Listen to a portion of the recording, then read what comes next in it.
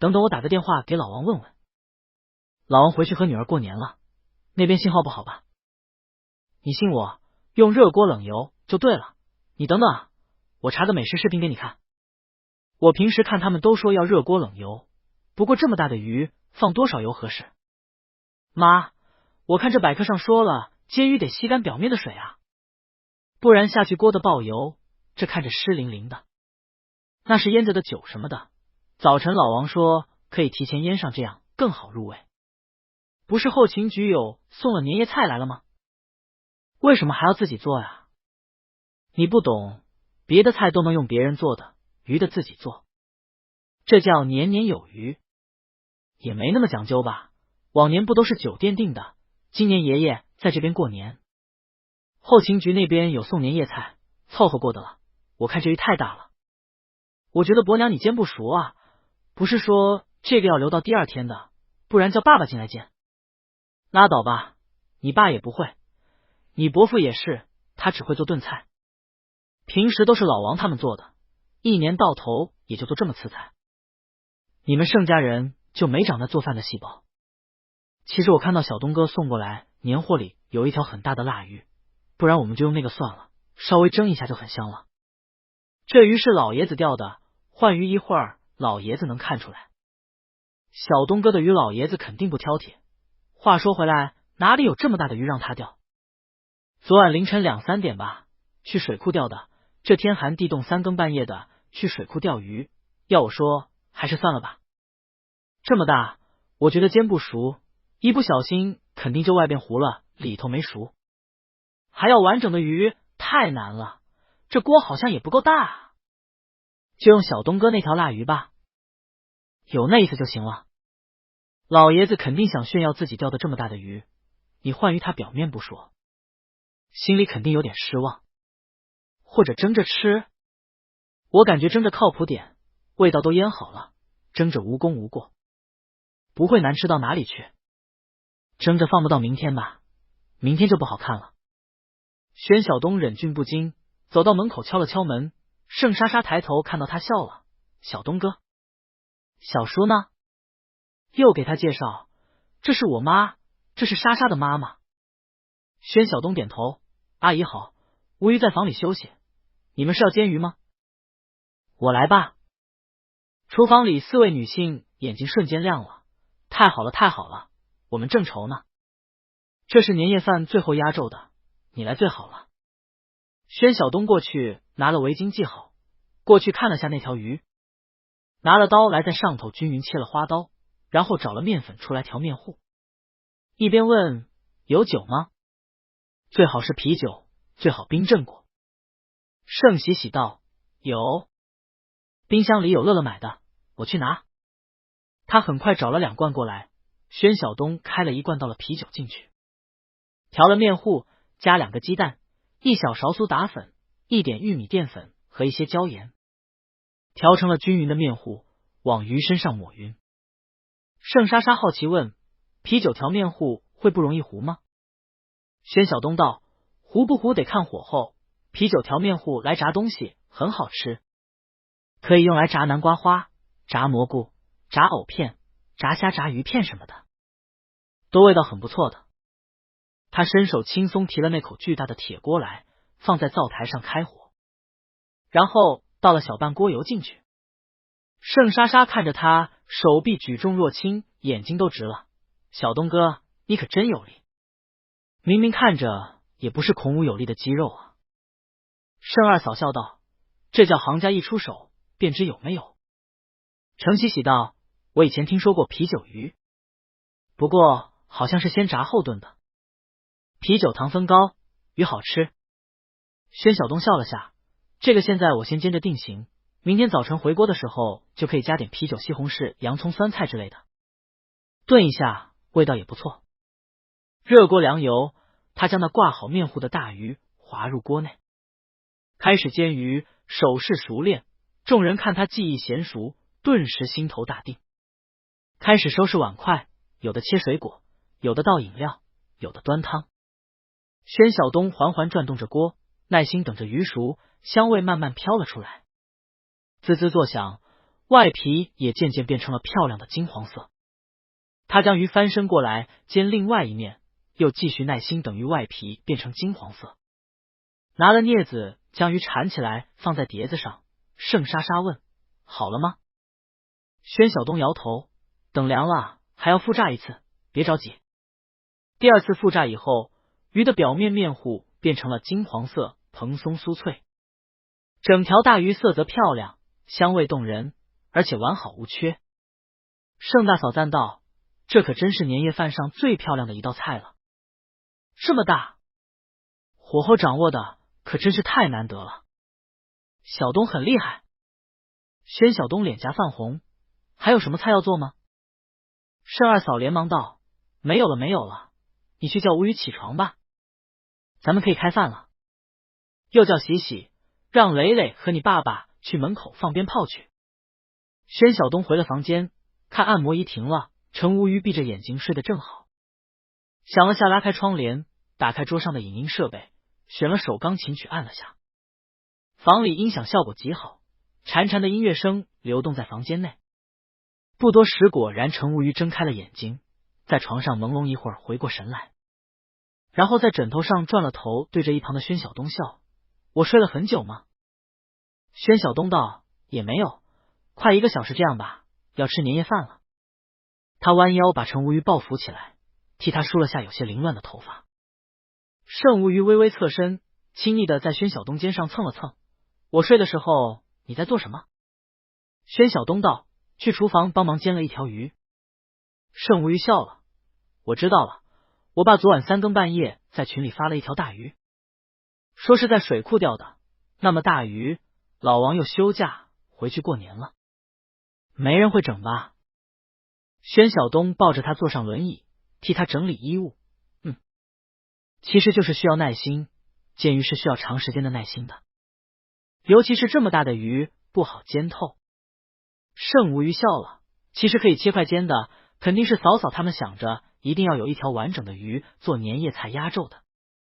但谁想到我爸钓的那只鱼那么大，其实不需要这么执着的。”宣晓东道：“挺好的，坚持一些小传统，会让人感觉到家的氛围。大年夜全家聚一起吃一顿饭，放鞭炮。年夜饭一定要有鸡，一定要有鱼，长辈给小辈压岁钱，小辈给长辈拜年，大家都要说吉祥话，热热闹闹，和和美美的。这些东西的确都没有什么实际意义，很多家庭基本也不太坚持这些。林家是个非常务实的人家，林家长辈都在国外，自己母亲其实是届双胞胎上位，每年过年，林若飞大部分时间在国外，林义景就回他外公外婆家过年，一般就剩下他一个人在家里。司机保姆都休假，他一个人做饭看着电视度过。和爷爷过的时候倒是给自己塞过红包，但祖孙2人都是话少孤僻之人，部队里大部分时间都在执行任务，还经常在国外。他推着盛无虞出了走道往前厅去，才靠近前厅，就听到前面传来震耳欲聋的鞭炮声，之间还夹杂着盛磊磊和盛月月、盛喜喜等人的大笑声。他还真的是第一次过这样充满了烟火气和世俗幸福感的大年夜，感觉还真的挺好的。西溪市浅水乡浅水镇，忙碌着过年的村民也在放着鞭炮，没有注意到路边还有车开过。一辆白色的越野车一路开到半山，停在了寂静农场外。冬日天黑的早，林义景坐在车里，看着天渐渐黑下去。风吹过寒山，树木凋零，草木枯折衰败，远处的鞭炮声声此起彼伏，只有农场安静的仿佛没有人一般，仿佛完全独立于世外，孤寂安静。他也在想，过去的许多年，他曾经和宣晓东是同一间宅子里头熟悉的陌生人。每年过年他还能回下家，他呢？他一个人在那空寂的宅子，大概早已习惯了吧。便是他们好的那2年，过年他也从来没想过要把宣晓东带去下家过年。大概从一开始，他就是那样居高临下的对着宣晓东。宣晓东从来没把自己当成过可以依靠的人，也因此毕业那年才坚持不肯和自己出国。他这些年过的是什么样子的生活呢？也是这样一个人，在这小小的冷清的农场，远离世间吗？他愿意来陪他这一次过年以及以后的所有岁月。林义景终于下了车，从车后座拿了些礼物下来，去农场门口敲了敲门，终于感觉到了不对，从木扎的篱笆可以看到里头的菜全收了。天井干燥，仿佛空无一人，猫和狗都不见，鸡笼里也没有鸡。宣晓东不在，他能去哪里？一股恐慌忽然涌了上来，林义景拿了手机出来，他知道宣晓东早已拉黑了他，换了张卡拨了过去。宣晓东刚刚和盛家人用过饭，正在前院看盛磊磊他们在点花炮玩。满天井里全是转着的遍地菊，盛磊磊几个人笑得动静十分大。手机震动，他有些奇怪，接了电话起来。喂。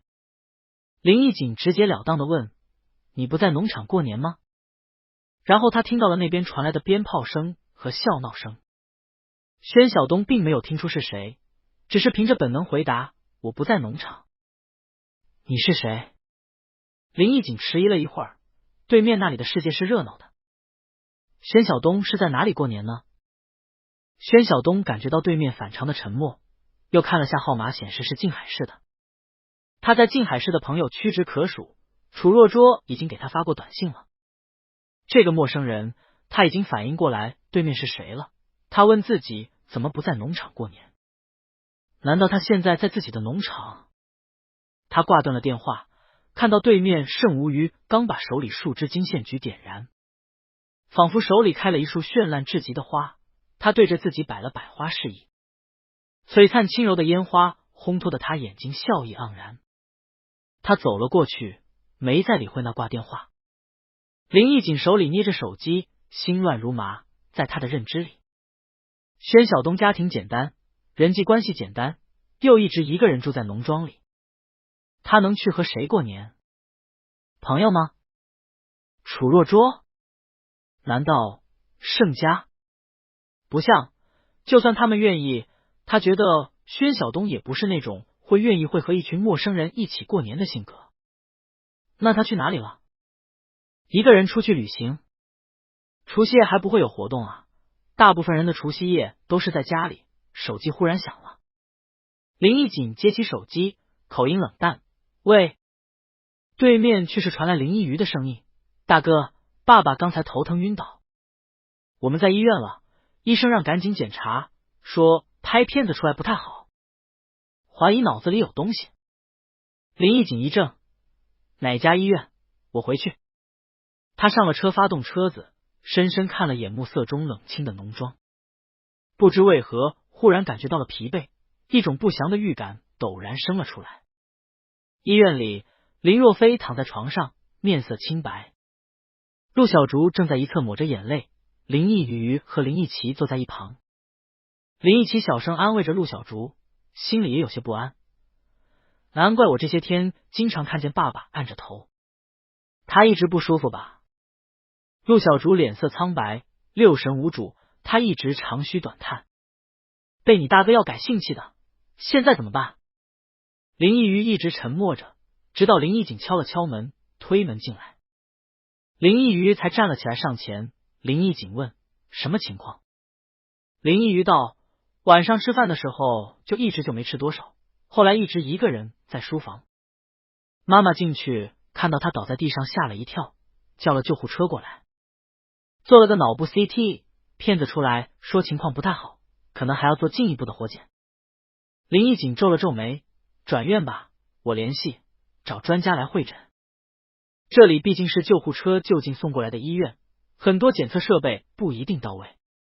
不用联系了，一个苍老疲惫的声音响起来，林若飞醒了。林义景转头，陆小竹已扑到了林若飞怀里，嘤嘤哭了起来，两眼红肿。林若飞看着林义景，在国外就已经检查过了，是恶性的，一直在保守治疗着，回国这些日子也有定期去静海医院看着。本来不想和你们说，怕你们担心，我也老了，只不过是放心不下林氏，放心不下你们。陆小竹已经惊呆了。林奕奇眼圈一红，泪珠滚落下来。爸爸，您怎么不早说？他平时看着都是精神奕奕，如今躺在病床上，却老态毕露。林奕景沉默着，面容仿佛冰冷的雕像。林若飞道：原本打算过完年，安排好公司的事，就做开颅手术，毕竟是有风险的，所以手术之前会安排好公司的事，还有安排遗嘱。他看了看哭得要断气的陆小竹，低声道：你们放心，会照顾好你们的。他又看了眼林奕景，之前我和你外公也说过这事了，希望你这段时间还是留在家里。又过了一会儿，他才低声道：反正我也碍不着你的事多久了。林奕景沉默许久，才低声道：好。林若飞只输液后做了些简单治疗，一家子回了家。林奕景住回自己房间，很快外公电话也打了过来，听说你父亲进了医院，我让你舅舅过去看看，有什么要帮忙的。林奕景道：检查了回来了，说是年后再去住院动手术，现在都是保守治疗，他自己已经早就知道了。夏老先生沉默了一会儿道：是，前阵子他给我打电话说了，但是当时没让我和你说，所以我当时不赞成你改姓。奕景，你父亲对你期望很大，他和我说了，公司还是想让你继承，但是也希望你能照顾弟弟妹妹。我知道当年的事情你受了伤害，但是奕景，人总是要长大的。我们在你眼里固然观念保守，但为你好的心是一致的。这些日子他一直在急着整理公司的股份，原本想着找时间和你好好说一说，你该承担起你的责任，把林氏挑起来了。再说回来，有什么事都等你爸动完手术再说吧。林奕景低声道：我对林氏没兴趣。夏老先生道：那是你爸和你妈创下的公司，你打算拱手让人也可以，但是林奕景，不管是你爸也好，还是我也好，都是会老会死的。你舅舅有自己的家庭，林奕瑜更不必说，和你有什么兄弟情分？你确定你能一辈子护着你那个继兄弟？你什么都不要，很清高，他会感动吗？已经过去这么多年，你确定他还是和从前一样吗？你们的生活确定永远无忧无虑，遇不到任何事了吗？龟缩在农场里，就真的能避开世间一切麻烦事？你拿什么护着他？没有我，没有你父亲，你那个清贫的教职，能一辈子让你和那个继兄弟衣食无忧吗？世事无常，你当初少年时看不到这些，我和你爸爸做了恶人，现在你是打算一辈子活在少年时的梦里了吗？还是说躲在象牙塔里，拒绝走到社会，恨着我和你父亲，做一个永远天真无瑕的人？林奕景闭了闭眼睛，我知道了，外公。夏老先生深吸了一口气，你母亲是我最疼爱的女儿，你是我最疼爱的外孙。最后说一句话给你听，继承林氏和拥有那个人并不矛盾。林奕景久久不言，过了一会儿才低声道：外公，我知道这个道理，但是变成那样的人以后，他就不会再爱我了。夏老先生沉默了，过了很久才道：你和你母亲一模一样。当年林若飞我是反对的，因为我觉得林若飞本质上和我是一类人，但是你母亲喜欢他，偏偏又年岁不永。爱是什么东西，我是不能明白的。你自己想吧，不是逼迫你，我若不在，也会给你留下衣食无忧的钱。但是白白把你母亲的东西拱手让人，就是你舅舅也觉得不服这口气的。力量是要掌握在自己手里的，没有力量的人，你也留不住爱。挂了电话，林奕景伸手揉了一下脸，深深吸了一口气。另外一边，陆小竹洗了脸出来，眼睛仍然红肿的像个桃子。林奕奇出来看到母亲这样，心里一阵厌烦，从发现父亲倒在书房到去医院，母亲除了尖叫和哭，什么都不会做，难怪父亲生了这样的大病都没有对母亲吐露分毫。他这辈子唯一的成就就是嫁了父亲，并且生了他们兄妹，除了美丽一无是处。但他也老了。林奕奇想起今天父亲看着林义景的神情，林义景把他气晕了，他也还是属于大哥，更不用提大哥还有夏家的支持，林氏一定会是大哥继承。改姓的事如今看来是不可能了，林义景再怎么闹，面对生命垂危的亲生父亲，怎么可能还继续去刺激他？那么他们三人就算安排好也有限了，无非也就是像其他豪门一样，每年分点红，给点钱，仅此而已了。他咬紧了唇，林义景早知道这样，应该早一点促成林义景和宣晓东，早点让他们决裂，现在这样来不及了。他上前抓住陆小竹的手，母亲，父亲肯定是要把林氏传给大哥。陆小竹一怔，你父亲本来一直都是如此打算的。他看女儿不安的脸，宽慰他道，放心，你父亲不会亏待我们的。林义奇简直被自己母亲的唇给气笑了，妈妈，我有心脏病，不能生育，二哥都还没有结婚，我们三人手里一点产业都没有。若是爸爸真的有个万一，你觉得大哥还会理我们吗？什么分红什么的，我们以后用钱的地方还多，怕不是要每一分钱都要仰人鼻息了。陆小竹拍了拍林义奇的手，你别想太多，相信你爸爸，他会照顾好我们的，而且吉人天相。你爸爸和我说手术的希望还是很大的，一定没事的。林义奇被母亲梗得说不出话来，气笑了，父亲还真是就爱母亲这天真吧。他想了下道，好吧，相信爸爸一定能转危为安，但是爸爸出了这么大的事，当初他也抚养小东哥这么多年，现在又在国内，您是不是打个电话给小东哥，让他来看看爸爸，也算挽回争取一点爸爸的好感了。而且大哥看到你主动叫小东哥回来，肯定也高兴。陆小竹迟疑了下，我和你爸爸商量下。林义奇道，商量什么？商量的话爸爸肯定不愿意，但是这是礼节，小东哥惹了这么大事，这次也是因为大哥闹着要改姓，想和他在一起，大过年都不在家里过年，爸爸伤心了才发病了，你让小东哥来道歉赔个罪，缓和下关系，不是应该的吗？而且咱们将来都是要看大哥脸色的了，你让小东哥回来是一举两得的，大哥肯定会居中转还，又成你这份情，你就算不为我们想，你也要为二哥想想，当初是他把小东哥赶走了，大哥说不定记恨在心呢，将来他接管公司，二哥在里头不难做吗？你不趁这个时候让他们关系缓和，以后二哥还有亏吃的，正好你也和小东哥的关系缓和一下，续续母子情。陆小竹将信将疑，但是你爸爸现在身体这样，万一看到小东又生气加重病情怎么办？林义奇心里冷笑了声，面上却还柔和道，他都想要把公司传给大哥了，哪里还在意这事，他管也管不了了，还不如大家和和美美的，不好吗？陆小竹犹豫了一下，好吧，不过我没他电话。林义奇道，二哥肯定有，今天也晚了，明天吧。他其实肯定和大哥在外边住着了，你看大哥过年都不回来，肯定是和他一起，他肯定也知道爸爸出事了，你是他长辈，给他打个电话让他来看爸爸，给大家一个台阶下。他想了下，又和陆小竹道，另外还有件事，我前几天和爸爸也说过，现在爸爸又这样了，还是得和你说，这事还是得抓紧。关于我的婚事。陆小竹一怔，什么婚事？那个小庞吗？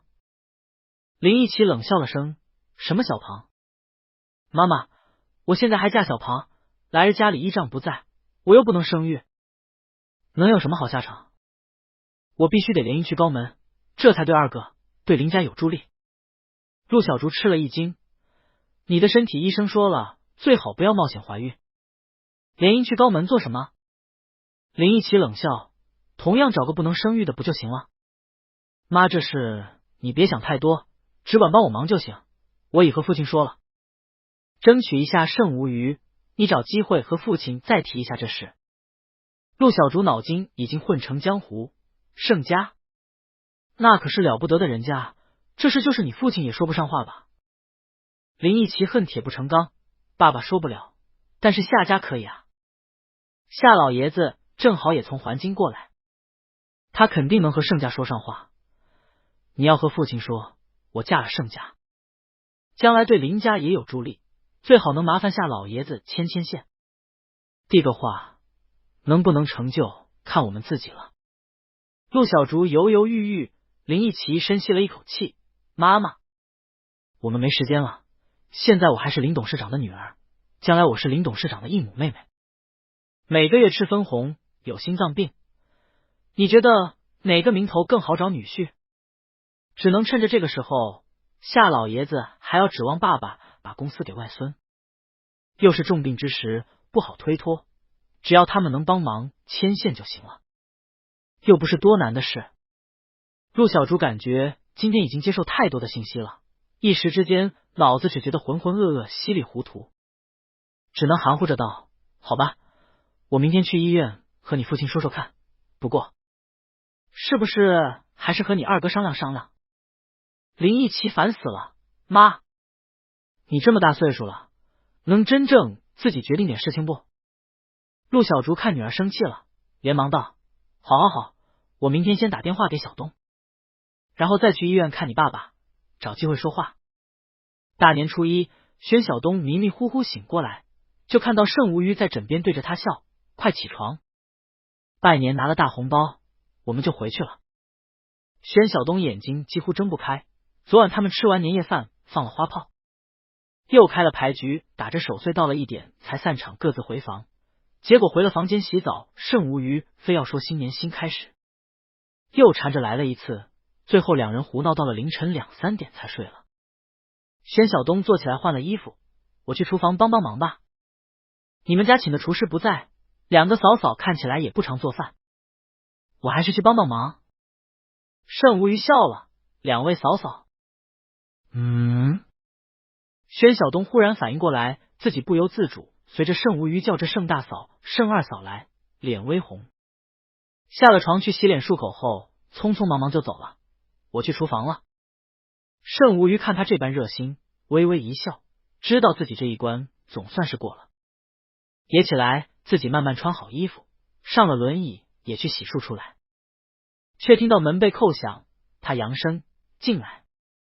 门推开，居然是盛老太太，他有些意外，妈，你怎么来了？盛老太太拿着2个红包进来，笑道：你爸有紧急公务出去了，让我拿着红包来发。我想着一会儿一大家子的发，怕小东不习惯，就先拿过来了。人呢？盛无虞道：他惦记着大嫂、二嫂不常做饭，去厨房帮忙了。盛老太太笑了，是个好孩子，长得也好，难怪你急吼吼的。盛无虞道：我不快点就被人抢走了，有人盯着呢，年后就动手术了。盛老太太有些怜惜看着他，身体最近感觉怎么样？能睡好吗？盛无虞眼神柔软，和宣晓东一起很舒服，我喜欢他。他又真心对盛老太太道：妈，谢谢你们对小东很好，他昨晚应该很开心。盛老太太道：是个好孩子，你大哥二哥他们也和我说，看起来是个喜欢就好。手术的日子定了没？这些天好好休养，什么都别烦心。盛无虞点了点头，忽然听到手机震动声，盛老太太道：接电话吧。盛无虞低头笑道：是小东手机，拉在床上了，估计刚才从风衣里掉出来的。他拿起来，却看到上头醒目的写着妈妈，他眼神微微变了变，想了下接了起来：喂。对面声音柔软纤细：小东啊，我是妈妈呀。盛无虞沉默了一会儿，刚想说小东不在，对面却紧着说话：小东啊，你林伯伯生病住院了。住院了？盛无虞吃了一惊，对面却根本没听出说话的不是儿子的声音，而是开始抽泣，情况不太好，脑子里头有个瘤，说是恶性的。小东，你回来看看你林伯伯吧，他毕竟也抚养了你那么多年，妈妈稍后把病房地址发给你。盛无鱼淡淡道：“好，你发过来吧。”陆小竹哭得伤心，完全没听出对面的声音来，只是道：“当年的事，你弟弟还小，不懂事，你别放在心上。我听一奇说，你现在是和义景住一起吧？别把过去的事情放在心上。这次义景把他爸爸气得厉害，大年夜都发病了。你过来的时候态度软和点，不念着他抚养你的情分，也至少念在他是义景的亲生父亲的面上。他重病在身，给他赔个不是吧？当年你们的事，妈妈和你弟弟妹妹在林家难做了很久。小东，你答应妈妈，过来的时候赔个罪，把错给认了，咱们还是一家人。”盛无鱼眼睛里掠过了一丝冷酷，声音带上了讽刺：“一家人？”陆小竹抽泣道：“对，你父亲已经在着手立遗嘱了，义景应该是要接管公司的，到时候咱们又是一家人了。”盛无鱼几乎气笑了。陆小竹又说了几句软和话，挂了。盛无鱼拿了手机过来，干脆利落的删掉了通话记录。看到对面发来了短消息，果然把病房地址和房号都发了过来，便将短消息转发到自己手机上，继续把2条消息都删除。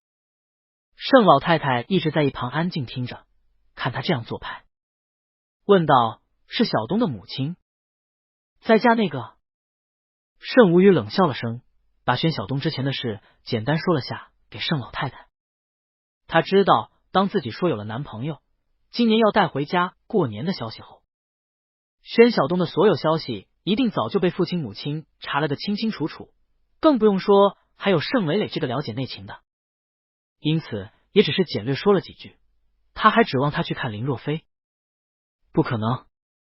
盛老太太道：“他不去，对方一定会再打电话来的。”盛无鱼道：“我安排人送点礼品和花过去，就说他不在国内了就行，反正离动手术也还有些日子，不行就真出国几天放松下，避开这糟心事。”盛老太太摇了摇头：“你错了，儿子，事情不是你这样做的，你这样做后患无穷，到时候永远扯不清楚这些破事。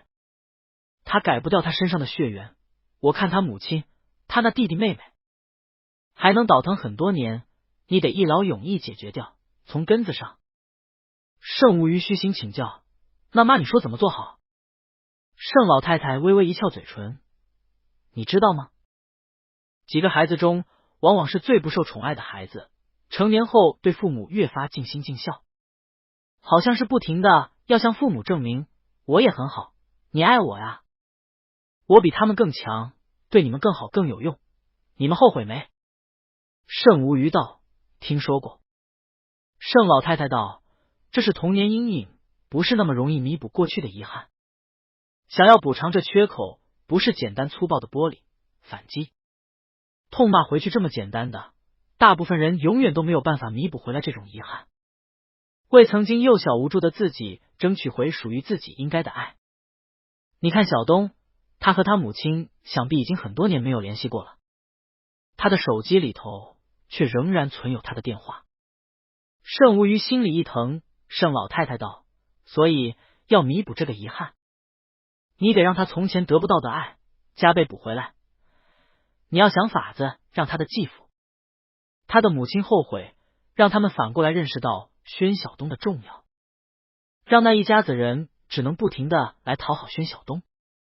你等着吧，这事交给我来办，包你们一点烦心事都遇不到。”盛无鱼听住了，但是我觉得小东应该看到他们就心烦。盛老太太摇头，因为他需要的是爱，需要的是有人真心实意的对他说一声：“孩子，当年对不起，委屈你了。”但是他知道他永远等不到了，找到根源就好办了。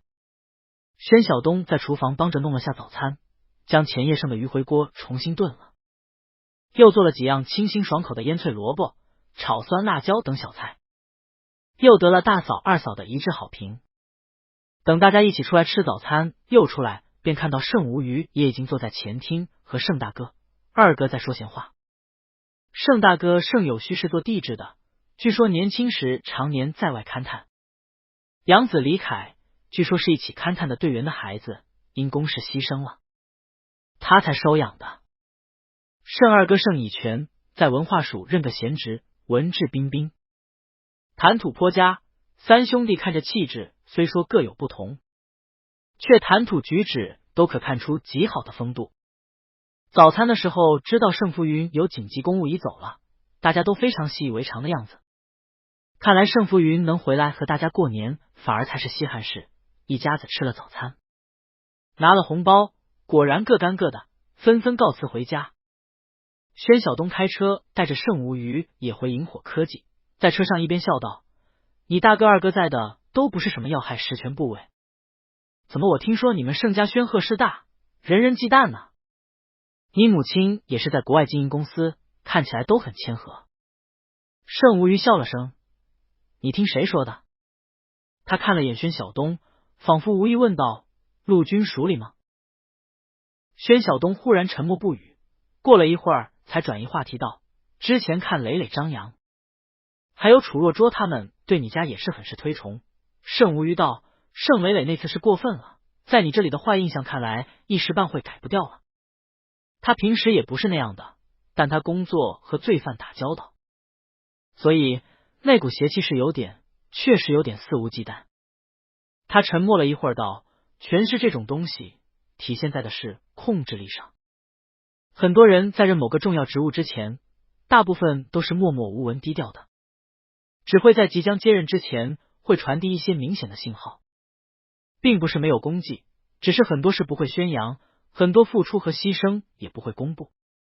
我们家有我爸在，而且我爸的意思都随我们兴趣，毕竟兴趣才能体现能力，所以我们爱做什么就做什么，并没有要求我们从政。我们家也不是那种以势凌人的，给你说那话的人也未必安了什么好心。”宣晓东很后悔提起这个话题。我明白了，今天回去我们要做什么？你中午想吃什么？盛无虞这话其实含糊的很，但传递的意思他明白了。盛家有一个在高位，其他的就都是低调从事了，不会人人都去占据要位。盛无虞当时大放光芒，应该也是盛家准备好的接班人，但最后命运莫测，弃政从商。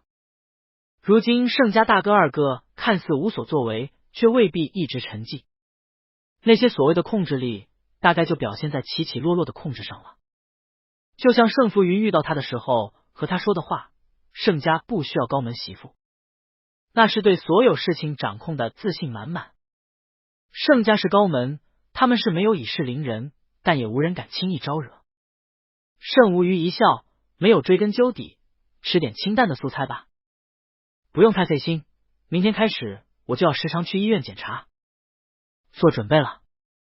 他看了眼宣晓东：“咱们过咱们的平凡日子，就种种菜养养鱼，其他都和我们无关。”宣晓东开着车回了萤火大厦，两人回了公寓里。宣晓东先去看了看猫和狗，喂了它们，然后去厨房看了看准备中午的食材，泡了点干香菇之类的食材。回来看到盛无虞开着投影在看电影，笑着问他想看什么，或者还是打游戏。宣晓东道：“行，好几天没上游戏了，去看看。”两人窝在屋里打游戏看电影，倒也把新年的头一天甜甜蜜蜜给打发掉了。宣晓东并不知道自己的亲妈曾经给自己打过一个电话，让他去探病赔罪，更不知道这是被盛老夫人给接了过去。陆小竹根本没想过自己的信息到不了这个已经忽略多年的大儿子身上，在他心目里，宣晓东是安静寡言木讷的，但又是顺从的，他说什么话，宣晓东一定会听。他在和病房里的林若飞说话，一起和我说他喜欢萤火科技的盛无虞，说希望您能和夏家那边打个招呼，居中牵个线。我想着一会儿夏老爷子不是要过来吗？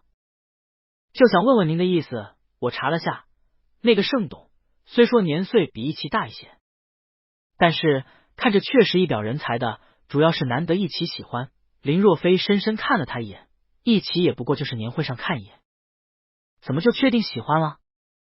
人家人品如何？性格好不好相处？盛家高门又是个大家族，他有心脏病，嫁进去了公婆小姑子，妯娌相处，给他气受怎么办？盛无虞之前做外交官，前程光明，忽然双腿残疾，性情有没有改变？脾气会不会古怪？他能看得上一齐吗？两人都是千娇万宠长大的，难免考虑问题可能都是自我的。两人结婚能幸福吗？这些你考虑过吗？陆小竹被他一问，嗫嚅着，一齐说他很喜欢，一见钟情也是有的，况且现在年轻人不都分开住的。总之，我听您的，当初我和您不也是一见钟情？林若飞看陆小竹脸色苍白，眼睛还红肿着，心下微微一叹，想起当初的柔情，怜惜道：一齐从小被我们护着长大，不知道外面复杂，但是我们是他长辈，总得替他考虑齐全。夏家也不是轻易让我们左右的，除非这是对他们有好处，但他们是不会考虑一齐的幸福的。和盛家联姻对林家对夏家是有好处，但是我考虑的是一齐的终身啊。我们是他父母，我们不考虑，就没人在意了。陆小竹道：您说的对。林若飞摸了摸他漆黑的头发，知道他因为心里事少，所以明明已经年过40，却仍然面容宛如少女。想是也是天真简单，不过自己当初看上的也就是这一点罢了。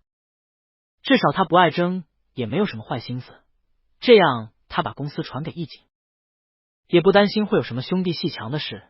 易于性格也颇为淳朴，易齐就是宠多了些，有点自我，但他当时年过半百才生了这2个孩子，又亲自抚养他们长大，心里是十分爱的。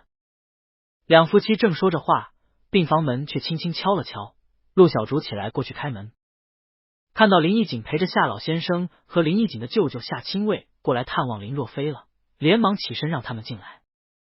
林若飞坐起来道：怎么劳烦您老人家过来了？夏老先生道：应该的，现在怎么样了？要不要我联系环境的医院，你转院去那边看看？清卫到时候替你联系，一点不用你操心。林若飞道：在国外已经看过好几个医院了，都是一样的诊断。年后我安排完董事会的事情，就在国外动手术，成功率还是很高的，手术顺利的话，愈后不错，还能活好些年，只是到底是开颅，风险是有的。所以就这几天开完董事会，我会约好律师，把遗嘱给安排了，到时候也劳您过来做个见证了。夏老先生微微有些唏嘘，放心，我会照应好的。你只管好好治疗，现在科技昌明，你放宽心，乐观点，一定没事的。林若飞看了眼林义景，看他垂着眸也不说话，心里一软，也知道他不会再提改姓的事，正想着趁此机会也拉回父子感情，忽然又听到病房门口有人敲门。陆小竹正倒茶招呼客人，听到连忙过去开门，却看到一位气势雍容的老太太，身后还跟着2个漂亮女孩，手里提着水果花篮，有些吃惊。您好，请问您是？老太太笑了，我姓卢，卢一伟，听说林先生生病住院了，我来探望。他话还没说完，病房里的夏老爷子已经起了身，吃惊道：卢老师怎么在这里？卢一伟看向夏老爷子，心里一乐，知道今天这戏更好唱了，聪明人越多，这戏才越好看啊。他伸出白皙手掌去和夏老爷子握手。夏新勇，是你啊，你怎么也在？夏新勇道：林若飞是我女婿，您今天来这事？卢一伟看向林若飞，原来林先生是新勇的女婿啊，那还真是无巧不成书了。无虞让我来探望林先生的，他也要动手术了，太忙，不然他就自己过来了。甚无虞。林若飞和陆小竹交换了个眼神，心头巨震。林若飞小心翼翼问道：我和盛董素昧平生。林义景却也仿佛意识到了什么，问道：是宣小东？卢一伟笑了，对，小东陪着无虞在医院呢，这些天都有点忙，昨天陆女士打了个电话给小东，说是林先生住院了，让他过来探望，给林先生赔个不是。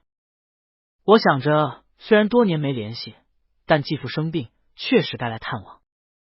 只是吴瑜这些天也住院了，马上要手术，小东陪着他是一刻不得闲，日夜不宁的。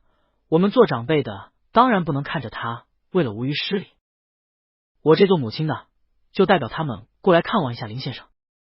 病房中众人的脸色都变了，夏老爷子再不懂，看林义景的脸色，已想起来宣晓东是什么人。毕竟这个姓太特殊，他问卢一伟，小东这孩子现在是？卢一伟干脆道，吴瑜现在和他谈着恋爱呢，说是马上要结婚了，今年已经带回家过年了，老头子也很满意。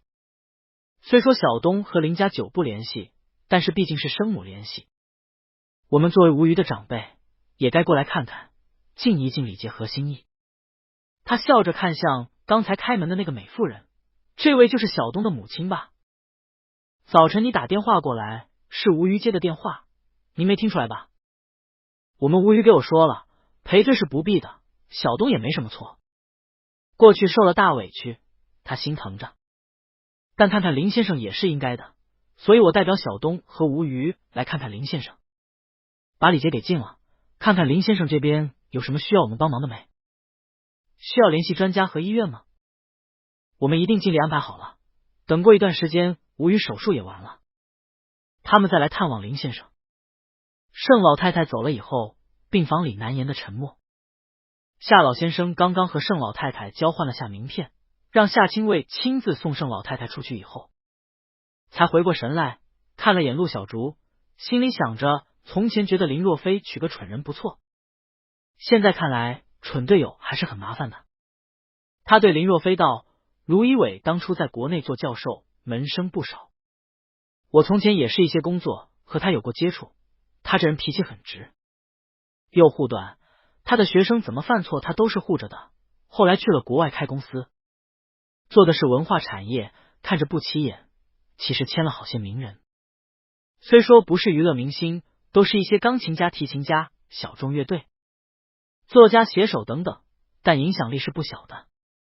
宣晓东当初确实受了委屈，如今盛家的意思显然是要护着他，咱们也该识时务，不要太去打扰了，这时候摆生母继父的样子也没什么意思，倒不如面上情维持着就行，更不要还要牵着过去的事不放了。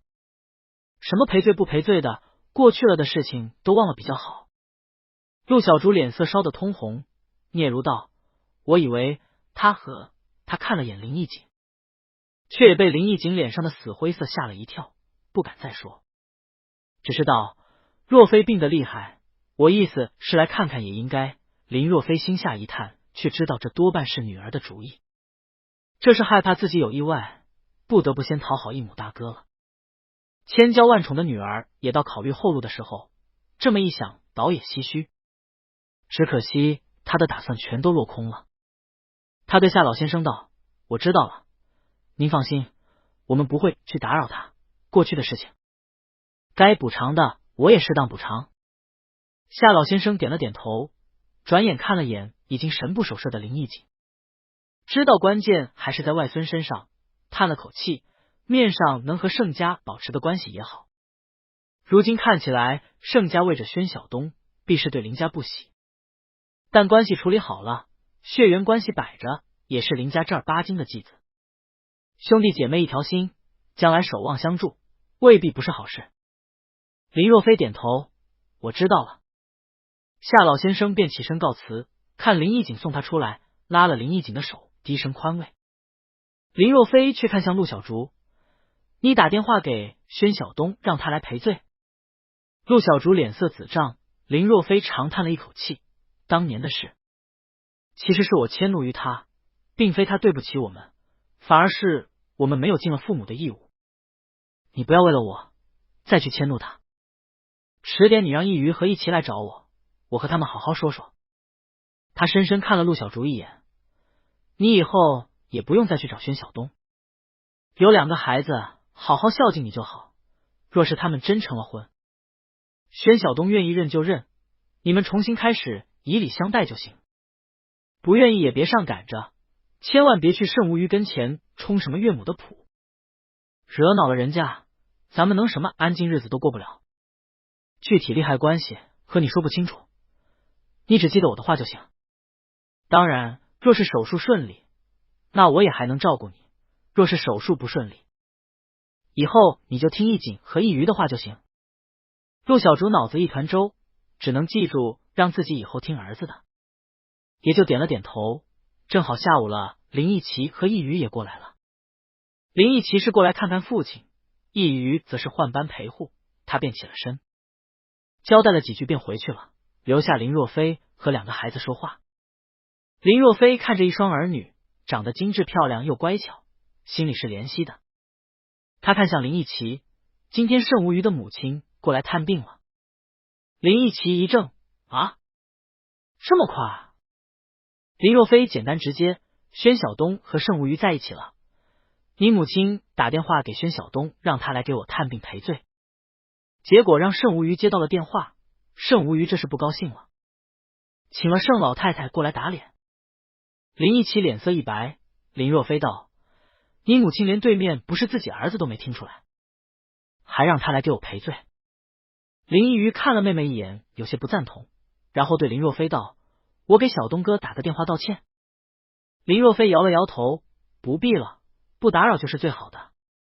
我叫你们来也是这个意思，我刚才也和你妈妈说了，千万别想着在盛家人跟前摆什么谱，我们当年把宣晓东赶出去了，如今又反过来想要来往，让人家把我们当亲家是不可能的，只能求个面上过得去，大家不难堪罢了。林奕奇难以置信，盛无鱼怎么可能会看上宣晓东？没听说过盛无鱼喜欢同性啊。林若飞看了他一眼，那是别人家的事，重点是盛无鱼的母亲亲自来探病，这说明盛家人认可了宣晓东，同时也警告我们，识趣的话大家面上还能过得去做个姻亲，不识趣的话那就不好说了。林奕奇眼睛眨巴了一会儿，眼圈红了，对林若飞道：爸爸这是在警告我吗？是我让妈妈打电话给小东哥的，昨天忽然知道爸爸这样，我惶恐，爸爸一直瞒着这事，也不和我们说，这么多年来我们和大哥的关系也很疏远，当初二哥还把宣晓东给赶出门了，我这不是害怕将来我们没了庇护，和大哥的关系也没办法回转吗？林若飞哪里看得小女儿伤心，伸手抚摸着她的头发，别哭了，我知道你是担心未来，别担心，一是我的手术愈后还是很好的，二是就算有个万一，你一景哥哥是个厚道人，绝不会苛待你们，夏家也是重承诺的，易鱼也是个正派人，不要担心这些了。和你们说明白，因为我马上也要出去动手术了，你们两人也要成熟起来，宣晓东和你们到底是有一半的血缘关系，盛家愿意护着他，对你们也没坏处，你们要转变观念，把过去的事都忘了，好好待他，不要对他有什么别的看法。他看向林奕鱼，你放心，你哥哥不会苛待你，你在公司管理上也有天分，我会给你留股份，总是够你们生活，但千万不要去惹恼盛家，林氏不足以抗衡，你明白吗？林奕鱼迟疑了一会儿道，但是爸爸，关键并不是我们吧，而是大哥，他放得下吗？林若飞长长叹了一口气，放不下也得放下了，盛家必定知道这些过去，他们明着过来打脸就是警告，易景他外公会想办法劝他的，我早就在他跟前说不上话了，但是其实这是好事，至少你大哥不可能再和他有什么纠葛了，过去的事就真的过去了，只是你大哥求而不得，这执念大概是要永远都不会原谅我了。林奕景的确是无法相信，他送走了夏老先生，打了个电话给楚若卓约他出来，楚若卓正过节无事，闲着发慌，接了好友电话也就出来了，两人找了个会所吃饭。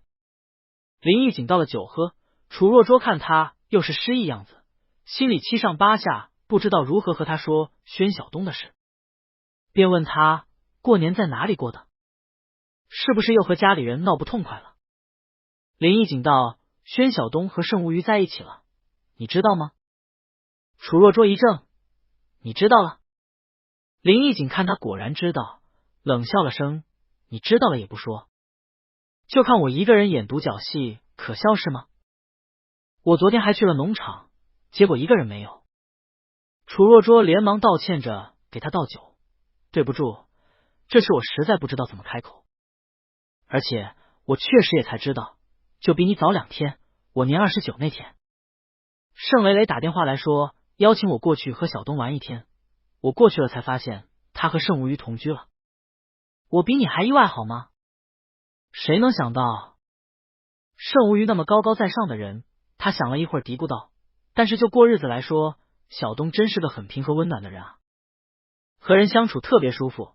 要我说，盛无虞眼光不错。林义景脸色铁青，楚若桌看他又忙着安慰，依我说算了，你怎么和他争？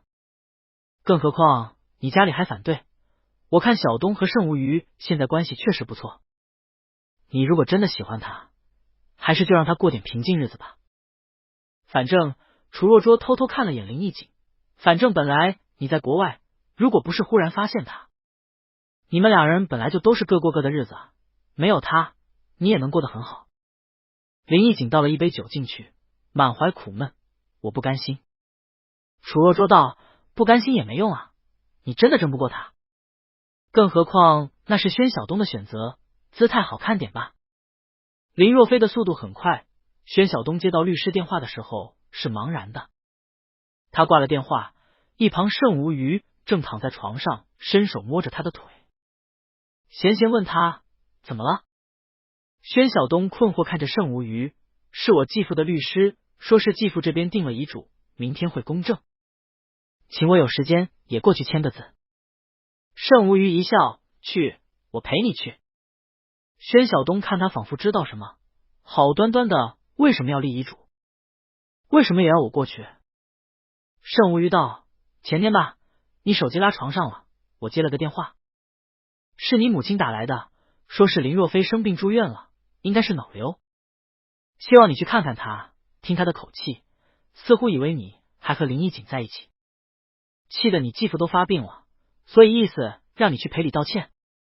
盛无虞道：我怎么可能让你去受委屈？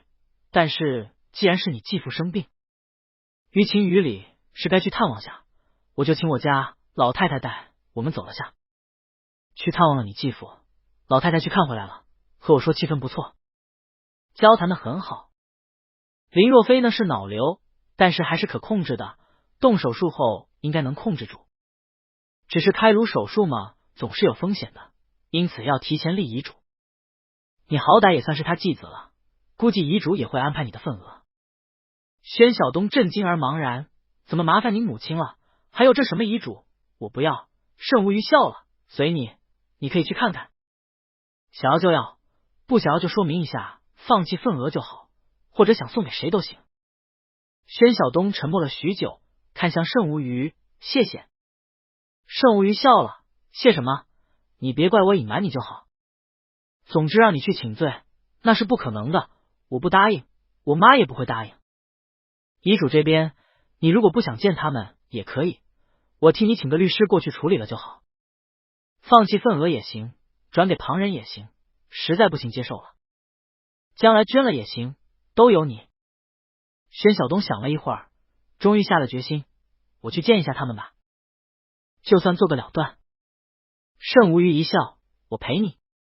签字公证的点是在林氏大厦的18楼。盛无虞陪着宣晓东出了电梯，便遇上了林义景。林义景深深看了宣晓东一眼，向盛无虞打招呼：盛先生，小东，我是林义景，请往这边来。盛无虞含笑：义景是吗？小东从前多亏你照顾。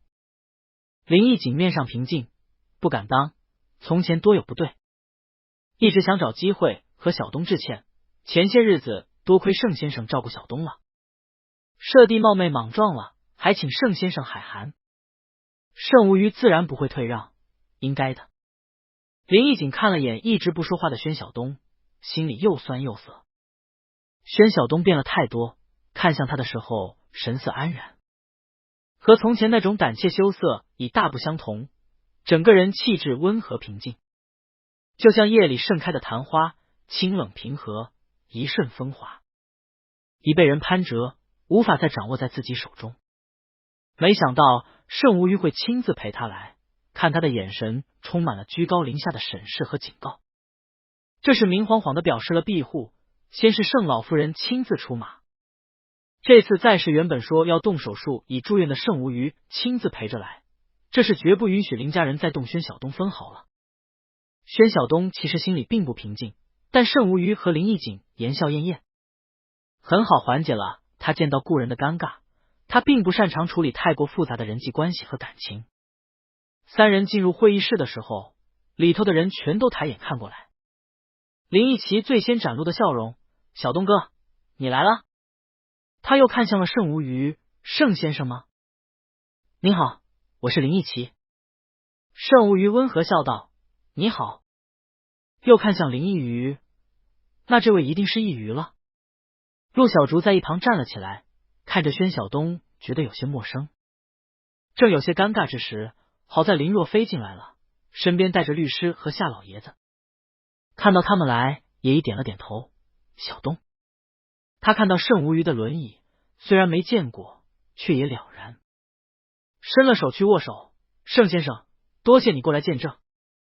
盛无虞伸手握手，笑容十分外交辞令，应该的。林家过去对小东多有照顾，希望今后也能一如既往关心他支持他。林若飞脸上笑容几乎要绷不住，看了眼沉默的宣晓东。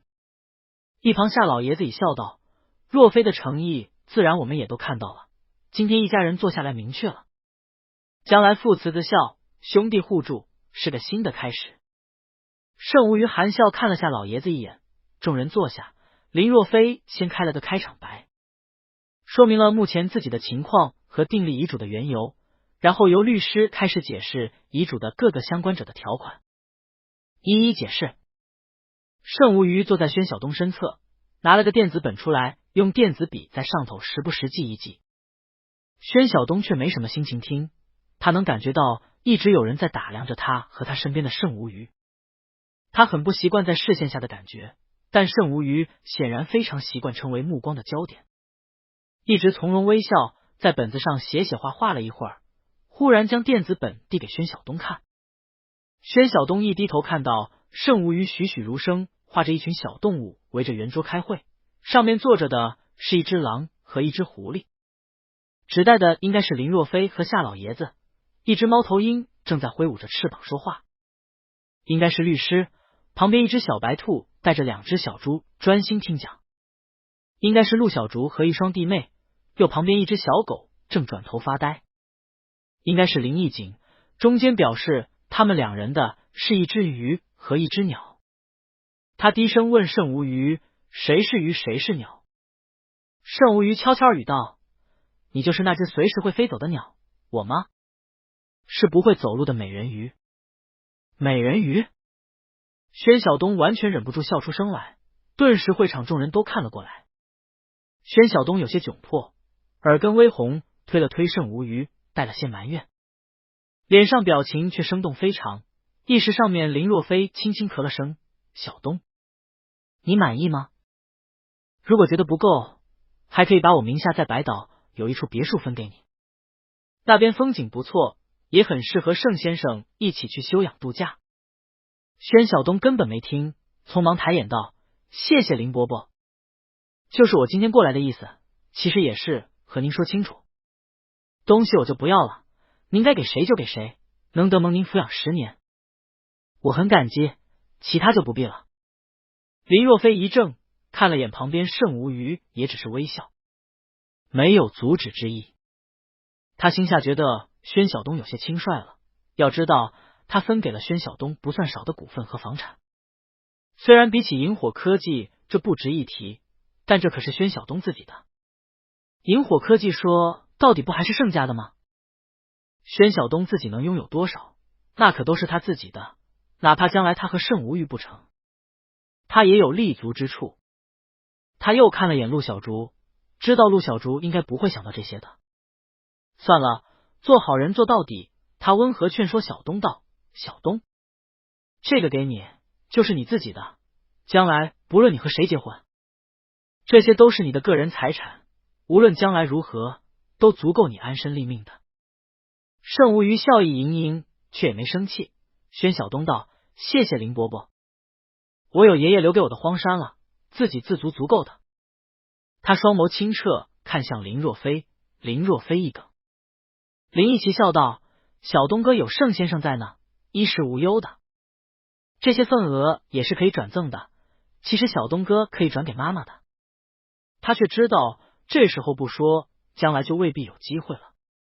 他万万想不到，只不过为了结交盛家，父亲居然真的舍得拿出那么多来给宣小东。这也是他当初想和盛家联姻的原因。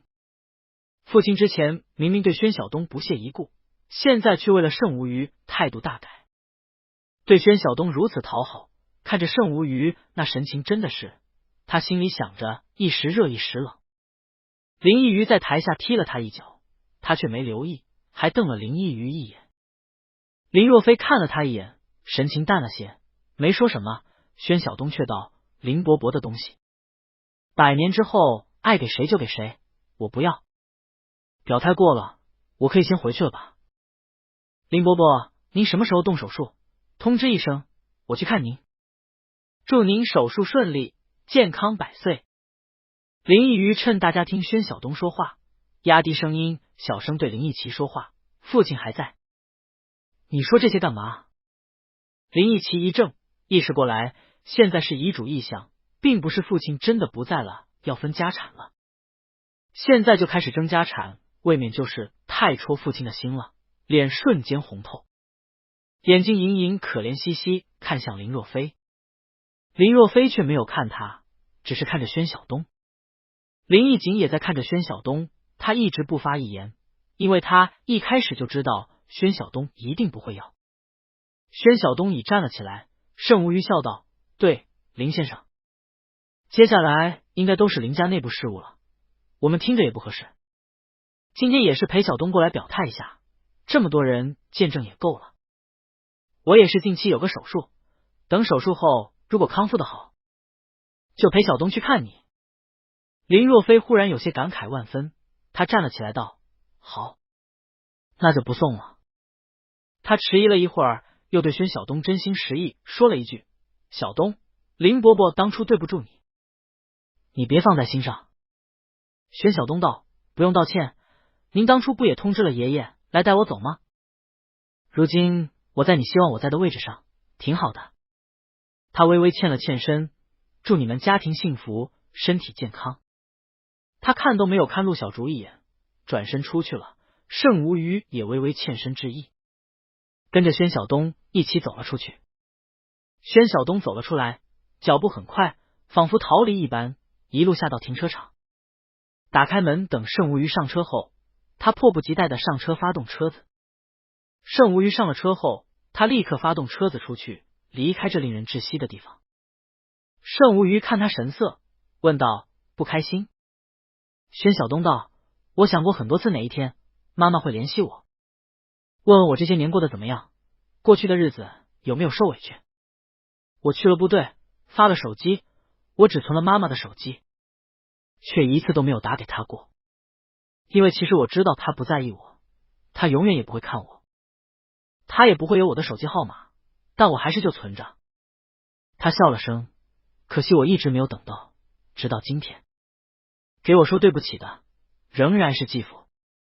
盛无虞有些无语，他也确实没想到陆小竹可以一言不发。宣小东仍然道：“而且若不是因为你，因为盛家，继父也永远不会对我说这句话。什么股份房产，那都是为了结交盛家，讨好你。他们当然知道对不起我，但我不配得到那一句对不起，因为我在他们屋檐下乞讨了10年，直到你站在我身后，他们才开始正视我。”盛无虞道：“我为你，是因为我爱你。”宣小东道：“我知道，但一想到这些就觉得可笑，也觉得过去的自己好天真。”盛无虞沉默了一会道：“能和过去了断也很好。”宣小东开着车也不说话了。盛无虞道：“假设是我被人欺负了，你也会为我出头的吧？宣晓东下意识否认道，这不是一回事。事实就是他依仗着盛家的权势，让林家终于对自己低头说了一句对不起。然而事实上林家没什么对不起自己的，是自己一直在渴望一份永远不可能拿到的母爱，但得不到就是得不到。陆小竹从来没有爱过他这个长子，也从来不觉得愧对过他。至于林义景，都过去了，那是茫然缺爱的少年时代的一段插曲。无论再怎么刻骨铭心，感动的也只是那个时候两个寂寞少年本身的感情。一旦时过境迁，也就只能存在于记忆，无法再次复刻。也没有谁对不起谁，只能说错过了就是错过了。盛无鱼道，你心里分得清楚，什么是我的，什么是你的。你随时随地嗖的一下，就像一只鸟飞回你的农庄，失去了爱的小美人鱼，就只好在海面上化成泡沫。他说话轻柔欢快，仿佛在读一首童话诗，偏偏眸光哀怨，仿佛真的在埋怨狠心的小鸟。宣晓东再次忍不住笑了出来，不用再费心逗我笑了，也并没有那么难过。盛无鱼道，真的？宣晓东道，真的，我觉得吃一顿好吃的就可以全忘记了。盛无鱼道，那我们找个地方去吃一顿。宣晓东忽然心里一阵冲动，我带你去个地方吃。盛无鱼自然答应。宣晓东开着车拐来拐去，到了城西一块，路越来越拥挤，路边站到的小贩也越来越多，车开得越来越慢。转入了一处许多小巷的地方，他终于找了个地方把车停了下来。等盛无鱼下车后，推着他道，里头不好停车，我们走进去。他们转入了巷道内，转过一处湿漉漉的菜场，两侧有着湿淋淋的鱼摊肉摊，鱼腥卫生肉味扑面而来，地面也湿漉漉的。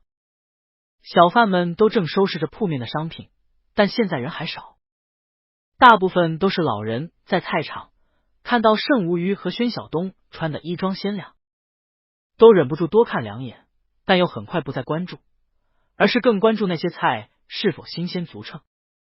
临着简陋却又充满了生活气息的菜场一旁，有一家小饭馆，生意居然还不错，上下2层楼，门面陈旧，褪色招牌上写着皇室实记。盛无鱼和宣晓东进去，时间将近中午，客人不算多。饭店其实刚开门不多久，服务员看他们进去，也就懒洋洋递了菜单过来，居然还是最原始的纸质菜单。宣晓东拿了笔过来勾了下，问盛无鱼，给你点个花椒黄鱼汤好不好？冬天吃这个滋补。盛无鱼自然是随便，宣晓东也就不再问他，熟练勾了几样家常菜，炒黄泥螺、椒盐沙蟹、蜜汁乳鸽、蒜蓉小炒素菜，又让上了一盅菜干排骨粥。等上菜的时候，宣晓东看了下时间，道，你等我一会儿，马上回来。说完站起身来走出去，转了一会儿，盛无鱼看上了一道汤和一只蜜汁乳鸽的时候，宣晓东回来了，手里拿着一包青叶子，拿过来找了个碟子打开，看到是一块块雪白的粘米糕，宣晓东笑道，是现冲出来的米糕，很好吃的，你尝尝。他非常细心的连料都带上了，一包是炒香的黄豆粉，一包是红糖汁，淋上去果然那粘米糕看着就诱人了许多。盛无鱼便拈了一块，在黄豆粉里头滚一滚，放入口中吃着。宣晓东看着他笑了下，自己也拿了一块慢慢吃着，仿佛在回味着什么。很快菜都上齐了，乳鸽金黄色的外皮居然不是烤的，而是整只油炸后淋了蜜汁，挺香。沙蟹是非常小的螃蟹炸酥了，合着椒盐味，十分下饭。陈无鱼拿了汤勺慢慢喝着花椒汤，味道鲜甜，应该用的鸡汤做的汤底。黄鱼肉细腻嫩滑，吃得出汤里头还有细细的笋丝、陈皮丝、竹荪和黄鱼片，喝下去全身就暖起来了。宣晓东替他装了碗菜干排骨粥，你尝尝看喜欢不？喜欢回去我也炖给你吃。我们之前晒了不少菜干呢，我们的腊排骨更好吃。盛无鱼笑着道：好。他喜欢这个我们，其实全是宣晓东晒的，他一直在天井里头看书，看他晒罢了。但这个我们让他们仿佛又回到了那安闲晒着菜干收着腊肉的日子。宣晓东拿着筷子夹了一块黄泥螺，慢慢嚼着，眉目带了点怅然。盛无鱼看他眼睛望着餐厅后的透明的半窗，那边依稀能看到厨房里的厨师在挥动着锅铲炒菜，哗啦啦的声音不停传来。宣晓东终于笑了，这个黄泥螺我爸炒的特别好吃，一点腥味没有，锅一定要热，螺肉也一定要新鲜，加的酒和芥末、蚝油，出锅前再撒点糖，每一粒螺肉都是紧实鲜甜的。还有种炒法是萝卜苗炒黄泥螺肉，味道也不错。还有这椒盐沙蟹，香吧？可薄脆的很，这些都是最便宜的菜，点的人也最多。下酒特别好，我爸常常做。盛无鱼其实很少吃这些重口味的，但他还是也夹了一块，慢慢吃着笑道：外边大餐馆确实很少看到这样的家常菜。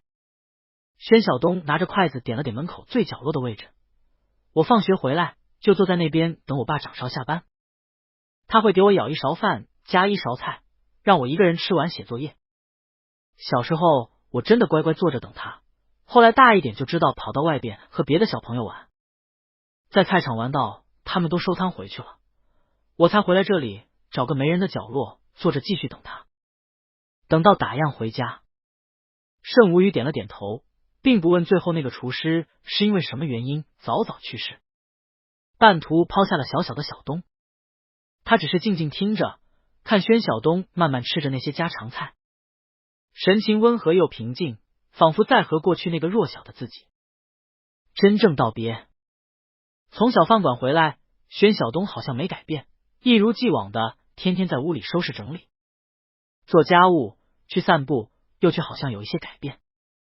这种改变大概是只有盛无鱼能体会到的细微之处，比如从前拘谨害羞，会回避他的目光，只是专心摆动腰部，现在却会不断细腻的吻着他的脸和唇，唇瓣相处，旖旎亲密，会主动替他洗澡，按揉双腿，带着茧的掌心柔软抚着他的背，细致温柔拂过每一寸。浓长睫毛下眸光太过清澈明亮而又专注执着，盛无鱼终于忍不住问他：这么认真看我干什么？宣晓东笑了：看我的美人鱼。有一种自作自受的感觉。不仅仅只是这些潜移默化的细微改变，盛无鱼的干净极简风的公寓也在改变，并没有变得凌乱，毕竟房子的另外一个主人也是个干净勤快的。但桌子上多出来了花束，茶几上的水果和点心，时时变化的饮品和游戏枪，衣帽间里衣服方位变成了宣晓东习惯的摆放，被褥的挑选和床单配色开始出现别的搭配，猫和狗开始更留意这个总是给他们喂食的男主人，健身房仪器上的配速和配重开始出现更高更强的标准。准确来说，这算是一种丰富。另外一个男人的生活痕迹开始加入了他的生活里，这并不让他反感，他甚至学会了渴的时候叫一声，累的时候叫一声，会有人应声而来给他倒水，抱着他上床。从前这些事他确实可以自己做，但是会很麻烦。他在被细心照顾，却又没感觉到被人打扰，反而在这些肢体接触、拥抱中感觉到了别有情趣。她的男朋友大胆了很多，仿佛是确认了自己是被偏爱宠爱着，所以开始大胆的试探边界。但盛无鱼并没有就此觉得放心，因为这并不意味着对方同意了什么，仅仅只是代表了对方确定安心陪伴自己这一段时间。就如同他和自己父亲说话会脱口而出，盛无鱼双腿治愈不再需要他后，他会离开，这是他的真心话。他并没有打算和自己一生一世，他在哄自己，陪伴自己度过这段治疗的时光。他笃定一旦自己双腿恢复行走，就不会再需要他，因此准备好了随时撤离。这一段时光与其说是宣晓东的陪伴，不如说是他的一场考试，所有细微的可能的不足，都有可能促成最后分开的任何一根稻草。住院的日子很快到了，宣晓东陪着盛无虞去医院办理手续，进行手术前的繁多的检查。而此时林义景那边也给宣晓东发了个短消息，说全家都陪着父亲出国动手术了，一切安好，手术有结果会告诉宣晓东，最后也礼貌的祝盛董手术顺利。宣晓东想了下，没拉黑林义景这个手机号码，反正对方目前看着也还算知趣。盛无虞在病床上看他在看短信，问他怎么了。宣晓东道：林家全家都出国了，陪林若飞动手术，希望他顺利吧。盛无虞道：你好像真的不恨他。宣晓东道：恨什么？他爱他的儿子，所以迁怒于我。这种来自于父母的偏袒和不讲道理的溺爱，我没怎么享受过，还挺羡慕的。盛无虞笑着看着他，所以你对喜欢的人就会特别有偏袒。宣晓东和他对视，看对方睫毛浓密，琥珀色眼睛仿佛凝着蜂蜜，败下阵来，含糊道：可能是吧，对象是盛无虞的话，好像真的很容易放弃原则。盛无虞低声道：人生在世，也不太可能事事圆满。不过呢，我可以许诺，也给你来自于配偶的偏袒和不讲道理的溺爱，行不行？宣晓东有些无奈，说不过你，不过还是不要给我这么多的甜言蜜语吧，小美人鱼不会说话呀。你还记得你的人设吗？盛无虞这个梗是绕不过去了。维特医生敲了敲门，他拿了一摞检查单过来给盛无虞确认，然后和盛无虞以通用语交谈起来。盛无虞神色淡淡，维特医生却似乎颇为困扰，不停发问，陈无虞只是懒懒的。维特医生说了一串以后，似乎有些无奈，看了眼宣晓东，直接问宣晓东一串通用语。宣晓东的通用语只是勉强，听他说的许多应该是医学专用词，听不懂，只依稀听得出是询问他什么事。他看向盛无虞，盛无虞笑了下道：他希望你能劝说我不要冒险尝试人造材料。宣晓东一怔，维特医生又说了一串，盛无虞很有耐心翻译着，并没有丝毫遮掩。这次采用的新材料还没有临床试验过，我冒险采用，可能会导致一些不可预见的后果。如果保守治疗的话，可能再等个10年20年就能找到新的方法。宣晓东郑重问道：会有什么后果呢？盛无虞道：本来治疗有2个方案，一个是植入芯片和神经桥，通过这种方式来帮助类似操作肢体的方法，可以恢复站立行走。这个方法比较保守，每个个体的效果也不一样，同时也要经过比较漫长的训练和复健。不过如果效果不好，可以以后再取出来，但是缺点也是有的。他深深看了眼宣晓东，总之就是影响夫妻生活。宣晓东沉默了。另外一个方案就是我现在打算采用的方法，实验室培育出来的仿生脊椎植入，在动物身上已经试验成功了，但是还没有临床试验，还在征集志愿者。目前我自愿尝试这个方案，维特医生觉得我可以采取更保守一些的方法，再多等一段时间，直到临床试验充分。如果不着急的话，宁愿保持现状，再等一段时间。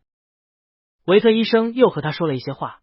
宣晓东想了一会儿，问盛无虞：您父母的意见呢？盛无虞道：都由我决定，他们不干预，明天我母亲会过来签署手术同意书。亲属太多会让他不舒服，老太太非常贴心的将陪伴留给了宣晓东。显然年轻力壮又和盛无虞正是情赌之时的宣晓东是陪伴的更好人选，毕竟盛无虞仍然不习惯使用看护，但是手术后却是必须的。宣晓东皱了皱眉，很快也做出了决定，我的意见也一样。盛无虞看向他：你不担心手术失败吗？宣晓东道：你的身体你最清楚，任何人都不会比你自己本人更重视了。你之前应该研究了很久，我应该相信你的判断，也尊重你的选择。盛无虞嘴角含笑：那假如万一我从此瘫痪终身，甚至可能因为排异反应高位截瘫，我赔你。宣晓东看着盛无鱼道，盛无鱼却知道这是承诺。盛无鱼想了一会儿道，半年前我决定接受手术，是因为当时我觉得一直这样下去还不如冒险。当然不用太担心，全程都有医学专家陪着我检查监控恢复的情况，一旦发生排异反应就会立刻终止，然后会改用第一个方案，也就是重新替换为机械脊椎和神经桥芯片。但是这样我之前的完好的脊椎也就不能用了。盛无鱼和宣晓东细细分析着，正因为手术后这个治疗的过程太过漫长，就算没有排异反应，也要观察3个月后才会回去，所以我才那么迫不及待和你表白。宣晓东道，你很担心是吗？才这样一遍一遍的和我确认。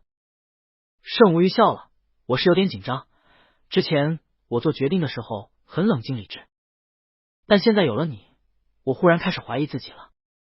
蔡钟灵不知何时到了门口，敲了敲门，维特医生看到他，又是一串的通用语冒出来。蔡钟灵先和盛无鱼、宣晓东点了点头，又和维特医生讨论了一会儿，才转头问盛无鱼。维特说，你的爱人也同意你。他看了看宣晓东，含笑伸手，你好，我是蔡钟灵，无鱼的心理医生。宣晓东和他握手，蔡钟灵道，看来你就是那个让他短短几个月时间从糟糕的心理状态里解救出来的人了。宣晓东看了眼陈无鱼，盛无鱼嘴角含笑，是他，他也支持我，就这么定了吧。蔡钟灵点了点头，睡眠检测和激素检测结果都不错，明天还有生物专家过来一起研究，还会有一些推算和测试，我们尽可能再完善手术方案和术后治疗方案。他看了眼宣晓东，伸手多陪陪他吧。下午又有一系列检查，回到病房的时候，盛无鱼其实有些疲累。中午的时候因为时间少，订的是医院的病号饭。晚上盛无鱼以为仍然还是病号饭，没想到宣晓东打开饭盒，却飘出了一股诱人的鲜香味。盛无鱼半躺在床上，看宣晓东将餐盒打开，里头的菜明显不是医院食堂的，笑道，你怎么还抽空回去做了？太麻烦了吧？宣晓东道，不麻烦，都是快手菜，清蒸小黄鱼，昨晚腌好的，微波炉一打就行。腊排骨肉粥，这个也切了原来的腊排骨，丢粥里头包的，撒了点干贝香菇，再用开水烫几根青菜豆芽，调上佐料，再简单不过了。陈无鱼笑着拿了筷子，看宣晓东拿了个咸鸭蛋掰开，撒在排骨粥上给他下饭，问他，你自己呢？吃了没？宣晓东道，放心，在家里吃了才过来的，把明天中午的食材都备好了，也带过来了，放在冰箱里了。正好这里也有微波炉，我还带了个电饭锅过来，明天我整酱油鸡给你，又简单又好吃。盛无鱼伸手摸了摸他的头发，多谢了，不用太辛苦。宣晓东道，不辛苦，是你要辛苦了。他看着盛无鱼吃完，收拾干净，去了护士站，一会儿回来，手里拿了一包用具。陈无鱼问他是什么东西，宣晓东忍着笑打开，护士让我替你做一些手术前的准备。他拿了把电动陶瓷剃须刀出来晃了晃，背皮。宣晓东一本正经，我做还是护士做？护士很贴心的，尊重你的选择，男女护士都可以选。盛无鱼，你？宣晓东笑了。盛无鱼喃喃道，我希望尽快结束在医院的日子，总让我感觉自己是一块肉，任人宰割，无法自主。宣晓东凑近他唇边吻了下，我陪着你。手术的过程是漫长的，盛磊磊陪着老太太过来，作为亲属签了字。盛老太太就和宣晓东坐在手术间外的等候室里聊天，得亏你来了，之前几次手术都是磊磊来。无鱼倔强，只要清醒，以后就不肯让磊磊帮忙。唉，我听磊磊说就心疼，也不敢来看他，看他就闭着眼睛装睡，绝对不肯让自己难堪笨拙都显露在别人跟前。宣晓东只是默默听着，盛老太太也只是想找个人说而已，并不在意他是否加入，从小就这样，生病也撑着。烧的40度，还在学校正常上课，老师发现不对了，打了电话来，很快又回了学校。每一门功课都要考好，哪一门没考好，就看到他自己买了书来自己练题目，非要考好为止。小时候写字，写得好就写得慢，写得快了又写不好，他找机会把课本默写了一遍又一遍。盛老太太想到什么就说什么，琐琐碎碎，啰啰嗦嗦。宣晓东却很爱听。转眼进去2个小时了，宣晓东问老太太：“卢老师肚子饿了吗？我做了酱油鸡，您吃点吧，还有粥，你和磊磊先回病房吃，我在这儿守着就行。”盛磊磊原本想点外卖，看到宣晓东说酱油鸡，有些好奇：“什么酱油鸡？是你在家里酱好带过来的？”宣晓东摇头：“不是，就洗剖好的鸡，酱油、蚝油、黄酒、胡椒糖和葱等搅拌后涂满鸡内外，把葱把塞进肚子里，整只鸡放电饭锅里，直接按煮饭键就行，味道很不错的。早上手术前我塞进去焖煮着，现在肯定熟了。术后无余进食，之后都是流食，你们吃了吧。”盛老太太本来也没什么胃口，听他说的有意思，便也道：“就病房里随便吃几口好了。”我们过去吧。宣晓东带他们回了病房，这病房是高级套间，一应设备齐全。他先打开焖烧壶，倒了2碗肉粥出来给他们，又打开电饭锅，果然香飘了出来，鸡已焖烧烂熟，香味浓烈。宣晓东拿筷子一捅就穿，拆了几块腿肉翅膀出来，给了老太太和盛磊磊，再放了一碟腊肉炒萝卜，干进微波炉一转，滚热，拿了出来招呼他们吃着，自己装了只鸡腿，又回了手术室外守着。盛磊磊戴了一次性手套替老太太撕了鸡肉，又看那萝卜干炒腊肉，喷香喷香的，十分钦佩道：“宣晓东这人实在是会过日子。”盛老太太道：“叫小东哥，没大没小的，会过日子好，你小叔就是日子过得太冰冷了，没点家常味。”他吃着烂熟喷香的鸡肉，这酱油鸡还真不错，适合我老人家。你刚才听懂了没？听懂回去做一个给我尝尝。盛磊磊听着好像是挺简单，就是把佐料内外擦匀腌制后扔电饭锅开煮饭键嘛。我回去试试看。盛老太太想了下，断定道：“我觉得你不行，还是小东靠谱。”盛磊磊道：“小叔真的认定小东哥了吗？”盛老太太道：“别的不说，性格确实是最合适的。他一辈子都往上飞，有个人能踏踏实实接地气的跟着他，挺好的。而且你小叔其实控制欲挺强，只是他只对自己。那天他二话不说把小东母亲的短信给删了，我看着都捏一把汗，怕小东后来不高兴，赶紧出面把这事给揽了。结果小东什么没说，脾气是真好，不计较。”盛磊磊嘿嘿一笑：“我觉得我脾气和小叔很像，只不过没他那么优秀而已。”盛老太太鄙视看了他一眼，没那么优秀的时候，这些臭脾气可就没人能忍了。难怪你谈不到朋友。他郁闷的改变话题：“小叔如果手术顺利，恢复了行走，就算不回外交部，应该也是要经营公司的，不可能跟着小东一直在农庄吧？但是让小东一直跟着小叔，他们又没有孩子，小东到时候跟着小叔，他应该是闲不下来的人。城里没有地，他做饭做家务照顾小叔，那岂不是像保姆护工一样？那也不对劲吧？他自己能过那一关吗？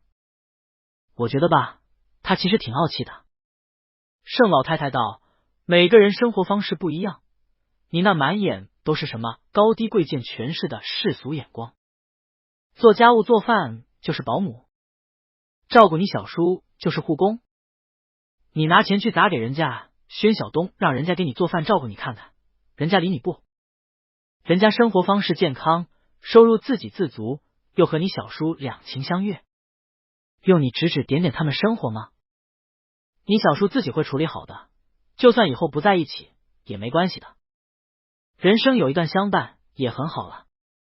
盛伟磊一向知道自己老太太观念开明的，只好叹气，我这不是怕他们现在人好好的，将来反而成怨偶吗？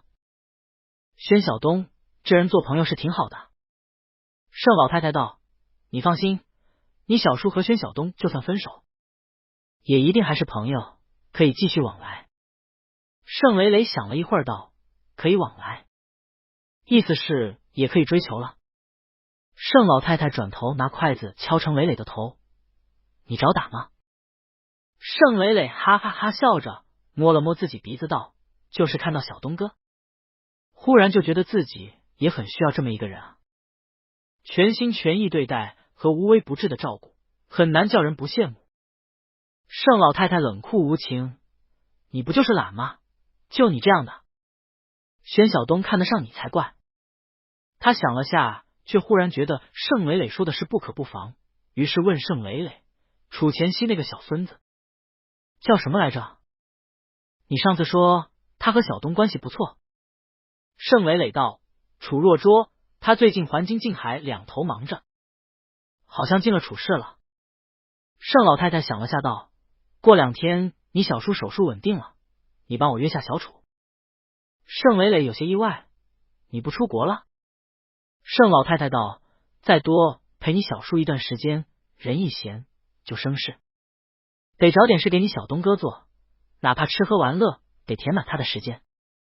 盛伟磊看盛老太太放在心上了，也微微安心。手术足足做了8个小时，盛无虞才被推了出来，仍然还在麻醉沉睡状态。维特医生对盛老太太和宣晓东3人道，从技术上说，手术是成功的，但具体能不能达到效果，得看后期，会有专家密切观察采集他身体数据，也需要家属密切陪伴。盛老太太听手术成功，也微微放了心。护士过来嘱托，2小时翻1次身，24小时禁食禁水，经常的替病人揉按双腿，防止血栓等等注意事项。看天也晚了，便回去。盛老太太原本打算让盛伟磊替换宣晓东，但宣晓东坚持要守着程无虞醒来，便和盛伟磊回去，说好了第2天再让盛伟磊来替换。宣晓东在寂静病房里守着盛无虞，他是侧卧位，脊椎有支架固定着，低头看他，侧脸睫毛又长又浓密，鼻梁高耸，面容俊俏，薄唇苍白，心里想着这回不是美人鱼了，可是睡美人了。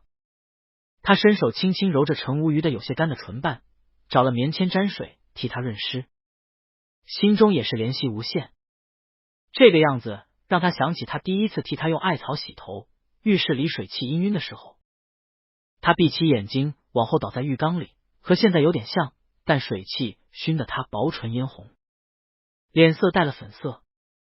那个场景他都惊讶，他居然记得那么清晰，想来那时候应该就已被他打动。他喜欢照顾人，尤其盛先生的确是个明明白白的美人，长在他喜欢的点上的美人。为了手术，他们也禁欲了一段时间了。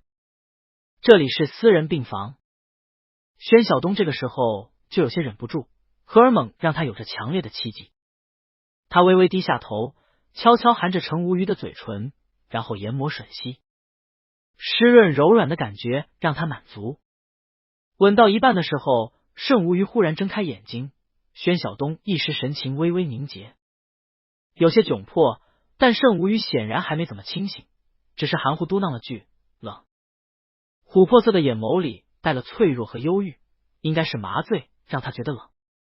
脆弱懵懂的盛无虞让宣晓东连一大胜，拿了张薄被替加盖，然后在床边紧紧抱着他。盛无虞迷迷糊糊依偎着他，终于感觉到了安全和温暖，又闭了一会儿眼睛，才算慢慢清醒过来。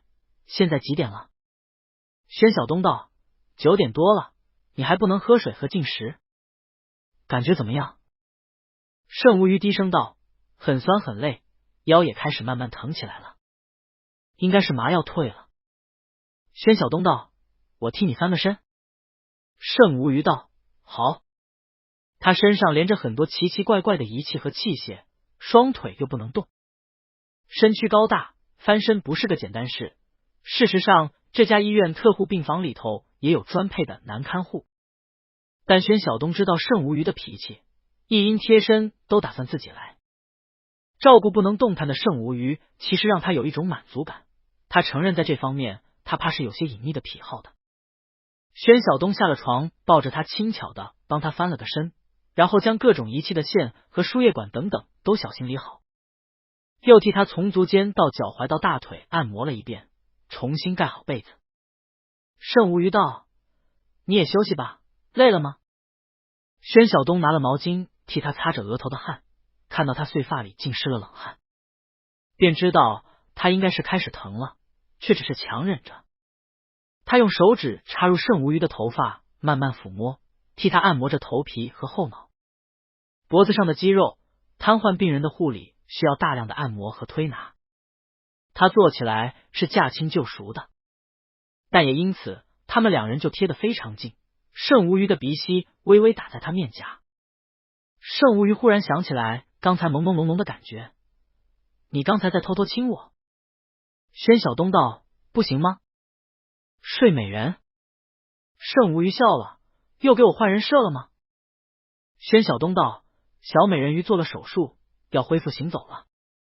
灵巧的双足学会了跳舞和奔跑，只有睡着的时候才属于我。”盛无虞知道他是在说话来分散自己注意力，但还是被他绕进去了。是快乐王子只能被困在站台上，等小燕子每天给自己带来有趣的消息。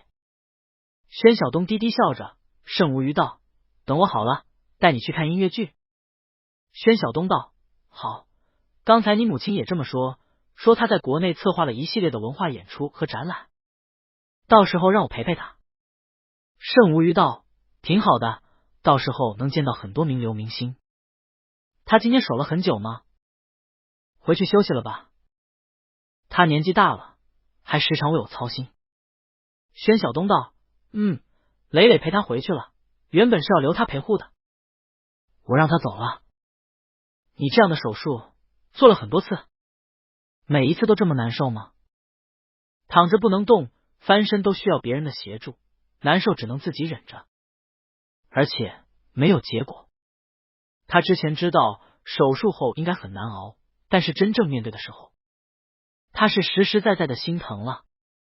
盛无虞想了一会儿，对，取出子弹后又做了几次，从前没有你，是有点难挨，所以这一次手术会特别渴求你的陪伴，步步为营，才谋算到了今天。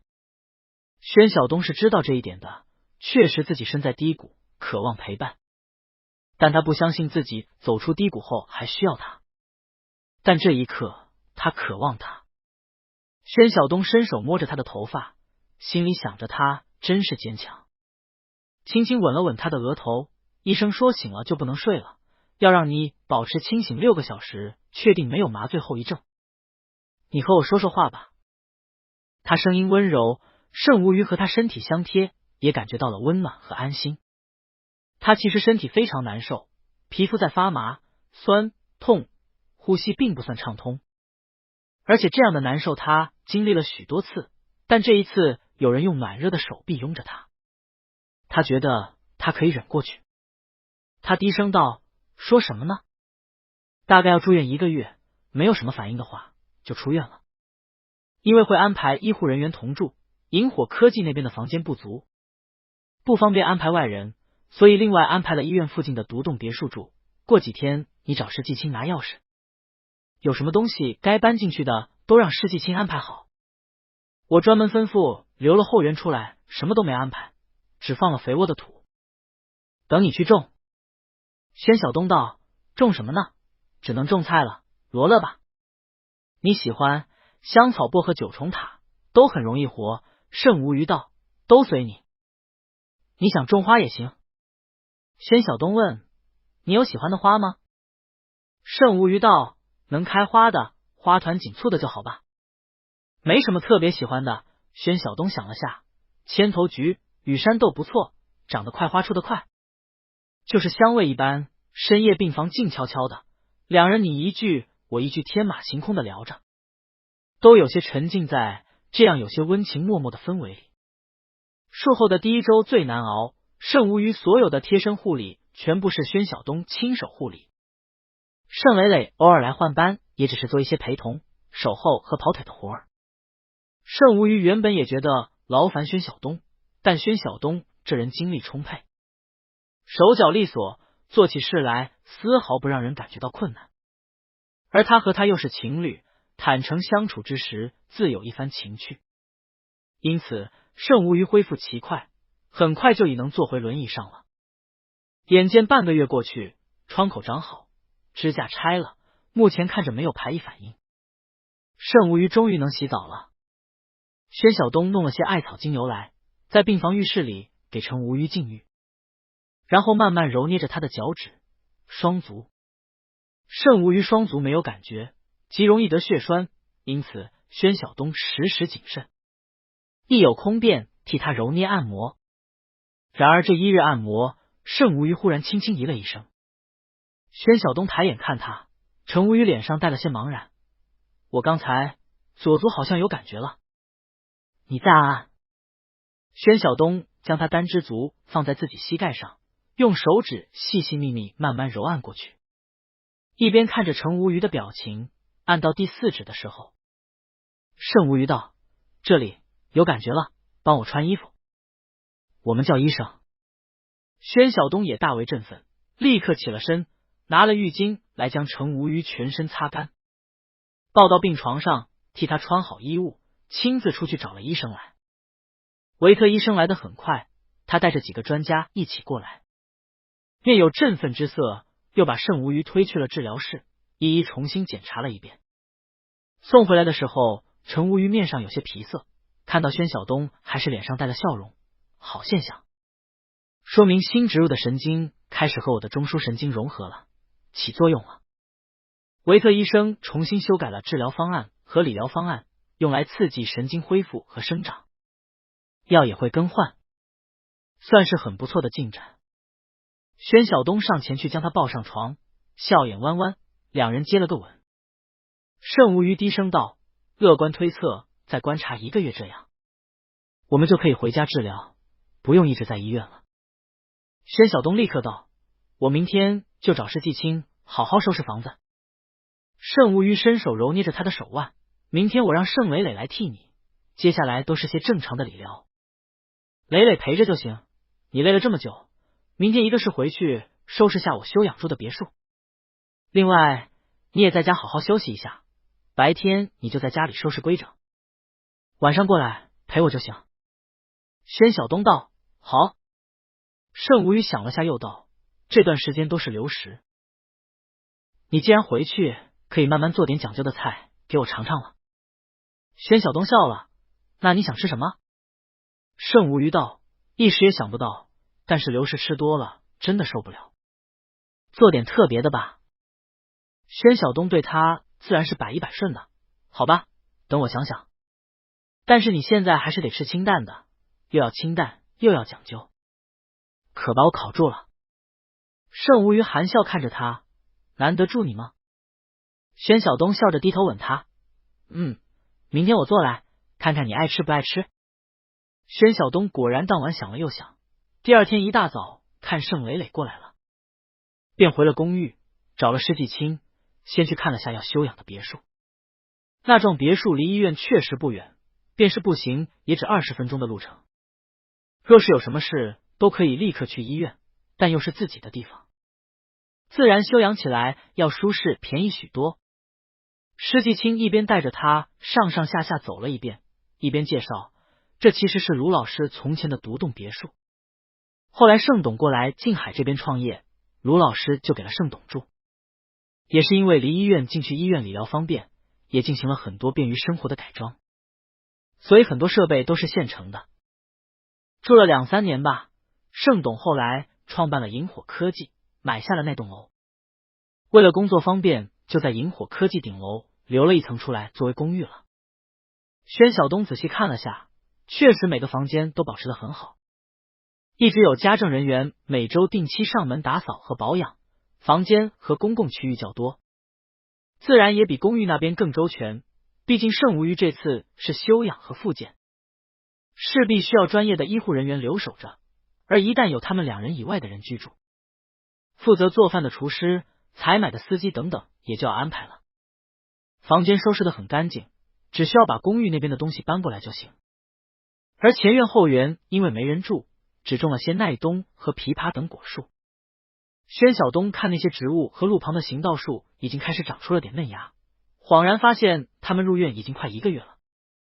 春天要到了，他盯着那肥沃的地，忽然有些想念他的半山农场。这个时候该翻土把菜种下，再去山上翻翻土，看看他种下的山茶。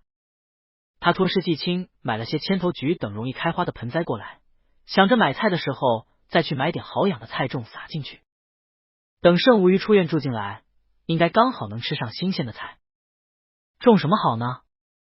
油菜、萝卜苗、生菜、小白菜、香菜、菠菜、小葱。宣晓东仿佛已经瞧见了满眼嫩绿小苗苗忍弱却又蓬勃地长在肥沃油黑的土地里，掐下来洗干净，上汤里头烫一下，都是清脆鲜甜的。那股种植欲又蠢蠢欲动，和施季青敲定了需要添置的东西和改造的地方。直接先转去了菜场，除了买菜，还买了一大包菜种和花子，然后回了公寓，却又接了楚若桌的电话。楚若桌声音还是那么轻快，盛磊磊说今天过去轮换你，你难得出来休息下。正好我之前一直说想去看看盛董，但他一直不见客，我拿点礼过去给你。宣晓东其实有些不耐烦，但还是接待了他，又和他聊了一会儿。楚若桌又小心翼翼道，林义景回国了，据说林伯父手术算成功的，目前双胞胎在国外陪护，他回来主持林氏了。宣晓东嗯了声，楚若桌也没说什么，只是又说了闲话，才起身告辞。宣晓东这才开始认真给盛无虞做饭。术后吃了大半个月的流食，其实盛无虞之前一直没有抱怨什么，但今天既然提出来了想吃点新鲜的，宣晓东自然要花点心思。盛老太太倒是弄了一大包燕窝花椒、海参、鲍鱼之类的干货给他，让他看着做，但盛无虞显然对这些没什么兴趣，还是弄点新鲜好滋味的。宣晓东想着，煮了个格根鱼头汤，做了个鲍鱼海胆饭，配上鲍鱼酱，尝了下鲜甜浓郁，味道是足足的。再烫了个鸡毛菜，眼看着又日头西斜了，便打包好饭菜，带了2人份，又驱车回了医院。盛磊磊看到他带了饭过来，十分高兴，兴致勃勃吃饭。宣晓东看程无虞笑盈盈也吃了些，但到底是胃口不太开，也没吃多少便放下了。盛磊磊吃完便和小东交接一番，回家了。宣晓东收拾了碗筷，便要替盛无虞洗澡，盛无虞却道刚才已经洗过了，让磊磊帮忙洗烘了衣物。宣晓东微诧，但想着盛无虞应该是担心自己辛苦，笑道不必麻烦他的，还是把这福利留给我吧。盛无虞笑了，复健的时候出了些汗，太黏了不舒服，就洗了，也没用上程磊磊，我自己洗的，放心，清白还在。宣晓东也笑，过来坐着替他按揉双腿，说起房子的安排来，我买了一大包菜种和花种，明天就过去撒上，等你出院估计就都发芽了。盛无虞也高兴，好，种的什么菜？宣晓东一边按着一边道，主要油菜和菠菜吧，对了，应该再弄点韭菜，春天韭菜包饺子好。盛无虞轻轻应了。宣晓东说起种菜兴致勃勃，还是得抽空回农场那边去，种点不用打理的菜。对了，今天楚若桌来了，说林若飞的手术挺成功的，林义景已经回来主持林氏的工作了。盛无虞道，这些天都是理疗，也没什么事，你和楚若桌去玩玩吧，骑骑马散散心都行的，回农场去打理东西也行。对了，我妈搞了个音乐会，你陪她去开幕式看看吧，这些天你实在是辛苦了。宣晓东不以为然，一个人去有什么意思，等你好了再说吧。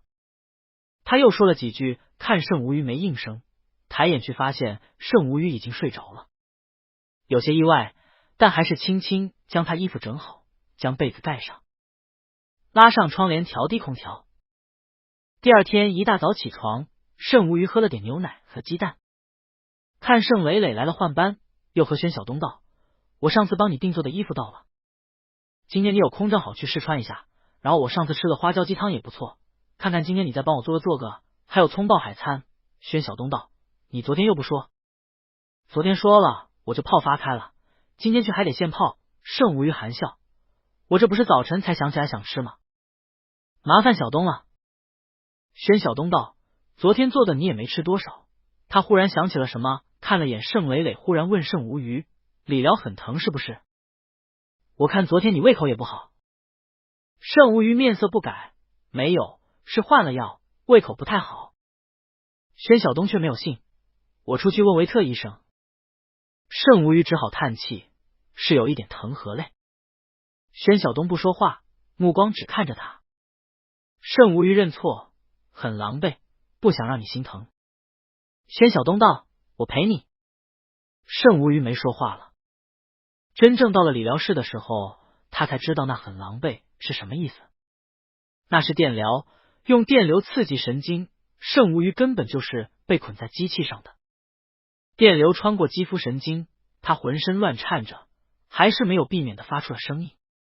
理疗结束的时候，他浑身衣服都湿透了，也没有任何力气说话，只是闭着眼睛，脸色苍白。宣晓东沉默着替他洗了换了干净衣服，抱着他上床，看他几乎立刻就睡着了。他很着急。维特医生过来检查的时候，对宣晓东说，护士替他翻译着，盛先生希望尽快恢复正常。自己选择了这个方案，痛苦确实比较大，但是效果也很好。只是这段时间胃口可能不会很好，家属也要重视心理方面的安慰。宣晓东没说什么，只是之后每一天都不再离开医院，只是牢牢守着盛无鱼。盛无鱼夜深人静时笑着对他说，像个豌豆公主似的，床上每一个地方不平整我都能感觉到，不过痛比没有感觉好。宣晓东道：“我给你换一套真丝的床品。”盛无鱼笑：“我最难看的时候都被你看到了。”宣晓东道：“这个时候是不是该说我会负责的？”盛无鱼严肃道：“许诺了是一定要做到的。”比较强烈的电流刺激治疗没有几次，就进入了柔和舒缓的针灸推拿。宣晓东也反应过来，盛无鱼确实只需要把自己哄出去几天就瞒过去了。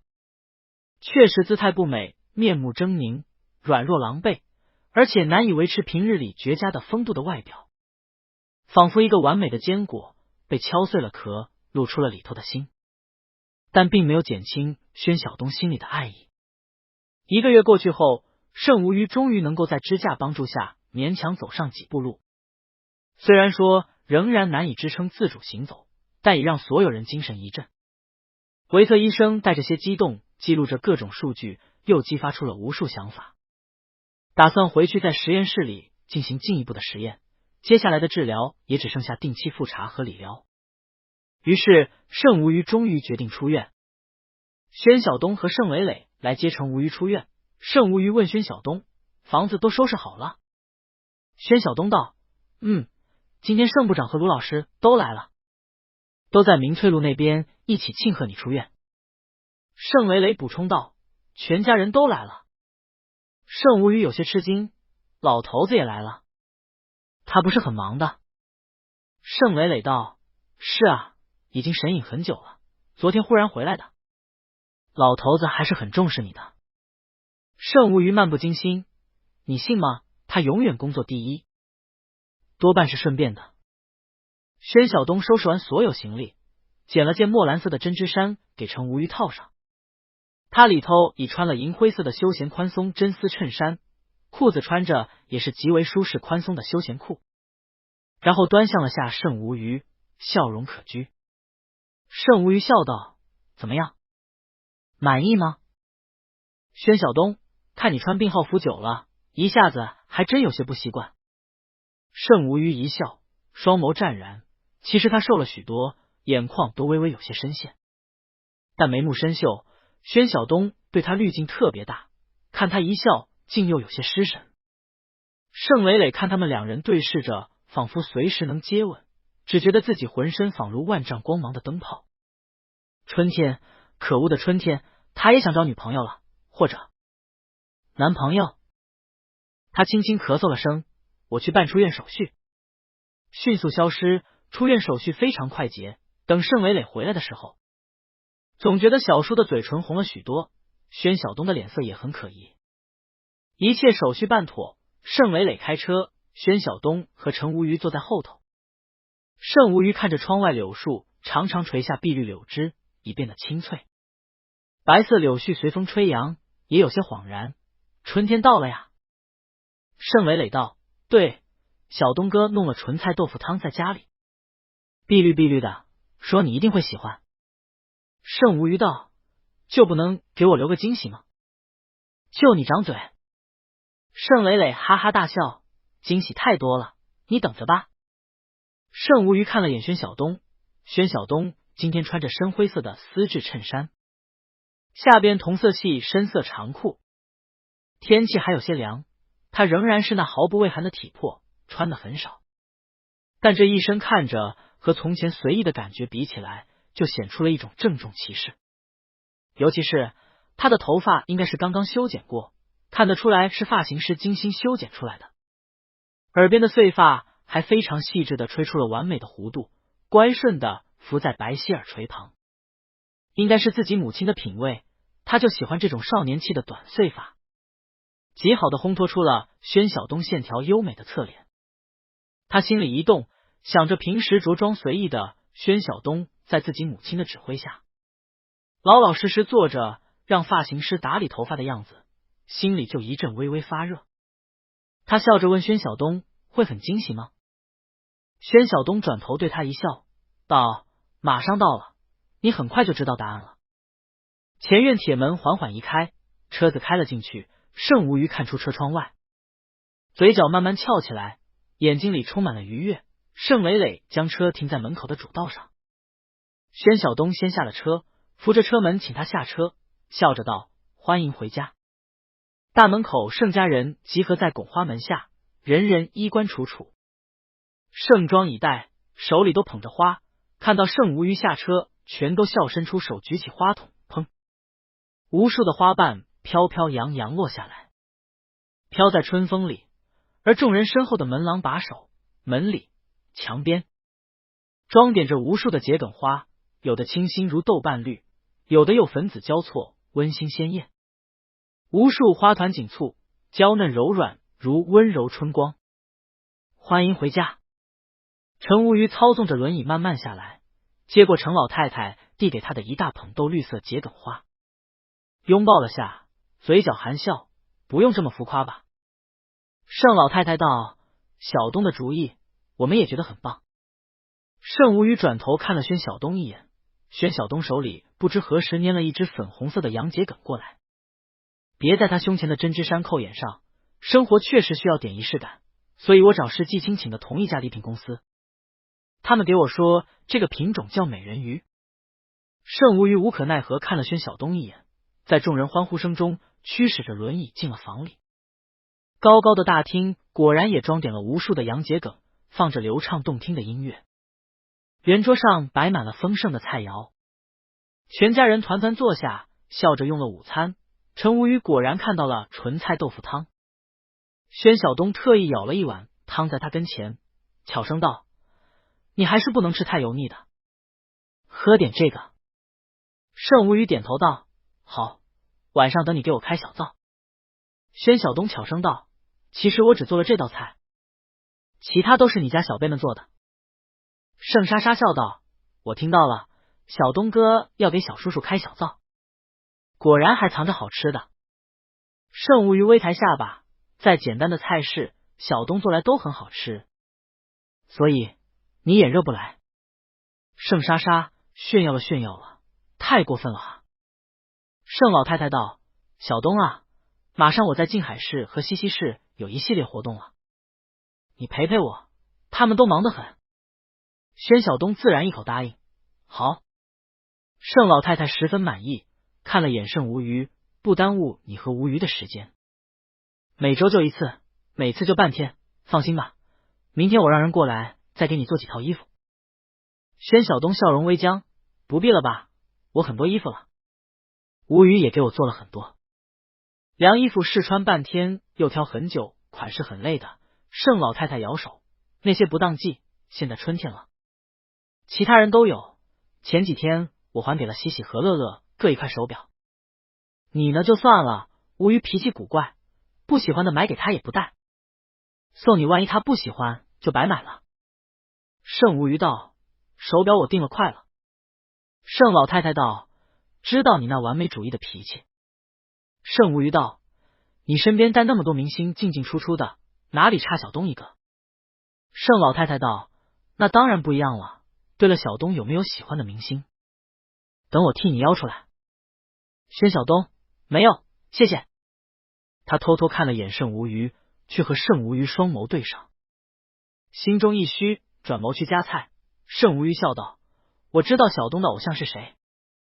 盛老太太道，哦，谁？盛无虞道，当然是我了。盛无虞对面的李凯没忍住笑了出来，无虞的脸皮可真厚。盛无虞道，不信吗？不信就算了。他看向钟元秀，觉得才过了2个月，立刻肚子大了许多。问乐乐，预产期什么时候？知道男孩女孩没？盛月乐道，5月就生了。钟元秀笑着补充，是小囡囡。盛老太太道，要注意检查。乐乐粗心，元秀你自己要多上心。有什么不舒服就和我说，或者通知你婆婆。你这是头胎，没经验，大意不得。盛二嫂笑道，放心，元秀比我仔细多了，她都还坚持上课呢。我都说了，不行就请假，天天站着上课，太辛苦了。她就是不肯。众人热热闹闹吃完饭，小辈们自觉开始收拾桌子。盛大哥和程二哥应该都有事，匆匆和盛家两老告辞了。盛福云上了书房去说，是要看个之前盛无虞说过国外买回来的书法古帖，盛无虞便上去找给他。宣晓东在下头陪着老太太说话，老太太握着他的手絮絮叨叨，又细细问程无虞腿的情况，又问他理疗如何，睡眠如何，胃口如何。宣晓东很是耐心一一说来，老太太看着宣晓东是心里越来越满意。有些问题他也就是随口一问，没想到小东全都答得出来，而且显然还查过很多资料，对盛无虞的身体说得上是了如指掌，甚至盛无虞本人可能未必都如他细心。更何况盛无虞还一股怪脾气，不和家人说事的，哪里像小东脾气平和，性格温顺，又不是全无主见，耐心之极，而且还如此珍视盛无虞，竟然看着比自己儿子还要强上几分。老太太越想越高兴，拉着宣晓东又说起自己的安排来，津津乐道。楼上书房里气氛却有些凝重。盛无虞垂着眸良久，才淡淡道，我同意。盛福云脸上掠过了一丝内疚，但仍然低声道，对不起，但是你是最合适的人。本来应该等你恢复的更好一些，但现在形势已经很紧张了，我们没有时间了。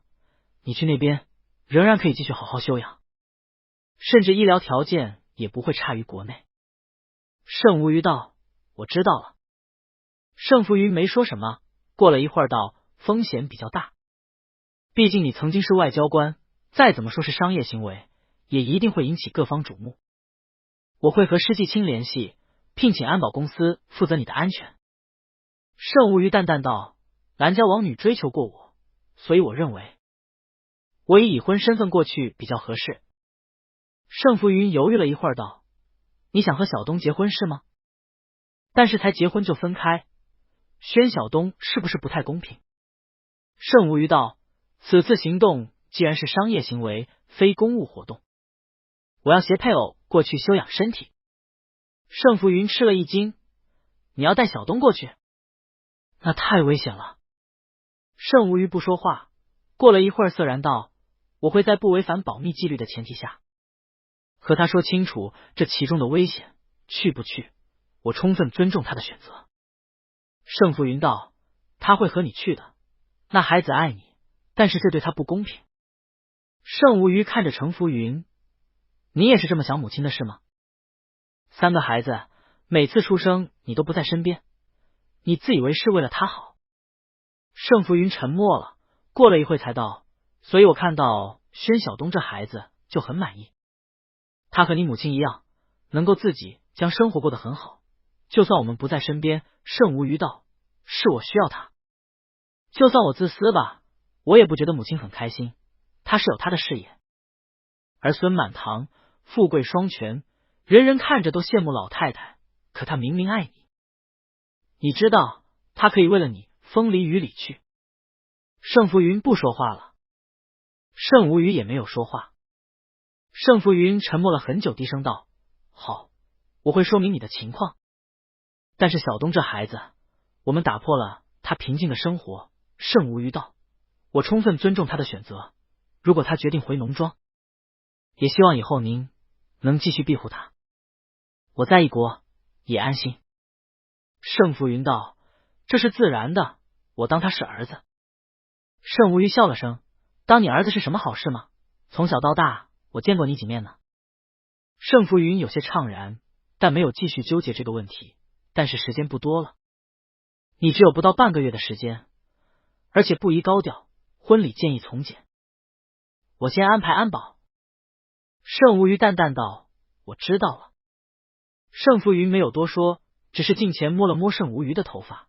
儿子，我为你骄傲，也祝你幸福。盛无虞抬眼看他，当然我会比你做得更好。盛无虞送盛浮云出来，盛老太太也起了身跟着他。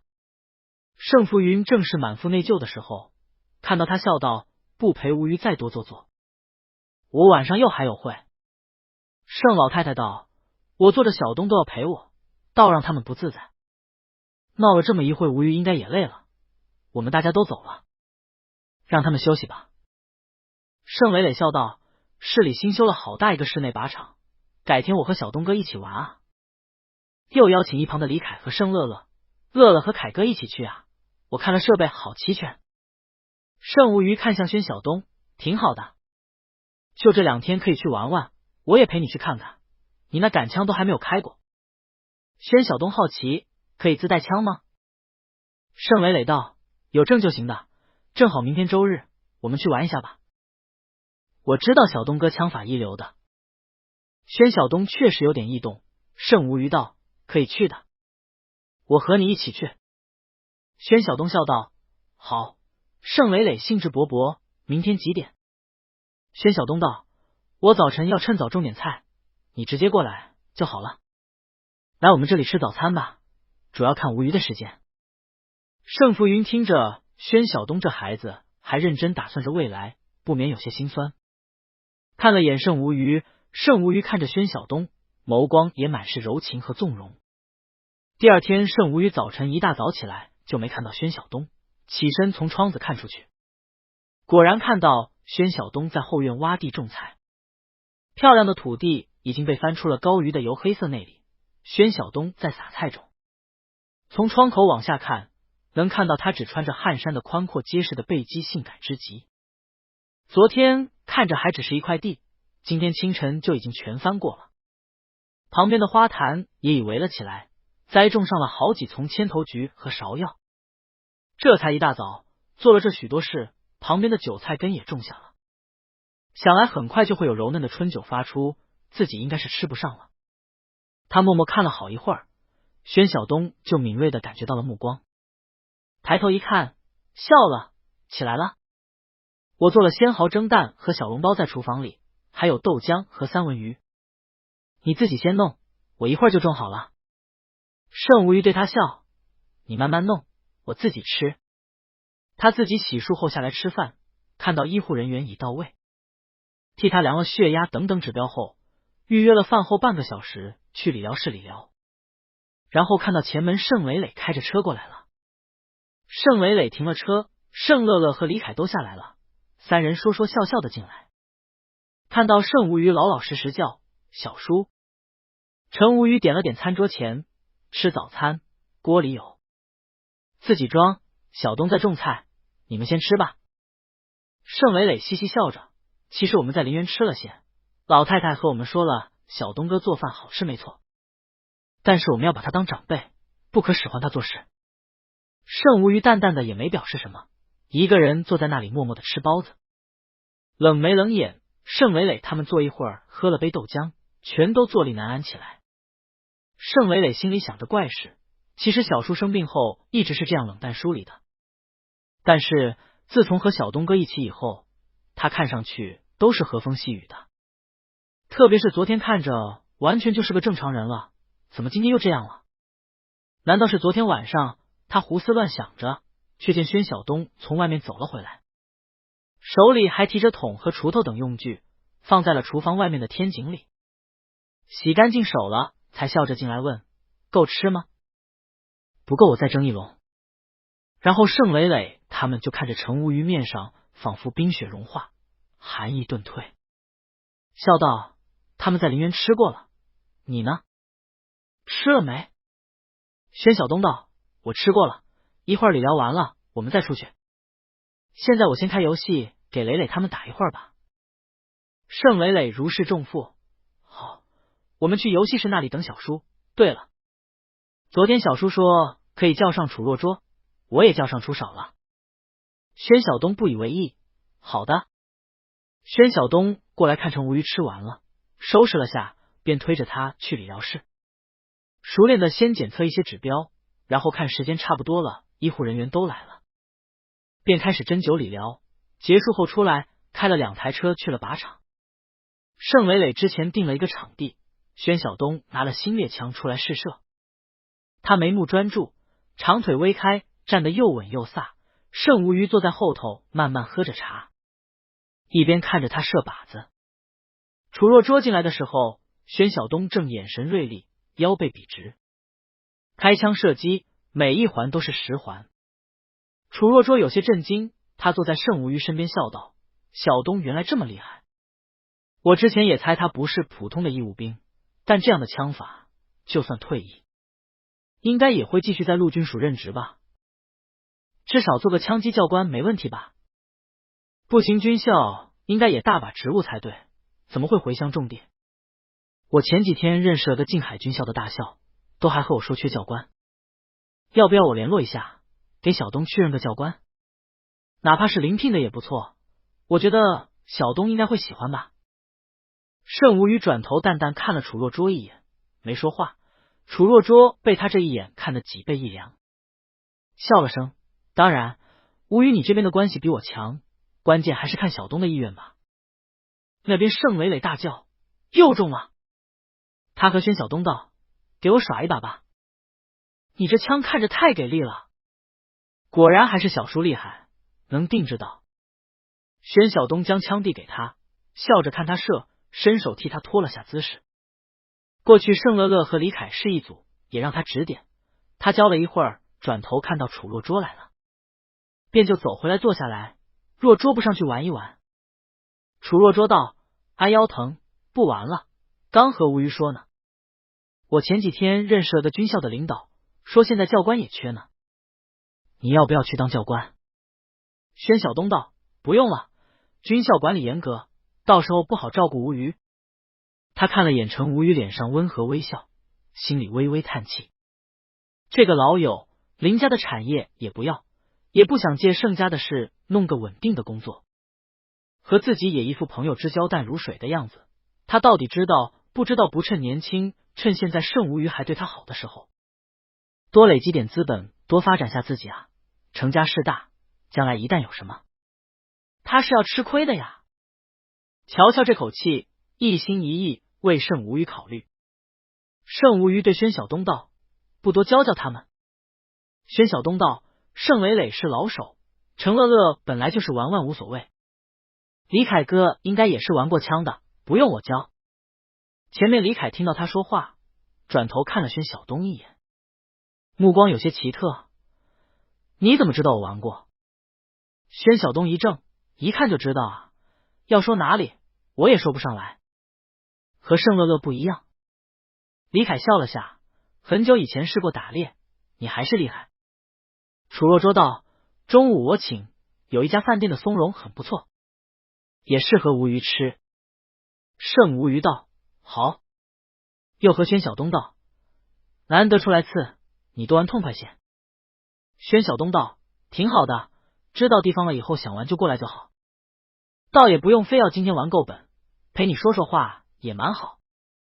程无虞睫毛垂下，手指缩回来，摸了摸自己的衣袖，问他：要不我投资一处靶场给你？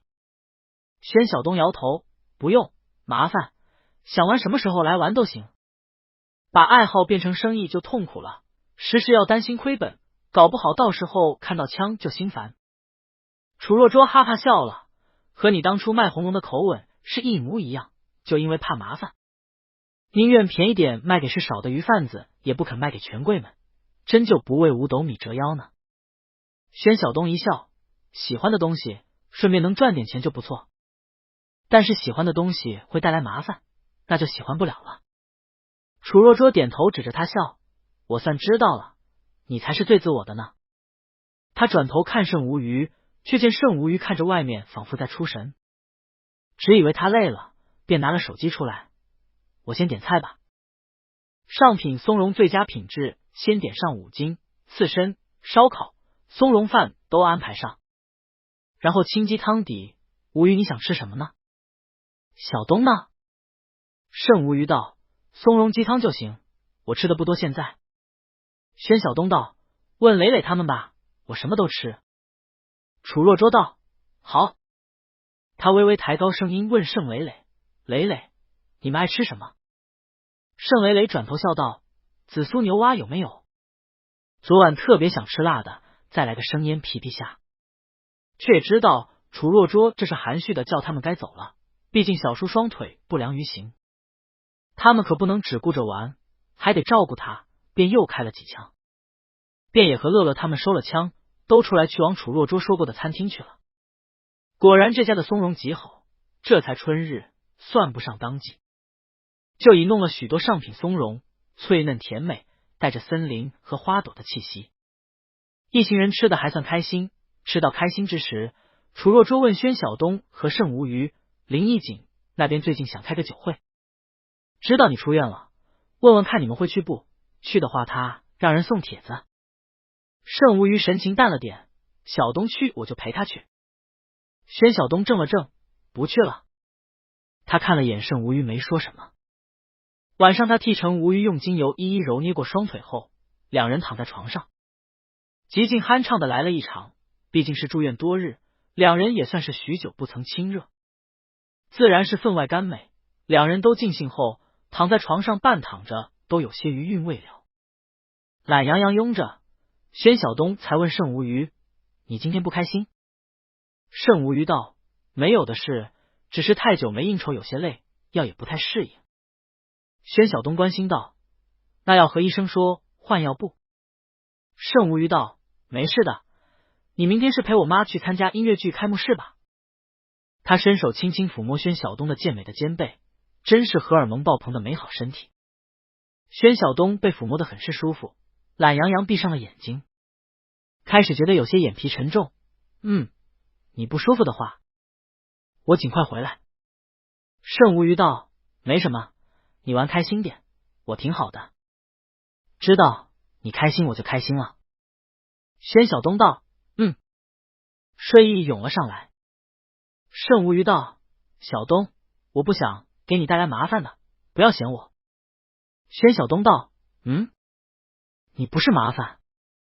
他挣扎着从困意中睁开眼睛，看着程无虞笑：怎么忽然这么说？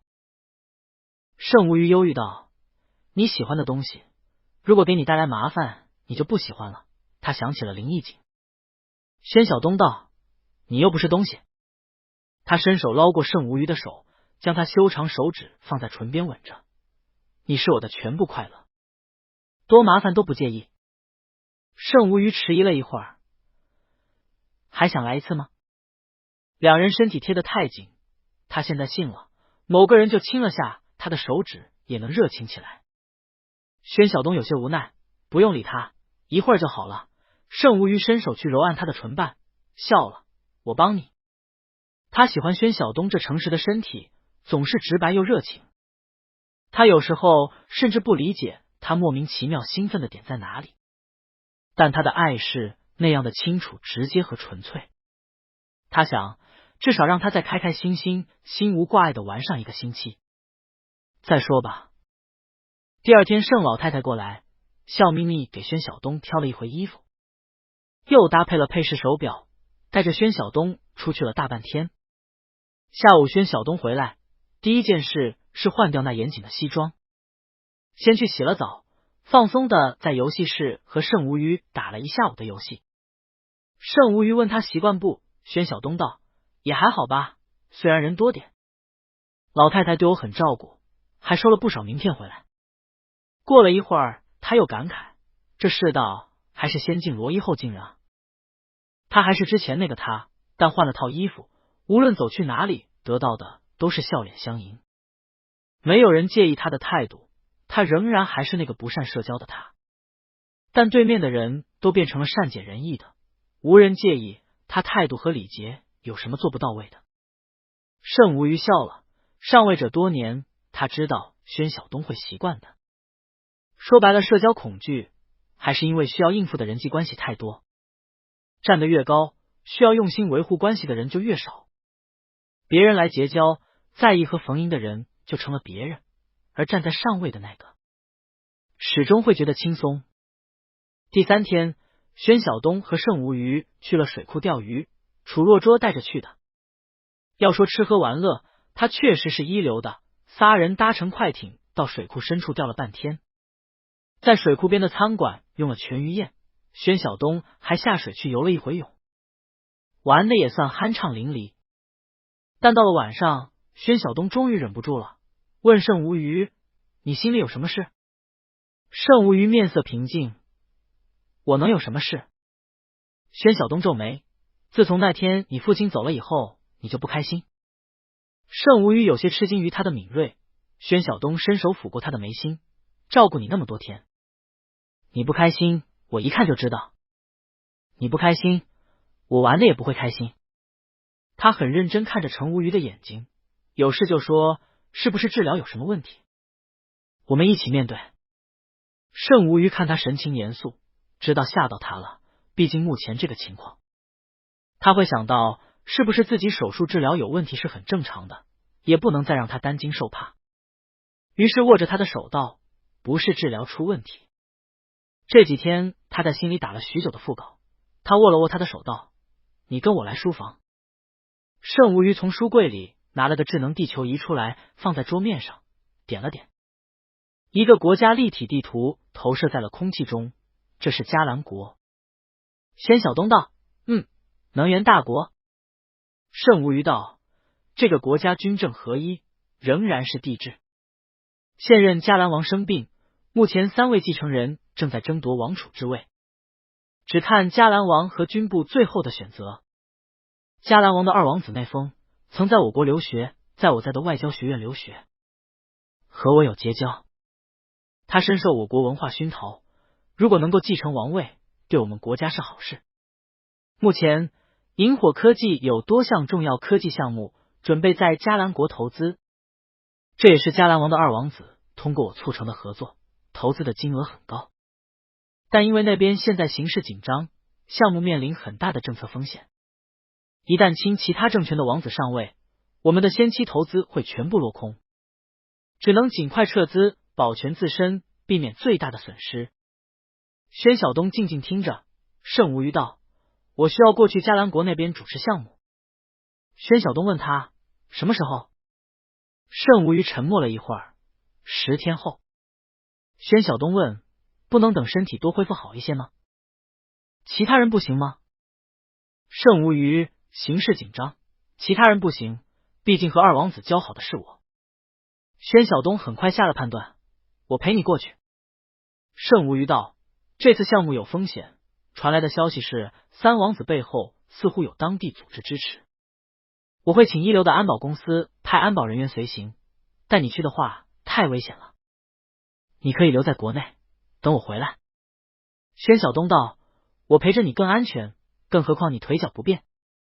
安保人员做不到贴身保护，我可以。盛无虞虽然早已知道答案，但心里还是充满了愧疚。二王子上位的优势很多，他是王后所生，不然当时我也不会投资那么多在那边。但现在是有传说 A 国插手支持了大王子，所以形势目前有些不明。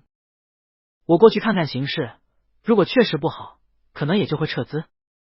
所以其实你也不用太担心，你可以在农场等着我，我很快回来。过去那边异国他乡也不太平静。宣晓东道，不用说太多，这就是你说的麻烦是吧？对我来说你不是麻烦，我陪你过去，不用再说了。盛无虞道，还有个事情需要提前和你交代，二王子同母的妹妹当初来我国旅游过，当时追求过我，我拒绝了。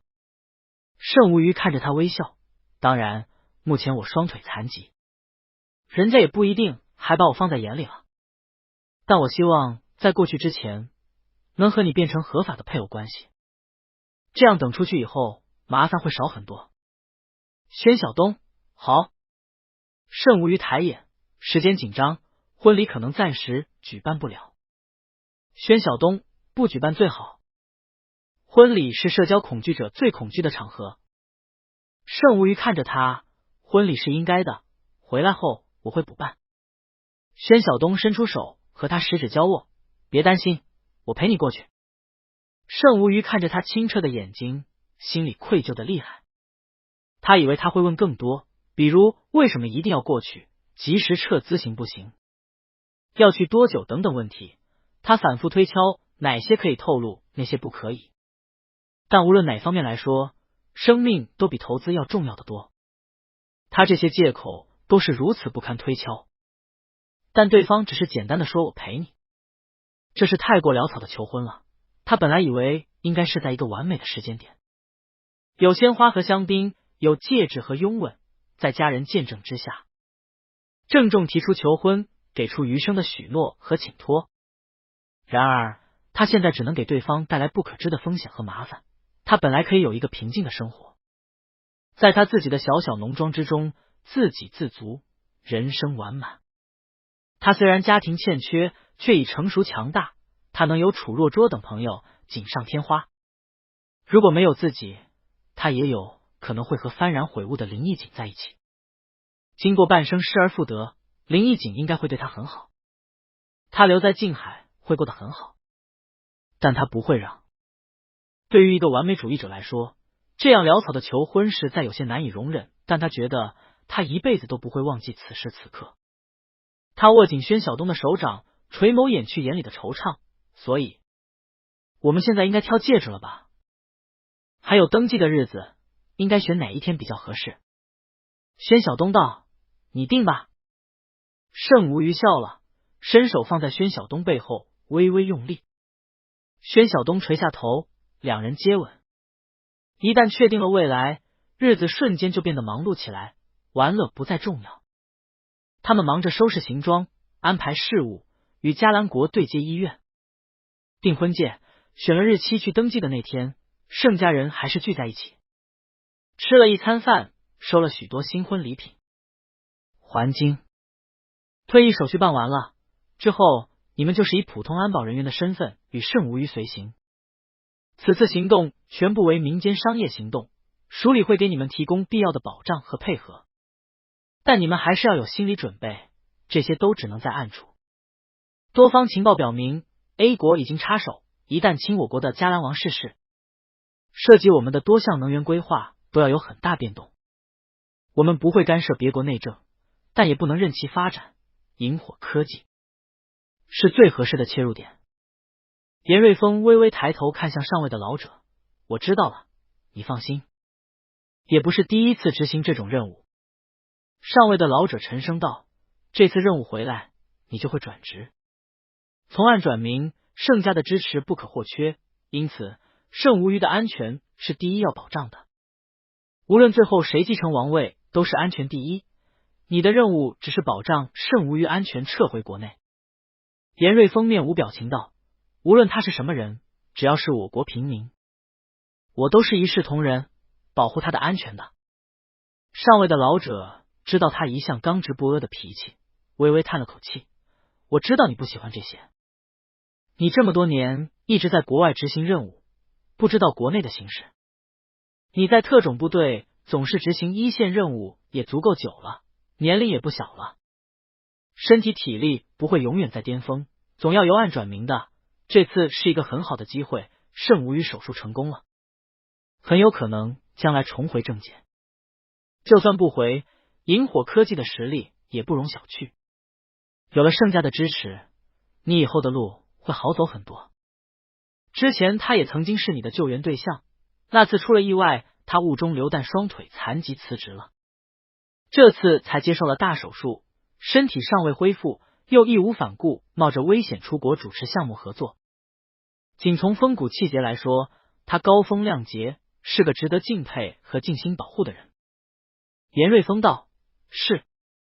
上位的老者又补充道：圣无虞同意了此次行动，但因嘉兰王女曾经追求过他，为免除麻烦，此次他申请带配偶一起出行，同时也能更好照顾他的身体和生活起居。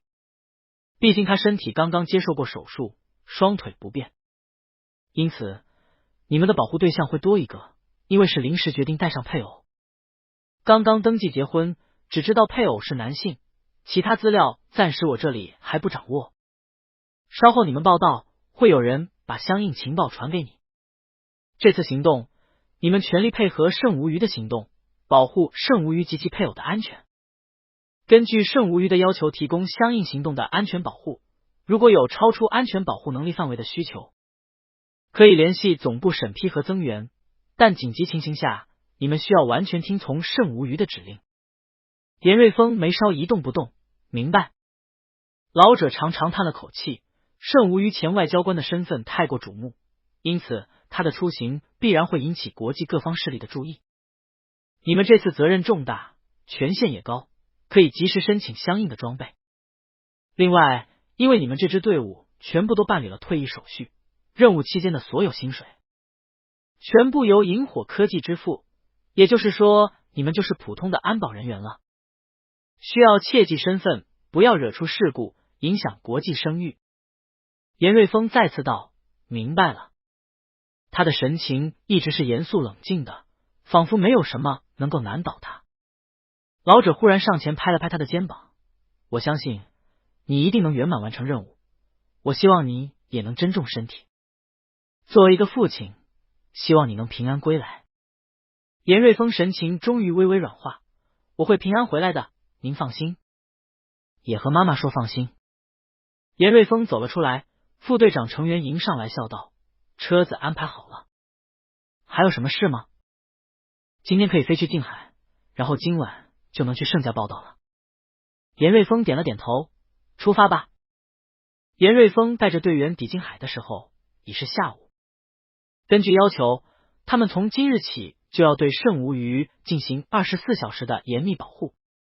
在国内磨合习惯几日后，便搭乘私人飞机飞往嘉兰。他们先到了圣无虞的别墅，圣无虞已经提前接到了电话，亲自出来接待了他们，态度温和亲切。我爱人出去了，稍晚点会回来，不过房间都已经安排好了，你们的住所分散在1楼、2楼和后院，方便你们安排。生活用品都已采购好，有需要的用品都可以和我的助理联系。严瑞峰道：好，盛先生，我们此次安保成员一共8位。我是队长严瑞峰，这位是副队长成员，之前和您联络的都是我们副队长联系和介绍的。他主要负责我们全体人员的调配和安保方案的制定实施，并且主要负责对外的协调接待工作。成员站了出来，盛无虞向他点头致意：是的，程副队长之前和我联络，非常专业干练。成员笑了：是盛先生平易近人，和蔼可亲。严瑞峰指着一位女队员介绍：这位是罗燕，是医疗专家，她稍后将会和您的主治医生对接，接手您的所有日常治疗和护理。她虽然看着年轻，但已取得医学博士学位，也随我们参加过多次行动，有着很丰富的急救经验。盛无虞笑道：罗医生好，稍后要麻烦您了。罗燕有着一张娃娃脸，笑起来两眼弯弯，扎着双马尾，看着的确只像个年轻的护士。他笑着对盛无虞道：“盛先生请放心，来之前我已认真研读过您的主治医生发表的论文，您这次敢为人先试用新治疗方法，实在很令人敬佩。”盛无虞笑着点头。严瑞峰又指着一位年轻队员继续介绍：“这位是李丽，是信息安全员，负责我们的信息安全和通讯，在网络安全方面有一定的造诣。盛先生到每一处地方，可以请他先替您排查住所安全。同样，收到所有的礼物，也最好先给他检查一下是否有窃听器等等物品。”李丽年近30岁，但看着十分活泼。他对盛无虞笑着道：“盛先生想黑谁的手机，也可以告诉我，我可以为你提供额外服务。”严瑞峰接着介绍：“康素爆破专家苏伟，狙击手，射击精准。其余4位队员何宇、张杰、杨元、叶华都是行动队员，负责日常保护工作，每一位都身体健康，久经训练，擅长近身搏斗。盛先生可以放心。”盛无虞笑道：“自然是放心的，我和我爱人也会全力配合你们的工作。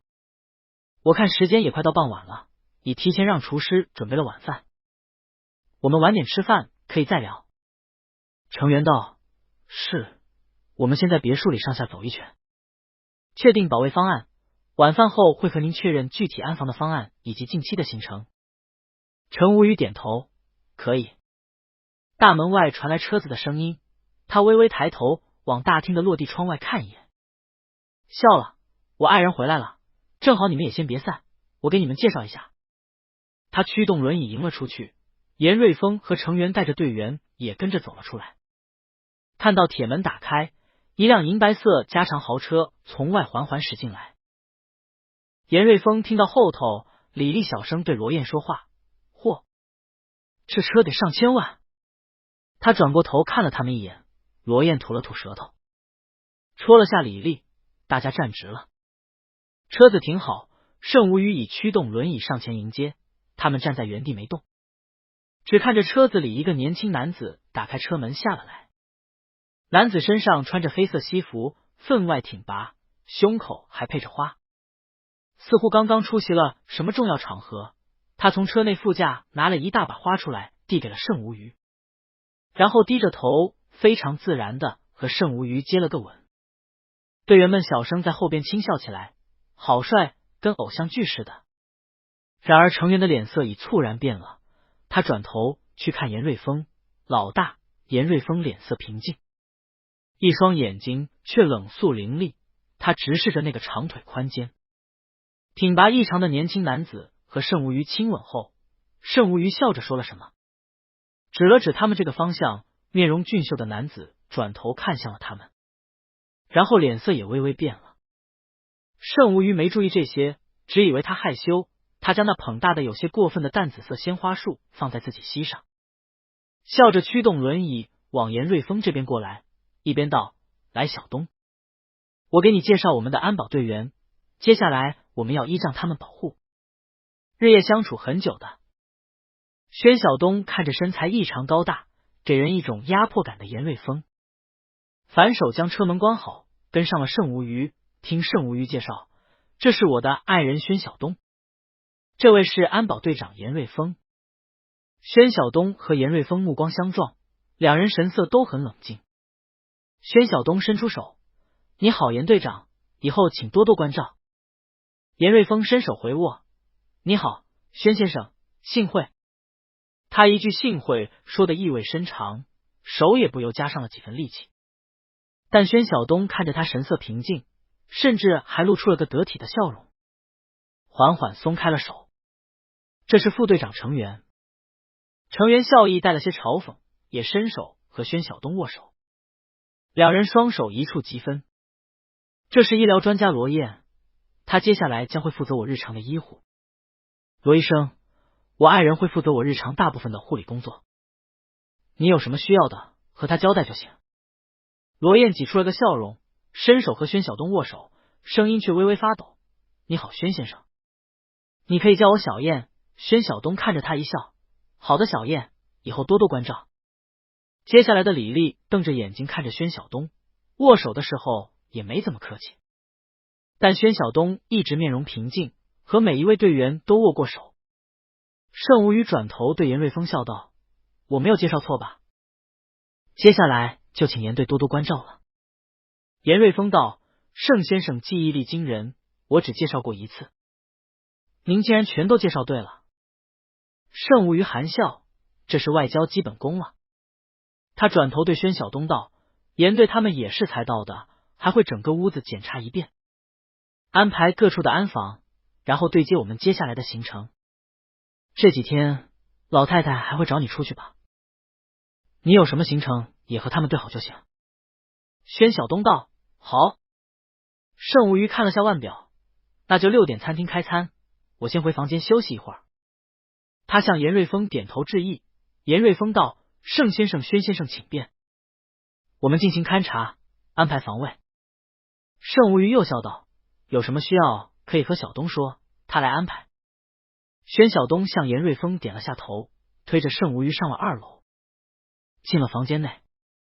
盛无瑜看宣晓东神思不属，脸色不太好，笑道：“我知道一下子来了这么多人，你会很不舒服，但接下来我们马上就出国了，路上安保人员是必须的，你忍一忍，我看他们人都不错，过几天熟悉了就好多了。”宣晓东慢慢道：“你这次出国真的很危险吧？居然出动了韩郎，严瑞峰今年也应该32了，他至少已是校级的将官。盛无瑜到底是要去那边做什么？需要一位将军和最顶尖的特种部队做随身护卫。这一群人身经百战，身手过人，如今却以普通的安保公司的保镖身份出现在盛无瑜这位前外交官身边，他伸手握紧盛无瑜的手，会很危险吧？这绝对不会是简单的商务出行、主持项目，但盛无瑜应该不能说。严瑞峰他们见到自己，也全都装作不认识自己。这是秘密任务，等级还很高，和他以前执行过的一样。难怪盛无瑜说他们家的人从来不问工作。盛无瑜道：“只是确保安全而已，我爸帮找的安保公司自然是一流的，当然你在身边就更安全了。”他看着宣晓东笑：“还不换衣服吗？平时一回家，你第一件事就是先换掉西服，今天又被老太太好好打扮过了吧？”宣晓东回过神来，果然再次感觉到了那身西服的拘束，伸出手去解领带。盛无瑜伸手过来，宣晓东弯下腰让盛无瑜解开领带，他将衣服脱了，换了件普通的灰蓝色短袖针织衫和休闲裤，看了下时间：“你看书吧，我去厨房看一下晚餐准备的怎么样，你晚上想吃什么？”盛无瑜道：“没什么特别想吃的，今晚会和他们一起吃，作为欢迎。之后他们在1楼餐厅用餐，我们以后就在2楼起居室用餐。”宣晓东道：“好。”他走出房间，到1楼厨房看了下，厨师老王已经到位了，带着2个助手在忙碌的准备着晚餐，看到他都叫宣先生。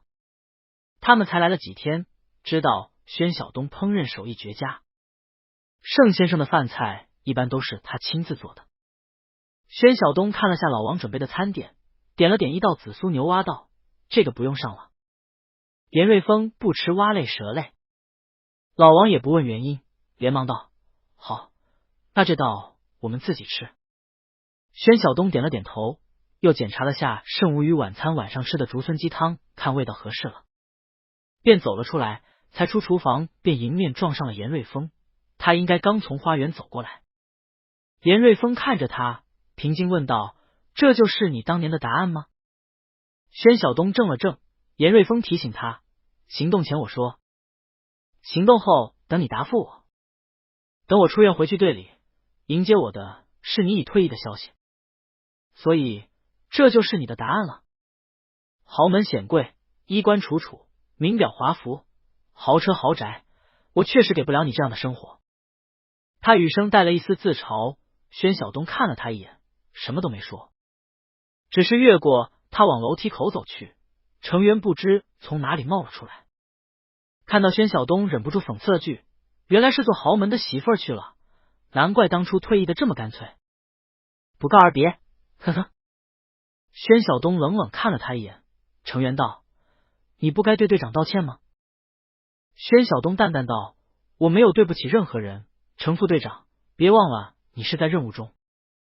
你是打算要对我这个第一次见面的人透露什么信息吗？”程元冷笑了声：“当年唯唯诺诺的，如今嫁入豪门，有人撑腰了，说话都不一样了。你以为你是谁？”宣晓东道：“我是谁？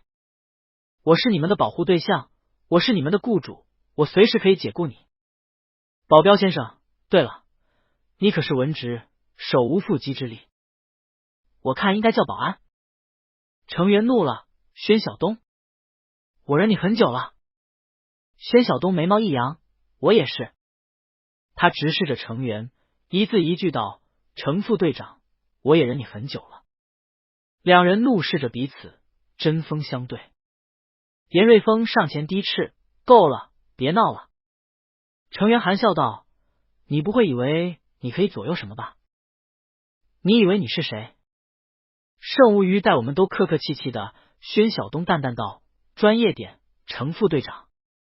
我作为盛无虞的合法配偶，是你的保护对象。”他站起来看了眼严瑞峰：“严队长，我正式提出要求，拒绝程元参与此次任务，更换此人。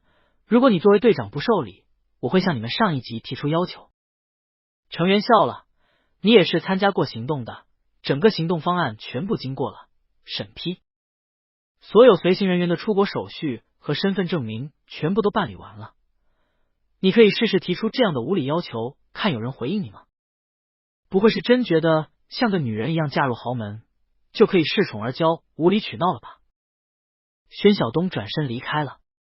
程元冷笑着对严瑞峰道：“你看看，他还真以为和盛无虞结婚了就飞上了高枝呢。一如既往的幼稚，脾气也比从前嚣张多了，看来以前都是装的。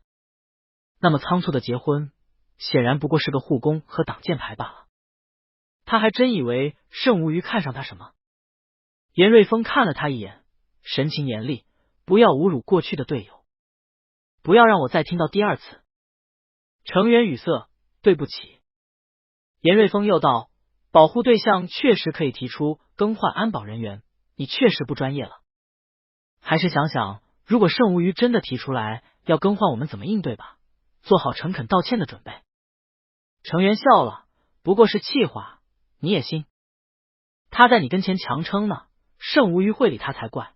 当然你说的对，我是该专业点，下次我会注意我的态度，毕竟是娇弱的保护对象呢。”他口里充满了讽刺。晚宴入座的时候，宣晓东放了一道焦糖苹果黄油馅点心在了罗燕跟前。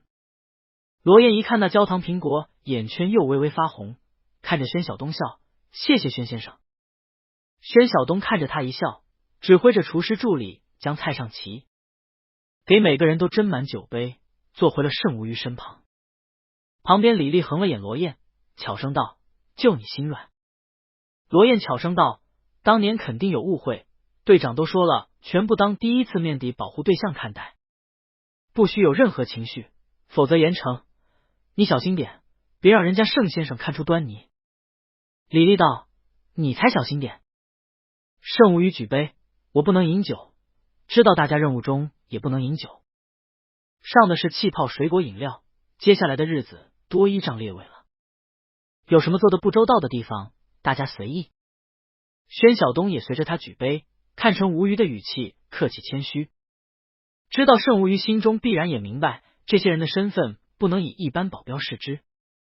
严瑞峰带着队员们举杯道：“也祝盛先生身体早日恢复健康，我们此行一切顺利。”众人举杯一饮而尽，然后开始用餐，菜式丰富。盛无虞又是应酬的高手，先问严瑞峰家乡，又聊起当地风物美食，侃侃而谈，众人也都有些为他的外交官风度所折服。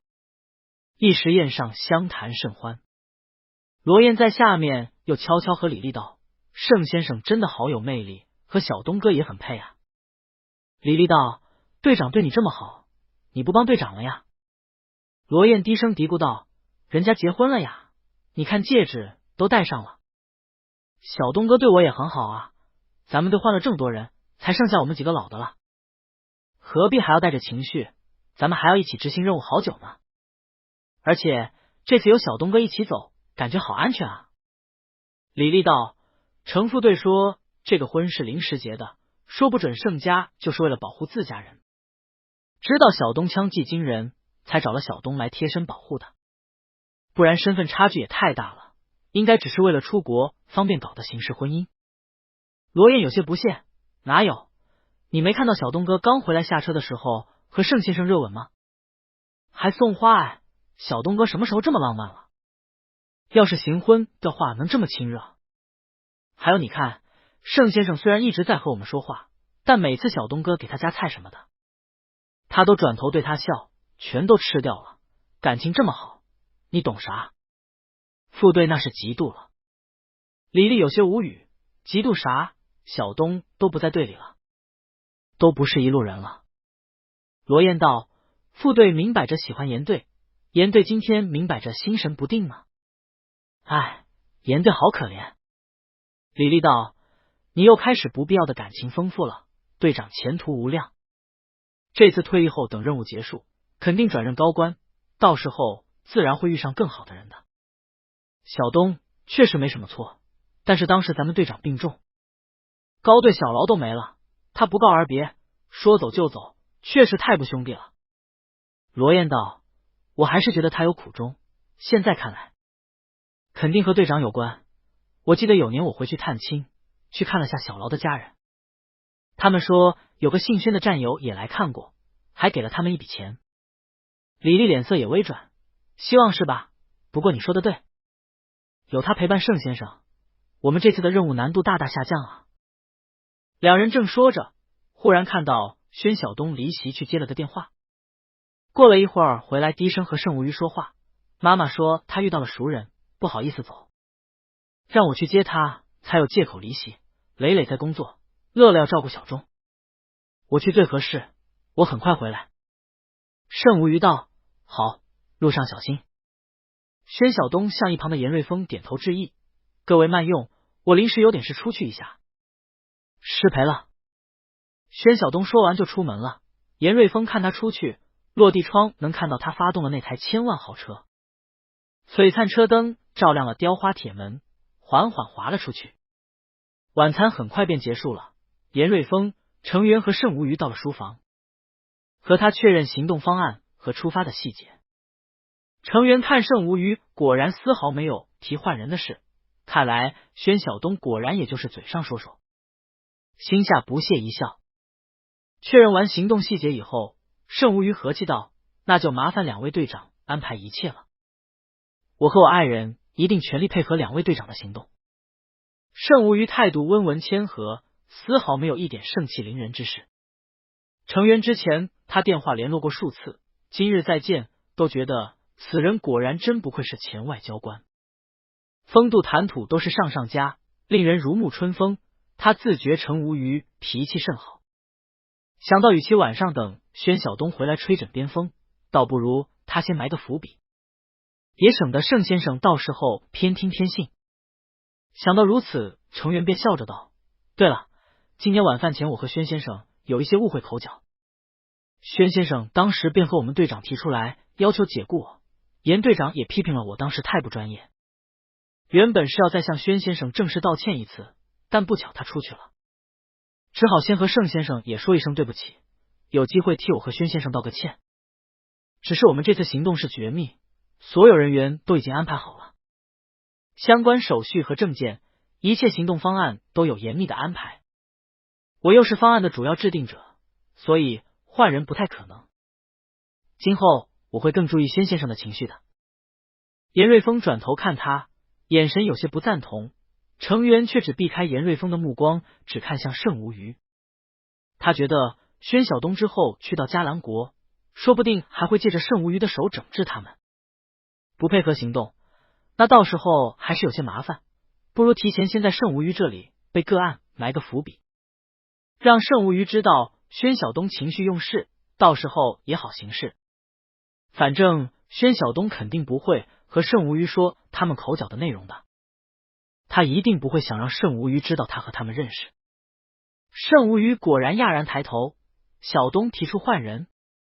程元笑道：是布防的时候有一些小误会，和宣先生发生了口角，宣先生有些不快，我已当面向他道歉了，但宣先生生气了，提出要解雇我。我们当时也不好和宣先生解释这次行动的特殊性，他只当我是普通保镖，随便可以解雇。盛无虞看向严瑞峰：我爱人是和严队长提出的换人要求吗？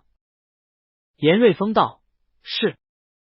盛无虞收了笑容：严队长怎么答复的呢？严瑞峰沉默了没有答话。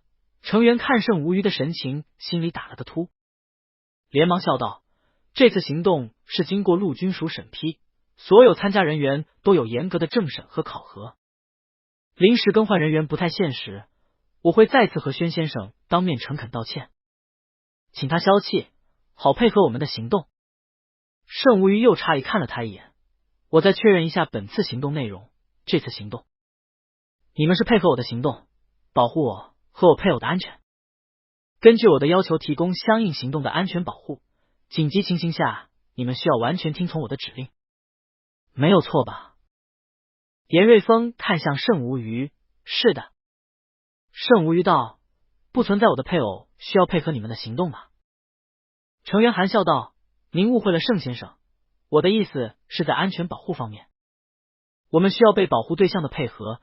严瑞峰打断他：本次行动在紧急状况下，一切听从盛先生的指令行事，以国家利益为最高原则，无条件服从，即便是献出生命。盛无虞道：所以我的配偶只需要配合我，他是平民，他没有任何责任和义务听从任何人的指挥。相反，既然我爱人已经正式向严队长提出了换人的要求，严队长的正式答复是什么呢？我需要一个正式答复。程元脸色微变，严瑞峰被盛无虞的目光一射，不得不正色回答：我们希望盛先生也能居中调解，化解误会。我们可以正式对宣先生道歉。程副队长在我们队伍中多年，熟悉每个人员的性格和能力，本次行动方案也全部由他负责，临时换人确实困难，也希望盛先生和宣先生能相信我们的专业，不会为此影响到我们的安保工作。关于这次程副队长的失误，我们如实记录，会对程副队长做出相应处分。盛无虞沉下了脸：不需要处分，为了我的爱人处分并没有什么大错的军官，我也不愿意背上这样的罪名，但是我的要求和我爱人的一样，我要求立刻更换这位程副队长。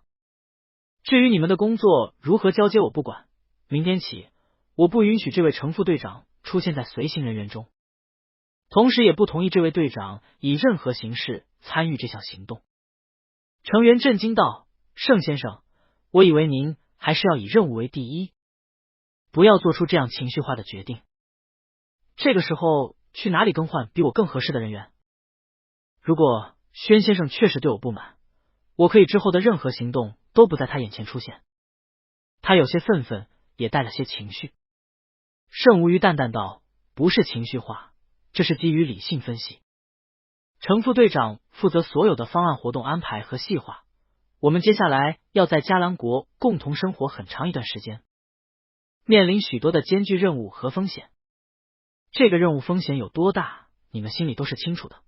然而一开始，程副队长既然已经和我爱人产生了矛盾，你怎么保证将来在遇到危险时，还能以我爱人的性命安全为先呢？在我心有顾虑的时候，又如何与各位配合无间呢？程元道：盛先生要相信我们的专业。盛无虞摇头：但我和我爱人已经不信任你，如何敢把安全交给你？我再强调一次，不是对你个人的否定，这是尊重我们的任务。他看向严瑞峰：临行前我们都签了遗嘱，我们都有为国献身的准备，但我爱人是因为爱我自愿陪同我出国。他是平民，我一开始就已经说过，有问题的时候优先保障平民安全及我爱人的安全。上面是同意的。严瑞峰道：是，我们会更换副队长，很抱歉，是我们安排不当。成员脸色变得灰白。盛无语点头，那就先这样了。另外，严队长还欠我爱人一个道歉，别忘了。他驱动轮椅离开了书房。盛无语走后，成员站起来，面无表情道：“我去和宣晓东道歉。”严瑞峰道：“不必了，就按刚才的决定，你立刻交接工作。退出这个行动，我会和署里说清楚，安排你立即转业，并进入脱密期。放心，不会影响你的前途。”成员不可思议看向他，就为了宣晓东一句气话。严瑞峰看向他，盛无虞的理由很充分，你也不用再去找宣晓东了，你再去只会火上浇油。成员，你确实对宣晓东有偏见，他一个退役兵王，立过功勋，流过血，我不认为他和盛无虞结婚有什么高攀的。你确实是看清他，可以预见不会将他的安危放在第一位。这次任务增加，宣晓东本来对我们是个很有利的因素，盛无虞很信任他。宣晓东行动的时候从来都是凭直觉，他很敏锐。他提出换人，明显是已经知道你在接下来的行动里会是一个不和谐的因素，会影响到行动。另外，我们这次的行动中心就是盛无虞，他要求换人，我们必须尊重。你收拾东西，立刻交接吧，我安排小燕先接过你手上的工作。成员站着不动，过了一会儿仍然有些不甘心。队长，只要你不同意，盛无虞也还是要尊重您的意见。我再去和盛无虞道歉。严瑞峰摇头，你是希望我们整个队伍都被换掉吗？成员抬头看严瑞峰，眼里的光芒熄灭了，过了一会儿才咬牙道：行，我去交接。他一想到严瑞峰即将要和宣晓东朝夕相处，那股嫉妒早已冲昏了头脑。他忍了又忍，到底没忍住。队长，你是怕盛无虞知道了过去，连你也一起换了吧？严瑞峰冷冷道：你的情绪化已经严重影响了你的状态，成员，你已经不适合执行任务了，立刻执行命令。成员红了眼睛，转头走出了书房。成员回去交接工作的时候，队员们都吓了一跳。罗燕问他怎么了，成员冷笑着道：宣晓东指明要求换掉我。罗燕茫然：啊，他不是饭才吃了一半就出去了吗？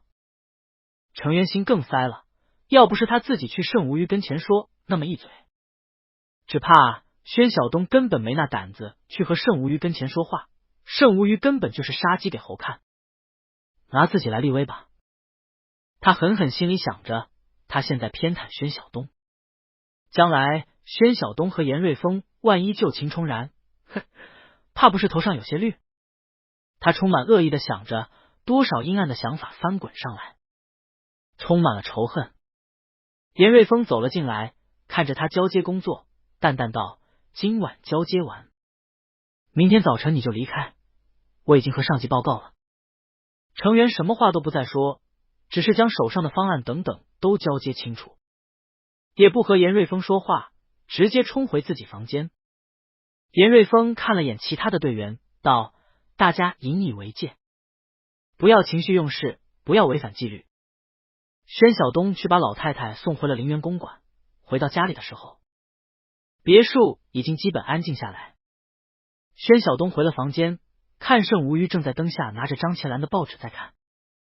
柔和的灯下，他轮廓俊秀清美，温文秀雅，不由心中微暖，笑道：怎么还没睡？等我。盛无虞抬眼道：妈妈怎么样了？送回去了吧？宣晓东点头，平安送到家了。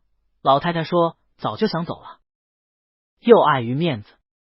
他脱了衣服去了浴室，先洗了个澡，换了套睡衣，问盛无虞上床休息没？我替你揉揉腿，时间也不早了，早点休息吧。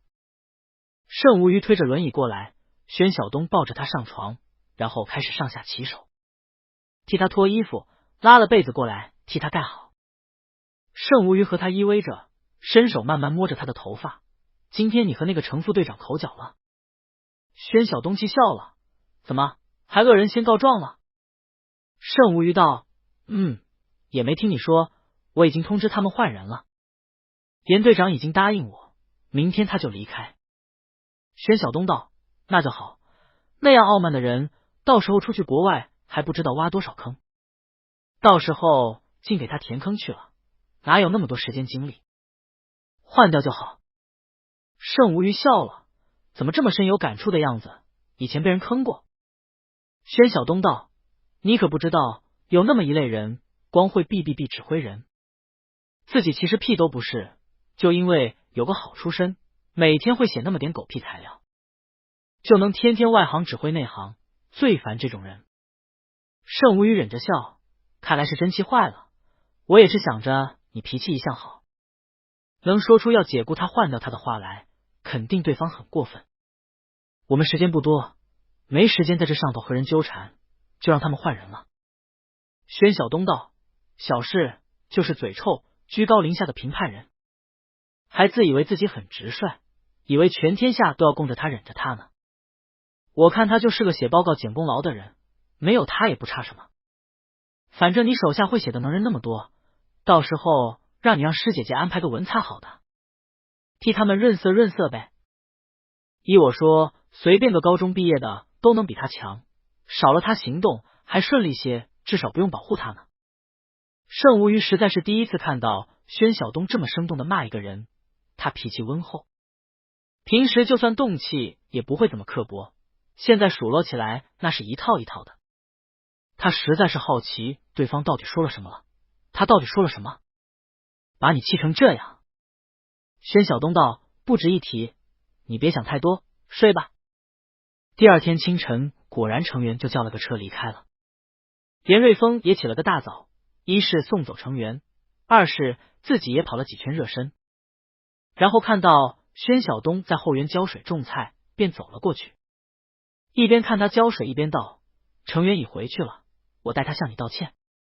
宣小东道，怎么又是那套，他只是心直口快，其实心是好的，我们要团结，要有团队精神的话吗？他也年纪不小了，这什么刀子嘴豆腐心的人设倒是一直不倒，打算用到老吗？惯得他。严瑞峰忍不住笑了，你倒是变得伶牙俐齿多了。宣小东道，大家都忍他很久了，现在我又不用忍他了，凭什么还要惯着他？严瑞峰看黎明中他双眸湛然，风姿如初，又微微心一动，低声道，你是为了盛先生的安全吧？你从前都很与人为善。宣小东淡淡道，命很宝贵的，哪有时间给佣人去铺路？当初高队他没再说下去，严瑞峰垂了睫毛，所以你才退役了吗？宣小东道，那不重要。严瑞峰这么多年陆陆续续换了一半以上的人了，剩下的只是这几个老队员，他们因为是技术岗的，可以坚持的时间长一点，但也要借着这次机会退役转业了。宣小东怅然，天下无不散的宴席。严瑞峰道，小燕还是很高兴的，他和李丽都是从前叫你小东哥长小东哥短的。宣小东临完水，看了下时间，吃早餐没？严瑞峰道，我想吃油条。宣小东收了桶，我让厨师替你炸。严瑞峰道，昨天你还给小燕儿送苹果甜点。宣小东道，那也是厨师做的。严瑞峰微微一笑，昨天他们看到厨房有做牛蛙，知道我不吃，和厨房说宴席不要上这道菜，结果厨房说你已经吩咐过了。宣小东道，是谁当初在阿桑森林里明明都要饿死了都不肯吃蛙肉蛇肉的？严瑞峰眼睛里掠过了笑意，是靠小东哥扒了香蕉心弄了老鼠肉给我吃，多谢哟。宣小东道，那中午给你上一道烤田鼠吧，忆苦思甜吗？严瑞峰笑起来，他原本就是个整肃冷硬的人，一笑起来脸上的轮廓都柔和了。两人并肩走进大厅，正看到盛无虞正从电梯下来，看到他们一愣，早上好，吃过早餐了？他看了眼他们，两人身材都很高挑挺拔，并肩一起走路的时候，莫名带着一种久经训练摄人的气场，气质相似的很，都有一种凌厉锋锐之感。盛无虞忽然想起来，某种意义上说，宣晓东的确和这群人是一类人。严瑞峰道：“盛先生早上好，我在和宣先生道歉。”程元金早已经回去了。盛无虞含笑：“严队长能体谅我们就太好了，麻烦你了。”宣晓东走过去问他：“早餐炒了个枸杞叶蛋花，做了几块玉米饼，你试试看，合胃口不？”盛无虞笑道：“好，一起吃。今天妈妈有叫你出去吗？”宣晓东道：“没有，我今天想回一下农场，收拾点东西。你有什么需要带回来的吗？”盛无虞道：“我陪你一起去。”宣晓东：“你不理聊吗？”盛无虞道：“没事，一来一回没多少时间。”宣晓东也只能答应。严瑞峰在一旁却道：“我们需要护送陪同你们一同前往。”盛无虞知道他们也是职责所在，没说什么，只是知道以后两人的时光会很稀少。旧日农场的闲暇仿佛已经是奢望，而这一切都是自己带给宣晓东的。用过早餐，一行人准备出发。严瑞峰开了盛无虞的车，宣晓东和盛无虞坐在后座，其他队员坐另外一台越野车。因为盛无虞的车是定制的，宣晓东教了下严瑞峰如何开这台车。严瑞峰道：“我以为要开那台千万豪车，心里还高兴了下，可算摸到这么贵的车了。”宣晓东知道他在开玩笑，解释了下：“那是程无虞母亲的车，我昨天陪他出去，所以开的他的车。”严瑞峰点了点头，盛先生就务实低调多了。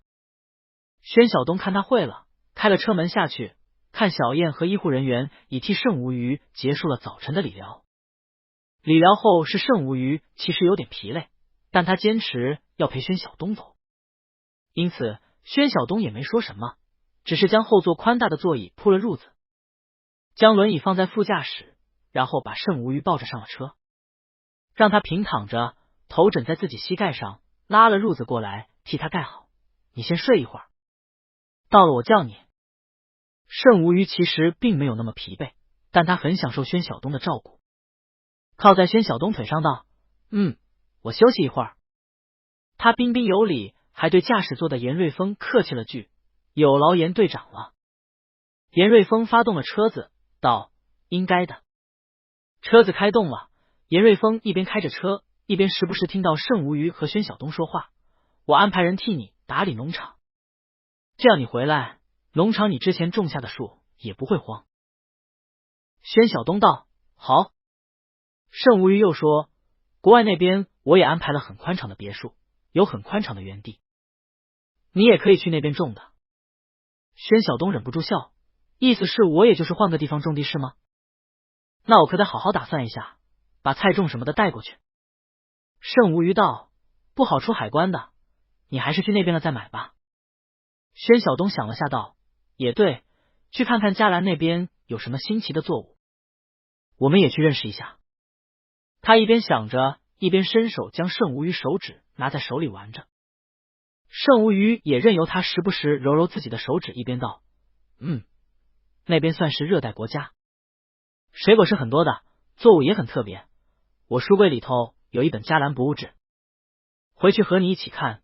那边的美食也很受称道，很多做法和我们不一样。”严瑞峰开着车转弯的时候看了眼他们，只看到宣晓东自然而然的拿了程无虞的手指在唇边吻着，盛无虞闭着眼睛笑，两人情笃是外人无法插进去的那种亲密无间。车子到了半山，宣晓东下车拿了轮椅出来，盛无虞已能扶着车边半站着，看宣晓东推了轮椅过来，才坐上轮椅，便听到了后面小燕儿欢呼惊叹声：“太美了吧！”宣晓东和盛无虞对视一笑。半山上火红的杜鹃开了一路，而之前种下的茶花也全都开了，朵朵茶花点缀着灌木丛，香雪翡树林也开了花，细细碎碎的白花在树上摇曳着，整座山都被花给簇拥包围着，春山如酒，风暖吹过，花香熏人。罗燕惊叹道：“这是什么树？宣晓东道：香雪翡，我引进的新树种，今年原本可以收果了。他声音带了些惆怅。盛无虞伸手轻轻握住了他的手，我安排人来收。宣晓东道：没有安排人工授粉的话，结的果不多的。算了，就让他们自己随便尝尝，等我们回来了再认真经营好了。罗燕笑嘻嘻过来问道：这座山是宣先生你的吗？他眼睛里充满了促狭活泼。宣晓东笑道：进去坐坐，你们可以顺便游玩一下散散心。他打开门上的锁，严瑞峰按住了他的手，我们先进去检查一下。宣晓东一怔，也反应过来，点头，好。严瑞峰带着人进去转了一圈，很快看出来了，这应该是宣晓东生活过的地方。而另外一边明显是新装修过的，装着各种高科技设备，放着钢琴等物，书架上摆着满满的外文书。这是盛无虞住的地方，他曾经在这里和宣晓东常住过。严瑞峰走了出来，看宣晓东正拿了个水杯递在程无虞嘴边喂水。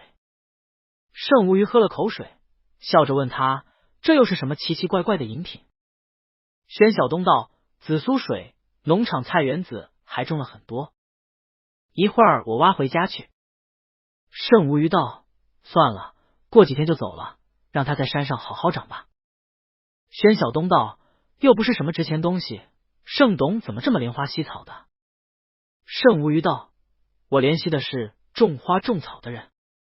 宣晓东不妨他当着这么一大群人脸不红心不跳的和他调情，不由看了眼刚刚从院子里走出来面无表情的严瑞峰，有些老脸一红。严瑞峰道：没事了，可以进去了。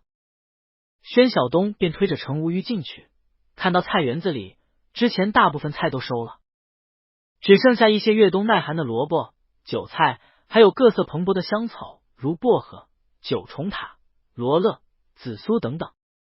因为无人打理，恣意生长，仍然在春光中满满当当长了一院子，绿意盎然。葡萄藤未经修剪，乱七八糟长了沉甸甸的一梁棚架，把半边天井都霸占了，到处都是葡萄卷曲的绿须子，长芽无爪地垂下。进去在餐厅里坐好，宣晓东接了水先烧了水，又打开冰箱找了下，找出了一些从前腌制的梅子糖、陈皮糖、腌金桔出来，放在桌上，招呼严瑞峰、罗燕他们吃，然后自己回了房间收拾东西。盛无虞看着空空如也的鱼缸出神，听到罗燕也在赞叹，这么一面墙的鱼缸啊，以前是养有鱼吗？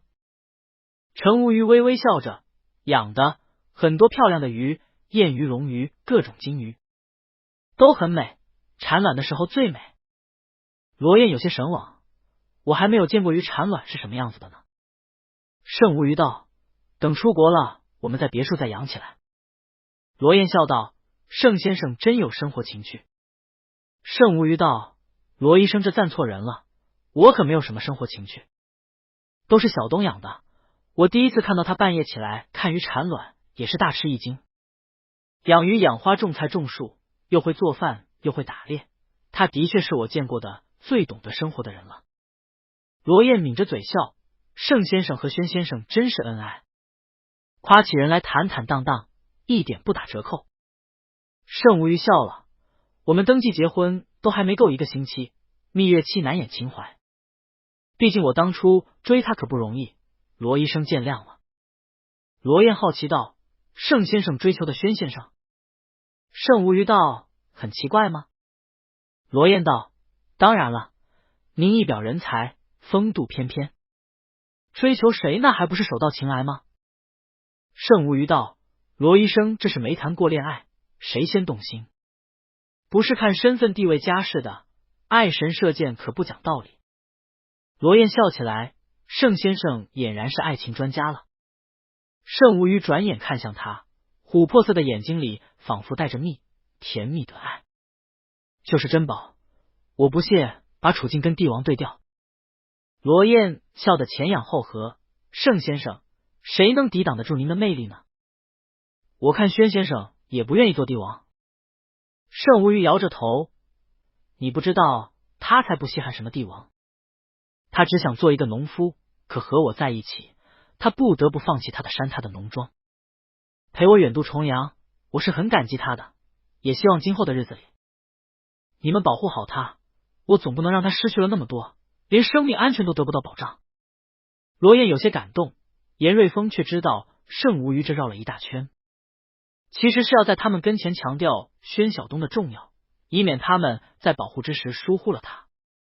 严瑞峰从桌子上拿了一颗梅子糖，含在口中，酸酸甜甜的味道在舌尖漾开。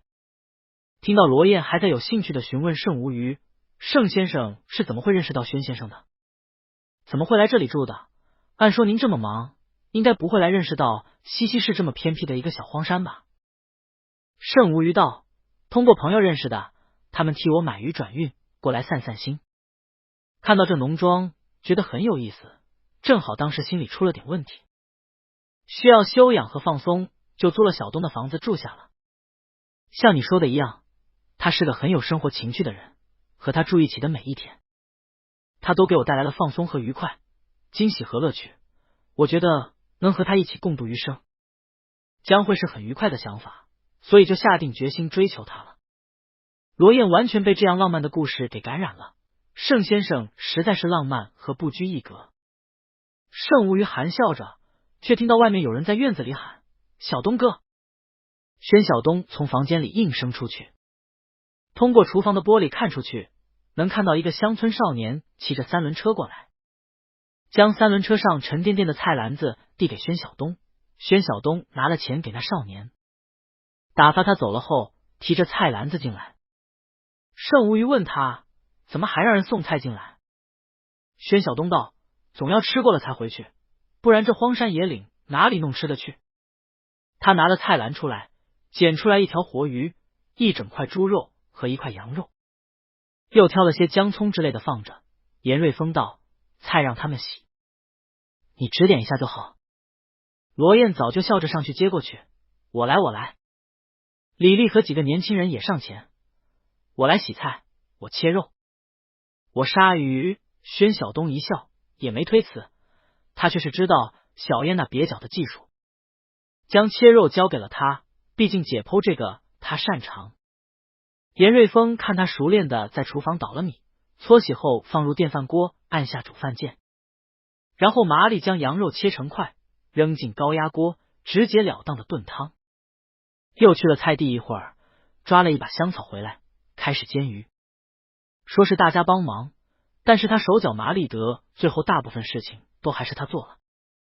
他打量着这干干净净的小农庄，想着宣晓东一个人在这里生活的样子。他当初从医院养好伤出院回队，迎接他的就是当头一棒。宣晓东退役，一字一句都没有给他留下，一个电话也没有打。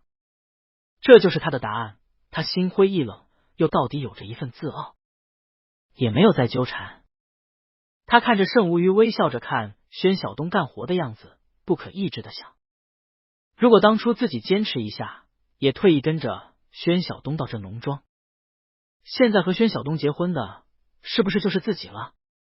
他自嘲一笑，知道自己不可能抛开家里，抛开事业，来到这么个小农庄，和宣晓东过什么世外桃源的生活。他看向盛无虞，面无表情的想，就算是盛无虞说的多么甜言蜜语，最后不也一样，还是将宣晓东脱离了这农庄，还要陪着他前往海外，而且还这么危险。小东知道迦兰王女追求过盛无虞吗？小东作为配偶过去，最后是不是要被针对？说到底都是一样的，天下哪有世外桃源？独善其身哪那么容易？盛无虞和他一样，只不过他捷足先登了。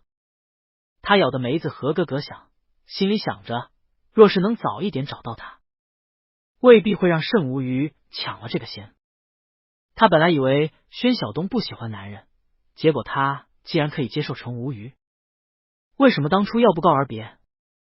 一行人在厨房做了一顿饭吃了，又重新收拾了一遍。宣晓东将需要带上的东西装在收纳箱里，放到了车尾箱内，然后一行人又回进海市。回到的时候天已黑了，然而一个意想不到的人却到访了。你要和我一起去迦兰？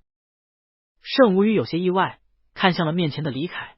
李凯看了眼一旁的宣晓东，笑道：“是爷爷的意思，让我和你出去见见世面，锻炼一下。我通用语和迦兰语也不错，可以作为随行翻译和助理，和你一起出去。”盛无虞沉默了一下，看了眼严瑞峰，却知道这是成员的缺了。但是李凯他确实没想到，应该是仓促之间难以找到合适的人，只能安排李凯，身份上又不引人注目。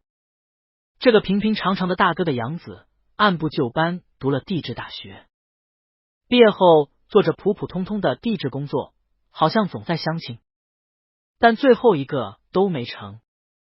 他大部分时候是安静低调的，性格沉稳不张扬，和大哥一样，所以那牺牲的同事、勘探队员确实会有牺牲，但不至于需要大哥来收养对方的孩子。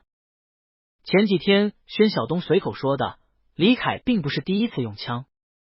他们盛家人从来不问彼此的工作，但他的确没想到，老盛先祸害的是大哥。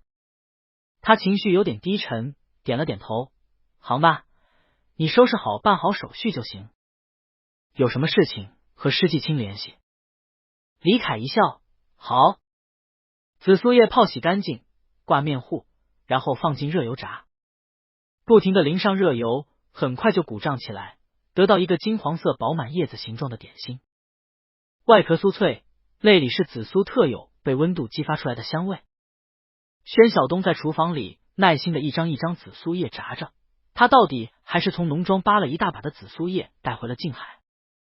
罗燕在一旁喜滋滋看着，十分喜欢这种看着面糊慢慢成型、香味透出来的味道。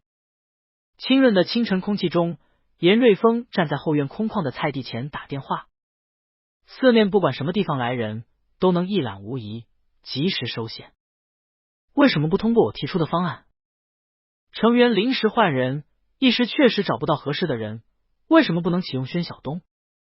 他也是韩郎退役的，状态也还很好，又是盛无虞的配偶，原本就是要随行，深得盛无虞信任，对我们的行动将会有极大帮助。再次调来一个文职，又是新人，没有和我们磨合过，虽然看起来也是盛无虞认识的人，但是行动上难免会容易断链子。那边沉默许久，苍老的声音传了过来：“瑞峰，你冷静一点，宣晓东不能作为此次行动的队员。李凯是安全署优选出来的人员，同样经过严格和必要的训练，不会拖你们后腿，你们可以信任他。我如果知道盛无虞忽然结婚的对象是宣晓东，我一开始就不会让你去执行这个任务。”严瑞峰忽然想到了宣晓东那突如其来的退役，为什么？我需要一个理由。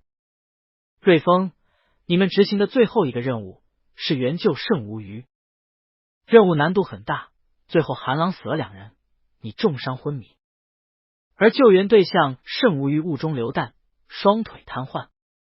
事后检查发现，击中盛无虞的那颗子弹来自我们的队伍。严瑞峰的心沉了下去，然后那天晚上的情形便是我们的子弹也完全只是误伤，这根本不应该会被追究。但是盛家会信吗？我们必须要给他们一个合理的解释。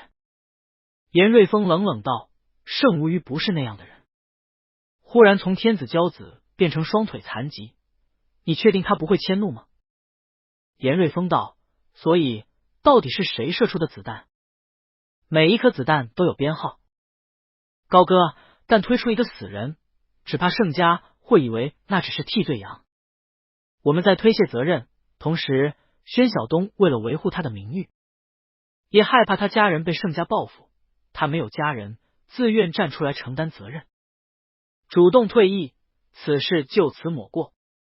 因此我不知道盛无虞出于什么目的和宣晓东结婚，事后他是看过报告的，也提出来了不追究此事。而宣晓东参加过救援，应该也是明白此事，他为什么还要和盛无虞结婚？他们内心如何想，我们没办法揣测，是怨恨，还是补偿，还是利用，又或者只是简单的金钱利益交换。同样，我们也不能将行动寄托在他们身上。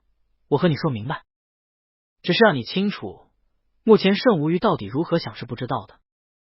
你必须要掌握全局，随时注意，随机应变。你撒谎。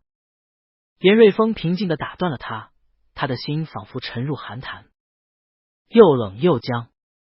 我没有撒谎，你可以去查。你也说了，子弹编号清清楚楚，确实是高歌领走。我没有说子弹不是高歌射的，我的意思是，宣晓东不是为了高歌顶的罪，他没那么蠢去给死人背锅，那是烈士，谁敢动他家人？严瑞峰语气平静，但眼神变成了死寂。他是为我顶罪。爸，是你和他说子弹是从我枪里射出去的，是吧？因为我在行动前和家里出了柜，和你坦白交代了我喜欢队里的一个队员。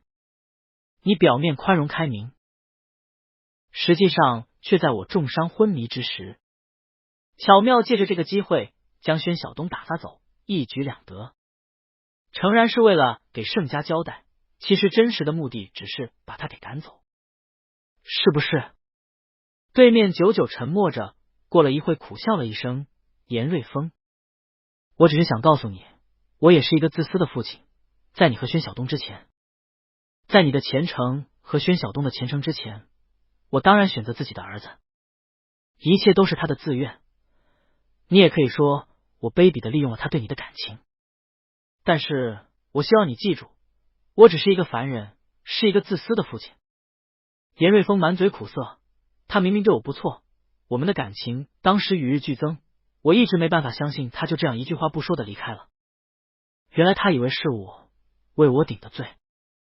他父母离异，母亲再婚，爷爷父亲都已去世，家里已经没有任何亲人，出身寒微的农家留守子弟，平时脾气又好，乐于助人，有求必应，在你们眼里自然是绝佳的替罪羊。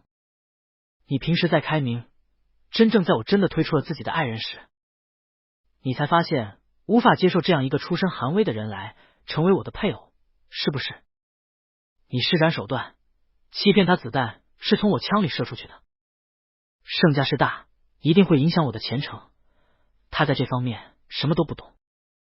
你说什么他当然信了，我当时又重伤昏迷，他心里怜惜我，自然就义无反顾的顶了罪。你大概还许给了他丰厚的报酬，他会拿，为了让你放心，不过他事后全送给故去的高歌和小劳的家人了。对面沉默许久，对不起，儿子，他确实是一个很优秀的人，但是他们既然已经结婚，盛无虞不会允许任何人觊觎他的配偶的，无论他为了什么和宣晓东结婚，这是尊严问题。你这次还是要把握好分寸，过去的事情就让它过去吧，一切要以任务为先。对面的声音冷酷而理智。严瑞峰一言不发，挂断了电话。他站在春风中，看四面花开如锦，繁盛缤纷，菜园子里宣晓东种下的菜已经生机勃勃，长出了嫩芽。这是多么喜爱生命的一个人，多么可爱的人。他当然喜欢他，他脾气好，枪技强，做饭好吃，长得俊秀，却有着莫名其妙的自卑，对人有求必应，总是学不会拒绝人。他关注了他，教着他学会强硬一点拒绝人，推荐他考军校，保举他进入最好的队伍。他庇护他在羽翼之下，指点他，引领他，教导他，看着他一天一天成长成为一个坚定的优秀的男人。然后他喜欢上了他，他和家里坦然出了柜，他成熟，他已经独立多年，家里也基本不干涉他，他认为这是水到渠成的。因为他不善于拒绝，这么多年他确然对他有些恩，生死与共下来，又确然有着可以交托生死的感情。他觉得一切已经到了最好的时候，就连所有队友都看出来了他对他的感情，于是他表白了，这本该是瓜熟蒂落自然而然的事情。万万没想到宣晓东惊慌失措，他当时问了一句话，自己当时觉得很可笑，如今却知道宣晓东那个时候就已经预知了自己的悲剧。他当时问他：“你家里人同意吗？”他当时却没当回事，还自以为是的告诉他：“爱是我个人的事，家里人同意不同意都不影响我的表白。现在同性婚姻的法案已经在推动了，预计过几年就能施行，到时候我们就能正大光明的结婚。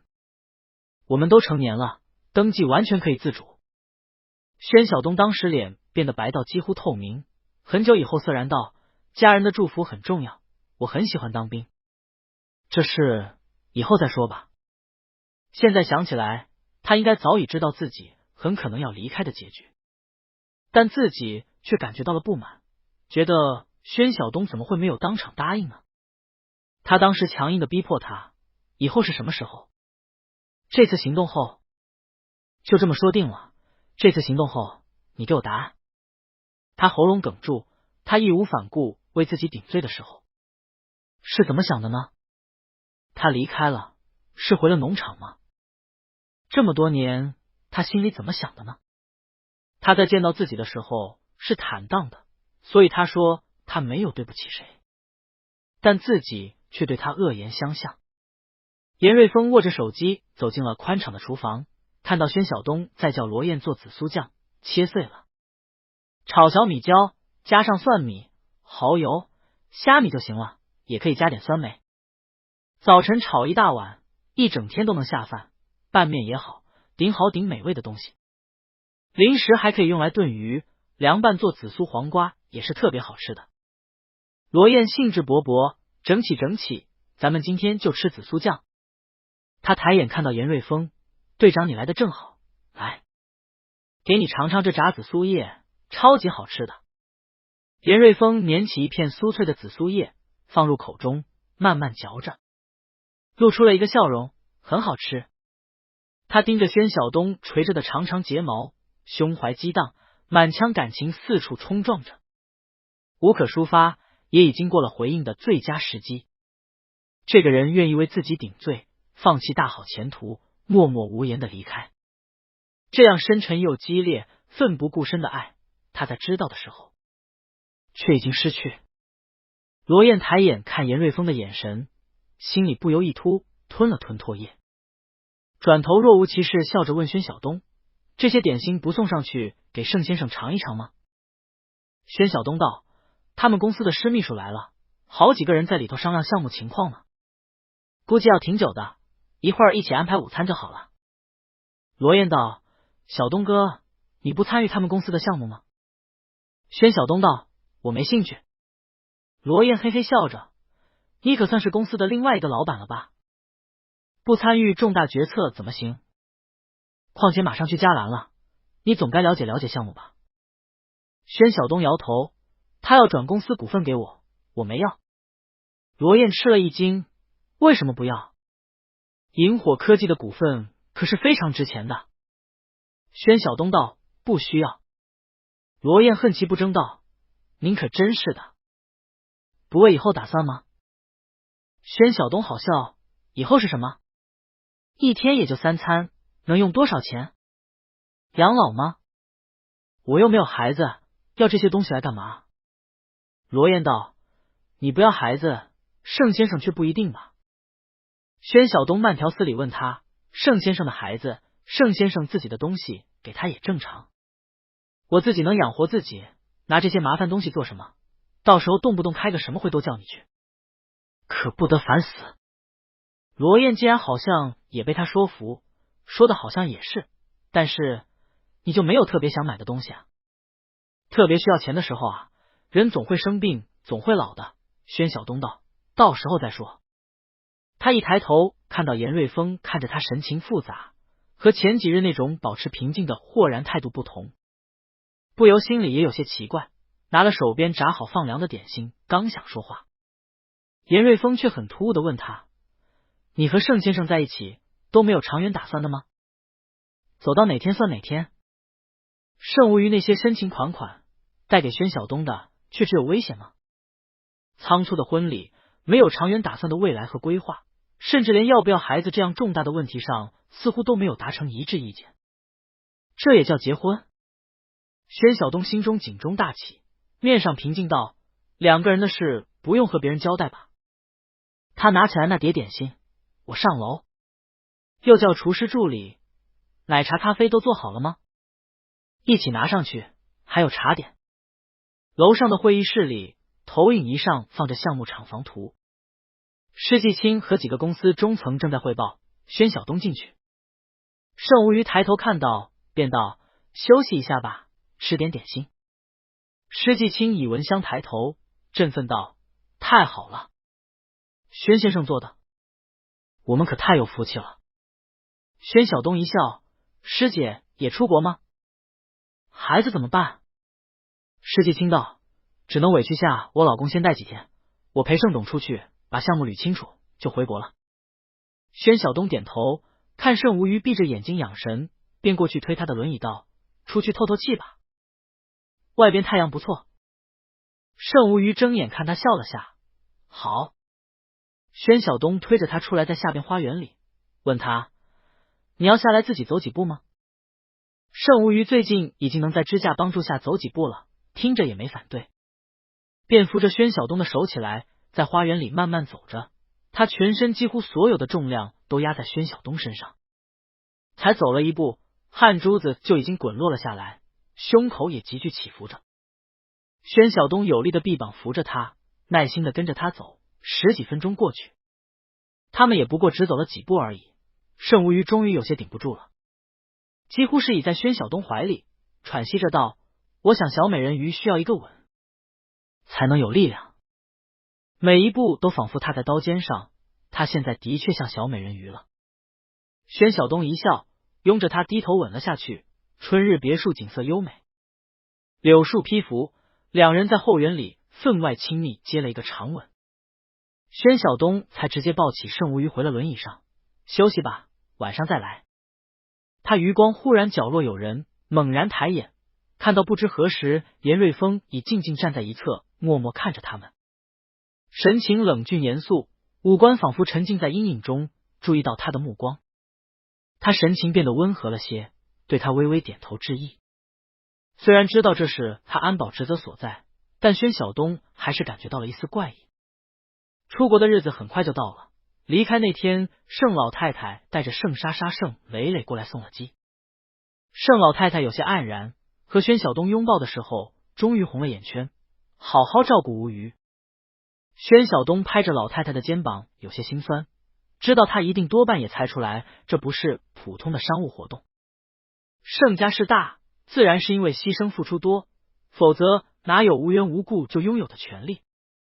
飞机很快起飞，盛无虞和宣晓东登机后进了专门的舱房内。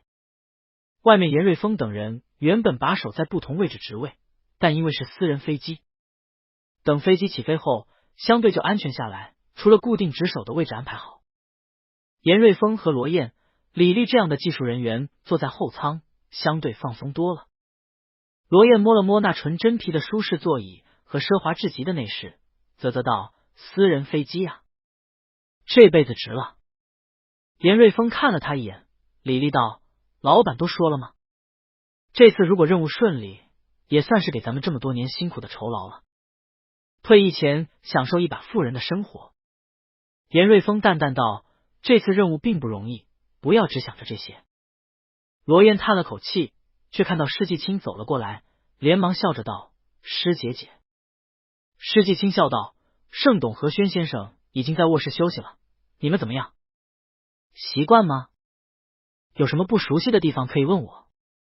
这边酒吧、办公区、健身房每个功能区都开放，有咖啡、牛奶等等饮料，可以自取，不过你们事先已经熟悉过了，应该不用我提点了。”罗燕羡慕道：“施姐姐，看来您经常享受这乘坐私人飞机的待遇。”施继清笑了声：“哎，也还好，盛董买这个飞机没多久，我也就搭乘了第2次，这是2手飞机，我们盛董用特别低价从人手里收过来的，一般也只是为了节约时间才用，很务实的。”罗燕吃了一惊，这看起来还很新啊，从哪里收的？施继清道：“和曾家收的，出的价格特别低，而且省了好大一笔装修费，据说当初曾家光是机舱内装修就花了1个亿。”我们评估了下，觉得很划算，毕竟咱们的业务遍布全球各国，跨国业务太多，有飞机可以节约很多时间，提高效率。盛董就拍板买了，他从来不做亏本生意的，这飞机不是他一个人用。萤火科技所有高管都可以申请使用，而且所有高端客户都可乘坐，这样既可以彰显实力，又能让大家非常的戮力奋进。罗燕赞叹不已，神往道：对哦，一个普通公司员工能够搭乘私人飞机进行公务活动，接待嘉宾，那可是多大的面子啊！他差点就想问，你们萤火科技还招人吗？严瑞峰却知道曾家去年才倒，不得不出手转让资产，看来盛无虞确实眼光稳很准，估计还压了一把价，毕竟国内能拿到机场审批也不容易。私人飞机这种东西，买着贵，养着更需要源源不绝的巨款。他收了这飞机，却真的拿来做交通工具，让萤火科技上下用，又狠狠收买了一回公司人心。果然不愧是善于揣摩人心的外交官。宣晓东显然被他迷得神魂颠倒，那样相貌，那样家世，那么多手段使唤出来，小东一向单纯，能不动心吗？正沉思着，却见前面仓房卧室门推开，宣晓东走了出来，身上穿着休闲宽松衬衫，袖子卷到手肘，露出了结实的手臂。他走出来到中间厅内的冰柜，拿了杯冰水，微微抬头喝起来。他应该很渴，喝得很急，喉结上下动着。严瑞峰目光不由自主落在了那性感之处，然后清晰看到了颈侧一枚鲜红的淤痕，那是非常新鲜的，刚刚制造的吻痕。他们才进了卧室多久？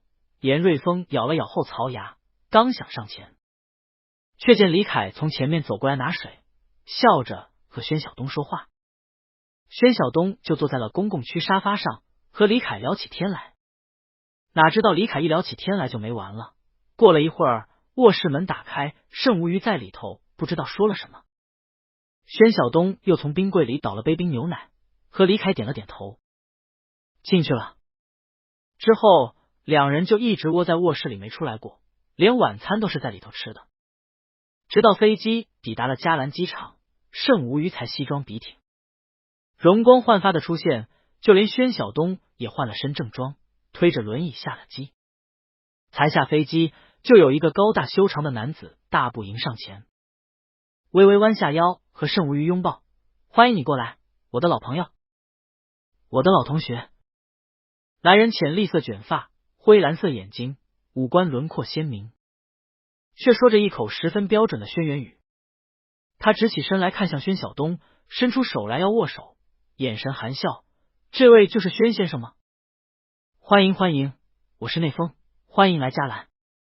宣晓东和他握了手，心下明白，这就是嘉兰王室的二王子那风了。这位年轻的王子一笑起来，眼睛就仿佛会放电一般，仿佛千万语言都在某转之中，实在是个非常有魅力的男子了。他对盛无虞和宣晓东道，之前按无虞的要求，我替他挑选了一处庄园，他很喜欢，也买了下来。这次你们过来，我就越俎代庖，在你们的庄园给你们准备了接风宴了，也方便为你们介绍你们的新家，毕竟我们私交甚笃，若是搞个国宴接风，反倒是生分了。盛无虞笑了，有劳那风了。那风带着他们又换了车，一路开到了庄园。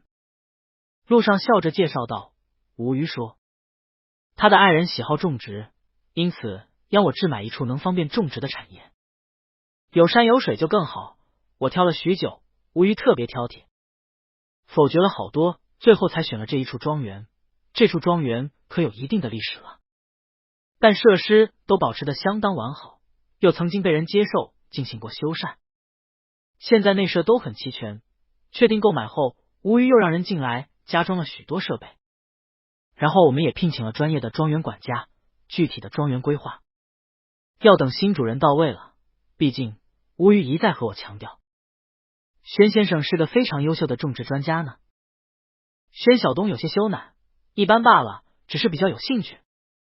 那风看了下外面，笑道，到了庄园后有座小山，风景很美。宣晓东闻言看出去，果然看到车子绕入了僻静山道，一处庄园的大门徐徐打开，一侧山道春树幽深，蓬勃如绿雾，另外一侧是起伏的丘陵和平原，里头也种了一些作物。时值黄昏，一些牛羊漫步在暖黄色的余晖中，果然是非常漂亮的田园景色。下车的时候，春日原野特有的清新草木味道和花香充斥在风中，宣晓东不由感觉到了一阵愉悦。微风之歌，那风笑道，这座庄园的名字用我们的语言直译过来是这个意思，为了方便称呼，可以直接叫风歌庄园。管家带着佣人都在门口排列着迎接主人。那风下来，带着他们先介绍了管家布雷。布雷有着一头红头发，非常严谨向他们鞠躬，然后引着他们先进入餐厅。佣人上来接过行李放入房间，又有人来引着李凯、施继清等公司随员和严瑞峰等保镖安置在别的侧厅，井井有条，十分训练有素。主厅宴席只留下了那封王子和盛无虞、宣晓东两人，其他随员都在侧厅。另外安排了皇室官员专门接待。晚餐是我安排的，希望你们能用餐愉快。那封笑着介绍宴席上的特色菜品，这是嘉兰王室特供的金沙生蚝，这是纯橡木果喂养的飞猪火腿，王氏金箔葡萄酒，香煎肥鹅肝，鹅是纯玉米喂养的，蜜烤乳猪，烧羊羔里脊肉。宣晓东眼睛落在了自己跟前那金灿灿的生蚝上，十分困惑。他是第一次见到这种品种的生蚝，他忍不住伸出手指去沾了沾，手指上立刻沾满了金粉。盛无虞看宣晓东认真研究着生蚝，微微一笑，人工镀的纯金，皇室特供，纯为了效果而已。宣晓东大为震惊，看向盛无虞，盛无虞低声道，还有镶钻的呢。宣晓东，好穷奢极欲。服务生过来替他们倒酒，杯子里注入了清澈的酒液，里头沉沉浮浮，无数细密的金箔在飘荡着，璀璨灿烂。那风举起杯来，笑容可掬，为了我们的友谊，为了未来，干杯。宣晓东拿起酒杯，有些担心看了眼盛无虞，盛无虞含笑着对他点了点头，示意他安心，转头对那风道，我生病还在吃药，不能喝酒，就以水代酒了。那风忙道，自然的，你随意。后边的管家果然上前重新替盛无虞倒了杯气泡饮料。盛无虞举起酒杯，三人感谢老同学的热心招待，祝王子殿下心想事成。金箔酒和别的葡萄酒的味道也没什么大的差别，宣晓东浅浅喝了几口，感觉还行。看一旁的侍者已经替他们切削了薄薄的火腿片放在他们跟前，浅玫瑰色半透明的肉片，顺滑轻薄，有着漂亮的大理石纹路，入口即化，鲜甜咸香，有着水果香气，口感确实很棒。生蚝也是侍者现破开，饱满的生蚝肉挤上了柠檬汁，尝起来鲜甜嫩滑，口感分外清新。鹅肝肥厚高滑，风味独特。盛无虞笑着端了碟圆鼓鼓的奶酪球过来，拿餐刀替他破开，和碟子里的蔬菜小番茄拌了拌，吃点青菜。那风看着程无虞替宣晓东拌菜，笑意涌起，眼睛里越发放电，你们感情真是好。他看向盛无虞，在学院的时候，万万没想过你最后会和男的结婚。他看向宣晓东有些歉意，无意冒犯，实在是当初无虞在外交学院里，追求者无数，都是女同学，直的不能再直了。宣晓东含笑，没事，我也很意外。实话说，我也很好奇无虞在学校时候的经历。那封王子不介意的话，可以多说说。他并不擅长言辞，但宴上人少，那封王子看上去实在和蔼可亲。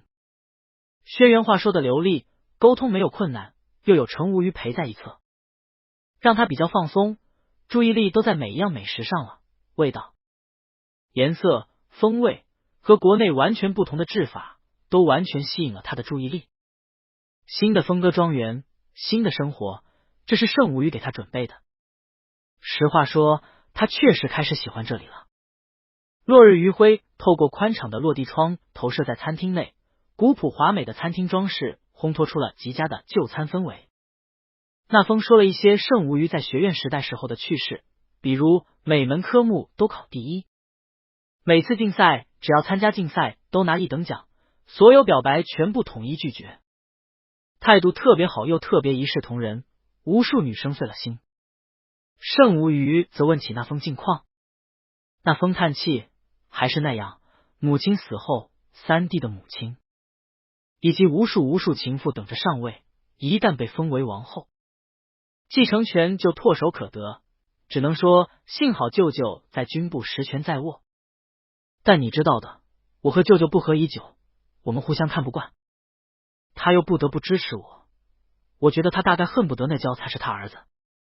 那风看向宣晓东，挤了挤眼睛，狂热的君临国领主灵异支持者，恨不得回到从前牙郎将军独临灵才那个年代。圣无虞道，真搞那套，迦兰的经济的倒退10年，不会有国家敢在你们这里投资，国际舆论也不会支持。那风惆怅道，我也觉得很简单的道理，但是说实话，我觉得那叫是投其所好，在讨好他呢，可恨的人。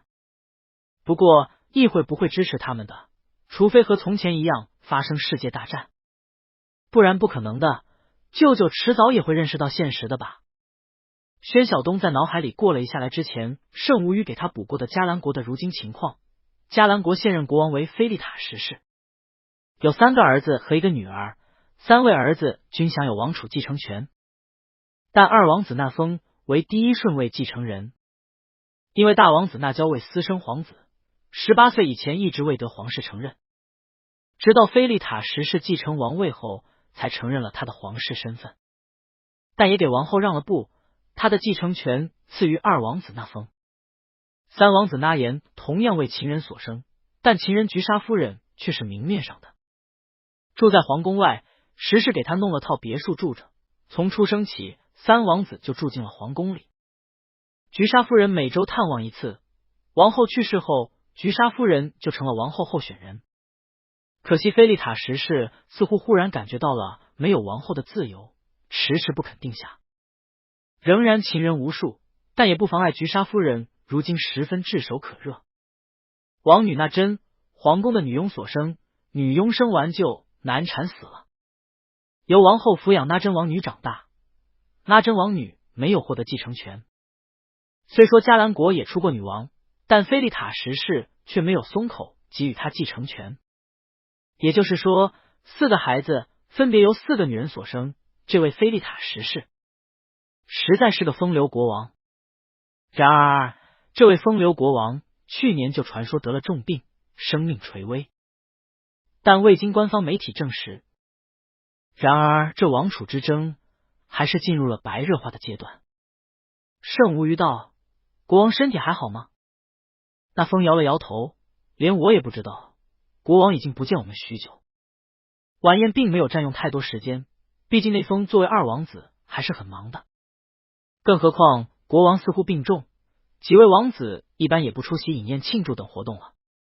送走那封王子，圣无虞和宣晓东回了大厅，那里管家已经在那边安排好了所有随员保镖们的住宿。严瑞峰和李凯提前早已拿到过庄园的图纸了，如今借着饭后时间飞快走了一圈，定下了防卫方案，拿过来给圣无虞和宣晓东，在书房的展示屏上开了投影，介绍防卫安排。圣无虞听着李凯说着防卫安排，宣晓东则拿了电子屏在手里仔细看了下庄园地图。整个庄园约5万平方米，约80亩，中间为喷泉园林花园，后院为花园、泳池、网球场、跑马场、马厩、车库。此外还修有一个小型的直升机停机坪，山上有橄榄园、无花果树林和葡萄大棚，另外分散栽种有一些橘子树。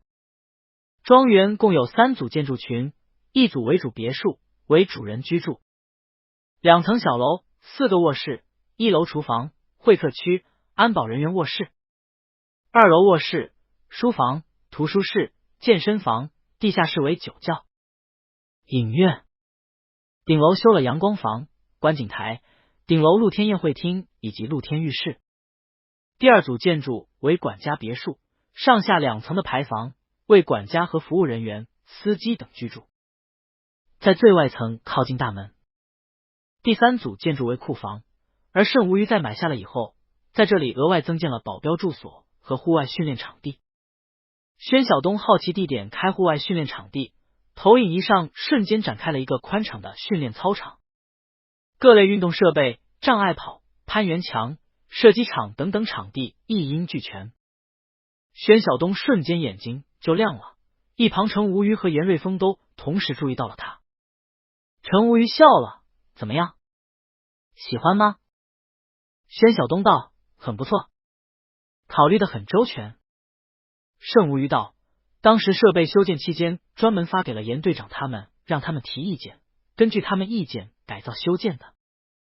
沿着山后边那一侧的崖壁还修建了山崖攀援训练道，你喜欢也可以去玩。还有后山还有个很小的湖，也能钓鱼、养鱼、划船什么的。他拿着激光笔点了下，小山虽小，后侧仍然有个较高的悬崖，已经安装好了攀援设施，并且在半中修了个平台，平台上可观景、休憩、饮酒作乐。而悬崖下方的湖并不大，但春草深深，野鸭成对，湖水如镜，僻静幽密，实在非常静美安闲。宣晓东点头，盛无虞伸手和他手掌指交握，含笑道，像不像个世外桃源？李凯放下激光笔点头笑道，花了很多钱吧？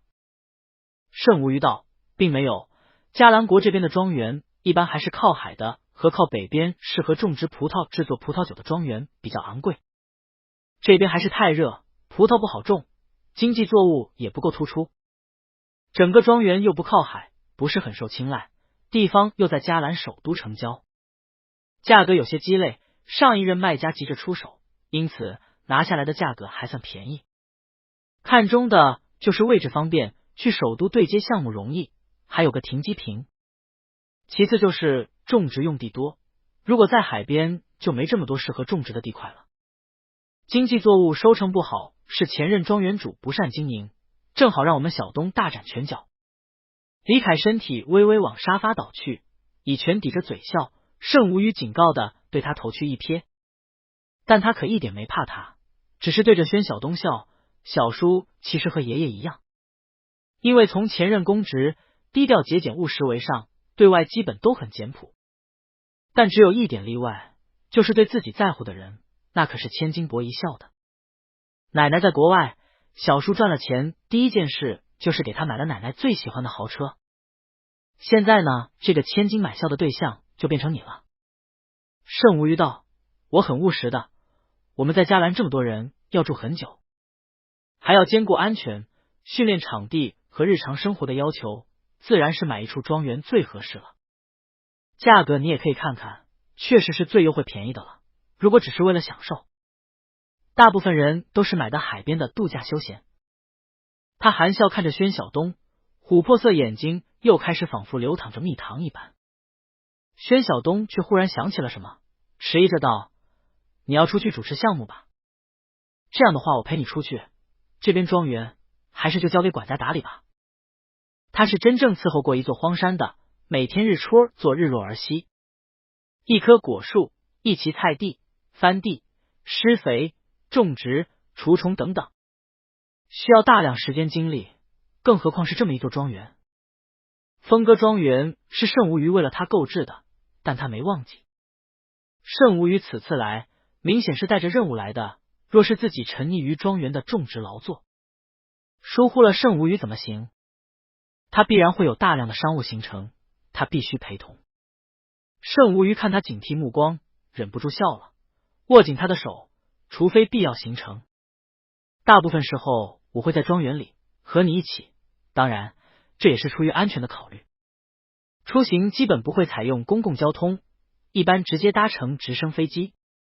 大部分事务开个视频会议就行了，必要的工作这里的管理层可以直接过来庄园向我汇报，需要我出席的政要活动才会出席。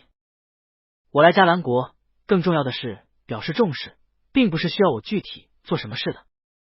否则萤火科技这么多项目都由我亲自做还得了。高管们拿那么高薪水不干活吗？宣晓东这才放下心来。好，他心情又变得闲适放松起来，兴致勃勃翻开了种植区的图片。但很快又有了顾虑，地方比较大，是不是需要聘请许多人工？这样也会有安全隐患。慎无虞道，可以考虑高科技种田，你需要什么功能？我让他们给你定制，安排专家过来安装，现在基本上翻地、灌溉、施肥、收割等等都可以用科技手段实现了，不是难事。农业科技部在我们公司也是很大的一个部门呢。别忘了上次楚若捉的是怎么解决的，正好给他们练练手，开发新功能。偷懒是第一生产力啊！而且这科技的设备安装好后一劳永逸，等我们回国后，这里依然能够运转起来，不会因为我们走就荒废了。宣晓东一听眼睛就亮了，欣然，那好，那我明天走一圈，仔细想想咱们该种什么。慎无虞握着他的手笑道，一起。宣晓东道，我们要选一些能短期就能开花结果的作物和景观植物。慎无虞只是含笑看着他，一旁的李凯笑了声，转头对严瑞峰说话，这两人开始虐单申狗。我们没什么事，先回去吧。严瑞峰收回目光，表面平静。好。慎无虞几句话就滴水不漏的将宣晓东引导着往他要的方向走。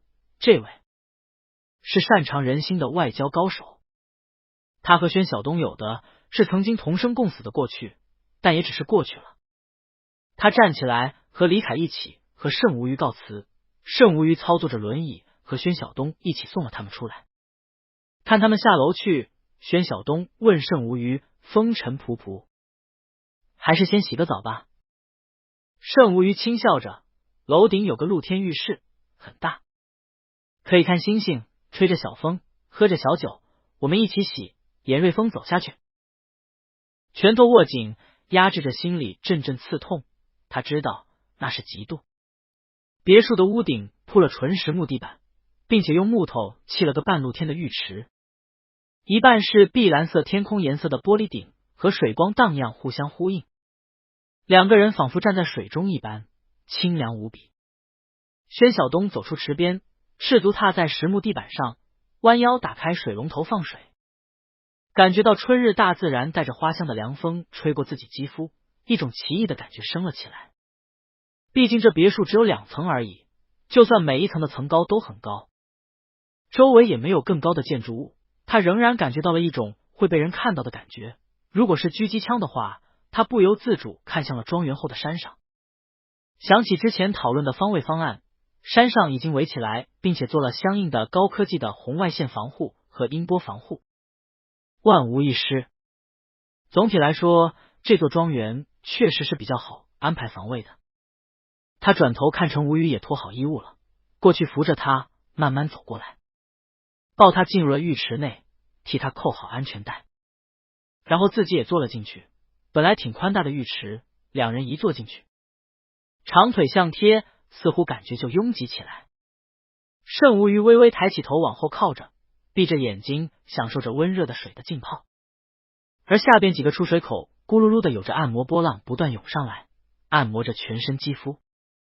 宣晓东看着慎无虞的双腿被波浪打得自然浮动着，问他现在腿的感觉如何。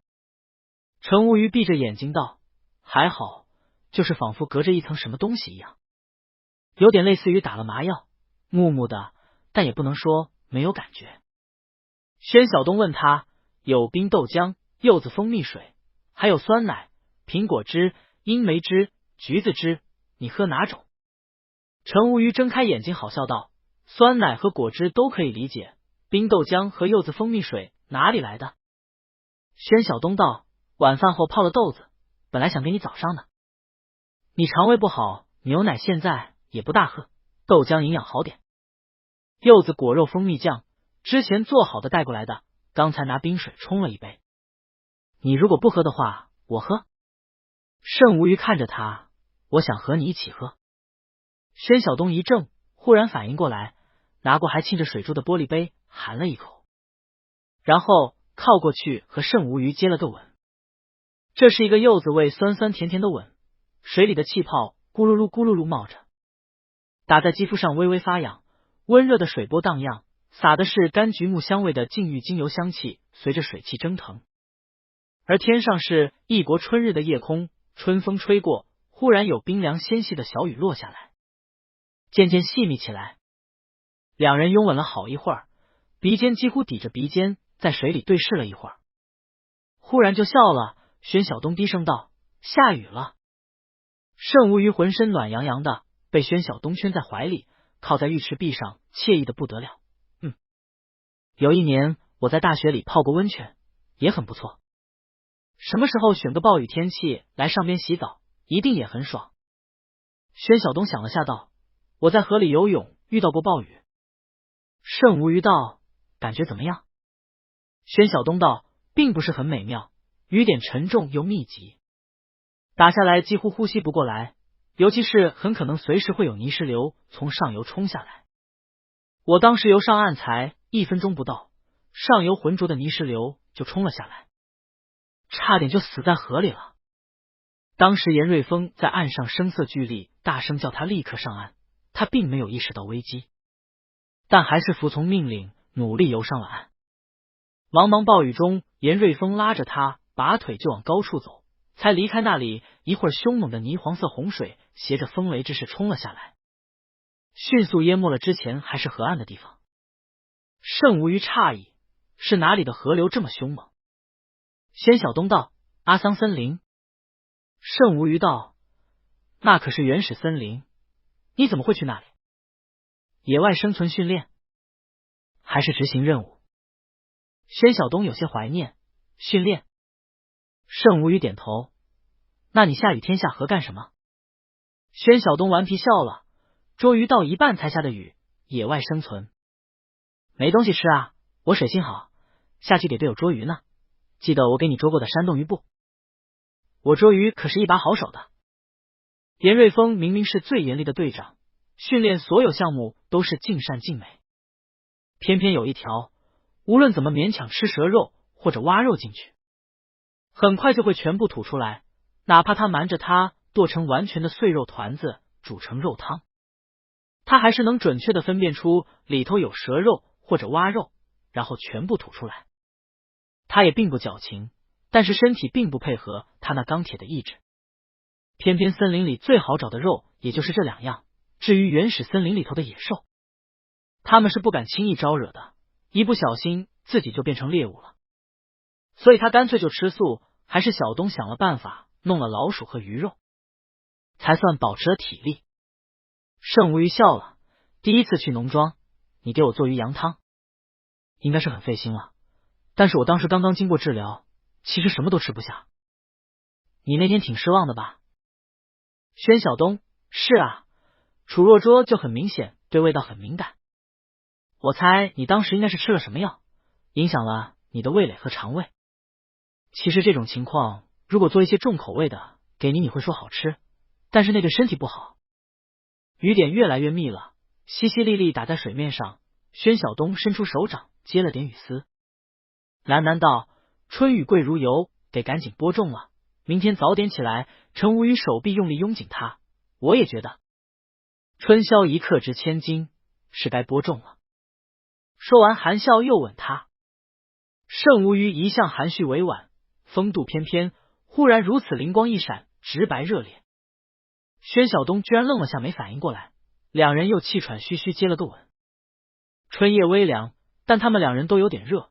宣晓东抱了盛无鱼起身，跨出浴池，稳稳当当穿过露台游廊，直接从楼梯下了卧室。水滴一路湿漉漉滴了进去。他们在峰哥庄园度过了美好的第一个春日的夜晚。第二天清早天才微明，宣晓东果然醒得很早，应该是因为到了陌生地方的原因。但盛无鱼还睡得很沉，他轻轻摸了摸盛无鱼的额头，体温正常，便自己下了床，换了衣服下楼。管家布雷早已在楼下迎候，看到他下来恭敬鞠躬：宣先生。早餐有酸酪烤椰丝面包配鲟鱼子酱、咸蛋挞、烤饼干，另外有芦笋牛排和海鲜粥。请问您现在要用早餐吗？这位管家轩辕语十分流畅，宣晓东颇为意外，点了点头，拿一块面包和一盒牛奶给我就行，我出去庄园转转，其他早餐等盛先生起床用就好。布雷连忙道：稍等，等我们安排司机和电瓶车吗？宣晓东心急，他想着庄园这么大，自己先走一圈，心里有个数。慎无鱼身体不好，迟点再和他慢慢走一圈就好。便摇了摇头道：不必，有摩托车吗？有的话我自己开就行。布雷笑道：之前盛先生是吩咐过要准备一台摩托车，原来是为宣先生准备的，我让人立刻开过来，还请您先简单用点早餐吧。宣晓东一想也对，便坐到餐桌边，拿了片酸酪面包片，卷了鱼子酱往嘴里就塞。才入口就感觉到了酸酪的酸味和鱼子酱的咸鲜味，面包的淡淡的甜味极好的融合在了一起，居然十分美味。他急着出去，几下吃完面包，又拿了海鲜粥过来喝完一碗。听到外面摩托车声音到了门廊下，便知道车子到了，顺手拈了个蛋挞往嘴里塞了，吃完拿了餐巾擦了擦嘴，起身抬腿就走。他腿长，几下就已走出门外，跨上摩托车，风驰电掣出去了。下了一夜的春雨，空气是鲜润清新和湿漉漉的，仿佛随时还能落下雨来。四处草色淡如烟，天上云色也是暗青色的，路边树叶都是新叶，青嫩鲜绿，水洗过一般的干净。宣晓东一贯清静自然，开着摩托车风驰电掣在路上，让微凉的风撞进胸口，感觉实在爽极了。他很快绕着橄榄树林和无花果树林转了一圈，停下来细细看了土壤情况，看了树林子的情况，又看到一片南瓜地，也下来转了转，干脆掐了一把嫩南瓜苗，拎着捆在后座，然后又转去了后山。山上绿意盎然，空翠坡依，湖边岸上草分外丰美鲜绿。他看到湖水四镜，里头隐隐有鱼，水边有着一群鸭子栖息游泳，应当是庄园饲养的。他沿着湖边慢慢走着，狭长的草沿路拂擦在他脚跟小腿，草香四溢。他忽然站住了，水边有一大片野百合，全都开了，乳白色的花朵朵风中静静开放，风姿绰约，香味袭人。盛无鱼一定会喜欢的。宣晓东露出了笑容，他上前折了几只已经开到极盛的百合拿在手里，转回摩托车和南瓜苗插在一块，回主屋去。他应该起床了，没起床的话就把百合花在美人鱼的床上吧。盛无鱼却已经起床了，今天却是需要针灸的日子。他简单只喝了点牛奶，就请了罗燕过来替他针灸。罗燕拿了针细细替他灸着。盛无鱼看他明明一张甜美的娃娃脸，但是针灸手法娴熟，不由笑着和他闲聊：你学医很多年了，读到博士应该要读很多年吧？罗燕将针都横完，笑道：我跳级的，我可是天才啊。他十分自豪，挺了挺胸。盛无鱼点头笑道：确实是天才。罗燕观察了下盛无鱼双腿双足上的颜色和血色，没有异常，只待时间到就行，便站了起来。好了，等上10分钟吧。他站在起居室的落地窗前看出去，看到溪水蜿蜒，有些惊喜，原来这儿风景这么好，后山居然有溪水一路流下来。春天到了，真美啊。盛无鱼靠在背后软垫上，也拿了本电子屏起来翻看项目情况，一边随口道：是不错的，是上面有个湖，平时修了引流的渠下来灌溉南瓜田，雨水充足，可能水漫出来了，溪流水比较多，你们也可以去游玩一下。罗燕随口道：这几天有雨，溪水边还是得小心，山里有时候很可能会有泥石流，不过庄园这里的话应该有防护吧。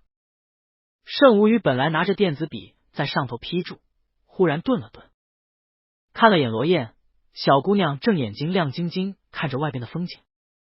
她体态修长，腰身笔挺，刚才捏着针的白皙手指手掌上，同样有着枪茧。他毫不怀疑，这个看起来纤细文弱的小姑娘，她和严瑞峰一样，一定是经过充分和艰苦的训练的。对战几个未经训练的成年男子不成问题。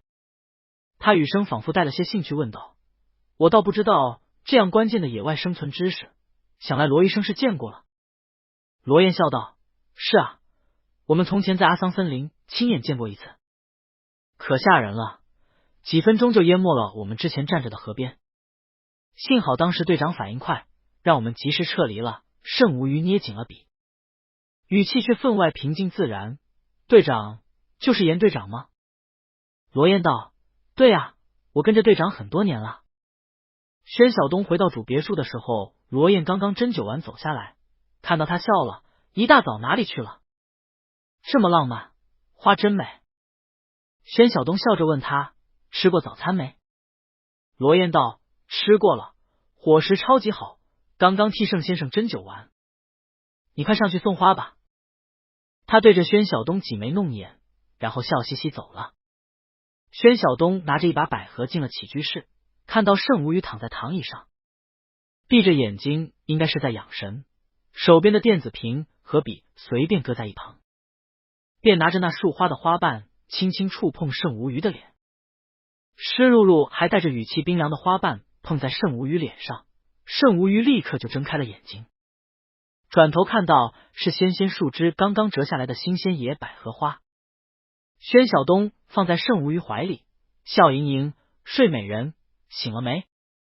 路上摘的，后山还有很多，我还远远看到一株山桃花，开了粉红的花，一会儿陪你去看看。”盛无鱼凝视了一会儿他的脸，宣晓东看他发呆，微微垂下头，很主动在他唇上又轻轻吻了一下。“吃早餐没？”他走过去，看到窗帘不知何时拉上了屋里阴暗了许多，便过去拉开了落地窗帘，推开通风的半窗，外边春色草香，婉转鸟声和潺潺溪流声仿佛瞬间随着春风涌了进来，窗纱被吹得鼓胀起来，仿佛宣晓东把春天带进来了一般。盛无鱼微微低头摸了摸那柔滑清新的百合花瓣，之前心里那点疑虑仿佛被风吹得干干净净。他眯了眯眼睛道：“没吃，你陪我一起吃。”宣晓东自然没意见，扶了盛无鱼起身上了轮椅，下楼去又陪他吃了早餐，一边兴致勃勃说着庄园见闻。盛无鱼闲闲问他：“你一个人出去？严队长没安排人跟着保护你吗？”宣晓东愣了下：“我不用保护，那几个新来的还不如他老练呢。”但他看着盛无鱼不赞同的目光，还是又补充了句：“庄园内部、外部防御安全的情况下，不用跟着的。”盛无鱼道：“不行，我知道你一个人散漫惯了，也自视技高，但不管去哪里，必须带上安保人员。”他转头看了下，看到严瑞峰不知何时已站到了餐厅门后，便道：“严队长，昨天安防方案上，我记得是有随身保护的具体要求。对我爱人的保护，我之前就说过，必须和我本人的安保级别一样。像今天早上这种他一个人出去转了一圈无人保护的情况，我不希望再出现。”严瑞峰道：“是，这是我们的疏忽，立刻安排。”宣晓东脸上微僵，解释了一句：“按保安方案，临时出行是要向保安队长报备的，是我临时起意。”盛无鱼打断道：“严队长，我希望你要了解，我爱人的安全在我心目中是高于我本人的。诚然他本人有一定的自保能力，又习惯一个人行动，对自己安全意识也不强，但他从住处出去并不是悄悄走的。一楼本来就有安保人员，为何没有引起重视跟上？一个疏忽造成的后果很可能是终身遗憾。”严瑞峰看了宣晓东一眼，宣晓东已经闹了个大红脸。他们结婚仓促，几乎没有对外以正式配偶关系出现过。他万没想到盛无鱼平日看着委婉含蓄，办事起来却是如此直截了当，目标明确，说话直白。严瑞峰道：“盛先生的话我记住了，会高度重视宣先生的安全，安排专职随行人员。”宣晓东满脸不自在：“一想到去哪里都有人跟着，他简直都要窒息了。甚无鱼却拿了一片薄薄的苹果，夹着一片薄荷叶，舀了一小勺鱼子酱卷在其中，凑在宣晓东嘴边。宣晓东张嘴吃了，程无鱼笑问：怎么样，鱼子酱配青苹果，味道也很不错的。宣晓东低声道：是不错。甚无鱼又问他：其实我有点想吃你之前给我做的金汤鱼了。宣晓东道：但是这边很多佐料和我们的不一样，也没有酸菜，还有柑菊花、藤椒什么的，鱼最好也要大一些，我迟点出去商场采购一下。甚无鱼摇头：不必，你列单子，我让人出去采购，安全第一。宣晓东道：好吧。甚无鱼又问他：早晨看过庄园了，有什么初步想法呢？我之前已经让人定制了各类翻地、灌溉的设备，就等你先确定种植场地，再统一安装。说起种地，宣晓东兴头就起来了，他仔仔细细说了一下早晨的见闻，原来的橄榄林和无花果树，还有零星分散的橘子树就不动了，虽说经济效益一般，但是果树长这么大了，树况都不错，留着好，咱们也不会挣钱。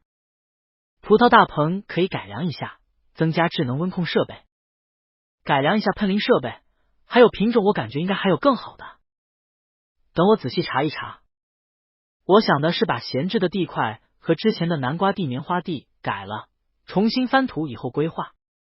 初步构想，我觉得咱们种花，这里离嘉兰首都这么近，每日鲜切花的需求是很大的，定好供货渠道以后肯定不会亏本，而且鲜花出得快，很快咱们就有花看了。至于种什么花，还得让专家来帮看看，我初步看了下土壤，觉得还行。南瓜地好一些，棉花那边一般，但是棉花种久了伤地，咱们补充一下肥料，改种花。现在开种，2-3个月就能开花了，到时候一定特别美。宣晓东说的满脸向往，甚无鱼问：可以种蜜桃雪山吗？宣晓东看他含笑看着他，瞬间想起之前甚无鱼送给他的满车子的玫瑰，低声道：好。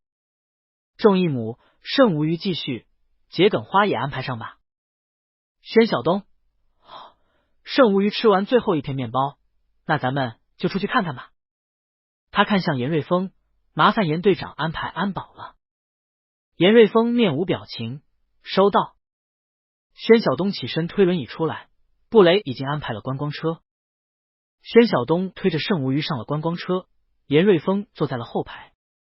另外一辆观光车也坐上了4位安保人员，然后缓缓开动。逛个自家庄园还出行这么多，尤其是宣晓东总觉得背后严瑞峰的目光仿佛总落在他脊背上，他感觉敏锐，便分外觉得不适应。甚无鱼握着他的手低声道：你要习惯，我从前出国一样如此。安保人员不可或缺，不仅仅是安全需要，也有保密的原因。宣晓东凑近他也低声道：知道了，早晨是我不对，你别怪他们。甚无鱼悄声笑道：谁叫你让我独守空床？他唇靠宣晓东极近，说话极轻，吐出来的气冲着宣晓东的耳垂，那里是宣晓东的敏感位置，很自然就红了起来。宣晓东几乎是瞬间就被唤起了昨夜的温存，耳朵热得紧。坐在最后一排的严瑞峰只看他们二人窃窃私语，声音只听到独守空床什么的，便知道他们是在说私密事，转过眼光看向了外头。春日游玩庄园原本是件十分惬意的事，更何况是和甚无欲一起。但宣晓东每次看到队长那张脸，就条件反射的有些正经认真起来，之前那种随性散漫收了起来。不过好在甚无鱼时时发问，还拿了电子屏出来，拿着笔一张一张图纸的和他确认哪里想种什么，哪里要安装喷淋系统，哪里要先挖土，哪里需要施肥，需要什么肥料等等，一一备忘。宣晓东算是明白甚无鱼的学霸是怎么来的了。种地这事明明是他感兴趣，但最后甚无鱼那电子屏上密密麻麻的批注，让他忽然觉得过去这么多年他种了个假地。各个角度的拍照和文字批注，每个地块一一编号，细到连土壤质量都要拿了瓶子装了，然后贴上对应标签，让人收起来，说是要拿回去让人化验，确定种什么花合适，是否需要改良土壤。他有些惊骇，但还是被慎无虞那种仿佛要做什么重大科研课题、写什么申奖论文的认真给感染了，也一一亲手收了土壤标本，贴上标签。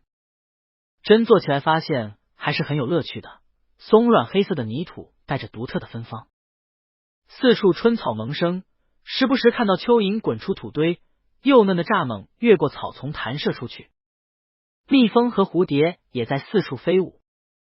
慎无虞坐在轮椅上，拿着电子屏看了一会儿，他在每一块地时都用星号标注了他们安保人员的站位，加上认真仔细观察，得出了一些猜想。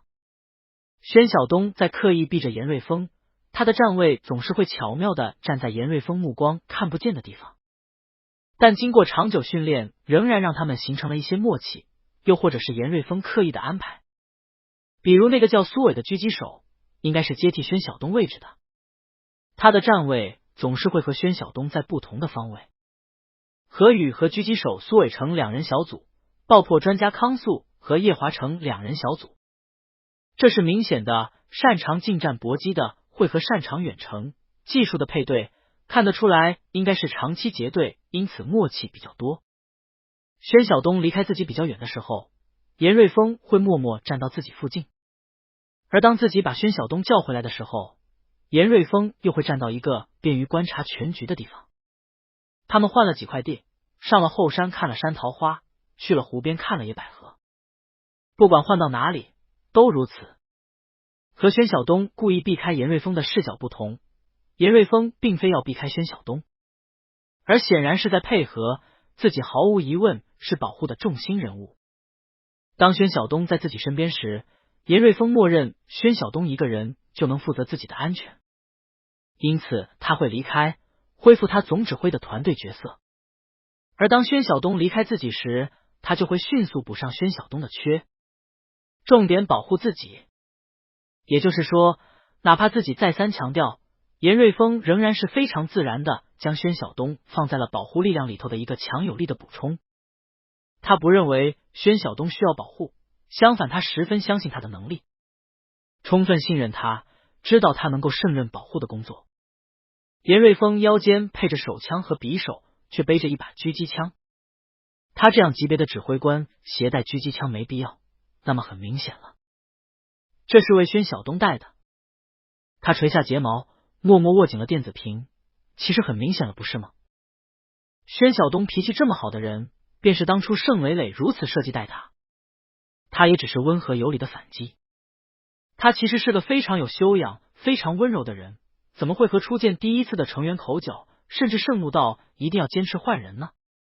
以他的个性，只会暂时隐忍，也因此当时他才认为成员一定非常过分，让初见面的宣晓东都能发火的，一定是大错，所以他坚持换人。如今想来，成员此人看来八面玲珑，办事圆滑，一贯负责对外联络，怎么会如此没眼色的在任务才开始就得罪保护对象的配偶？除非积怨已久，这积怨深到一见面就口角，且对方因为轻视宣晓东，以为宣晓东会和从前一般软弱可欺，才会如此肆无忌惮触怒宣晓东。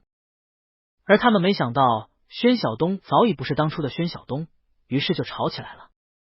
当时严瑞峰开始显然是偏袒那副队长的，但一看自己态度坚决，立场坚定，立刻干脆利落将成员退回。他当时还以为需要向更高层交涉才能达到目的，后来看严瑞峰果断，他是满意 IDE， 还颇为赞赏欣赏此人。如今看来，明显是怕自己当时深究吵架的原因，拔出萝卜带出泥，整个队伍他都换掉，自己当时怎么就没多问几句呢？还是看小东含糊其辞，明显不想说，就没有多问。他磨了磨牙，只觉得自己当时太君子了。一杯散发着柚子香味的柚子蜂蜜水又放在了嘴边，盛无虞抬头看到宣晓东不知何时拿了水杯放在他嘴边，他张嘴喝了一口，抬眼对着宣晓东笑，想好种什么了吗？宣晓东道：我其实这几天都在查迦兰博物杂志，我对黑种草很感兴趣，花和叶子都好看，婚礼爱用这种花。最关键是它的种子是迦兰这里很重要的一种香料，很多特色菜用这个香料的，辛辣又香，据说非常特别的味道，我很好奇。圣无虞道：好奇就让管家吩咐人，今天就能吃上。宣晓东笑了：好，一会儿我问问管家。看着庄园走得差不多了，圣无虞便和宣晓东回了住宅。才回去，管家便来报告，原来早晨宣晓东列的佐料和鱼等材料都买回来了。宣晓东看了下材料，居然都很好，便笑着道：我给你做金汤鱼去吧。圣无虞道：好的，我回房休息一会儿，顺便让人送这些土壤标本去迦兰的公司总部那边，让施季青托人检测，很快就能请教到专家合适种什么花卉了。宣晓东道：怪不得今天我起这么早都没遇到施姐姐，问了说他们已经去了迦兰这边的公司，要整理项目。他再次认识到了圣无虞手下人恐怖的行动力，这也就是他的萤火科技短短数年发展成如此庞然大物的原因吧。圣无虞道：他急着理清楚了，回国看孩子当然是要提高效率了。你做好鱼了叫我，我上去了。宣晓东笑着点头去了厨房。圣无虞回了房，把今天整理记录的笔记发去给施季青，然后看到电话响起，他先把干扰器开了，才接了电话起来。对面是盛浮云：无虞，你让我查的事情我查了，但是特种兵的每一支队伍具体情况和任务执行情况全部都是机要军务，不能透露给你的，哪怕你是宣晓东的合法配偶也不行，包括我也无权查看。盛无虞早已有心理准备，只是点了点头道：我知道了。当然是涉密，否则宣晓东和严瑞峰两边都不会装着不认识。盛浮云道：但是在宣晓东进入特种部队之前，他的义务兵的经历是能查到的，他考军校、转军官以及进入特种部队选拔赛的保举人都是严瑞峰。盛无虞握紧手掌：我知道了，这些已经足够了，谢谢爸爸。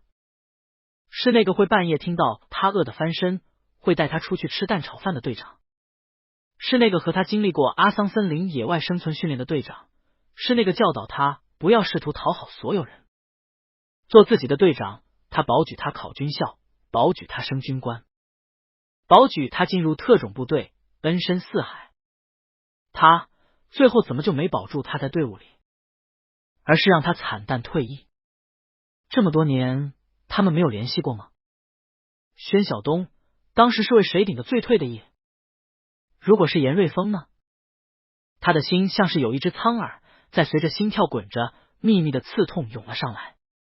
盛浮云迟疑了一会儿道：儿子，不要猜忌，有什么话摊开了说，不要藏在心里，更不要猜忌小东。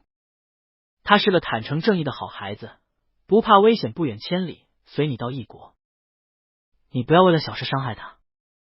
至于严瑞峰，他是严上将的儿子，常年在最危险的一线，带着队伍执行过很多任务，他的忠诚和人品是经过血的考验的，你也不要怀疑他的操守。盛无虞淡淡道：我是那样的人吗？但是还不能说，不可说，现在还不是挑明的时机，真的摊开说了，是在给对方送机会。盛浮云道：好，那我挂了。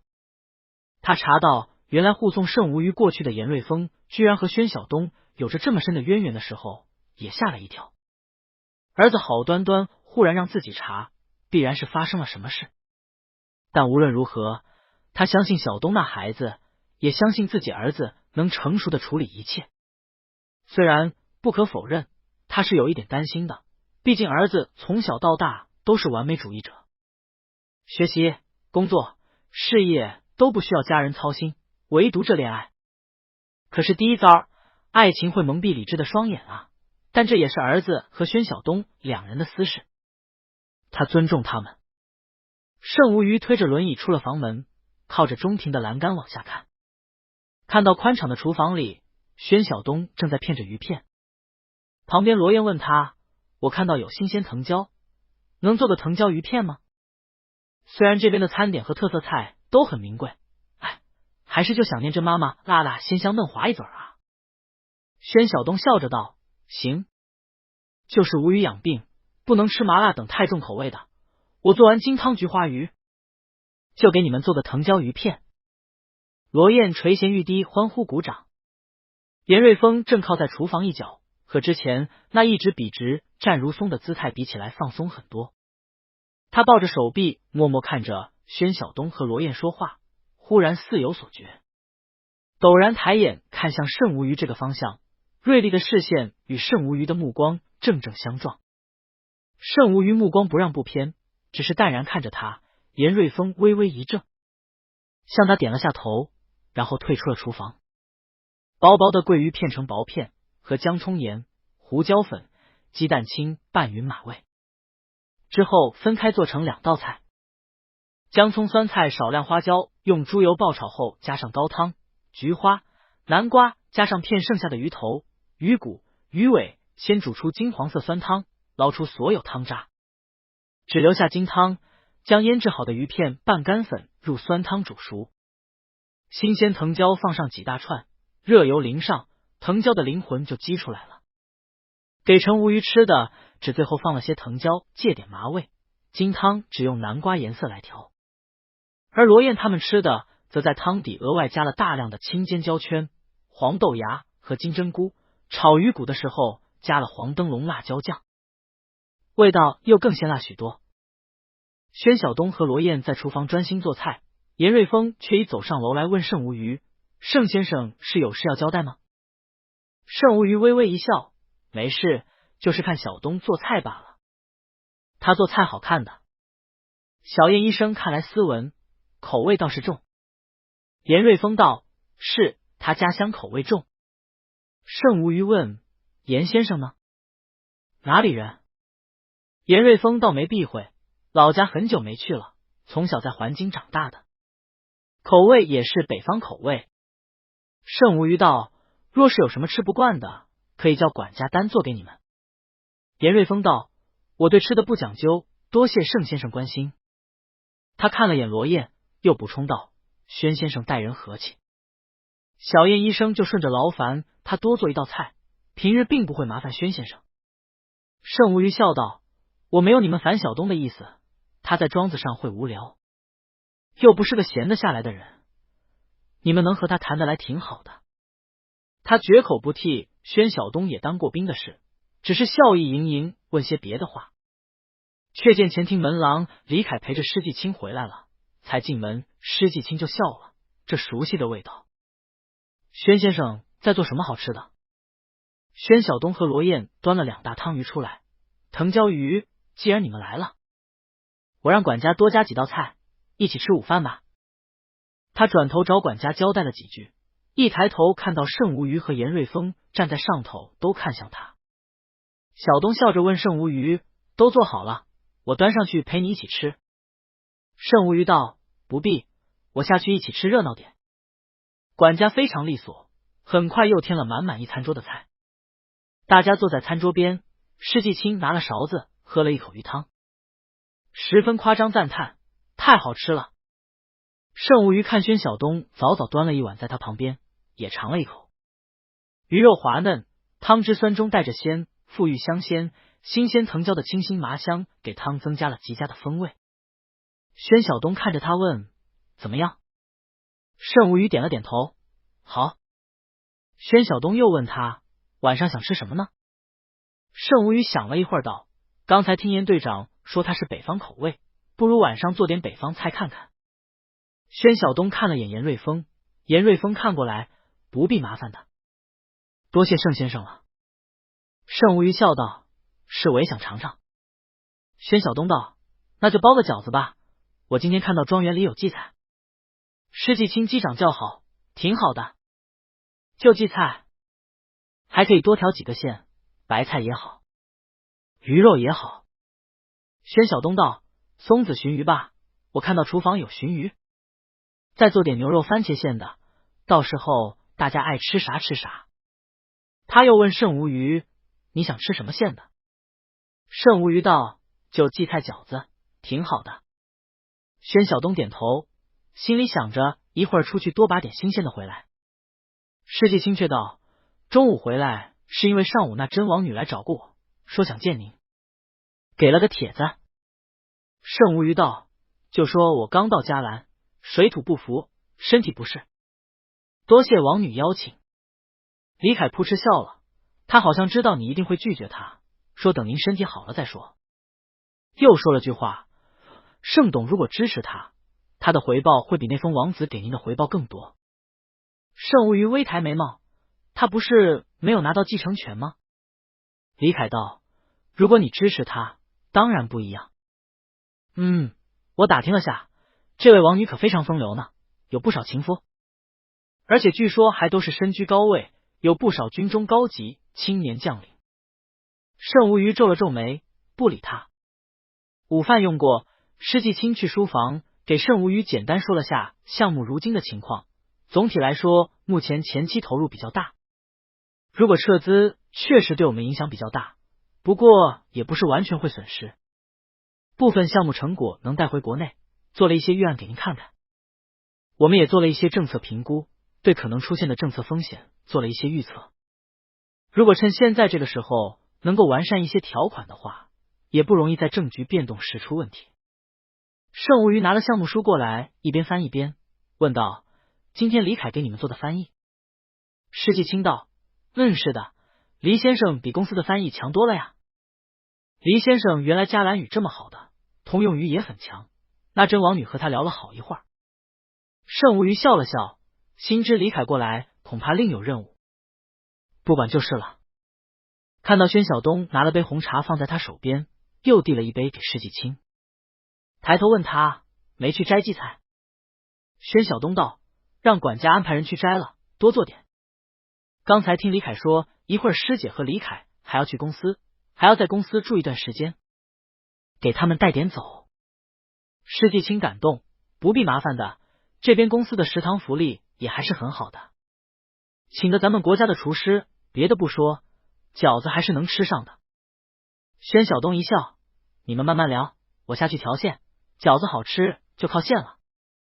肉馅要调水，分数次慢慢调水进去搅拌，这样饺子才能多汁鲜嫩。宣晓东一边指挥着厨房助理洗干净荠菜，掐好最嫩的地方剁碎，一边自己慢慢调馅。好容易把馅都调好了，面也和好，他示范着包了几个给助理看。助理学了下，很快也都上了手，飞快的包起饺子来。宣晓东看了下没什么事了，便走了出来看风和日丽，绿草青山，忽然有些想念他的小黑狗来，这次出国没带。回去转头看到严瑞峰跟着他，忍不住笑道，不用您亲自来保护我吧？严瑞峰道，感谢你专门给我做牛肉番茄饺子。宣晓东一笑，严瑞峰道，没事的话去靶场射几枪，不知道你这么多年手生拉下没？宣晓东一听倒有些异动，好，反正自己一个人到处走都要安排人跟着他，还不如直接过去训练训练。自己也确实许久没有射击了。严瑞峰和他并肩走着，一边问他，退伍回去你就在家里种地吗？宣晓东道，没有，在国内开着二手车自驾都走了遍。严瑞峰转头看他，眼神熠熠生辉，手指动了动，压抑住了想像从前一样摸摸他后脑勺的感觉，问道，觉得哪里最好玩？宣晓东想了下道，大雪山好看，向导带上去的，四处白茫茫，太阳出来的时候雪都带着粉色。两人说着已到了训练场，李丽正在那里训练，看他们来笑道，队长，小东。宣晓东微微一笑，严瑞峰过去捡了把枪扔给他，自己拿了一把，比赛吧。李丽也来，每人10枪，三人各选了一条把道，砰砰砰，果然开起枪来。这边施季青将项目情况汇报过后，便自己回了房间，好让盛无鱼好好休息。盛无鱼倒也没什么午休的习惯，送了他出来，在楼上看了眼厨房，没看到宣晓东，转头看到走廊安保人员是苏伟，问道：“我爱人出去了吗？有安排人跟着吗？”苏伟忙笑道：“他出去了，严队长跟着，刚听说他们在训练场打靶呢。”盛无鱼点了点头，没说什么，转头回了房间休息。宣晓东回房的时候，盛无鱼正在扶着支架，一个人在跑步机上慢慢走着路，额上满是汗。小东身上也全是汗，过来看了眼时间，吓了一跳，上前扶着他道：“怎么走这么长时间？”他摸着盛无鱼身上都在微微颤抖，连忙关了跑步机。微微带了些强硬，抱着盛无鱼下来。医生都说了要适可而止，你一下子走这么久怎么行？盛无鱼脸上虽然有些白，但说话倒还算平稳。我觉得还行，可以适当加大点训练量了，不然一直坐轮椅也不行。他看着小东笑，想陪着你多走走路。宣晓东摸了摸他额头，只觉得全是汗，但体温倒还正常，摸了下心跳也还好。微微放了下心，替他脱了衣服，我们一起去洗澡。我也刚爬完后山。盛无鱼含笑：“不是去打靶吗？”宣晓东道：“练了下，心疼子弹，感觉手臂的肌肉没有从前得心应手了。就和他们安保队员都去了后山，练了下攀岩，搞了一身的汗。洗完正好吃饺子了。”盛无鱼道：“开枪也需要上臂力量。”宣晓东道：“主要是对肌肉的一种控制，还有手感。我这些年确实疏于训练了，散漫很多，有些浪费时光。”他把盛无鱼放入温水浴缸中，扣紧安全带，然后站着自己脱了衣服。盛无鱼看着他宽阔肩膀背肌线条流畅，汗光点点，淡淡道：“过日子怎么开心怎么来，谁规定人生怎么过才不算浪费？再说了，我和你在一起不是希望你辛苦的。”宣晓东开了莲蓬头，先冲了下汗，打了酸酸甜甜的桃子沐浴露。浴室里充满了白雾，他洗干净了才踏入宽阔的双人浴缸里，伸手去慢慢替程无鱼打沐浴液，一边揉捏着他的双腿和脚趾。只是以前训练这手枪借用了许多时间精力，现在又松懈了，有些可惜。没事的我很快就能捡回来。今天我还是赢了的，只是成绩没有从前好了，毕竟太久没摸枪了。盛无鱼伸手按住他在打着泡沫的手背：“你喜欢就玩，但是我不希望你是为了什么保护我，或者是为了所谓的不浪费人生而勉强自己。没有人可以定义你的人生应该怎么走，你喜欢做什么就做什么。”宣晓东抬眼看盛无鱼湿漉漉的泡在水里，皮肤白皙，头发都被鹅汗湿透，实在可口，忍不住笑着凑过去索吻。两人接了个长吻，才算把澡都给洗完了，回了房。才换好衣服，果然管家就上来敲门，通知他们可以吃晚餐了。晚餐除了饺子，还有着芥末猪排、红酒烩牛尾、鲑鱼冻、烤山芋等等丰富的餐点，安排的是长桌。安保队员也一起都来了用餐，施继清、李凯也都在。大家热热闹闹吃了顿饺子，才算散了晚餐。晚上，盛无鱼和宣晓东挤在起居室里打游戏，严瑞峰例行巡逻，路过几次起居室，听到宣晓东在里头笑着叫盛无鱼，游戏声音效果极好。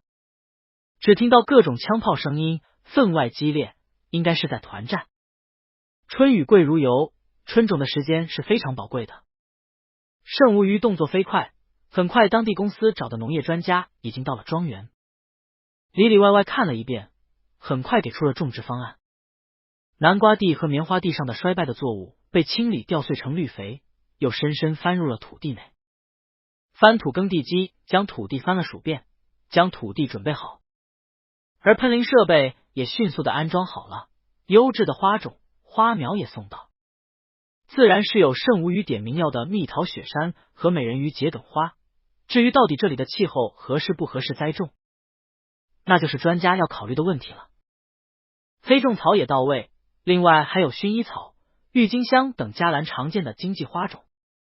宣晓东的时间立刻被填满了，他每一天都在地头忙着翻地、放基础底肥，和专家视频讨论如何种植，然后很快专业的种植机器人就送到了，完全根据要求的指标，准确的将花苗、花种全部种入地里，灌溉、喷药。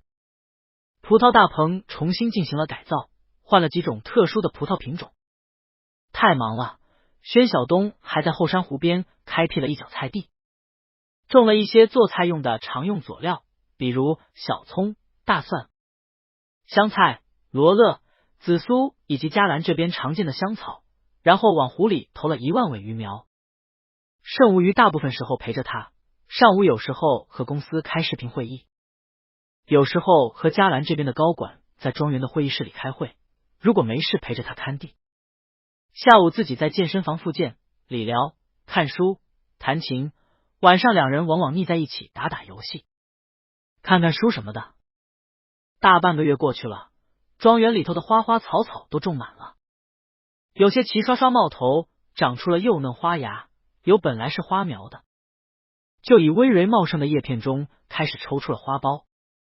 而盛无鱼的复健也有了可喜的进展，他已经可以不必用人扶持，不用支架，缓缓走上100米左右，虽说和从前健步如飞之时仍有极大距离，但维特医生视频后啧啧称赞，真是医学的奇迹，盛，你能载入医学史了。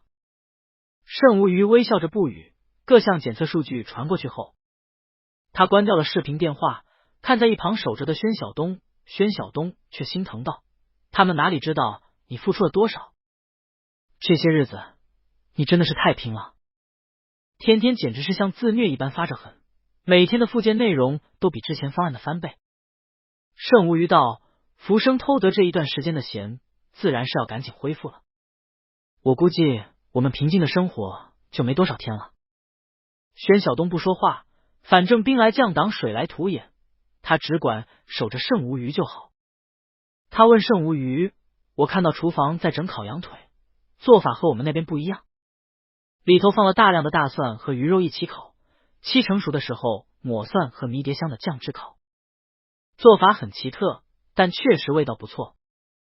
晚上你还想吃点别的什么吗？盛无鱼道，烤羊肉的话，来个蔬菜汤就好了。宣晓东想了下，行，我看厨房做的炖菜汤也都很不错。盛无鱼道，你尝过了？宣晓东笑道，管家那天炖出来，我嫌颜色不好看，没让他们上，但管家说让我尝尝就知道味道了，是嘉兰的家常菜。我尝了下，确实很不错。问了做法，是茄子切厚片撒盐，番茄剥皮和灯笼椒、胡萝卜、蘑菇、洋葱、竹笋等等一起都煎香了，放大蒜、百里香、月桂叶、罗勒等等一起炖熟，再加柠檬汁和盐、胡椒粉调味，味道很是浓香。盛无鱼听他说的兴致勃勃，显然对异国风味很是感兴趣，便笑道，有空我带你去嘉兰街头去吃些小吃，味道都很不错的，他们用的香料和我们不一样。宣晓东摇了摇头，不用，安全第一，天下好吃的东西多着呢，现在先好好把眼前这关给过了再说。盛无鱼含笑看向他，他就喜欢他这点，随性自然。乐天之命，他享受美食，但却又不会被眼前的诱惑给扰乱目标，清醒又冷静。他爱这个人，这些天宣晓东忙于种地，但却也没有停下来去靶场打靶、攀岩，还有每天陪自己复健的时候，在健身房里一丝不苟的跑步，做负重练习，做速度练习。他和严瑞峰坦坦荡荡，他不会和严瑞峰私下两人独处，但却又不会以为要躲开严瑞峰就放弃去打靶、攀岩。他分寸感拿捏得很好，但却完全没有放弃过对自己的训练。他看过他打靶，那个苏伟明显比他年轻，比他训练更多，但打靶的成绩却不如他。他在湖下抬头看他和其他安保人员攀岩，对那具敏捷而充满力量的身体充满了迷恋。那是健康的、强大的、美丽而充满生机的。他是为了保护自己，重新捡回自己学过的技能，重新刻苦训练，好更强大，更能保护自己。他没有错过严瑞峰对他的欣赏之情，他毫不意外，正因为宣晓东这些特质，才引起了严瑞峰的注意，一路扶持他，引导他，才得到了今天的宣晓东。但盛无虞冷了眼神，他的恩情，宣晓东已经用他在军中的前途还给他了，他已经不欠他了。宣晓东现在爱的是他，所以他绝不会让的。他伸出手，慢慢抚摸宣晓东的手背，悄声道：“今天晚上可以试试换个位置吧。”宣晓东怔了怔，有些宠溺的笑了：“不都一样吗？”盛无虞摸了摸他的紧窄精瘦的腰，眸色微微变深。这些日子他勤于训练，腰身又细了一点啊。白天看他往山上爬的时候，他看着他长腿敏捷灵活攀登，背肌隆起，由臀到腿显现出分外紧实流畅的肌肉线条。虽然上下严严实实穿着迷彩衣裤，但他们可是坦诚相见过的。他很轻易就能想象这具强健体魄、性感至极的身躯浮在枕上的情形。宣晓东可不知他看个攀岩也能想到别的地方，对他来说自然是怎么让盛无虞轻松怎么来。但是盛无虞要坚持的话也没关系，反正他会照顾好他的。散发着馥郁独特香气的3只蒜烤羊腿送到安保队的时候，大家也都欢呼起来。李丽非常欣喜，拿着银白色的小刀切了一片金黄色的羊腿薄片放到嘴里，吃的眉飞色舞起来，好吃！我的天啊，我觉得我又增重了。我们真的是来执行任务的吗？其实我们是来度假的吧？罗燕嘟囔道：“可不是吗？我也觉得我胖了好多，今晚得多跑上2圈才行。这里的大厨做饭可太好吃了，还有小东哥时不时开小灶。”严瑞峰淡淡道：“不要掉以轻心，盛无虞这是以静制动，对方一定会先忍不住的，着急的是对方。”李丽嘟囔道：“咱们这庄园如今不空不的，连鸟都难飞进来，我看除非是发动武装政变了。”罗燕惊叫：“不要乌鸦嘴好吗？石氏不是还活着吗？”严瑞峰冷道：“这也不是不可能的，那交有 A 国支持。如果他继位无望，极有可能会发动政变。总之做好随时撤退的准备。”忽然电脑滴滴声响起，李丽吃了一惊，扑到了电脑前。严瑞峰走过去问他：“怎么了？”李丽飞快地按着键盘输入指令：“有人想要入侵控制这座庄园的主控系统。”严瑞峰立刻道：“全部按1级方案响应警戒。我过去盛无虞那边，小燕跟着。你注意，如果防卫系统被控制，第一时间通知我们。”所有队员都已扔下了手里的刀叉，站了起来，拿起武器行动起来，各就各位。李丽埋着头：“放心，交给我。”严瑞峰赶到住宅的时候，之前在住宅这边值班的何宇和张杰都已守在了盛无虞的房门口。盛无虞和宣晓东刚吃完晚餐，已经知道了有人入侵主控系统，都已撤回了2楼的房间。宣晓东手里拿了把枪，严瑞峰看到他手里有枪愣了下，拿了另外一把手枪扔给他：“你陪着盛先生在房间里，不要靠近窗户，如果万一需要撤离，会有人开直升飞机过来，在楼顶接应你们撤离。”宣晓东接过枪，干脆利落道：“好。”严瑞峰将门关上，自己转身上了楼顶，爬上了水塔顶，居高临下看着整个庄园的情形。这场网络入侵并没有持续多久，就被李丽给防守住了，甚至没超过10分钟。但警戒仍然持续了1个多小时，确定不再入侵了，才算暂时放松，但仍然保持了警戒值班。在迦兰首都王宫中，一个栗色卷发、面容凌厉的青年男子责问：“控制不了。”几个男子在电脑前面容淡漠，其中一个摇头道：“那交王子。”萤火科技已经是轩辕国一流的科技公司，哪怕是庄园，其网络安防肯定也是一流的，哪里那么容易？我们本来就说过没有把握，不过是按您的要求试试罢了。但对方反应如此之快，可见确实峰哥庄园就是盛无虞的落脚之地了。那娇脸色阴冷，没用的家伙。他冷哼了声，甩手走出了房间。他身旁的助理道：“王子也不必沮丧，至少能确认了，应该就是那里。不然我们监视了峰哥庄园大半个月，除了不停的运送的花苗和农机设备以外，庄园里的主人从来不出外，也不露面，偶尔来回都是直升机，确实确认不了目标。要不是那风王子去过那里，那里最可疑，我们还真的要放弃了。但里头的人从来不出外，的确可疑。”那娇道：“这世界上居然有人能够大半个月一步不离开驻地，我看这盛无虞是个怕死的乌龟吧。”助理道：“传言他双腿残疾，脾气古怪些也不奇怪，肯定不愿意见人吧？他这次来的目的也不可不防。我看那风王子只去过一次那里，就再也不去，很是耐人寻味。听说那真王女前些日子也去拜访了萤火科技迦兰的总部，不知有何目的。”那娇冷笑了声，无非也希望得到支持罢了。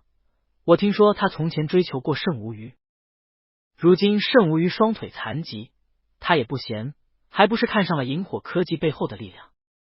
助理道：“我们查过了盛无虞入迦兰海关的记录，他是带着配偶前来的。那真王女这一招怕是没什么用，而且盛无虞一直不出来交际，实在不明白他这次来迦兰的目的。”那娇冷冷道：“有他们几百亿的投资在那里吊着，那什么阳光能源计划，父亲非常欣赏，议会和军方都支持。萤火科技一旦撤资，影响多少人就业，他只要来，大家都会想起这是内封引进的项目，又是这个关键时刻，自然他只要在迦兰就表示了姿态，那封只需要关键时刻让他出现在社交场合，参议院、众议院两院以及军方、皇室都会支持他的。那封本来就是第一继承人，他不需要做更多。”他咬牙切齿，他龟缩着，不过是等父亲逝世的消息罢了。我们却不能坐以待毙。第一次的警戒很快过了，之后又继续风平浪静，但严瑞峰带着人前前后后每天巡逻警戒着。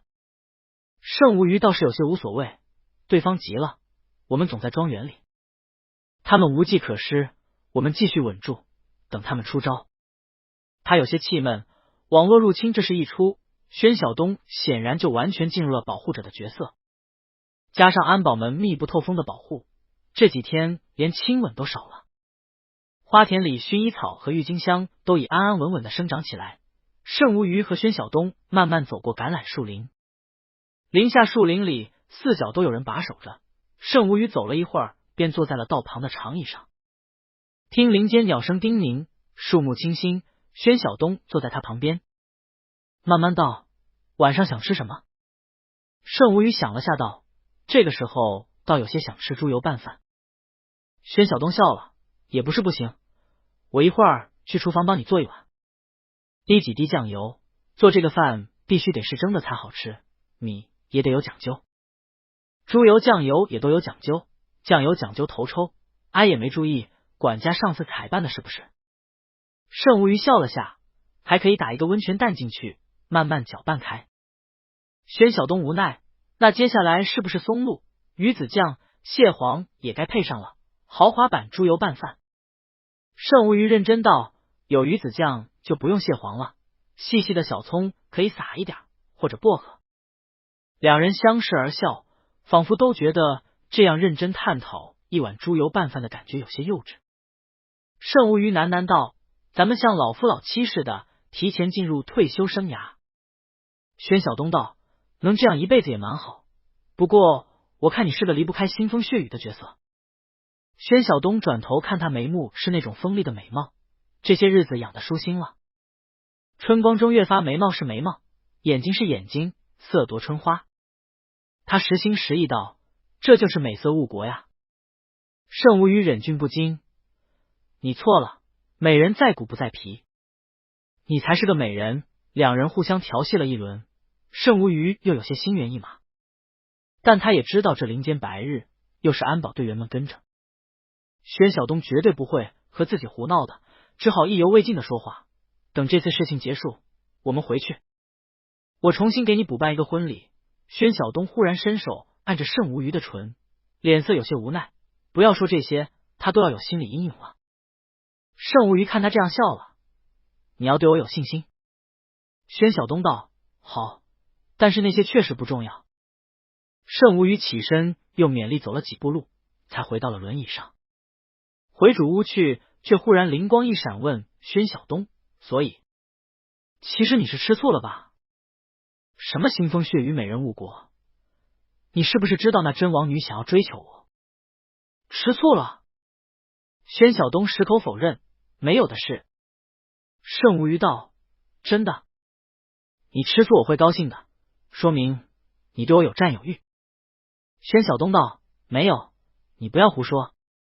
盛无虞道，为什么不吃醋？你不想要独占我吗？你内心真的就没有一点点吃醋？宣晓东，我没有这么恋爱脑。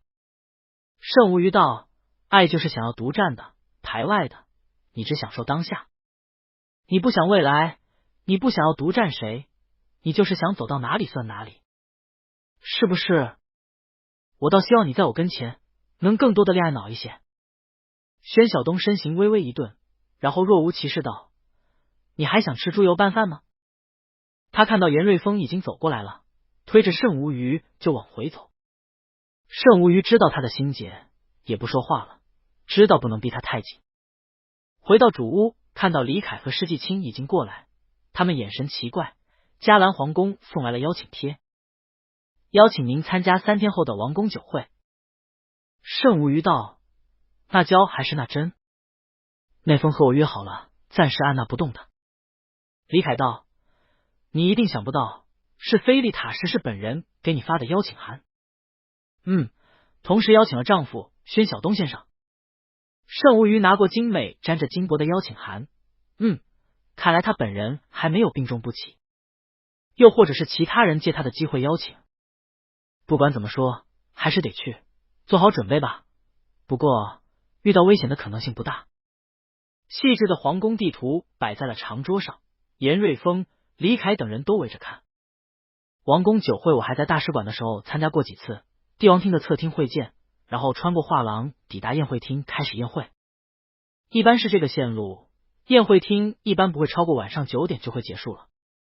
因此我们就是要在宴会上全程待3个小时左右。但是进去以后，保镖和随从就只能留在宴会厅外面的候客厅了。只有正式受邀的客人才能进去，而且不能携带武器。李凯问，你见过菲利塔什是吗？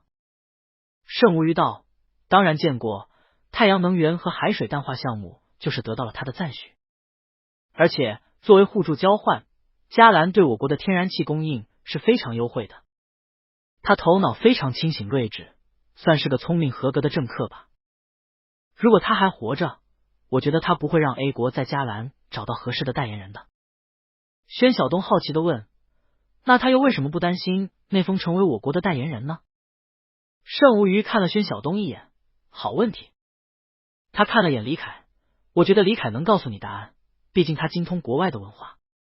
李凯整了整表情，咳嗽了声，当然是因为我国不干涉内政啊，咱们农耕文化嘛，没有侵略性，只喜欢建设。宣晓东茫然了下，就怕对方不这么认为啊，会不会不安全？盛无虞道，放心，时势还好的话，不会有人乱动的。而且盛无虞微笑了下，这几天我们应该可以安心睡觉了，毕竟在王宫宴会之前，不会有人再轻举妄动了，咱们今晚可以睡个好觉。这么说，大家也都微微放了心，虽然不能放松，但宣晓东还是确实精神上不再像之前那样枕下放着枪了。他拿着个电子屏，饭后就一直在看着，非常专注。盛无虞在理疗室针灸后，又在书房处理了一些公务。洗了澡出来，看宣晓东早早也洗干净了，换了睡衣半躺在床上，仍然还在看着电子屏。他上床笑道，看什么呢？这么认真。宣晓东头也不抬，我在看小说。盛无虞眉毛微动，什么小说这么好看，居然这么入迷？罗燕推荐的，叫《我的庄园》，说是种田基建文，说我一定爱看的，挺有意思的。一个现代人穿越到了古代的庄园，然后慢慢修建庄园，炼钢打造武器，造房子，酿酒，做肥皂，烧玻璃，养猪养牛的故事。圣无鱼点了点头，和我们现在一样吗？不太一样，毕竟你起点太高了，没有文里头写的好看。这文里头能吃到一片加了糖的发酵面包，一块胡椒烤的羊肉，一碗加了盐的蘑菇汤，都叫人好有成就感。宣晓东津津有味的看着，半夜看这书还挺饿的。圣无鱼有些无奈，你去厨房弄点东西上来吃吧，被你说的我好像也饿了。宣晓东手不释卷，目光一直还盯在电子屏上。好，你想吃什么？圣无鱼，猪油拌饭吧。宣晓东终于将眼皮抬了起来，熟悉的猪油拌饭唤起了今天他回避讨论的问题，这让他看着圣无鱼的眼睛有些不敢直视。好，那我下去弄。他放下电子屏，飞快溜下床去，下了厨房，手脚利落的淘米蒸上，切了肥猪肉扔进去熬猪油，然后从冰箱冷冻层摸出了几个冻过的新鲜鸡蛋。这也是他从网上学来的方法，用保鲜膜包好新鲜鸡蛋放入冷冻层，拿出来煮，很容易得出温泉蛋，简单易行。煮上蛋，然后是鲟鱼子酱，这个也有现成的酱油。看出来了，管家都是选的贵的买，所以这酱油还是很不错的。热腾腾的蒸好的米饭装出来，舀上刚刚熬好的猪油，滴上头抽酱油，拌好，打上温泉蛋，嫩滑如豆花的蛋白，半凝固橘红色的蛋黄，旁边舀上一勺鱼子酱，再掐几根细细新鲜香草作为点缀调味，完美。宣晓东端着2碗猪油拌饭上来，端给陈无鱼1碗，笑着道：这也就是咱们身材好啊，谁要是这个年纪了还敢宵夜吃猪油拌饭呢？盛无鱼看了他一眼，笑意盎然，拿了勺子慢慢舀了热腾腾晶亮的米饭放到嘴里，馥郁丰香的香味在舌尖漾开，那是猪油遇上了酱油，散发出简单直接勾魂夺魄的香味。他慢慢将半凝固的蛋黄和饭搅拌着，让晶莹粒粒分明的米上都裹上蛋黄，这样口感就会更浓郁高于，再配上鱼子酱的独特鲜咸和爽口，确实是豪华版的猪油拌饭。宣晓东弹性甚浓，我记得当初楚若桌当时住在我那里，当晚台风暴雨，他为那香蕉地翻来覆去，睡不着爬起来，我正好顺道在熬猪油，结果他居然也不嫌弃，非要拿着猪油渣撒了椒盐空口吃，也就是无论多有钱吧，都抵抗不了这猪油的香味啊。盛无鱼几口吃完那一小碗，他知道宣晓东虽然表面都哄着他顺着他，但这么晚了，无论如何吃这么油腻，对身体对肠胃都不好，所以他只给他盛了这么一小碗。他总是这么理智，恋爱脑的确不是宣晓东的风格，他只要自在。宣晓东看他吃完，自己也吃完，接过来又拿了托盘几下下去了。再回来，本来还惦记着那小说的后续，庄园主刚刚遇上了第一个危机，有人举报他偷窃了教会的制葡萄酒的配方，男主角要如何度过这次危机呢？但盛无鱼按住了他的手背，含笑着道：今晚吃的热量确实高了点，我觉得我们需要加一点运动。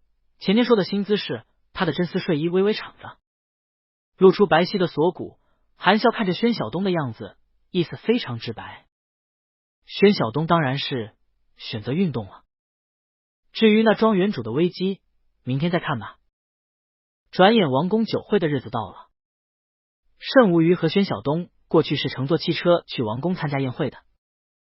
直升飞机虽然安全，但王宫上方是禁飞的，因此他们还是选择了防弹装甲汽车。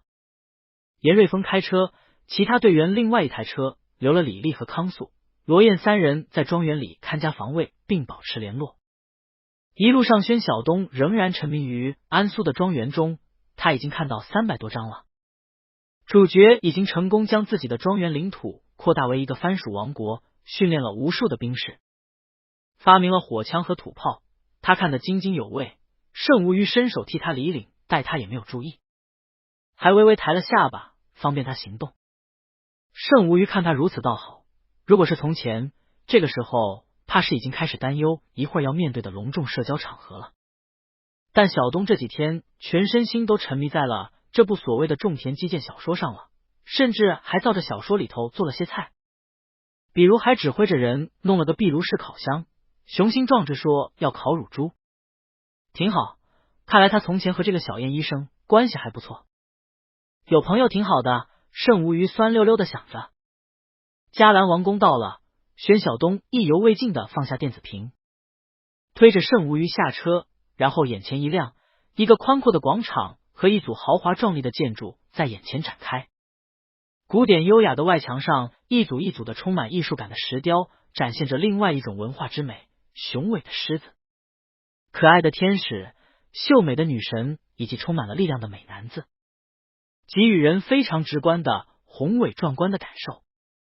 宣晓东这下终于记起来自己身着盛装，正要去参加一个有着许多年历史的国家王宫的宴会，手心微微出汗，忽然好羡慕身后的严瑞峰可以墨镜一戴，什么都不管，专心保护职责。而他居然要以圣无虞的丈夫的身份去拜会这个国家最高的王，圣无虞的丈夫。同性伴侣，他后知后觉发现这个名头似乎还不错。圣无虞转过头，非常自然的伸过手来，握紧他的手掌，走吧。他心里忽然一松，紧张感再次退去。轮椅从红色地毯滚过，进入了王宫的门房，验看了邀请函后，有侍者恭敬的请他们入内。宏伟的装饰圆柱，繁复华丽的花层金叶内饰，华丽的拱顶，光艳辉煌的长窗，栩栩如生的壁画。穿过侍卫林立的华丽长廊，宣晓东和圣无虞走到了宝座前，看到了迦兰王菲利塔十世。他坐在王座上，旁边站着3位年轻人，那封站在第2位，想来应该就是3位王子。菲利塔十世头发苍白，身着军服，面容看上去精神矍铄，和传说中的重病在身完全不同。他笑着伸手对圣无虞道：“小友又来做客了，我听他们说了，立刻就叫他们发邀请函。你身体如今可好？手术成功吗？在迦兰哪家医院就医？我让小峰替你打个招呼，让他们尽心尽力给你治疗。”圣无虞在轮椅上微微鞠躬行了个稳手礼。菲利塔十世又伸手向宣晓东道：“宣先生是吧？头一次来迦兰吧？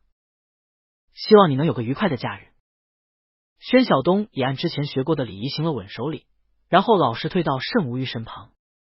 圣无虞笑道：“身体都好，手术很成功，现在还在复健。陛下呢？听闻您身体不适，深感忧虑，如今可康复了？”他倒也不掩饰，反正外面都已传闻满天飞了。菲利塔什是哈哈大笑，干出了些小问题，不过用你们的话来说，乐天之命，我也就是顺其自然了。圣无虞道：“但是我国不仅有知命，更有非命、立命之说。陛下深系一国之命，还是该积极治疗，妥善安排。”菲利塔十世第一次看到这么不避讳、直言大胆的人，还是一个前外交使臣，这下也起了兴致。小友看来很有感触。圣无虞侃侃而谈：“自然是的，之前我双腿残疾，不能行走，经历了10几次手术，最后冒险采用了仿生神经，如今恢复良好，已能恢复行走。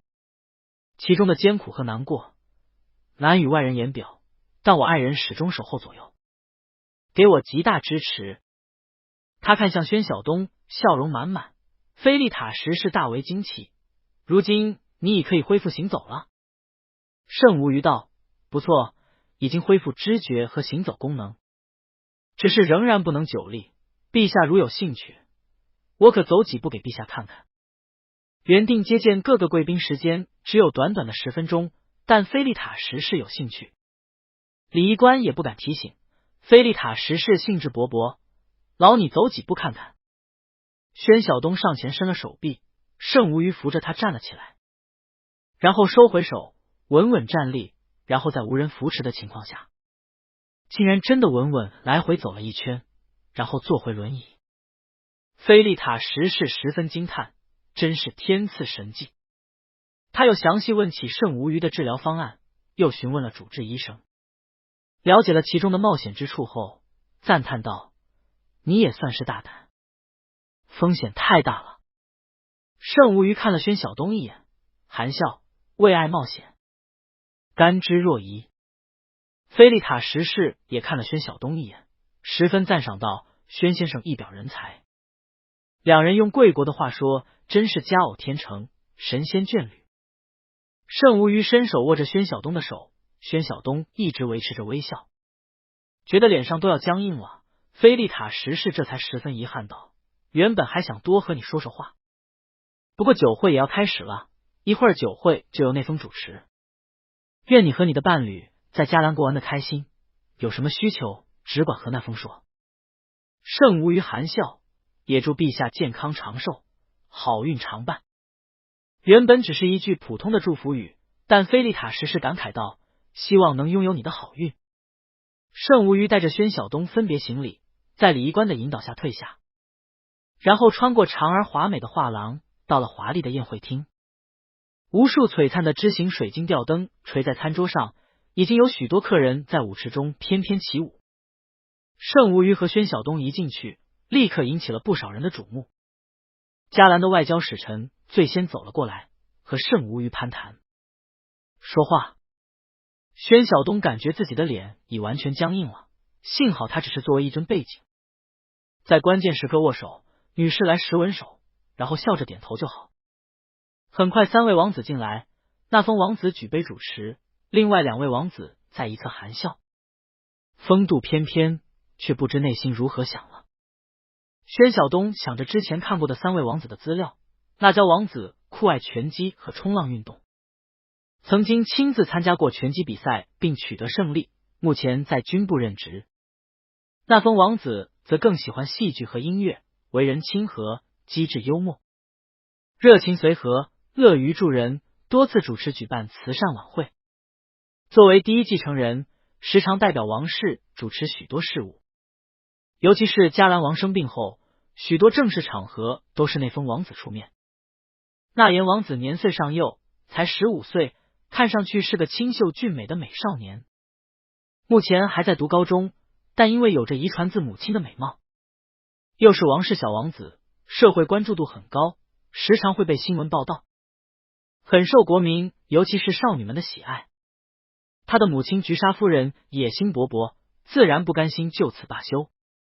宣晓东看向酒会一侧，一个美貌夫人坐在一侧，她有着一头极为炫目的鲜红的长卷发，身上戴着珍珠饰品，双眸含水，看上去仿佛只有30出头，无数人簇拥着她。她举着酒杯，双眸似有似无看过来这边，看到宣晓东看着她，还微微举杯致意，礼仪十分周到，仿佛和盛无鱼他们是多年老友。那封王子祝酒词说完后，笑盈盈下来，果然最先走向了盛无鱼这边。又是一番繁琐礼节后，那封才低声轻笑，想不到陛下会亲自召见您，我也是这半年了第一次见到父亲，托你的福了。盛无鱼轻声笑道：国王陛下红光满面，必定康健无事，王子可以不必太过心忧了。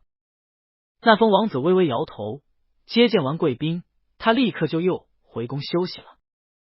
宫廷医生一直紧紧跟着，情况未必很好。他语声未断，身后那娇王子已经走了过来，笑着对盛无鱼道：盛先生，难得过来休养，稍晚我拜访萤火科技，和您讨教一些事情。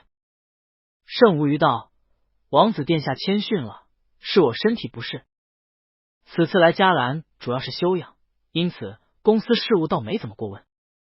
您有什么疑问的，实在不必亲自过来，请手下和我们公司主管联系即可，我们必会知无不言，言无不尽。那娇王子笑容不变，和盛无鱼碰了个杯，又说了几句客气话。宣晓东看见那言和菊莎夫人又举着杯过来了，好嘞，宣晓东真心实意的心疼起盛无虞了。他不知道从前盛无虞还是外交官的时候如何，但这是真的嘞。所有人说的都是一模一样的场面话，但所有人的目的都很明确，支持我们也会支持你的项目。但这一个晚上下来，他觉得自己已经麻木。他认识了无数人，但是似乎都没有什么用，兴许一辈子都不会再见第二次。值得一提的是，他见到了那真王女，出乎意料的是她长得非常清纯甜美，看上去实在是个令人心动的美人，而且浑身上下洋溢着圣洁单纯的感觉。这和他那有着无数情妇的传闻有些矛盾，但拥有这样一个公主作为情人，似乎也是很有面子的事。宣晓东有些理解为什么那么多青年政客高官愿意为他效劳了。从王宫回来的宣晓东在车上双目无神，连手里没看完的小说都引不起他的兴趣，满脑子都是各种各样的人、爵位、职务、人脸以及他们的性格。盛无虞看他无精打采，想着他怕是很多精力花在了应付社交上。今晚这样的场面确实为难班人，大概宣晓东宁愿出去负重跑上5000米，也不想和自己应酬，便笑着问他怎么了，想什么？还有会儿才能到庄园，困的话先睡觉。宣晓东却问他，今天那封走了后，那个穿着军装那个是谁？看你满脸傲慢那个。盛无虞道，就那封的舅舅，先王后的弟弟。宣晓东，哦，他看起来很危险。盛无虞道，但是他军权在手。宣晓东沉默了会儿，但是今天看上去嘉兰王精神很不错。盛无虞道，有很多方法能让重病的人忽然焕发精力，暂时像个正常人。宣晓东、盛无虞含笑看着他，嘉兰王的笑容过于夸张了，对我的态度也很浮夸。他从前要内敛沉稳多了，他对我的腿恢复健康是真的感兴趣。我相信今天他主要就是向我展示他目前还好，大概是害怕我对项目失去信心，不再推进项目。宣晓东想了下，他对项目很重视。盛无虞道，任何人都知道这项目给嘉兰国带来的实实在在的利益，但如果继任者不是自己，那还不如破坏，毕竟撤资对我们影响也很大的。盛无虞长长叹息，希望嘉兰王能想清楚吧，他对那娇很容忍，大概是因为有些内疚的原因。目前看来他是主意内封的，但如果真的身体出问题，应该趁现在就宣布退位，让那封继位，但他只有不肯三王子的话，基本不可能。年纪小，就算嘉兰王想，议会也不会同意在有2个成年王子的情况下让还不成熟的王子继位的。宣晓东道，会不会那封有什么不足，只有作为父亲的他知道呢？盛无虞想了下，有可能，毕竟我们只是局外人。他微微后靠，闭上眼睛，脸上终于现出了些疲惫。他想起从前精力充沛，参加这类外交活动后回去还能立刻起草相关报告。身体的原因是其次，毕竟自己还曾经发着高烧，仍然通宵写报告，第二天吃了退烧药，照样精神奕奕参加公务活动的时候。心态才是最关键的，当初那种无穷无尽的精力，还是因为有着高涨的工作热忱。如今自己也是悠闲的日子过多了，不能和从前般适应这样强度的工作了。宣晓东伸出手臂，将他揽着，让他躺平，放松双腿，你好好休息会儿。陈无虞闭着眼睛躺好，但嘴角却露出了丝笑容，心里想着，难怪人家说温柔乡待久了消磨志气。色这官，班人确实难过。回了庄园，盛无虞找了李凯在书房里说话，把今天会见的过程详细说了遍。李凯道，你的意思是菲利塔什是表面出来出席宴会，但反而证明了他确实身体出了问题。盛无虞道，是，最亲近的人必然是最先感觉到异样的，但菲利塔什是不到最后，不愿意立刻就确定继位人选，很可能是有别的顾虑。李凯道：那封王子是帝继承人，我们如今担心的是 A 国在其中掺搅，随时发生政变，如果真的出现形势巨变，我们需要提前应对。圣无虞道：知子莫若父，今天小东说句话，我觉得有点道理。菲利塔什是不是知道那封王子有什么不适合继承王位的地方，因此不到最后不愿意亲率传位，而是封锁自己生病的消息，仍然在努力医治呢？我今天试了下提起自己冒险采取新方案治疗的事，他很明显非常感兴趣。李凯拿了支笔慢慢划着之前记录下来的对话，忽然道：肝脏有问题的话，他是不是在犹豫是否冒险移植仿生肝脏？你移植仿生脊椎神经成功的事，大概给了他些信心。毕竟不是任何人能够承受这样的风险的，大部分人都只采用人工肝脏，但这限制很多，如果自体肝功能已经完全没用，人工肝脏的效果很有限，生物肝脏这边风险很大。陈无虞道：可能吧。李凯道：那么以你之见，那封有可能存在什么问题呢？他在国民眼中算得上是个完美的继承人形象了，年轻健康，亲和又富于进取，受过高等教育，开明又民主。圣无虞想了下，政客们的形象大多是有团队经过精心设计的，他在我国留学期间形象仍然很完美，但世上没有完美的人，所以他当然有些不为人知的缺点，但应该不影响他成为名合格的领导人。毕竟他在学校里每门课也都是名列前茅，加上他成熟的行为举止，做名合格的政客肯定是没有问题的。李凯不为人知的隐疾，比如无法生育后代。虽然各类辅助生育技术已经很成熟了，但不排除他本人无法生育。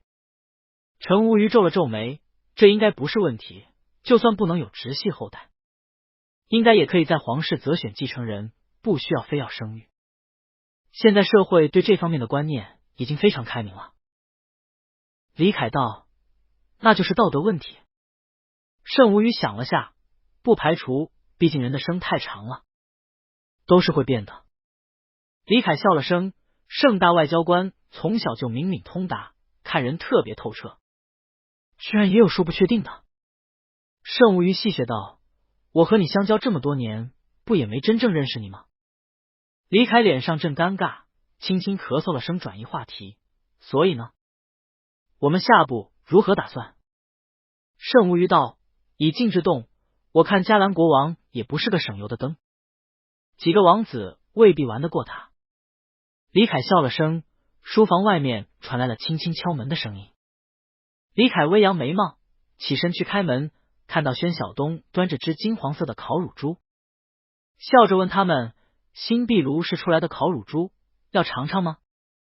李凯看着那金黄色透明的表皮和扑面而来的香味，你明明是想来提醒你家盛先生休息，偏偏还要如此诱惑我，这么晚了，吃这么大块热量高的烤乳猪肉进去，定会胖，但是不吃，这诱惑实在是太大了。无论是视觉效果，还是嗅觉效果，还是自己的肠胃，都疯狂地提醒自己要吃。宣晓东被他戳穿目的，脸色丝毫不变。我看你身材保持的不错，吃点不妨事了，人太自律了，会变态的。李凯疑心他在讽刺自己啊。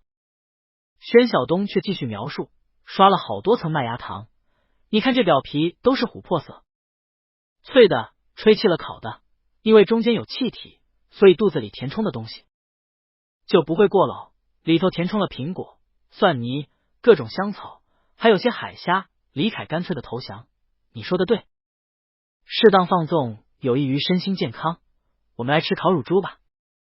小东辛苦了。盛无虞在背后慢悠悠道：小东叔叔。李凯眼皮抽，盛无虞道：没大没小的，是你小东叔做的烤乳猪，还不恭敬点。李凯转回了茶几前，好吧，能做出这么好吃的，让我叫爹都行。小东叔，我要吃猪皮，要肚子上那块。陈无虞含笑驱动轮椅过来，看宣晓东拿了把餐刀，利落切开那琥珀色的猪皮，将乳猪切成块块，然后将旁边早就备好的酱汁放着，闻着是柠檬酸梅酱。另外有碟干辣椒芝麻孜然粉，又额外配着大壶晶莹剔透的冰桃子果汁。李凯先迫不及待拿着筷子捡了块有皮有肉、肥瘦均匀的猪肉，蘸了满满的辣椒粉，塞入嘴里几口吃着，幸福的都要眯起眼睛。他又拿了浮着冰块的杯子喝了大口桃子汁。转眼看到严瑞峰把守在门口，连忙叫严瑞峰：“严队长，进来尝尝。”盛无语也笑道：“原来严队长也在外面，快进来。”严瑞峰道：“不必，厨房烤了3只，刚才轩先生已经让人送了2只到队里去了。”多谢了。盛无语含笑道：“那就进来喝杯果汁吧。”严瑞峰没说什么，走了进来坐下。轩晓东给他倒了杯桃子汁，严瑞峰拿了起来慢慢喝着，看到轩晓东正在替盛无鱼切开片晶莹的烧猪肉，小心翼翼蘸了酸梅酱，直接喂到他嘴边，看他吃了笑问：“怎么样？”盛无鱼道：“好吃，这是小燕医生推荐的小说里头的古法壁炉。”轩晓东笑起来：“对，作者不厌其烦地说他运用了古代什么什么技能，改良了这个壁炉烤炉，然后呢，烤出来的烧猪和烧鸡都特别好。小说主角就靠这个拉拢了对贵族站队在他这边，给他提供很多便利。”李凯扑哧笑了：“什么？就靠好吃的就能拉拢贵族？想得太美了吧？这文有逻辑吗？看点正经名著不好吗？”盛无鱼凉凉道：“我看你吃的挺开心的嘛，看来是世界名著看的不够多，思想觉悟还不够，还没超脱凡俗，追求精神享受。”李凯飞快认输：“得，大俗大雅，大俗大雅，我错了。”但是他飞快的在盘子里捡了只猪腿，然后站起来：“但是老盛，你从前不是对这些小说特别看不上吗？说浪费人生吗？”哈哈哈哈，我先回去了，谢谢。老双标了。盛无鱼同学，他飞快溜了。轩晓东看着盛无鱼，盛无鱼不疾不徐道：“谁规定人生怎么过才不是浪费呢？人的想法也是会变的。”轩晓东忍不住笑了，盛无鱼也笑。严瑞峰默默站起来：“我先去其他地方巡防了。”自从利用壁炉烤炉成功烤出烤乳猪后，庄园迅速进入了烧烤时代。枫糖烤鸡、香茅烤鱼、肚子塞满无花果的烤鸭、啤酒烤全羊、蒜香烤鹅、烤火鸡，一切看上去能烤着吃的肉食，轩晓东都孜孜不倦地带着厨娘们尝试。总之吃了1个星期后，人人脸色都红润晶莹了起来。就是施季青偶尔过来汇报工作的，也吃了不少。有些紧张，我觉得我裤子紧了。他看向轩晓东，十分羡慕：“轩先生，您怎么仍然这么瘦？”轩晓东道：“负重5公里跑加徒手攀岩1小时加游泳1万米。”施季青脸色一青：“每天？”轩晓东道：“每天。”后边小燕听到已经叽叽咕咕偷笑起来，连严瑞峰也忍不住笑了，这是很基础的训练量。盛无鱼含笑道：“还没有计算他每天种菜翻地的运动量，咱们后园那块菜地都是他一个人翻种的。”他看了眼轩晓东，心里又想笑，还有包括抱着自己这个1.8米几成年男子上上下下的运动量，陪着自己在健身房进行器械复健运动和游泳池陪着游泳，这些对轩晓东来说根本就没算是正儿八经的运动量，纯是陪着他。施季青道：“算了，我还是节食吧。”他非常痛苦，看了眼跟前桌子上的金香酥脆的烧鹅，软糯如巧克力口感的煎鸭肝。欲哭无泪，我回国再减肥吧。轩晓东笑着放了一尊冬瓜盅在他跟前，青玉一般的冬瓜内填着鲜美的虾蓉、蟹肉、瑶柱、干笋、莲子、火腿丝，清润澄澈，咬一口入嘴里，软融清甜，鲜美绵糯。施季青长叹道：“减肥太难了。”轩晓东却细细切了白菜丝来，拌上了糖醋和一点芥末、小菜。施季青连忙夹了2块白菜丝塞到嘴里，刚刚吃过黄油鹅肝，又吃这几筷子特有的凉拌白菜丝，冰冰凉凉，清甜爽脆，又带着芥末的辣。他微微叹息，只要好吃，都放了糖，万恶的糖。大家都笑了。饭后，施季青仍然是和李凯以及几个项目主管去了会议室，和盛无虞汇报项目情况。宣晓东一个人去了花田，他慢慢穿梭在花苗中，检查着花的情况。春天不适合移栽月季，为什么非要种这种品种的月季呢？是有什么特殊意义吗？宣晓东抬头看到严瑞峰，倒也没怎么意外。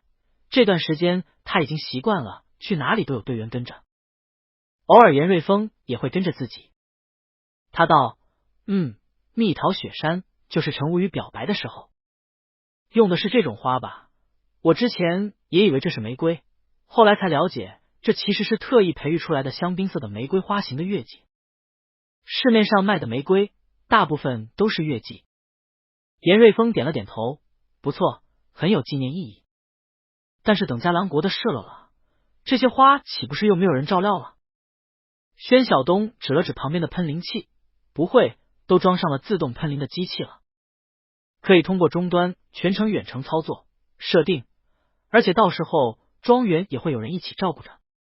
他有些爱惜，摸了摸那几朵杏色花骨朵，原本确实春天不该移栽月季，但移栽过来了，还是稀稀拉拉开了一些花，按袁一家的指点，应该全剪掉花苞，让他们有更多的时间积蓄能量，明年后年才会开得更好，更丰美。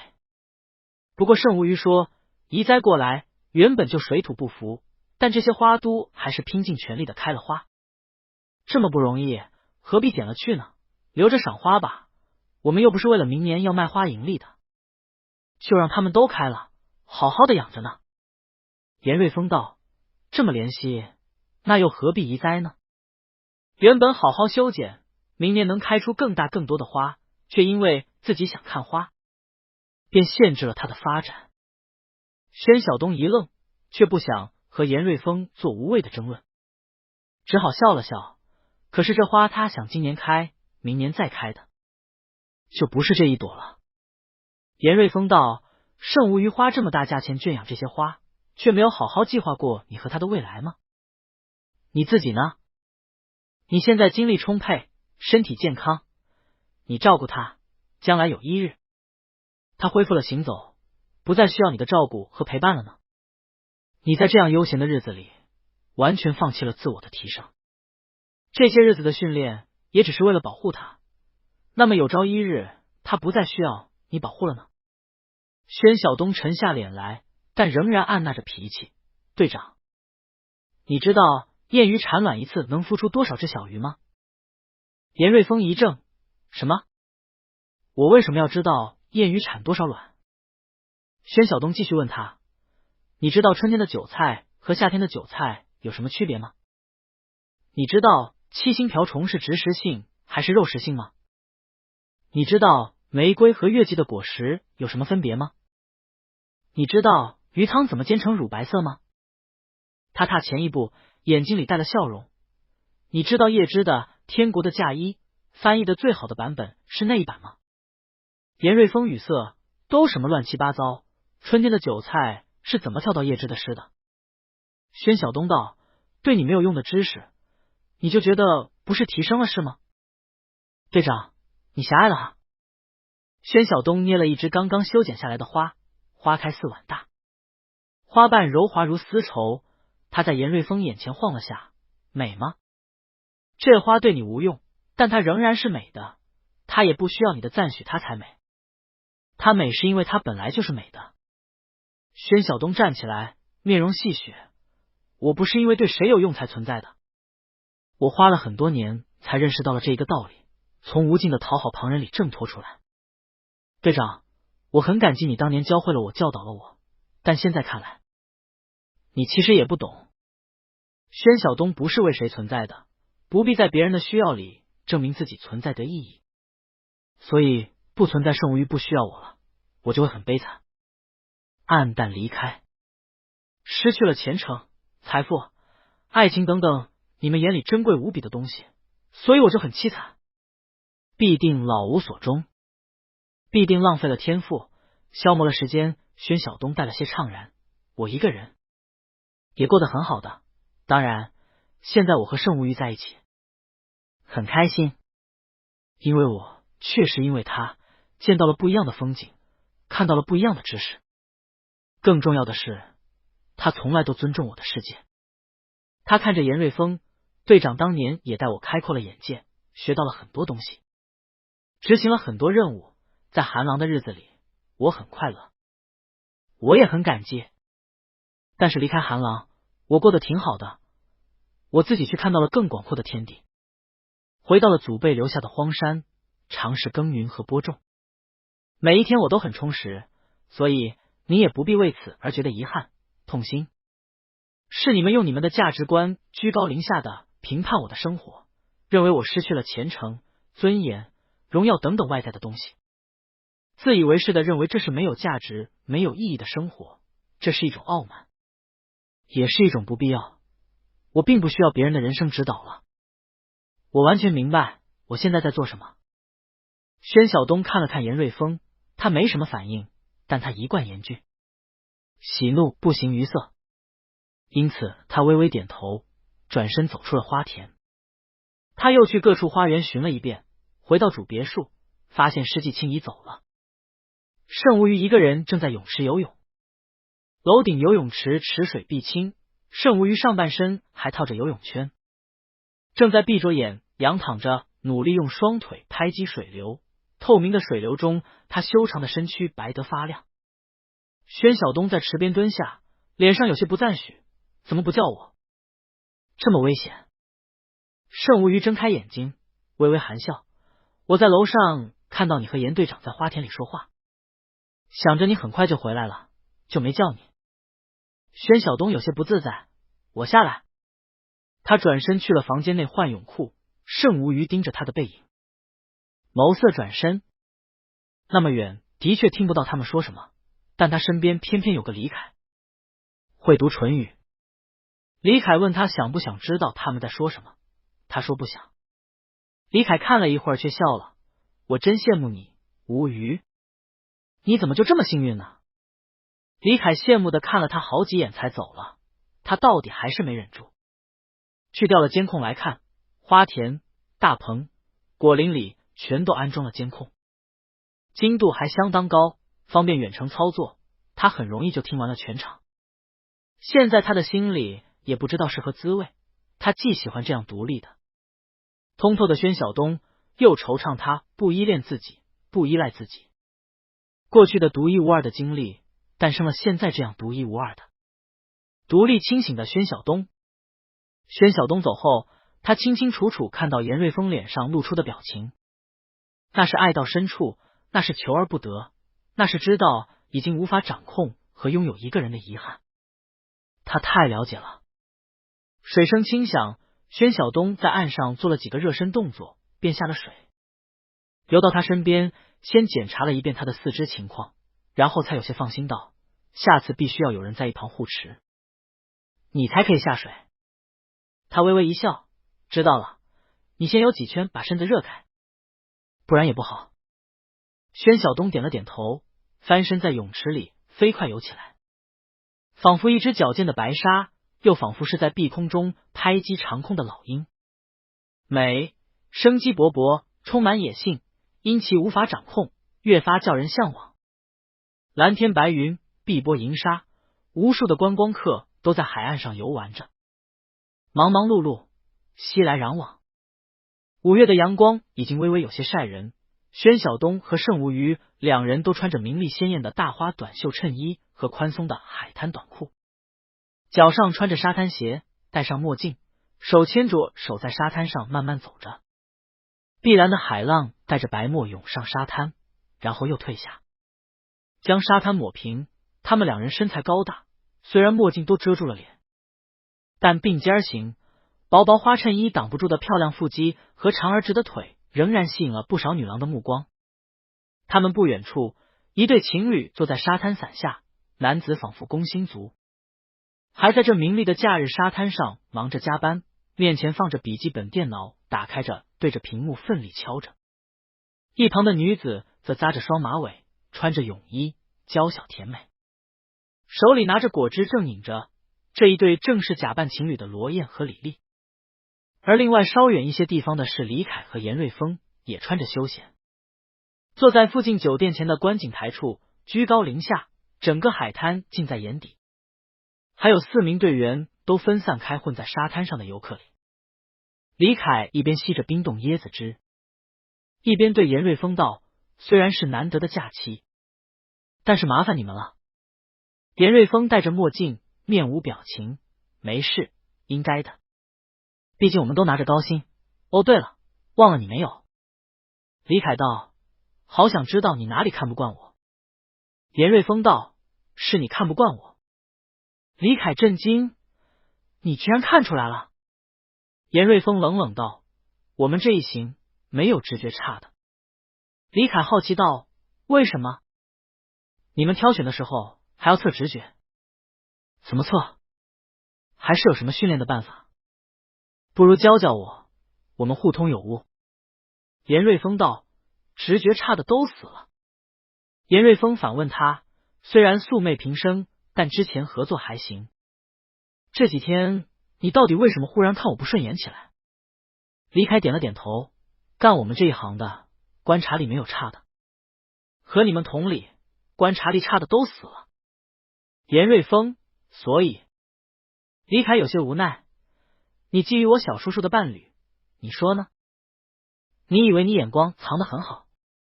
严瑞峰看了他一眼：“我会恪守职责，保持专业。你放心。”李凯手一摊：“开诚布公，咱们还能好好合作。”严瑞峰淡漠道：“咱们任务不一样，不必合作，不要添乱就行。”李凯感觉这天是聊不下去了。宣晓东和盛武瑜也在海边说话：“累吗？要去沙滩椅休息一下吗？”盛武瑜道：“没事，已经好很多了，感觉基本能像个正常人。就是沙滩走路确实受力有点辛苦，但沙子踩着的感觉很好。想不到还能有站在沙滩上的一天。”宣晓东道：“那就好，就是沙滩人太多了，他充满了不安全的感觉。”盛无鱼道：“别担心，国王既然出来，大家必然风平浪静，至少这1个月不会有事。趁假期还没到来，游人还不算多，我们先好好玩玩，一会儿吃个海鲜午餐，我们就去逛这里的旅游市场，很繁华，很有名的。”宣晓东道：“确实很有度假的感觉。”心情放松下来的话，海涛阵阵，白鸥翻飞，的确令人心旷神怡。两人慢慢走了一会儿，又下水也去游了一回。宣晓东还是担心盛无鱼的双腿运动过量，还是回了沙滩阳伞下，拿了防晒油来细细的替他重擦。盛无鱼躺在沙滩椅上，伸直长腿，开始有美丽大胆活泼的女子前来搭讪。他们拒绝了几波以后，终于也有点吃不消异国女郎的热情了，便起身收拾回了邻近的海景酒店吃午饭。桌子上摆了葱烧虾子海参、番茄烤海鳗、芝士焗海蟹、龙虾刺身、鱼子酱面、海带汤。酒店包间里，李丽早就已经细细检查过一轮，大家一起团团坐在一起，开心吃了起来。这种仿佛度假一般的情绪非常有感染力。吃了半饱，盛无鱼就已经拿了平板电脑出来点着，和宣晓东讨论：“一会儿我们可以先在这里买点东西，这里有很多特色食品和海鲜干货，还有各种嘉兰特有的香料，可以好好采购一番。”宣晓东其实有点顾虑：“你今天已经走了不少路了，还是不要去市场了。”盛无鱼道：“那条街上很多休息的店，卖很多特色小吃，累了我们就去吃饭就行了。”宣晓东看他坚持，仿佛兴致很高，也只好应了，但心里却知道他应该还是为了自己，毕竟对他来说这里不算陌生了。忽然非要带着大家一起出来海边观光旅游，显然是照顾他们。出国一次，不至于天天都宅在庄园里。李凯笑道：“一起逛街也是情侣必做的事吗？他说完就感觉身旁的严瑞峰墨镜下看了他一眼，他坦然自若，难得和那疯王子借了海景别墅，我们这次可要好好玩够瘾。他嘿嘿笑着，也拿了手机出来翻着导航，这附近还有个地质博物馆，国际上都很有名，明天也可以去看看。罗燕好奇道，地质博物馆有什么好看的？李凯道，我是学地质勘探的，这门学科其实很有意思。他滔滔不绝和罗燕说了起来。旁边李丽道，原来你是读地质勘探的，学校里女生不多吧？不容易找女朋友啊。李凯被戳中伤心事，心酸道，还行了，女同学主要都集中在宝石鉴定专业和设计专业。罗燕道，宝石专业听起来确实很棒啊，我上次旅游买了块玉，你能帮鉴定不？李凯道，可以啊，回别墅我拿鉴定射灯帮你看看。罗燕大喜。李丽在一旁问，这门专业不好找工作吧？幸好你还学了外语，不然转行也不容易。李凯，也不是，我们这个专业出了很多很有名的人的，有位领导人的夫人就是其中行业泰斗。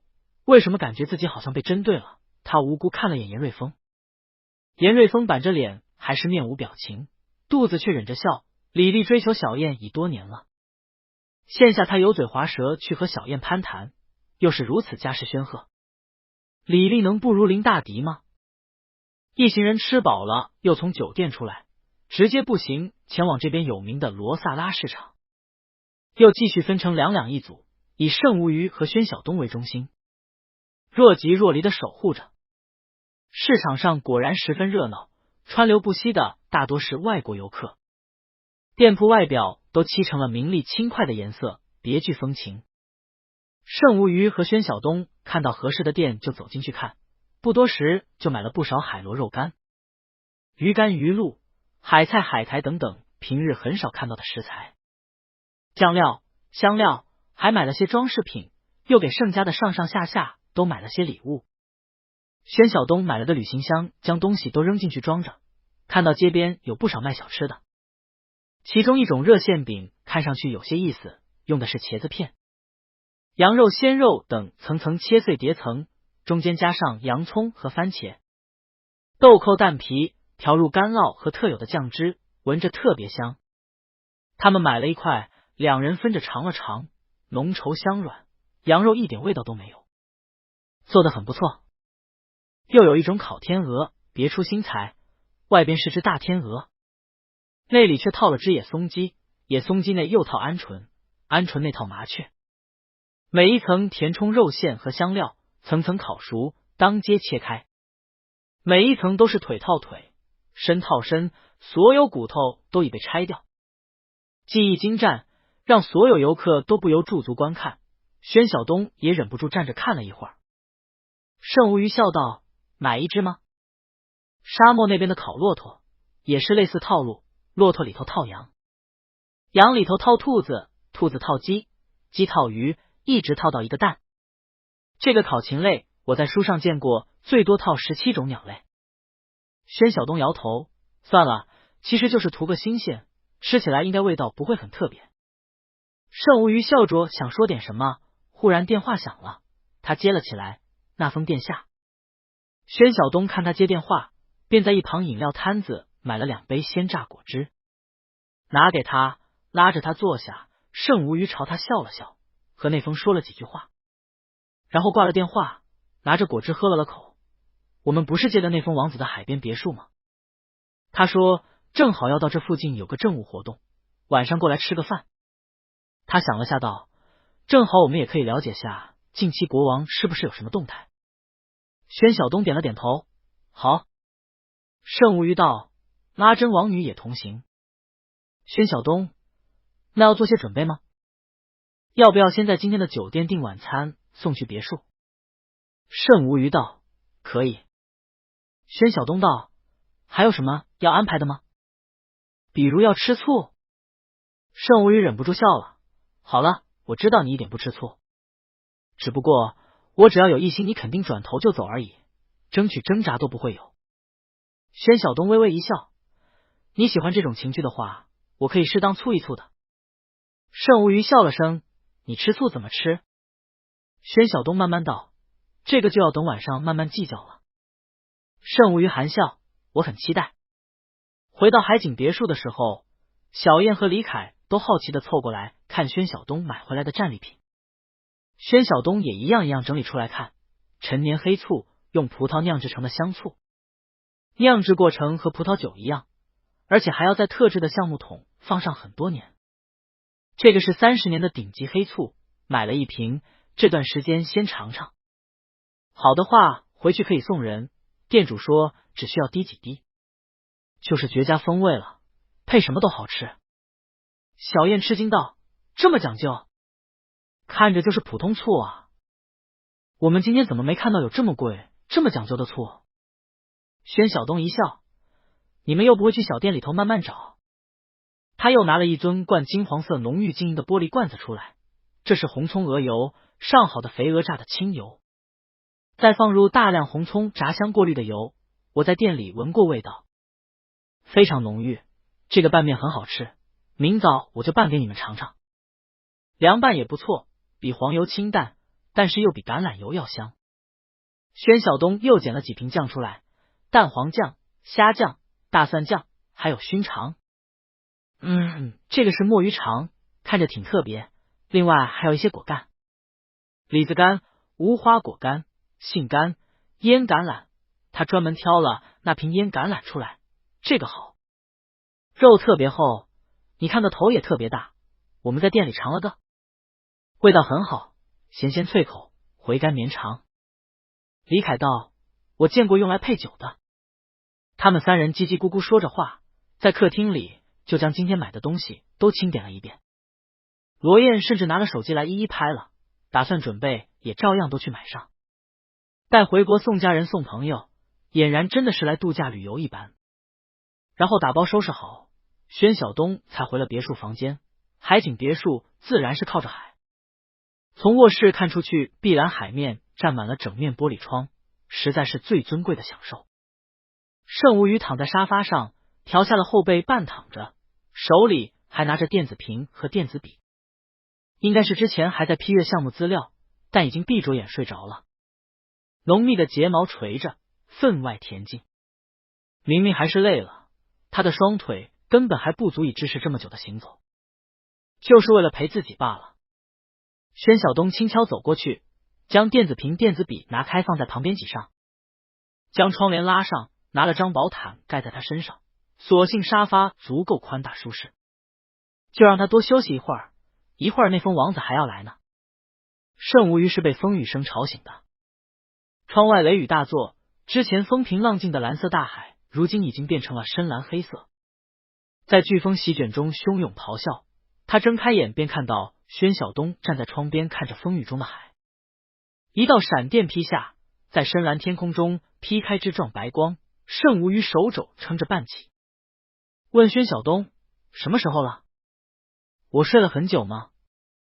宣晓东转头看他，你只睡了半个小时，忽然天就变了，好快，不知道那疯王子还来不来。盛无鱼打开手机看了下，来的，他们马上到了。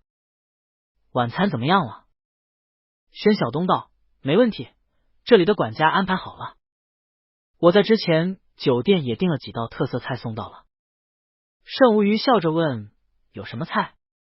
宣晓东道，啤酒炖蜗牛，蓝鳍金枪鱼刺身，花椒蟹，酸汤鲨鱼，牡丹虾，还有些别的，都让管家安排了。他们宴会门道太多，上菜各种讲究，就不费心了。管家也说了，不必我们这么客气，还另外点菜来的，他们的厨师也能安排好。盛无鱼道，聊表寸心罢了，换衣服吧，看来快到了。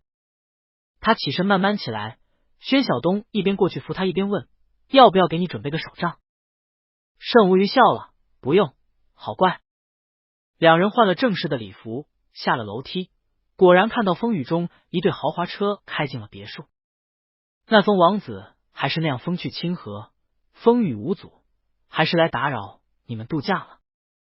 他上前亲昵的拥抱盛无鱼，很高兴又能见到我的老友站起来了。他又过来拥抱宣晓东，抱歉打扰了你们的假期，希望你能在嘉兰玩得开心。那真王女耳上戴着一簇珍珠花环耳环，浓密的卷发用金珍珠钻挽了的发髻，剩下的发尾披在背上，凸显出纤细玲珑的肩头。她穿着件杏色吊带裙，片片杏色蝴蝶翅膀粘在裙上，烂漫又不显得俗气，反而让她整个人都仿佛笼罩在柔光中。加上她带着些稚气的笑容，甚至有些憨态可掬。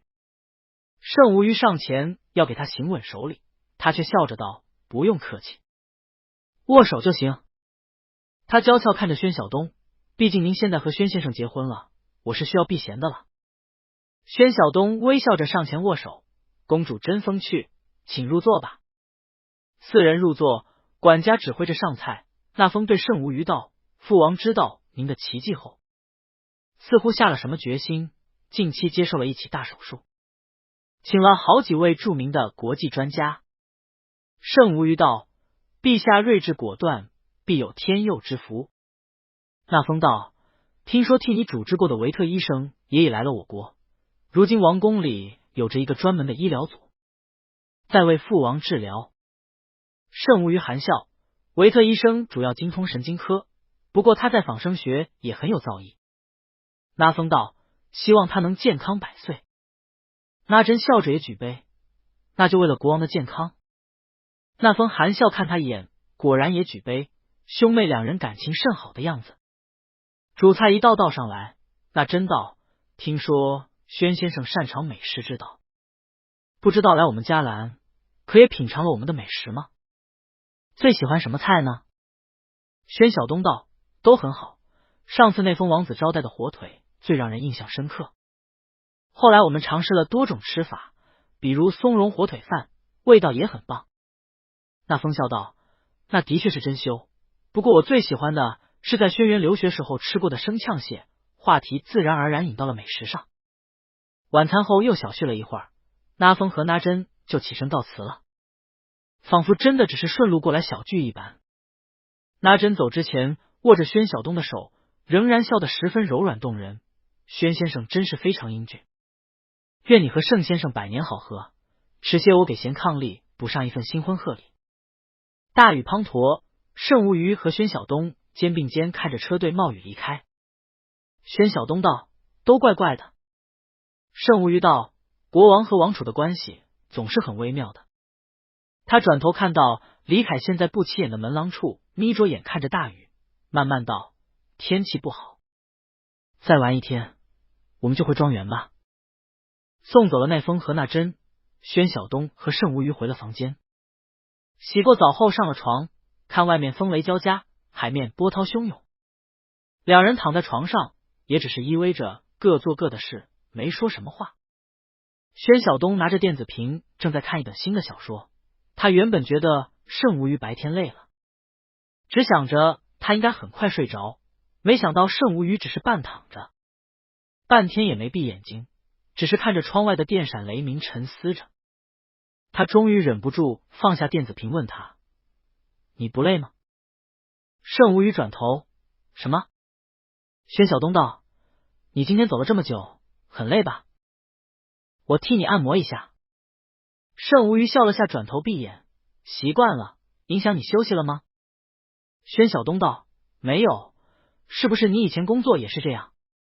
白天公务活动见到的人和事，晚上就复盘回忆。”盛无虞道：“下意识的职业病了，都忘了，已经不需要我再考虑这些了。”宣晓东深深看了他一眼，过去吻了下他的唇：“我们可以做点事情放松一下。”盛无虞伸手摸了摸他的头发：“不用安慰我，就抱着就行。不用想那些，虽然有些惆怅，但是我也开始新的生活。外交官是过去，未来我也很向往。”宣晓东抱着他一会儿问道：“那你给我推荐个小说看吧，就你爱看的。”盛无虞想了下道：“秦哥，这个故事我很喜欢。这作者的语言风格又冷又硬，短又非常有力量，说起故事来总有一种残酷。”宣晓东道：“是悲剧吗？”他不想看悲剧。盛无虞道：“也不算吧，说起来是圆满的，只是写法上，特别能调动读者那种旁观者的视角，你不会带入进去。但是你偏偏又会关心主人公的故事，你希望他幸福，哪怕他并不是大众观念里完美的好人。而且这是个退役海军的故事，故事主人公是个在海舰上饲养和训练军歌的士兵，故事写他在舰船上的生活，到港口的生活，然后退役的生活，挺有意思的。我觉得你应该会喜欢看。宣晓东拿了电子屏出来，陈无虞点了下，我买过的。你在这里就能看到我买过的所有书，有些是外文的，可以选一本。点这里能看到故事简介和别人的书评推荐语。这个是我自己的读后感。宣晓东看到封面是一只浅青色的鸽子，画得很艺术，一看就是非常高大上的严肃文学，但他还是点开看了。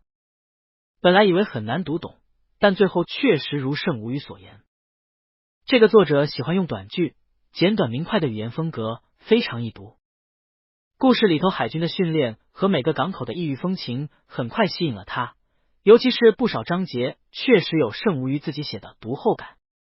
比如某一页港口描写那里，慎无虞批了一句居高临下，隔岸观火，神之视角。他忍不住回头又重新读了一遍那一段，果然觉出了些悲凉来。再看一些情节看不懂的，又对照着慎无虞的批语，便又觉得豁然开朗。再后来他几乎是追着慎无虞的评语看这本小说。慎无虞转头看他认真看书的样子，知道那天李凯的戏言他到底还是存在心里了。他也开始想要了解自己的世界了吗？慎无虞微微一笑，将手放到对方结实劲瘦的腰上揽着，望向外面的电闪雷鸣的夜空，再次陷入了沉思。迦兰国王在自己跟前毫不避讳肝脏出了问题，很明显是含蓄的放出了信息，而李凯显然抓住了这个机会。那么迦兰国王的手术会成功吗？他又要如何全身而退，护着宣晓东回到他们的家乡呢？闭上眼睛，仿佛就能回到半山农场里的葡萄架下，猫趴在脚边，狗跑在菜地里。他想家了。宣晓东一行第二天就回了庄园，搭乘的直升飞机。回到庄园的时候已是中午，所有人仿佛都立刻感觉到了放松。摇曳的花田鲜花亭亭如玉，树林绿荫仿佛变得更浓绿，郁郁葱葱的菜地都正欢迎主人们回来。就连罗燕都嘀咕着，可算回来了。海边虽好，但他们承担的是保护的重任，其实精神是一直高度警戒的。虽然气氛一直很轻松，但回到庄园还是难免有了暂时可以放松的感觉。宣晓东站在菜地前，看着杨记已经抽出了花蕾，眼看就能吃了，而其他的香芹、白菜、小葱和各色香草长得也分外葳蕤可爱。他捡了几个已经拳头大的洋蓟花苞摘了下来，然后又摘了些新鲜蔬菜，拿去厨房让厨师做菜，然后听到楼上传来钢琴声，便知道是慎无虞在弹琴。他看着厨师们将花苞叶片剪掉，拿了柠檬汁抹上，然后开始清炒，便摸了2个苹果上了楼。慎无虞坐在钢琴前慢慢弹着曲子，宣晓东走到他身后，也不惊动他，只是坐在他旁边的沙发上，拿了苹果咬了吃，一边拿了电子屏来打开之前没看完的轻歌，一边心猿意马的看着在弹琴的慎无虞。他十指修长，在键盘上轻捷跳动着，腿踩着踏板，睫毛垂下，侧脸分外英俊。但是弹了一会儿，慎无虞实在受不了宣晓东存在感太过强烈的目光，忍不住笑了，停了手，转头无奈看着宣晓东，你看书就看书，这么看着我做什么？平时这个点不是去训练了吗？怎么今天没有去？宣晓东道，今天严队长他们要学习文化，我没兴趣就回来了。慎无虞笑道，那没去倒腾你的菜地？宣晓东道，摘了几朵洋蓟的花苞回来了，让他们一会儿做呢。昨天在酒店吃的油炸洋蓟也不错。慎无虞笑了，这个能吃的只有花心一点，做着麻烦，搭着酒喝，吃了以后喝酒吃东西都会很甜。油炸的话，味道应该很一般。宣晓东点头，陈无鱼又问：今天不考点新菜式，还是说去打个游戏？宣晓东笑了，我就不能只是吃个苹果听你弹琴吗？盛无鱼忍俊不禁，起身走过来，坐在他身侧，沙发陷下去。宣晓东伸手拥着他，笑得心满意足。盛无鱼道：难得看到你闲下来的时候。宣晓东将头微微歪了下，靠在盛无鱼肩膀上，不知道为什么最近总觉得你很忧郁，想陪陪你。盛无鱼有些吃惊，很明显吗？我其实觉得还好，只是有点想家。他伸出手去抚摸宣晓东的头发，满把细腻顺滑的短碎发传出他的手指。宣晓东道：我觉得你有压力，从前你的身体困住你太长时间了。他想了一会儿补充道：像一头狮子被长时间关在了笼子里。盛无鱼抚摸着宣晓东的手停了停，滑到了宣晓东的唇边，指尖微微触碰他的嘴唇，他知道这仿佛是一个开关。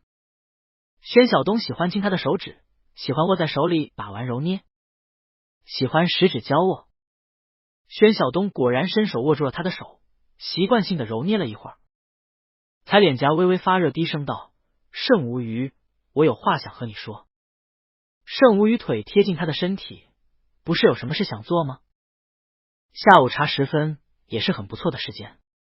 宣晓东有些郁闷，你可以忽略他吗？盛无鱼彬彬有礼，我是很体贴的情人，爱人有需求，怎么都要满足的。宣晓东低声道：盛无鱼，我和严瑞峰是前队友，我知道他的身份。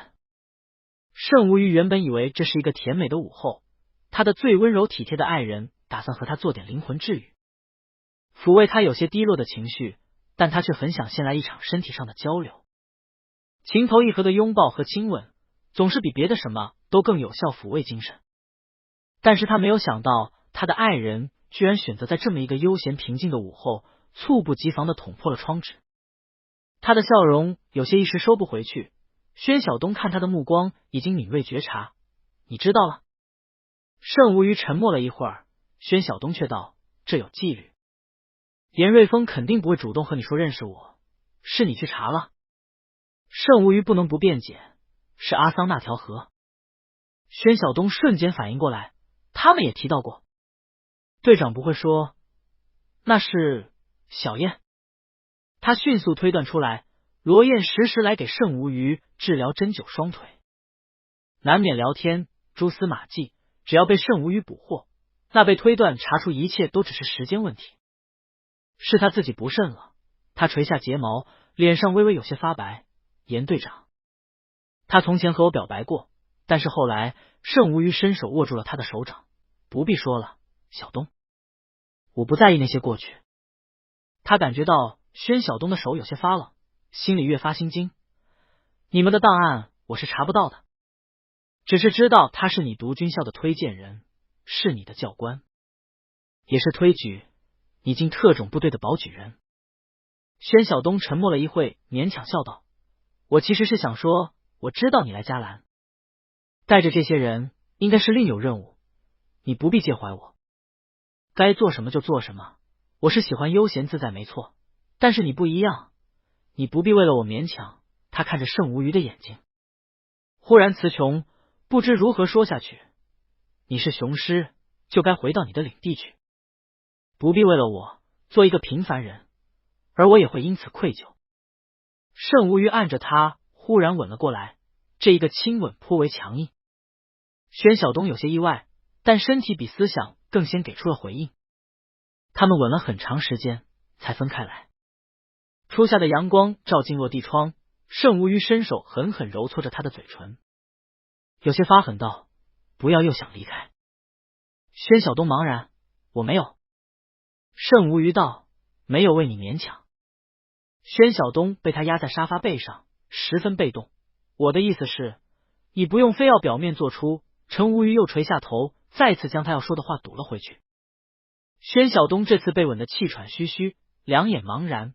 无虞，甚无虞低声道：“一切尽在掌握之中，不必担心。”宣晓东看他的眼神是不容抗拒的眼神，只好回答：“好。”甚无虞伸手捋了下他的额发，直视那双明澈的眼睛：“你和我开诚布公，我很高兴。”宣晓东不知道说什么好，他觉得甚无虞仿佛看穿了他的五脏六腑，看出了他隐藏的很好的自卑，看出了他与日俱增的占有欲。爱一个人就不由自主的患得患失，他不回避结局，他也在贪图过程。甚无虞伸手去解他的衬衣衣领，宣晓东只能帮忙。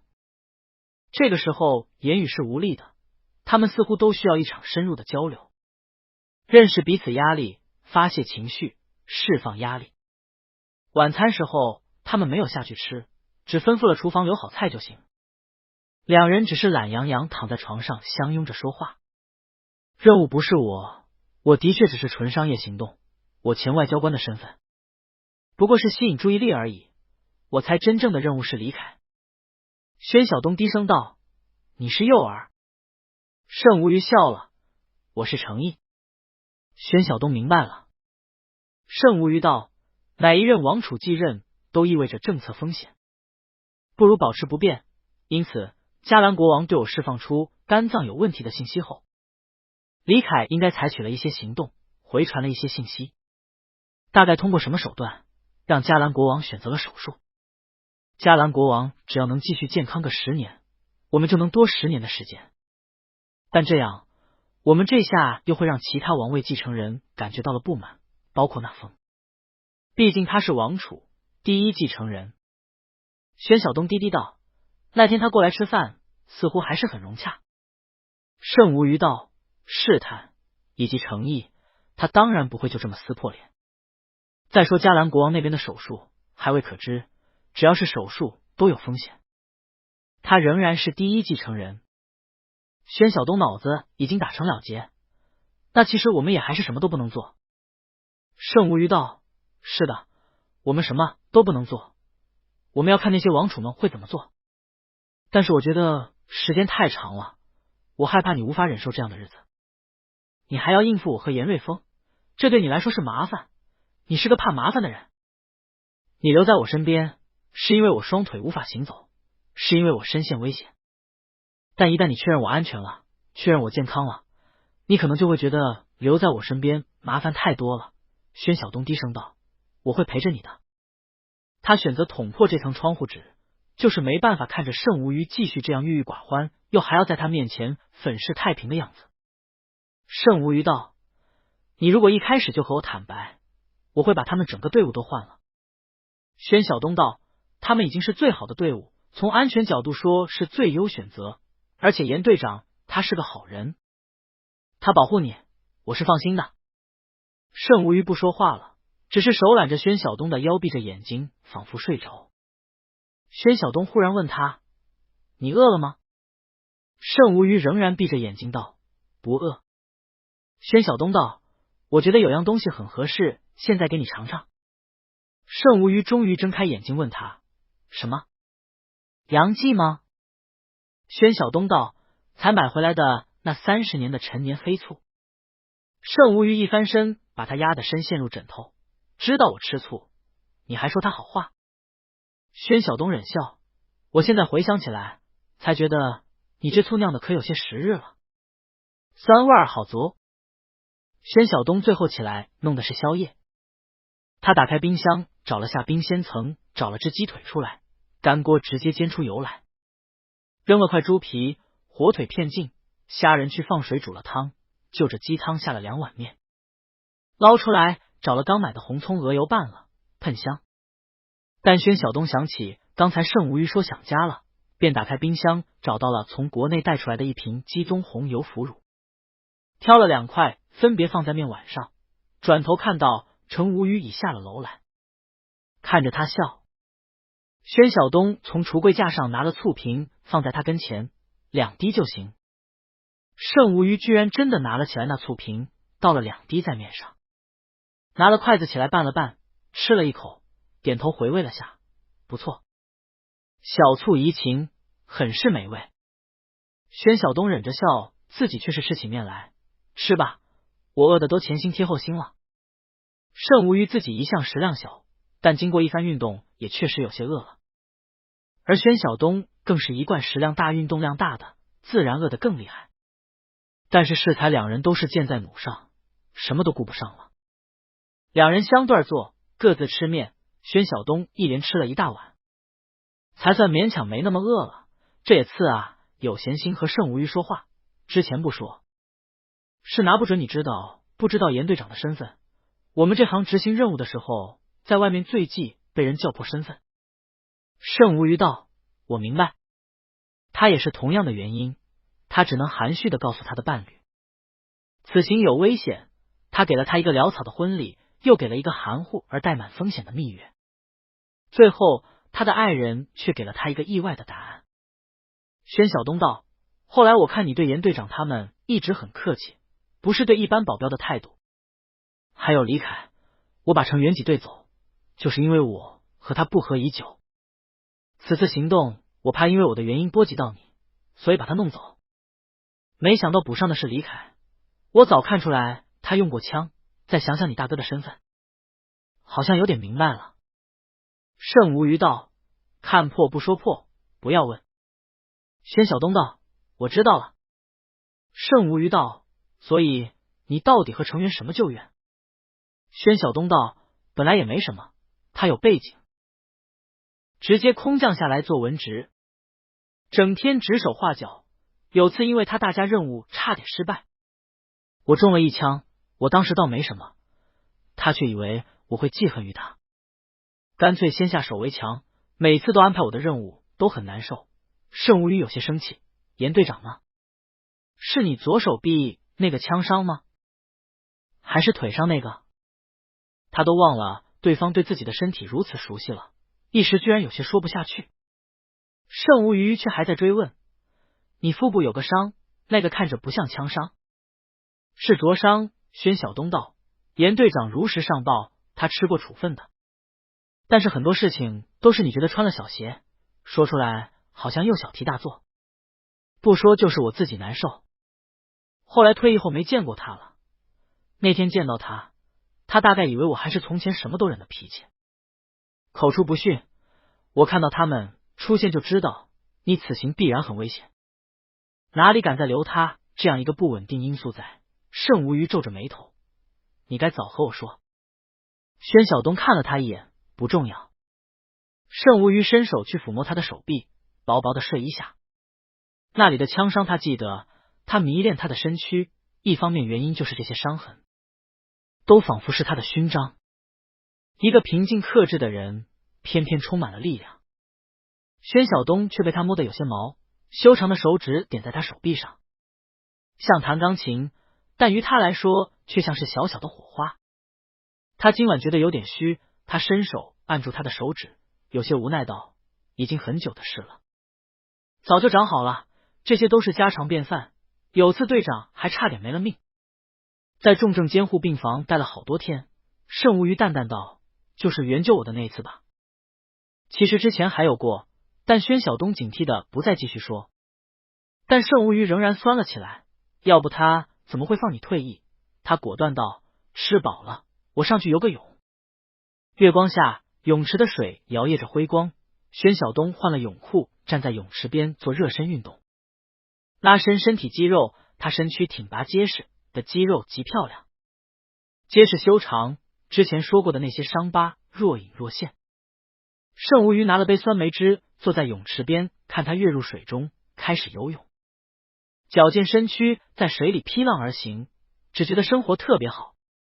平静的日子过得快，大概过了大半个月，那封王子遣人送了请柬过来，邀请他们参加皇家猎宫的酒会。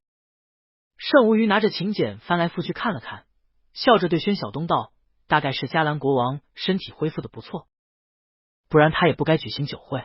不过我去那边没什么用，大概也就是坐着聊聊天，倒是你可以去见识一下皇家猎园，打几只野兽过过瘾。宣晓东看了眼严瑞峰，道：有点危险。猎宫的话，必然地形复杂，而既然是打猎，携带枪支的人会很多，无法进行稳妥的保护。圣无鱼道：不出去是没办法知道具体的形势的。严瑞峰点了点头，我们提前做好保护方案。迦兰皇家猎宫是历代迦兰国王游猎度假的地方，山水秀美，3000亩的猎场面积又靠着安瑟山脉，是个规模很大的猎场。宣晓东推着圣无鱼下了车，虽然圣无鱼已经能行走，但这次来参加酒会，考虑到猎宫大，形势复杂，还是坐在轮椅上表示行动不便比较好，这样可以顺理成章拒绝很多不必要的应酬，相对容易保护。那风忙着主持，自有礼仪官前来迎接，不多时圣无鱼又再次变成了抢手的人物，不少人不停来和他攀谈。宣晓东这次不再站在他身旁做微笑的背景板了，他走到一旁自助餐桌上拿了杯果汁，确保圣无鱼在他的确保范围内。然而他没想到那真王女居然会来到他身旁。宣先生您好。宣晓东连忙举杯微笑，公主殿下。自助餐桌设在丰美缤纷的花束下，拉珍穿着华丽的礼服裙对他举杯，十分优雅。宣先生似乎不太喜欢这种场合。宣晓东一笑，陌生人太多，确实有些拘谨。拉珍笑得很善解人意，盛先生在这种场合就非常如鱼得水，你们倒是互补的。宣晓东心道，你不知道他半夜都还在复盘，这就是完美主义者的世界。他们背地里付出无数，以换取所有人眼光里的举重若轻，游刃有余，他心疼他。拉珍笑道，之前和二哥总在一起，没有机会和宣先生解释一下。当初我追求盛先生，其实是出于政治考量和利益结合。当然，盛先生的确也是个迷人的美男子，但如今他已和您结婚，还请宣先生也不要放在心上，对我有什么意见？宣晓东道，我理解。拉珍道，父王手术很成功。宣晓东微微诧异，但仍然很好的举杯，值得庆贺。拉珍和他碰杯，小口啜饮，眸光流转，对我来说也是个好消息。我还有机会，宣先生，请您相信我的诚意，务必转达盛先生我的意见。我认为支持我，对盛先生来说会更有利益。宣晓东神情不变，多谢公主关照，心里却非常诧异，这位公主到底为何如此自信呢？毕竟迦兰国王有3个王子，就算他知道什么内幕消息，知道众人都瞩目的内封不容易继承皇位，不是也还有内言吗？那真笑得俏皮，我期待我们的合作，相信我吧。我看得出盛先生对您的在意，您是他很重要的人。和您说，应该就是和盛先生本人说了吧。他再次举杯致意，轻盈转身，腰身纤细，裙摆柔软。宣晓东却觉得很茫然，之前看他和内封如此和睦，王位面前果然没有人会轻易放弃吗？所以近乎完美人设的内封王子到底是哪里有问题呢？他深思着走到盛无鱼身边，盛无鱼刚刚举杯送走一位客人，转头看到他笑了声，累了吗？宣晓东道，没事，刚才碰到那真王女，她又和我旧事重提，就是上次师姐姐和你说的那次。施季青前些日子已经回国。盛无鱼点了点头，我知道了。宣晓东道，他这是光明正大的挖哥哥的墙角吗？盛无鱼道，迦兰人是不回避竞争的，他也是正大光明的争取。宣晓东长长吁了一口气，不知道今天这宴会还要举办到什么时候。盛无鱼道，用餐后应该就是打猎了，到时候严队长跟着你，你去玩玩。宣晓东不赞同地道，打猎什么时候不行，我陪你。盛无鱼含笑道，这是难得的机会，你该体验体验。我跟你一起去，坐车里看你们打猎好了。内封王子应该会亲自邀请我们。他话音未落，果然看到内封王子大步走了过来，一身奇装，微微弯腰和盛无鱼拥抱行了贴面礼，又和宣晓东拥抱，欢迎你们过来参加宴会，希望你们今天能玩得愉快。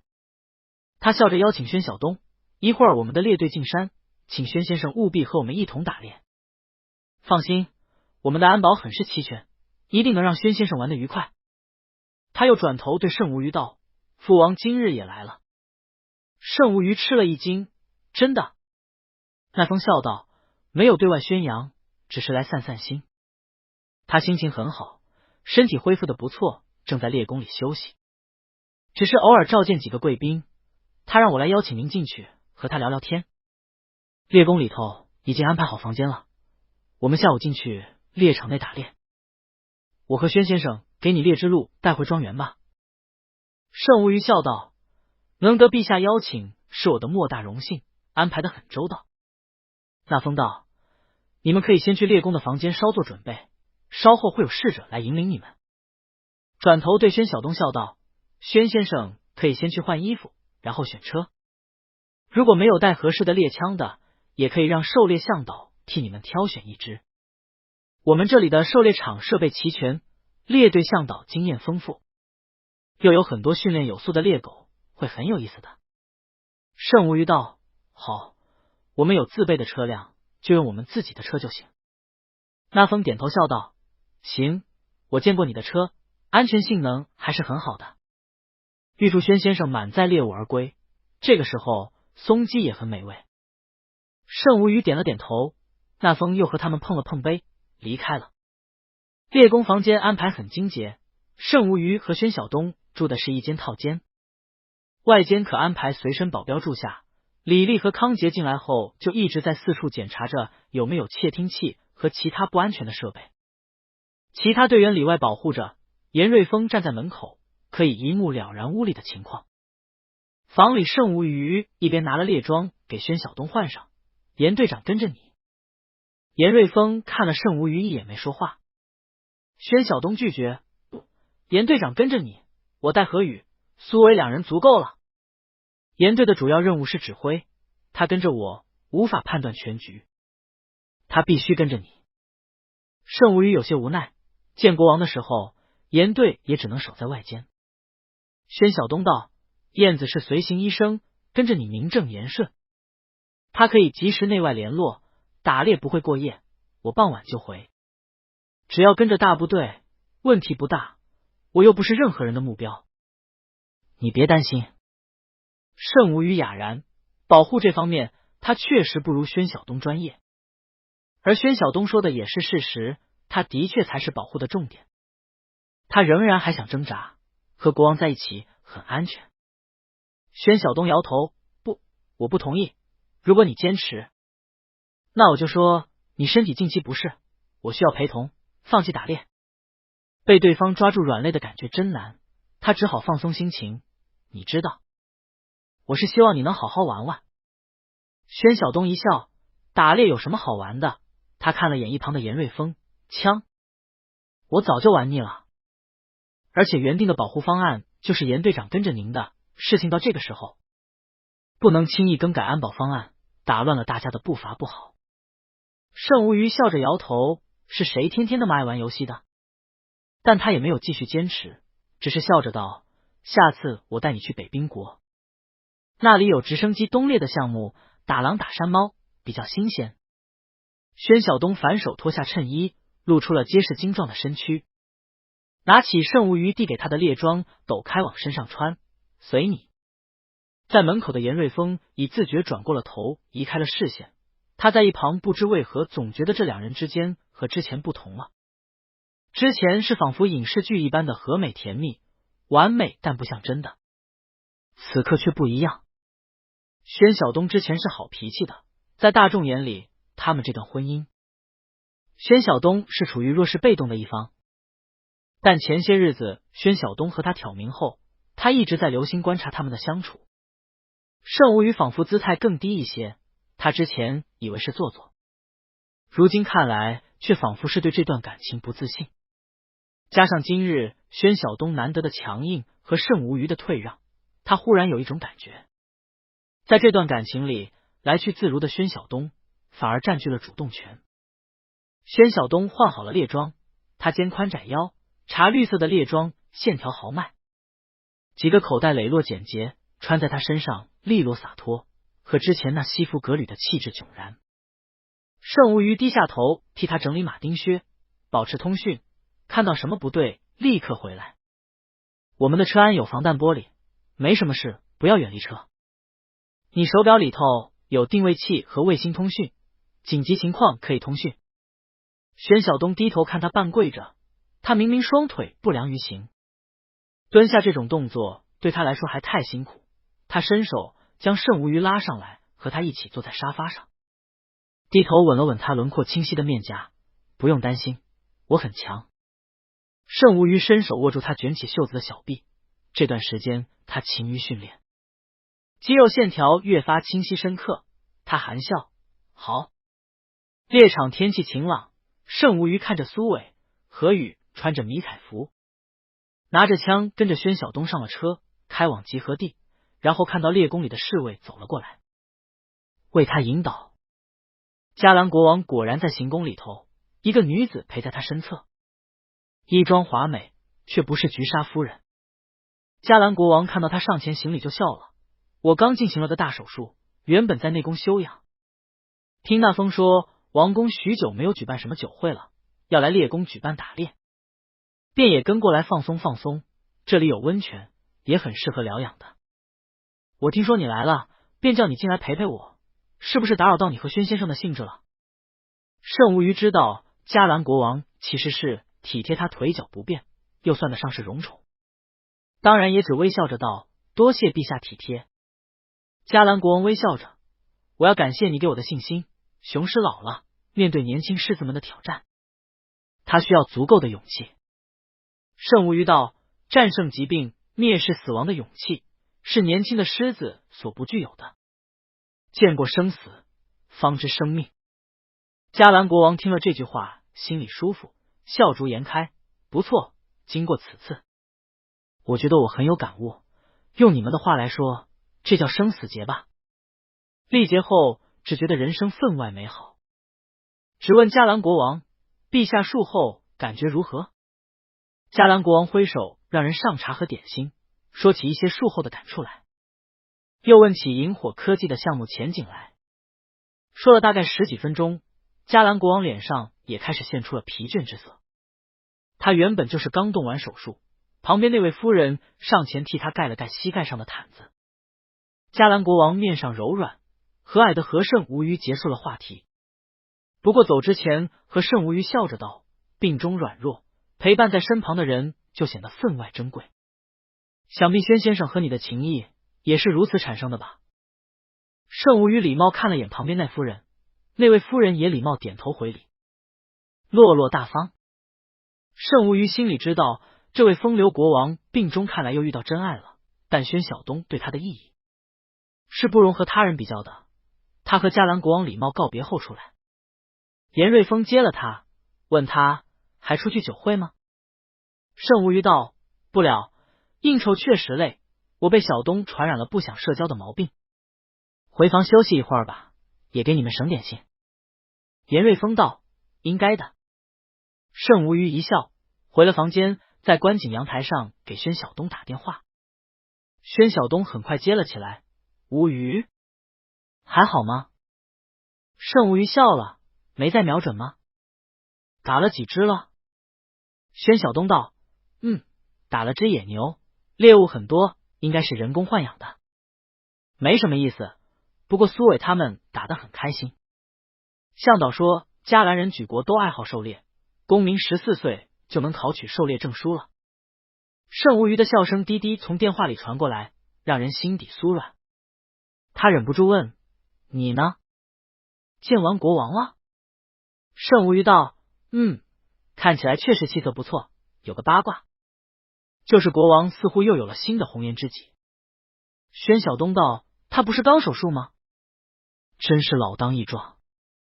盛无虞道，他要瞒着人，菊莎夫人又有野心，他大概只要另外安排女子照顾，病中脆弱，他又风流，自然就动心了。宣晓东道，差点脱口而出和你一样，但及时发现了不对，悬崖勒马咽下去了。盛无虞敏锐道，你想说什么？宣晓东干笑，我没有想说什么。盛无语警告道，你是我心中独一无二的。宣晓东迅速转移话题，你对我也是，我拍点照片发给你吧。他耳根发热，觉得身旁的向导、安保队员、司机们都仿佛在侧耳倾听他们的电话一般，虽然他们都非常专业的一直对外涉猎。盛无语道，照片有什么好看？我想看你。宣晓东失笑，车子狭窄，他们都在涉猎呢。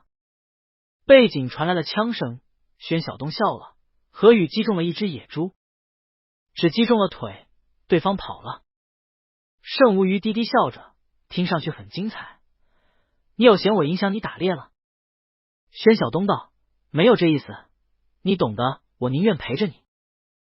你今天是在扮演刁蛮小公主吗？盛无鱼笑容扩大，无理取闹不行吗？宣晓东道，我回去陪你吧。盛无鱼道，别了，难得出去玩玩，你给我猎了只野牛，到时候把头颅做成标本吗？放你那农场。宣晓东想象了一会儿，还是算了吧。盛无鱼道，那野牛也不好吃，你打来没什么用啊。宣晓东笑了，好吧，那我打点野山羊，还是松鸡，或者鹧鸪吧，油炸了椒盐。向导说他们王子有次来打了几百只鹧鸪。陈无鱼有点无语，感觉花费的子弹会比鹧鸪贵。宣晓东想了一会儿，可能练枪法，就像我们打游戏，就是打僵尸也能打很久吗？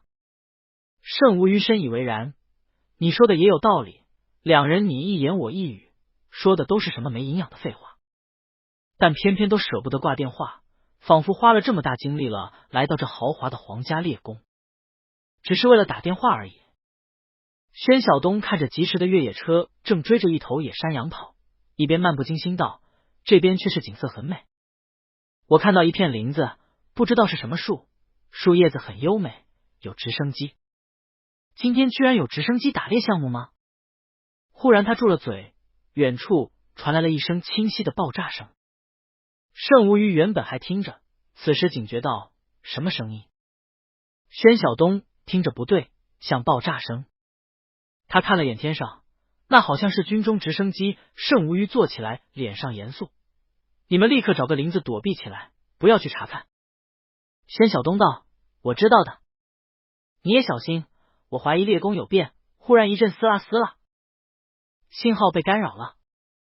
盛无鱼挂了电话，看到严瑞峰已推门进来，脸色严峻，猎弓有变，我们出不去了，外面来了不明武装分子，猎弓的侍卫队伍已经戒严，所有人都不能擅自出入房间。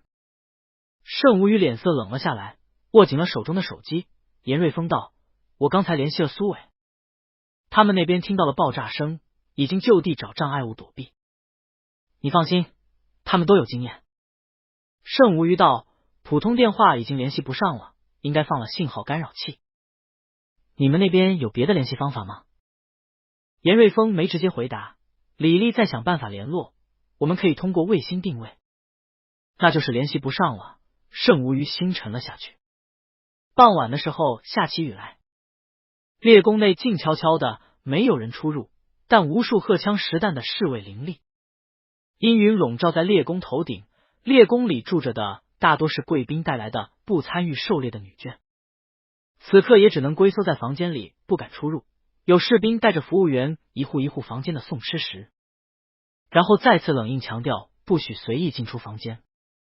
盛无鱼在房间里看着李丽的电脑上显示着宣晓东等3个人的定位点，显示他们向西正常移动着，进入了山脉深处。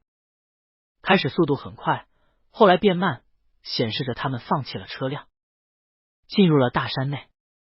这是正确的逃生路线，车子再快也跑不过直升机。目标还太大，不如下车躲进山里，毕竟他们不是主要目标。龟缩到局势明朗就行了。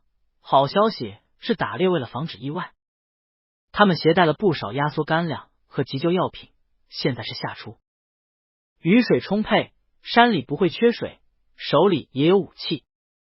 以他们的求生能力，只要不被找到，在山里躲个1个2个月都没有问题。严瑞峰冷静对盛无虞分析道。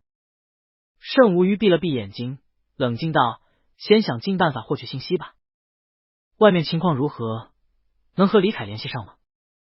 严瑞峰道：网络和通讯都断了，基站应该被破坏了。这是军方的手段，只能用原始发报机了，正在努力和李凯联系上。现在我们最好把所有值钱的东西都收拢一下，不要带在身上。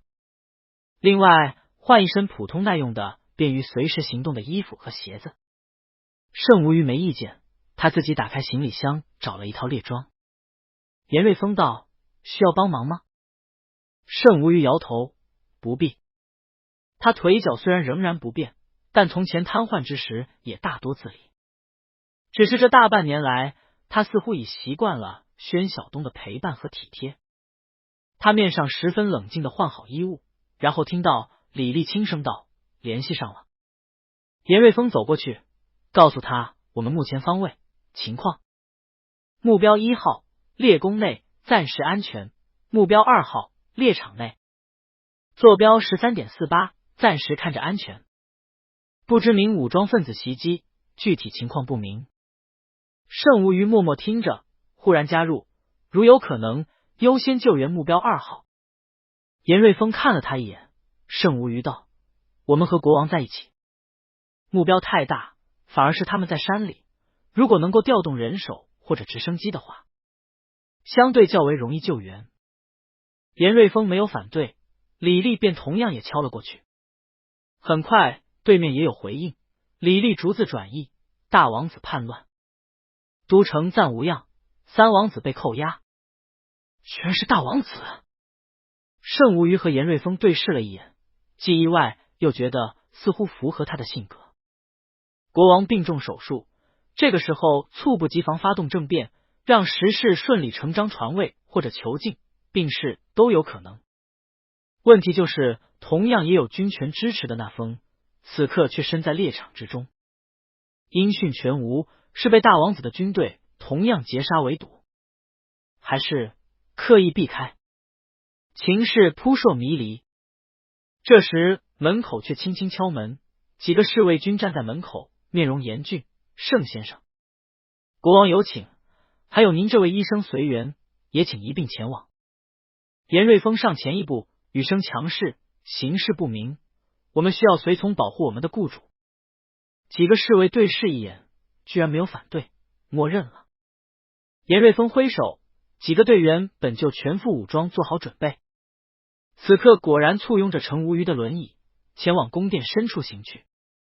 寝宫拱门后，华丽的水晶吊灯璀璨华美，窗纱飘荡着，属于异国的香料味漂浮在空中，但他们还是最先闻到了浓郁的血腥味。严瑞峰挡在了盛无虞跟前，但他们还是看到了地上躺着个女子，衣着华丽，脸色将白，正是今天陪在菲利塔什氏身边的女子。此刻她应该已经死了，胸口一枪，身下淌着一滩血，血已经半凝固。迦兰国王坐在床上，脸色苍白，看到盛无虞苦笑了声：实在对不住，让你看笑话了。盛无虞面色平静：陛下可有受伤？您的宫廷医生呢？迦兰国王道：死了，被人从后趁其不备拧断了颈椎。盛无虞微微一惊，菲利塔什氏苦笑了声：总之就是，我原本自命聪明，以身为饵，故意来这里，并且安排了稳妥的撤退之路。然而没想到身边被人埋下了人，把随从的宫廷医生害死了。现在我若是按原计划撤离，既没有随身医生，也不敢再随意信任人手。想来想去，只有盛先生身边应该能有可以信得过的人。我们可以合作，趁夜撤退去安全的地方。盛无虞平静问：陛下需要什么人才？史事道：安全人才以及随身的医护人员。我已备下了撤离的飞机，就在楼顶，可载20人。但我需要另外一套安保人员，和我之前的安保人员互相监督。登机起飞，你理解吗？互相监督，排查危险。盛无虞明白了，石氏这是突然被身边人背叛后，谁都不敢相信，但也不敢再停留在这里，再加入一套可靠的安保人员互相监督，的确是最稳妥的办法。迦兰国其他权贵如今多疑的菲利塔石氏已不敢轻易相信，而自己属于外来人，又和迦兰国王有着共同利益，随身配备的安保团队和医疗保障显然是最全的，又必然会对自己负责，因此撤离之时一定会尽心尽力排查隐患，监督对方。但他摇了摇头，沉声道：陛下不放心，我可以借2个安保人员和随行医生和您撤离，但是我要留在此处，我伴侣还在猎场。2个人明显不够稳妥，菲利塔石氏锐利双眼看着他，你放心，奈风在猎场一定会保护轩先生的，这次的行动他清楚，轩先生是跟着他出去打猎，安保齐全，一定没有问题。那风也知道这次行动，圣无虞心中连连闪念，但面上平静。陛下，这位夫人既然能看护您良久，想必之前是经过严格审查的，她如果想害您，应该早就有机会了吧？菲利塔石氏森然道：他没有机会，所有我的药物都是2人同时开启，2人互相监督，任何时候我身边都不会少于3人，而且进出都要搜身，没有可能夹带武器，所以他只能借着这次机会对医生下手，我怕还有后招。盛先生，你我都是术后虚弱之人，久留在此处不稳妥，我们还是赶紧撤离。你放心，一旦我们脱离这里，恢复通讯，我会通知内风第一时间将轩先生送到您身边，此处不宜久留。盛无虞却淡淡问：陛下，这位夫人确定一定是大王子的人吗？菲利塔石氏一怔，盛无虞却又问：陛下之前为何不放心传位给那封王储呢？菲利塔石氏眸光闪动，他太年轻，政事不熟，但经过这次历练后，我将正式考虑宣布他为下一任王储，并于适当时候传位。盛无虞看着菲利塔石氏：陛下，萤火科技对迦兰还有用，但小狮子们却不一定还能忍耐老狮子的权威，我们不如开诚布公。陛下如果一开始没有打算将我带走的话，原计划其实就是内封王子会回来控制住猎宫的局势，然后等着那骄王子的人踏入陷阱吧。奈封王子在外边其实完全控制着局势，只等着您这边撤走了，才会假装溃败，引叛军进来，坐实这叛乱的罪名。因此猎宫的贵宾们只是作为见证者，将那骄王子的罪名证实，以便之后的审判，并且方便将所有的党羽剪除。我们这些宾客一开始就不会有危险，只需要安心在猎宫中等待。陛下离开只是确保万无一失，没想到计划好好的，忽然冒出来一个节倩夫人，这让你不敢再继续停留猎宫，因此临时改了计划，临时通知我，想借助我的安保队伍一并脱离，对不对？帷幕后忽然一阵轻笑，那真王女从帷幕后转了出来：父王，我就说瞒不过盛先生，不如一开始就坦诚相待。菲利塔石氏脸上掠过了一丝尴尬，没错，盛先生推断很有道理。既然如此，您现在应该可以相信我轩先生不会有事了吧？可以放心和我先撤离到安全的地方。盛无虞淡淡道：出现了第一个变化，既定的行程应该全部推翻才对。陛下，我从前对这条命不太在意，但如今有了伴侣，却不能不为他考虑。你这直升飞机，我可不敢搭乘。菲利塔石是瞳孔紧缩，盛先生的意思是？盛无虞道：陛下心里应该也已有怀疑。杀死医生这一招非常多余，如果本来陛下您的计划就是要搭乘飞机离开猎宫的话，对方为什么要冒着浪费一枚这么有用的妻子的机会来杀掉医生？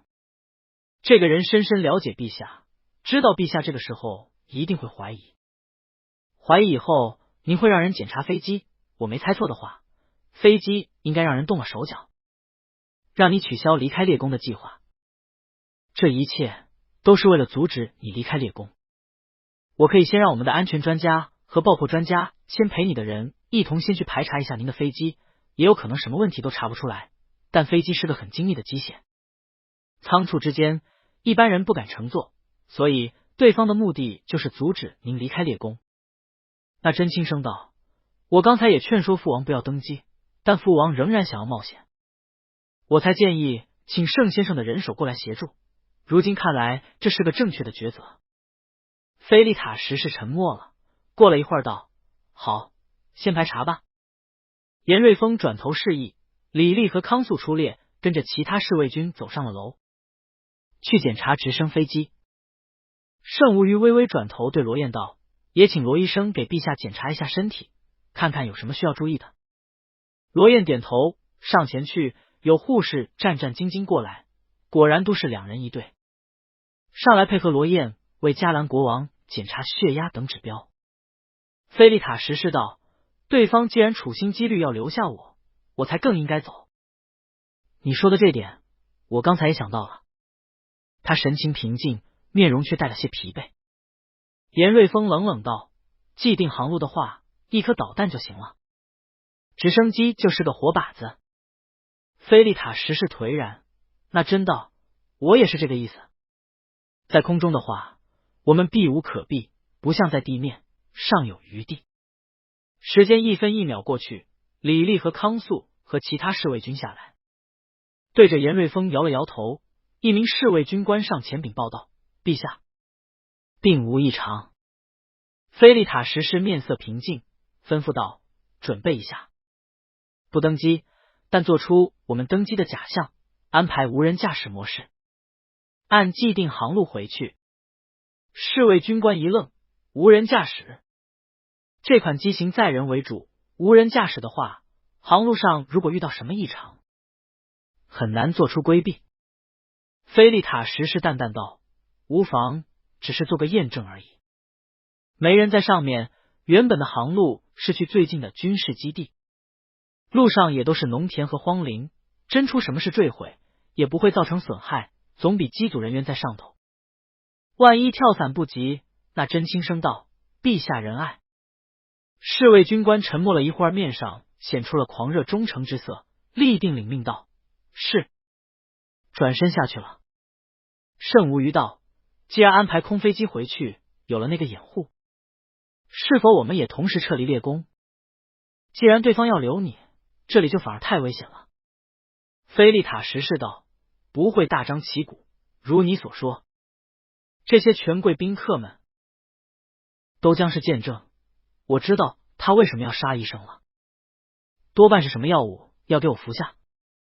他面容淡漠，我们乘车离开。盛无虞道，是我心里焦虑，担忧我的伴侣，一意孤行要离开猎宫，连夜去寻找我的伴侣。陛下给了我手令，还给了我一些侍卫军队，护送我进山。他看了眼菲利塔什是，委屈陛下改办一下了。菲利塔什是犹豫了一会儿，低声道，多谢盛先生。拉珍拿出地图来，我们还是商量一下进山去哪里最安全。盛无虞诧异，当然是去那疯王子的驻地了。菲利塔什是和拉珍全都看向盛无虞，盛无虞微微一笑，最危险的地方就是最安全的地方，按你们原来的计划的话，猎场内本来就该是在控制之内的。盛无虞含笑道，更何况这名夫人到底是谁的人，还没有定论。陛下对那疯王子还是非常信任的吧？不然也不会即便是刚才那样的情景，您还是不肯怀疑，还说要传位于他。我唯一只是好奇一点，陛下究竟在顾虑什么？虽然不肯放心传位给他，却又如此信任他。一队全副武装、装着厚重防弹玻璃的豪华车队，趁着夜幕离开猎宫，往西边行去。在车队身后，一辆直升飞机从猎宫中升起，飞往附近的军事基地。而此刻，东边的天空已经微微发亮，天已经快亮了。初夏的天气因着刚刚下过雨，空气微微寒凉。在猎场深处的深山里，仍然时不时有枪声零星响起。宣晓东身上包着防寒毯，坐在帐篷里沉思着。苏伟走了进来，递了个苹果给他。王子那边的人分过来的，您睡一会儿吧，我和何宇轮流守夜。宣晓东道：不用，你吃。那边有说别的信息吗？列公那边安全吗？苏伟道：说是派了侦查员回去看了，但不敢贸然出去。外边围堵的也不知道是哪方势力，因此先确保安全第一。宣晓东皱着眉头：我担心盛先生他们，早知道就不和那封王子他们一起走了。我们自己走目标小很多。苏伟道：没办法，谁叫我们那向导见到那封王子的人就冲出去了。那封王子看在盛先生的面子上，肯定要保护好您的，不会让您冒险的。他看了眼宣晓东脸上的神情，警惕道：小东，队长说过让我们寸步不离你的，你别千万想着自己一个人出去。宣晓东有些尴尬，摸了摸鼻子：有那么明显吗？苏伟笑了：队长反复交代过，说你只服该服的人，谁要是不能让你信服，你自己那主意就特别大，所以让我们一定盯紧了你，凡事安全为上。现在跟着那封王子，他带着禁卫军，怎么都比咱们几个人这么不明情况的出去乱撞的好。再观察一下吧，毕竟是国外，这种军事叛乱，遇到可疑的人都是当场击毙的，问都不问，咱们冒不起这个险。宣晓东道：总觉得跟着那封也不太安全，他毕竟也是夺储的主角之一呀。苏伟道：但是他和盛先生是好友吗？再说了，不管谁当国王，考虑到萤火科技，总也不会轻易伤了你的，所以咱们还是稳妥第一。宣晓东道：你休息吧，天也快亮了，我出去看看。他皱着眉出了帐篷，看外面都有哨兵站着，营地里静悄悄的。帐篷外边守着的何宇跟上了他，他看了这圈营地，微微感觉到憋屈。营地里头帐篷最中心受到层层保护的，自然就是那封王子的帐篷。因为下过雨，他们的营地扎在半山一处平缓山坡上。宣晓东走出来也有些气闷，却看到前面的帐篷一条，那封王子也走了出来，身后也跟着2个侍卫军。他抬头看到宣晓东一笑：宣先生也和我一样睡不着吧？宣晓东道：那封王子怎么还不睡？那封苦笑道：担心父王在列宫里的安全，但我随身带的人手也没多少，贸然赶回去只怕是要出事，只能先保全自身。宣晓东不说话了。那封看了看道：帐篷里气闷吧，我们散散步聊聊天吧，也算解解闷。其实这里我小时候父亲经常带着我们来狩猎，我还挺熟悉的，放心，这边暂时还算安全，前面是皇宫卫队在那边拦着了，打下来几台直升机了。宣晓东没说什么，只是陪着那封慢慢沿着小道走到了一处林子，林子边缘有一处斜草坡，天色还没有亮，看下去下边黑乎乎的是一处山谷，依稀能听到溪流声。那封站定在岩石边，他穿着一件米色的风衣，卷曲的额发下眉骨很高，蓝眸分外深沉。他从风衣口袋里拿了支烟出来道：对不住，实在有些焦虑，我能抽支烟吗？宣晓东微微点头：请便。他微微转头观察了下地形，看到那封的几个侍卫军把守在了不同方位。何宇也站远了些，远远看着他们。那封道：放心，这边安全，上面有无人机防守着，有东西过来会报警。他深深吸了一口烟，眯起了眼睛，又长长吐了出来。斯文俊秀的面容在烟雾中微微模糊。他笑了声：想不到我会抽烟吧？因为对外要保持形象。宣晓东道：人总也要放松放松的。那封微微叹息：是啊，扮演一个完美的王储，我已经扮演太久了。宣晓东微微笑了。那封道：我最开心的就是留学的那2年，无疑是当时学院指派给我的导学学长，我们住在同一寝室，他非常亲和，教了我很多。那2年我在异国他乡，不需要特别扮演什么，也不再生活在摄像头和新闻中，只需要做一个单纯的学生，每天上课，去食堂，去图书馆，回寝室。宣晓东静静听着，他对盛无虞的学校时代还是挺感兴趣的。那风含笑着，当时我们互相学习对方的语言，交换两国的文化习俗。放假的时候我也不想回国，他带着我在你们国家旅行，用你们的话说就是相交莫逆，生死之交。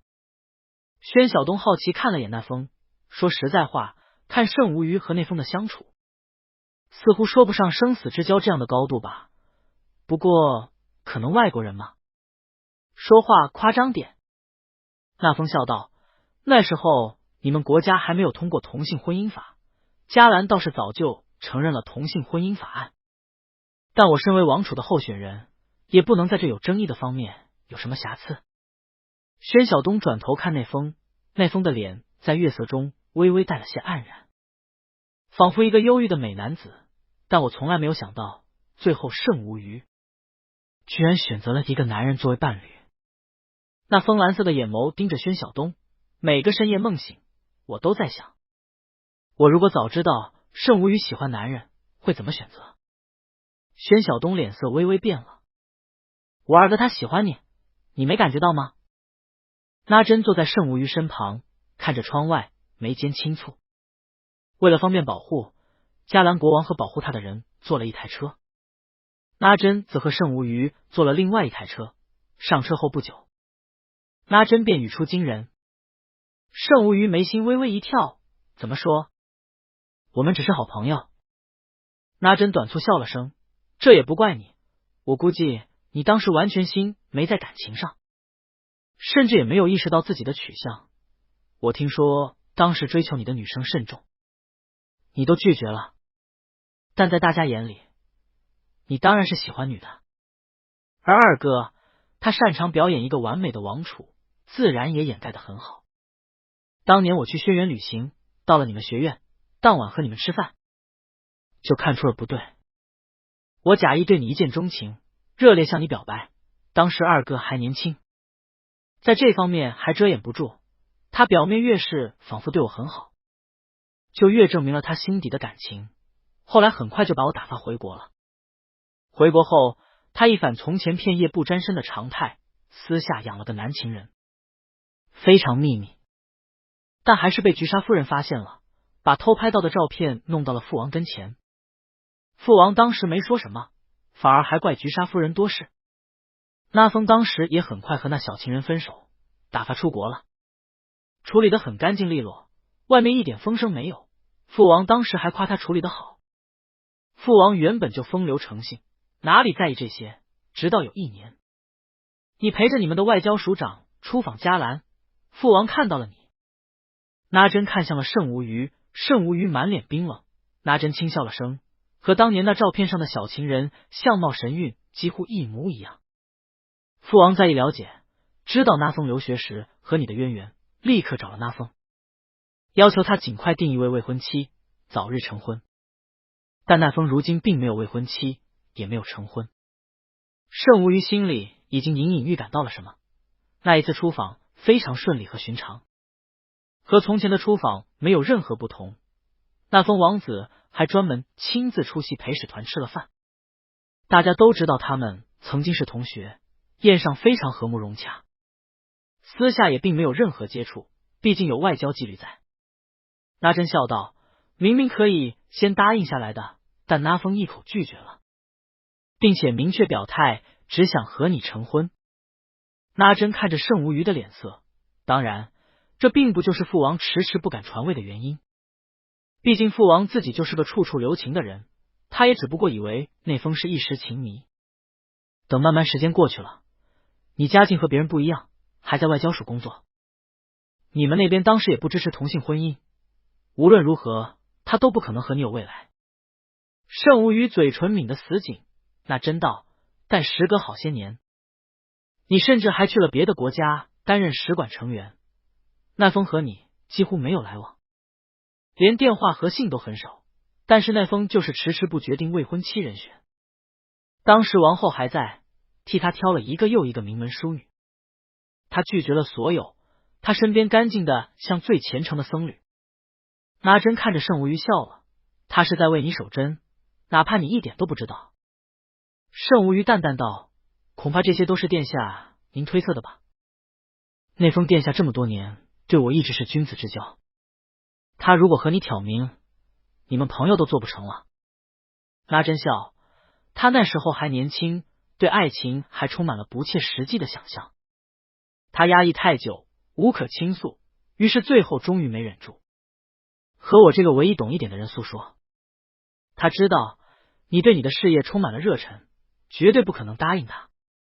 一旦表白，你只会避嫌，并且永远不会再踏入迦兰国。他宁愿默默守望，永远做你的挚友。但一日你没有成婚，他也一日不能死心，因此只是拖着，一定要等你结婚后，他才结婚。很感人是吗？那真笑道，如果只是这样，那还能称得上是个美好遗憾的故事。圣无虞面色淡漠，你双腿出事后，他专程飞去还京探望你，但当时你情绪不好，拒绝见人。之后你很快振作，建立了萤火科技，并且飞速发展事业。前年你来迦兰洽谈能源项目的时候，那封积极对接项目确实很有前景。经过这2年，也确实证明了成效显著。那真看向圣无虞，父王对这个项目非常看好，却又十分顾忌那阿峰对你的感情。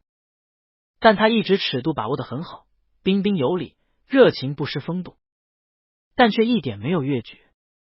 父王渐渐放了心，又看萤火科技这个项目确实利国利民，给双方带来极大利益，有你牵头，两边政策风险也能降低到最小。如果错过这个项目，迦兰并不好再找到其他更适合投资这么多基建的合作方了，更何况还有大量的科技专利。签了约后，你来迦兰国稍微频繁了些，内封便替你介绍了迦兰最好的医生，要给你做检查和治疗。圣无虞仿佛忽然想起什么一样，看向了那真。那真微笑，想起来什么不对了吗？这件事才是真正吓到了父王。在医院里有次检查，给你上了全麻，你昏睡后，内封串通了医生，神不知鬼不觉将你带回了他的私宅，准备制造一起意外，伪造你去世的假象。圣无虞悚然，就连前面开车的严瑞峰都忍不住踩了下油门。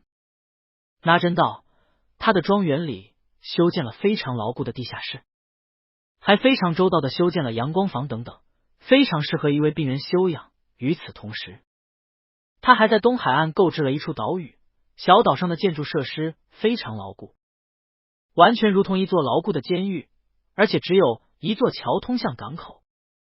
只要把桥放下，任何人都无法离开岛屿。岛上同样修建了非常完善的医疗和无障碍设施。那真看向脸色已经变得铁青的圣无虞，父王一直对他心存警惕，在他身边埋下了人。发现这事后，父王及时出手，拦下了这事，重新将你送回了医院检查室。因为你一直处于深度麻醉中，因此此事就此遮掩过去了。后来治疗效果一般，你回国了，在父王的严厉控制下，那风也仿佛偃旗息鼓。但这一次父王病重，您又来了，还携带着您的新伴侣，一位男子。父王每一天都心惊胆战，害怕内封再次越轨。一旦内封做出什么不可挽回的事，对项目将会造成多么巨大的损失，甚至有可能造成外交事件。当然，那封一直显得非常克制，表面完全看不出任何不对。这就是父王讳莫如深的事，可以原谅父王吧。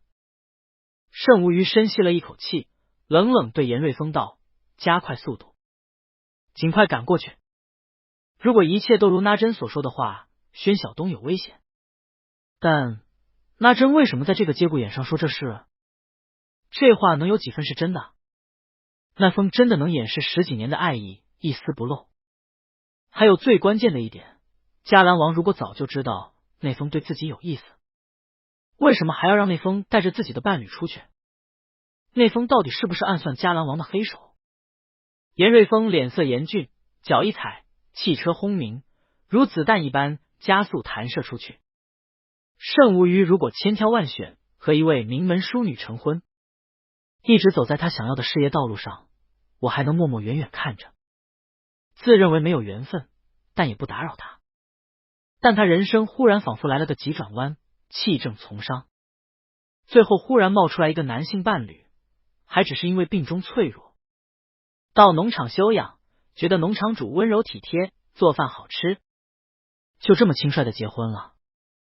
那风抬眼看着宣晓东的眼睛，态度温和，言辞也一直非常文雅。我真是多年不愿意清闲，却这样被你侥幸而轻易的获得，我不甘心，我也没办法接受。他将一直拿在手里的打火机放回风衣内袋，却疏忽抽出了一把袖珍消音手枪，枪口对准宣晓东扣了下去。不过是一瞬间的功夫，这个侥幸占据了盛无虞配偶位置的男人就会中枪滚落到山谷中，然后反叛军很快被引来这里，最后变成这次叛乱武装行动中被牵连死亡的一个数字。一切都已安排好了，他明明离宣晓东极近，然而他眼前一花，似乎根本没看清楚动作，对方的手已犹如闪电一般握住了他拿枪的手，手指刚好卡在扳机处，然后那封手腕一阵剧痛，枪已夺到了宣晓东手中。与此同时，他脚背足尖也传来了剧痛，他甚至清晰的听到了咔啦的声音。他怀疑自己脚背已经骨裂，手足同时的剧痛让他几乎站不稳，却已被宣晓东握住手臂一拧，将他带在自己身前，枪口对准了他的太阳穴。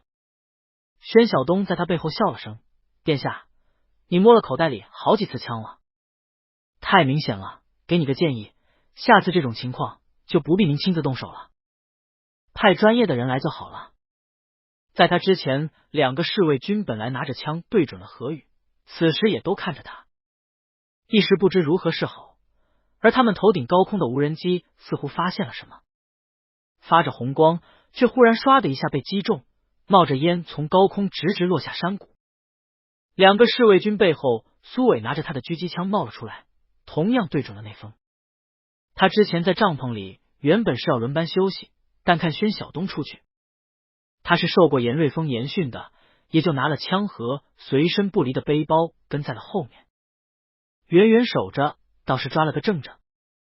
苏伟沉声道：“无人机被毁会有警报，我们时间不多了。”那风额上沁出了细汗，咬了咬牙：“是我轻看你了，一直以为你只是个农夫，你该不会只是受顾盛无虞的保镖吧？用来掩饰身份的。如果是这样，我误会了，你放下枪，我可以放你离开。”盛无虞托他买庄园的时候，只说他的伴侣爱好种植，经营一个小农场。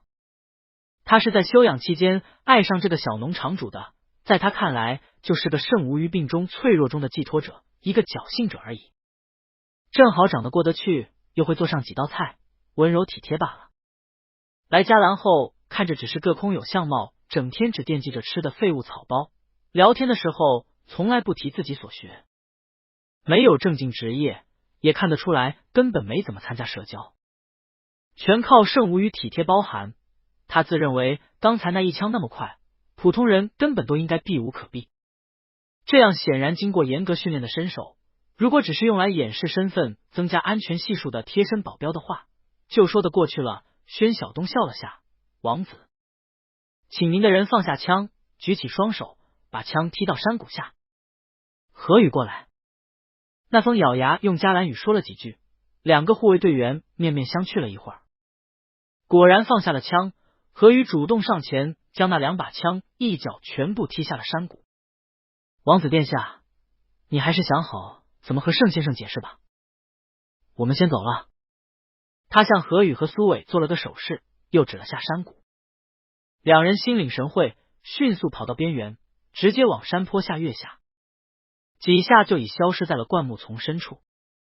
宣晓东将手枪枪口一转，用枪把迅速往那封太阳穴上一敲，那封双眼一黑，瘫软下来。宣晓东将他往前一推，两个护卫队员上前接住，他立刻也向后一跃，脚一用力，立刻滑入了山谷中。2个护卫队员抢上前扶住晕过去的王子，一摸鼻息尚有，松了一口气。后头的警卫接到警报，已经成队跑了过来，看到黑黢黢的山谷里早已没了那几个人的身影。怎么办？追吗？护卫队员面面相觑，却也知道如今还有叛军在。王子又晕了过去，这天至黎明，却也还黑得很。对方训练有素，这山谷下头形势不明，猎场地形复杂，追过去怕是送人头的，还是守护王子围上。他们象征性的点了一个小队去追了下，便护着那封王子回了营地救治。那封没多久就醒了过来，知道他们已逃向山中，追踪无果，心知此事已失败，此时乱局已于事无补。之前还能以挚友身份在圣无鱼身边，此后圣无鱼就算不对自己视如仇敌，也势必要疏远冷落，甚至可能终身不见。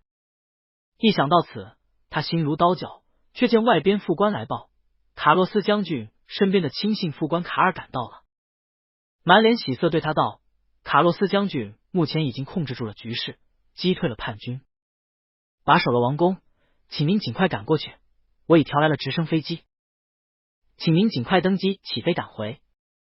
那封却只淡淡道：知道了，父王按原定计划也应该已经抵达王宫。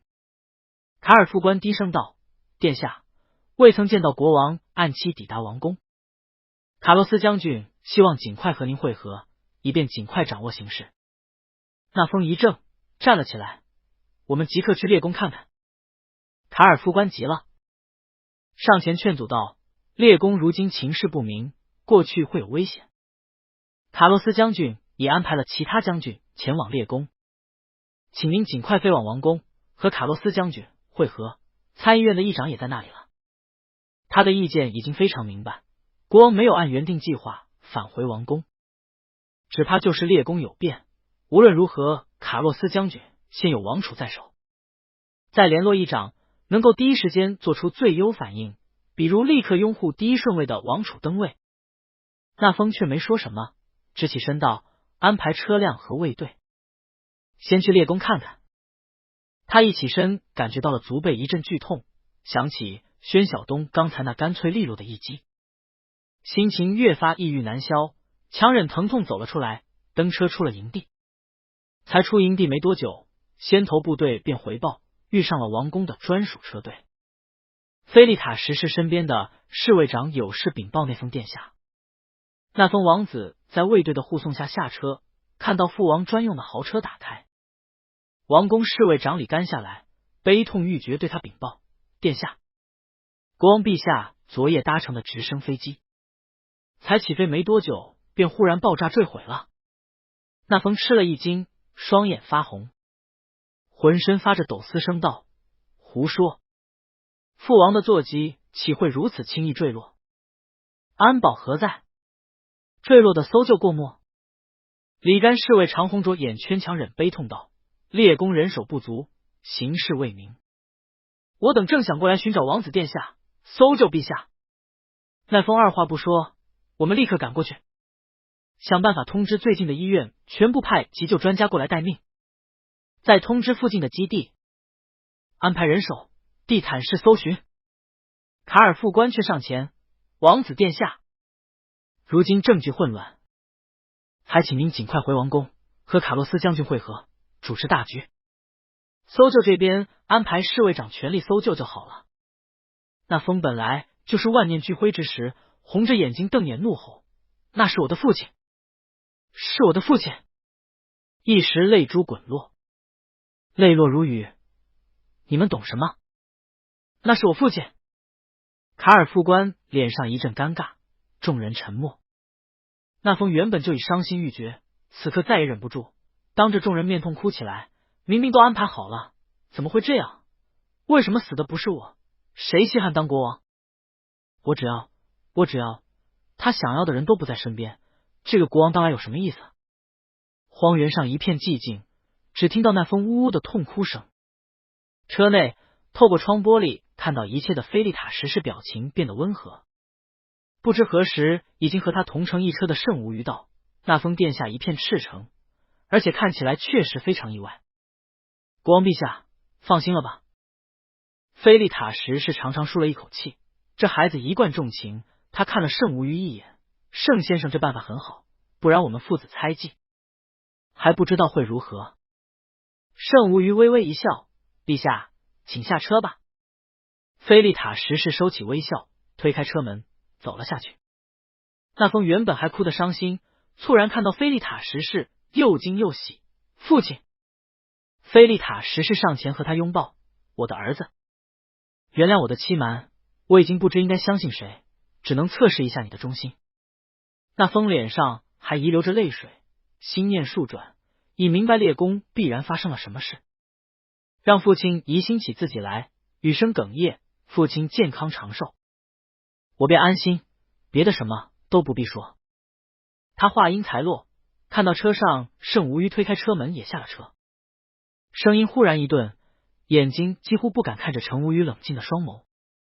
国王此时却是心底宽慰，松开怀抱，拉着他的手，转头看圣无虞笑道：是圣先生说，与其之后父子相宜，不如大家敞开怀抱，坦诚相对。那风脸上带着笑，心里却充满苦水，原来圣先生和父亲在一起。那真在后一台车也下了车，笑着道：父亲身边的节倩夫人忽然背叛了父亲，暗害了主治医生，多亏圣先生支援我们安保力量，又出了主意到您这里来会合，否则我们在列宫确实无人可信。对了，宣先生呢？圣先生在车上一直很担忧宣先生的安全，他应该和二哥您在一起吧？那风语声艰涩，之前遇到了他们，但宣先生担忧无虞的安危，坚持要带着保镖回列宫，大概和你们错过了。那真轻忽，二哥您太不注意了，宣先生才带了几个人，您怎么就放心让他们独自离开？没多派几个人护送吗？那风口舌打结，宣先生坚持不要人手，说人少更灵活，带的人多了目标太大。菲利塔什是沉声道：先回驻营地，我们再打算下一步计划吧。只有尽快控制局面，恢复通信，也就很快能找到宣先生了。众人又分别回了车上，这次圣无虞回到了自己的车内，对严瑞峰冷声道：赶紧联系李凯，想办法尽快搜寻到小东。严瑞峰看了眼旁边副驾上的李丽面前的电脑，好，别太担心，他们的红点都在，看路途应该是往列公行去，但是绕得远路，走的山道相对来说还是安全的。但是他看着面容冷峻的圣无虞，但看他们昨晚的坐标，应该是和那封王子会合过的。圣无虞冷冷道：他在小东的问题上撒了谎。驻营地里，很快国王做出了决定，让卡洛斯的副官和侍卫长先搭乘直升飞机回王宫，拿着国王的手令派兵过来，先占领列宫，然后迎接国王回王宫。圣无虞在帐篷里对严瑞峰道：目前这里暂时安全，你带几个人去接应小东，务必把他安全接回来。严瑞峰道：已经联系李凯，尽快派人去接应宣先生了。我的职责是守护您，圣先生，这里形势不明，我不能离开您。圣无虞沉下脸道：这里有国王和那封王子这么多侍卫，不必担心我。外面有乱军，还是尽快把宣小东接回来。严瑞峰道：他可以自保，国王和那封王子并不能信任。圣无虞冷静道：你要相信我的判断，我现在很安全。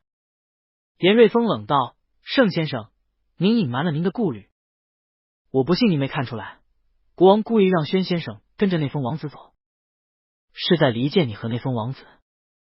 年老的雄狮已经开始惧怕年幼狮子身后的力量。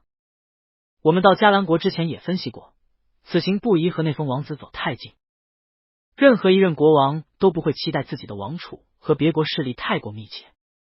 圣无虞沉默了，严瑞峰口气微微温和：放心，请相信宣先生有足以自保的能力。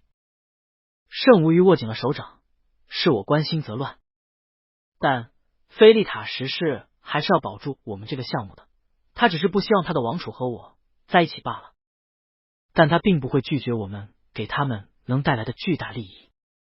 他沉默了一会儿，更何况那真说的话是否真实，还有待商榷。严瑞峰道：不管怎么样，我是不会离开您的。这是原定的保护方案，宣先生也并没有情况危急到需要我放弃保护您，将您置于危险中。对不起，盛先生。盛无虞看着他，很久以后艰涩道：严队长，我以为你能理解，哪怕宣晓东有99%的几率能保护自己，我都无法承受那1%的意外。严瑞峰与他对视，两人神情都很冷静，但严瑞峰那一刹那忽然反应过来，盛无虞知道了，他知道了自己对宣晓东的情感，他希望自己为此而能够放弃目标，转而去保护他。然而哪怕自己此刻心里和他是一般的受到折磨，他还是只能优先保护盛无虞，他的情敌。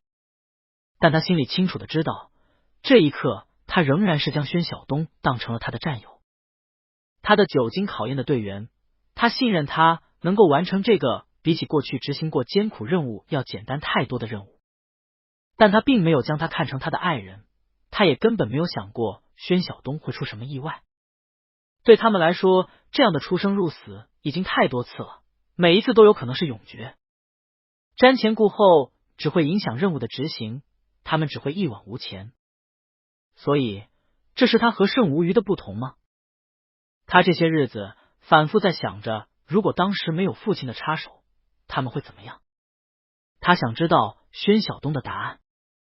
他设想的人生是铁和血，是天空和大海，是沙漠和悬崖。因此他认为宣晓东可以和他并肩而行，踏破雄关漫道，一次次从头越过人生的精彩。然而宣晓东如今选择的是田园的一花一果，一蔬一饭，是最普通最寻常不过的普通人的情和爱，会关心对方苦和累，会替对方担惊受怕的世俗红尘之爱。宣晓东从来期待的都是这最普通的人间烟火。他忽然释然了，幸好一直在外面的李凯总算不那么没用。听到直升飞机响的时候，严瑞峰没有让他出帐篷，而是自己出去看了下，然后叫道：盛先生，是萤火科技的飞机。盛无虞闻言出来，看到天空上果然悬着一架小型直升飞机，正是他们之前在庄园停着的日常运输用的直升飞机。飞机上正有人摇着旗语要求降落停靠。那风也走了出来，看了下，听说是萤火科技的飞机，脸色微微变了变，看了眼盛无虞，知道是来接他的，但仍然道：准予停机。飞机缓缓停在了山坡顶上，一个男子从直升机出来，大步向盛无虞行来，肩宽腰窄，双腿又长又直。不过几分钟就已走到了盛无虞跟前，一把抱住了程无虞，竟然在众目睽睽之下就吻了上去。那风站在营帐跟前，面容几乎扭曲。菲利塔什氏不知何时也走了出来，站在他身旁，抬眼看着那对拥吻的有情人，笑道：原来是宣先生。东方人含蓄委婉，想不到也如此真情流露，想来是患难见真情。那风却心知肚明，宣晓东这事做给自己看的，必然是还击自己那句他是否是盛无虞顾情的保镖，肤浅。但该死的气人！盛无虞确实被宣晓东这出乎意料的举止吓了一跳，但爱人如此直白热情，揽着他的手臂，强势而不由分说，他总不能服了他的面子。两人接了个长吻后，李凯才从直升机里懒洋洋招手：先回庄园吧，等形势稳定再说。盛无虞看着他笑了声，总算不是全无用处。他握了握宣晓东的手：我们去和国王辞行。宣晓东抬眼看到那风，目光相撞，仿佛发出火光，神情冷静不变。好。两人一起上前，盛无虞向菲利塔什氏行礼道：此次得了国王陛下庇护，十分感激。如今想来，陛下和王子都有忙于平定政局，我们就先不叨扰，先回住处了。菲利塔什氏笑道：是我们连累了你，还多劳你的安保团队一路保护。你们先回去休息，等我们稳定局势后，再邀请你们进王宫一叙。宣晓东跟着盛无虞给菲利塔实施行了礼，便直接回去上了直升机。飞机起飞，离开了猎宫，直接飞回了庄园。回到庄园，各自先回房休息。盛无虞很快知道了宣晓东的遭遇，他牢牢握着宣晓东的手，有哪里受伤吗？检查过了吗？宣晓东忍俊不禁，就是个娇生惯养的贵族，不值一提。没有受伤，比起以前的任务都不值一提。要说受伤，他肯定比我伤得重，不知道他怎么想的。真是反派死于话多，之前我们确实对他没有提防。他要让专业的来，我们就3人，机关枪对着帐篷乱扫一轮，我们都完蛋。盛无虞已经按住了他的嘴唇，脸上阴云密布。别说了。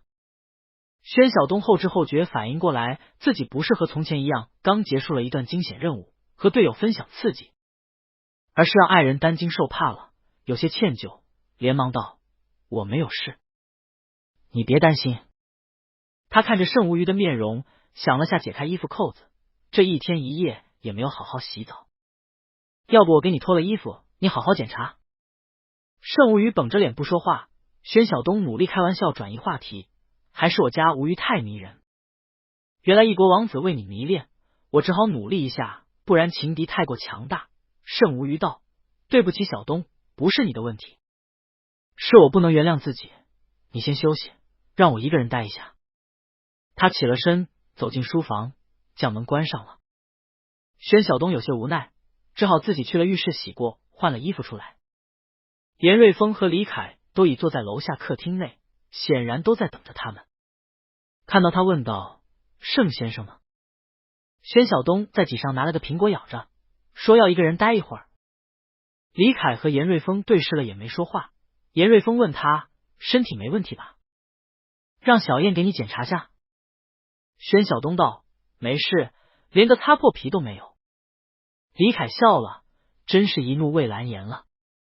宣晓东不解其意，李凯道：就刚才萤火科技嘉兰公司这边已经接到了盛总的通知，所有项目暂停，全部进行项目终止的评估，做好全面撤资，撤出专家工作人员的准备。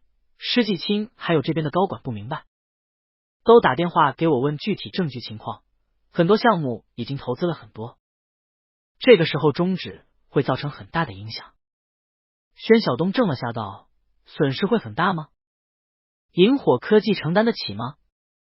李凯道：承担是没问题的，毕竟前些日子知道可能有政策风险，很多投资就已很保守了，原本就做好了撤资的准备，投入的基建工程、厂房建设等等，什么不能回收。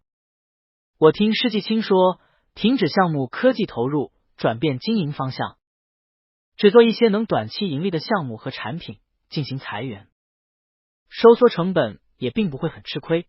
其实说起来，吃亏的会是嘉兰这边，本地的工作机会、税收、下一步规划肯定都会受到影响。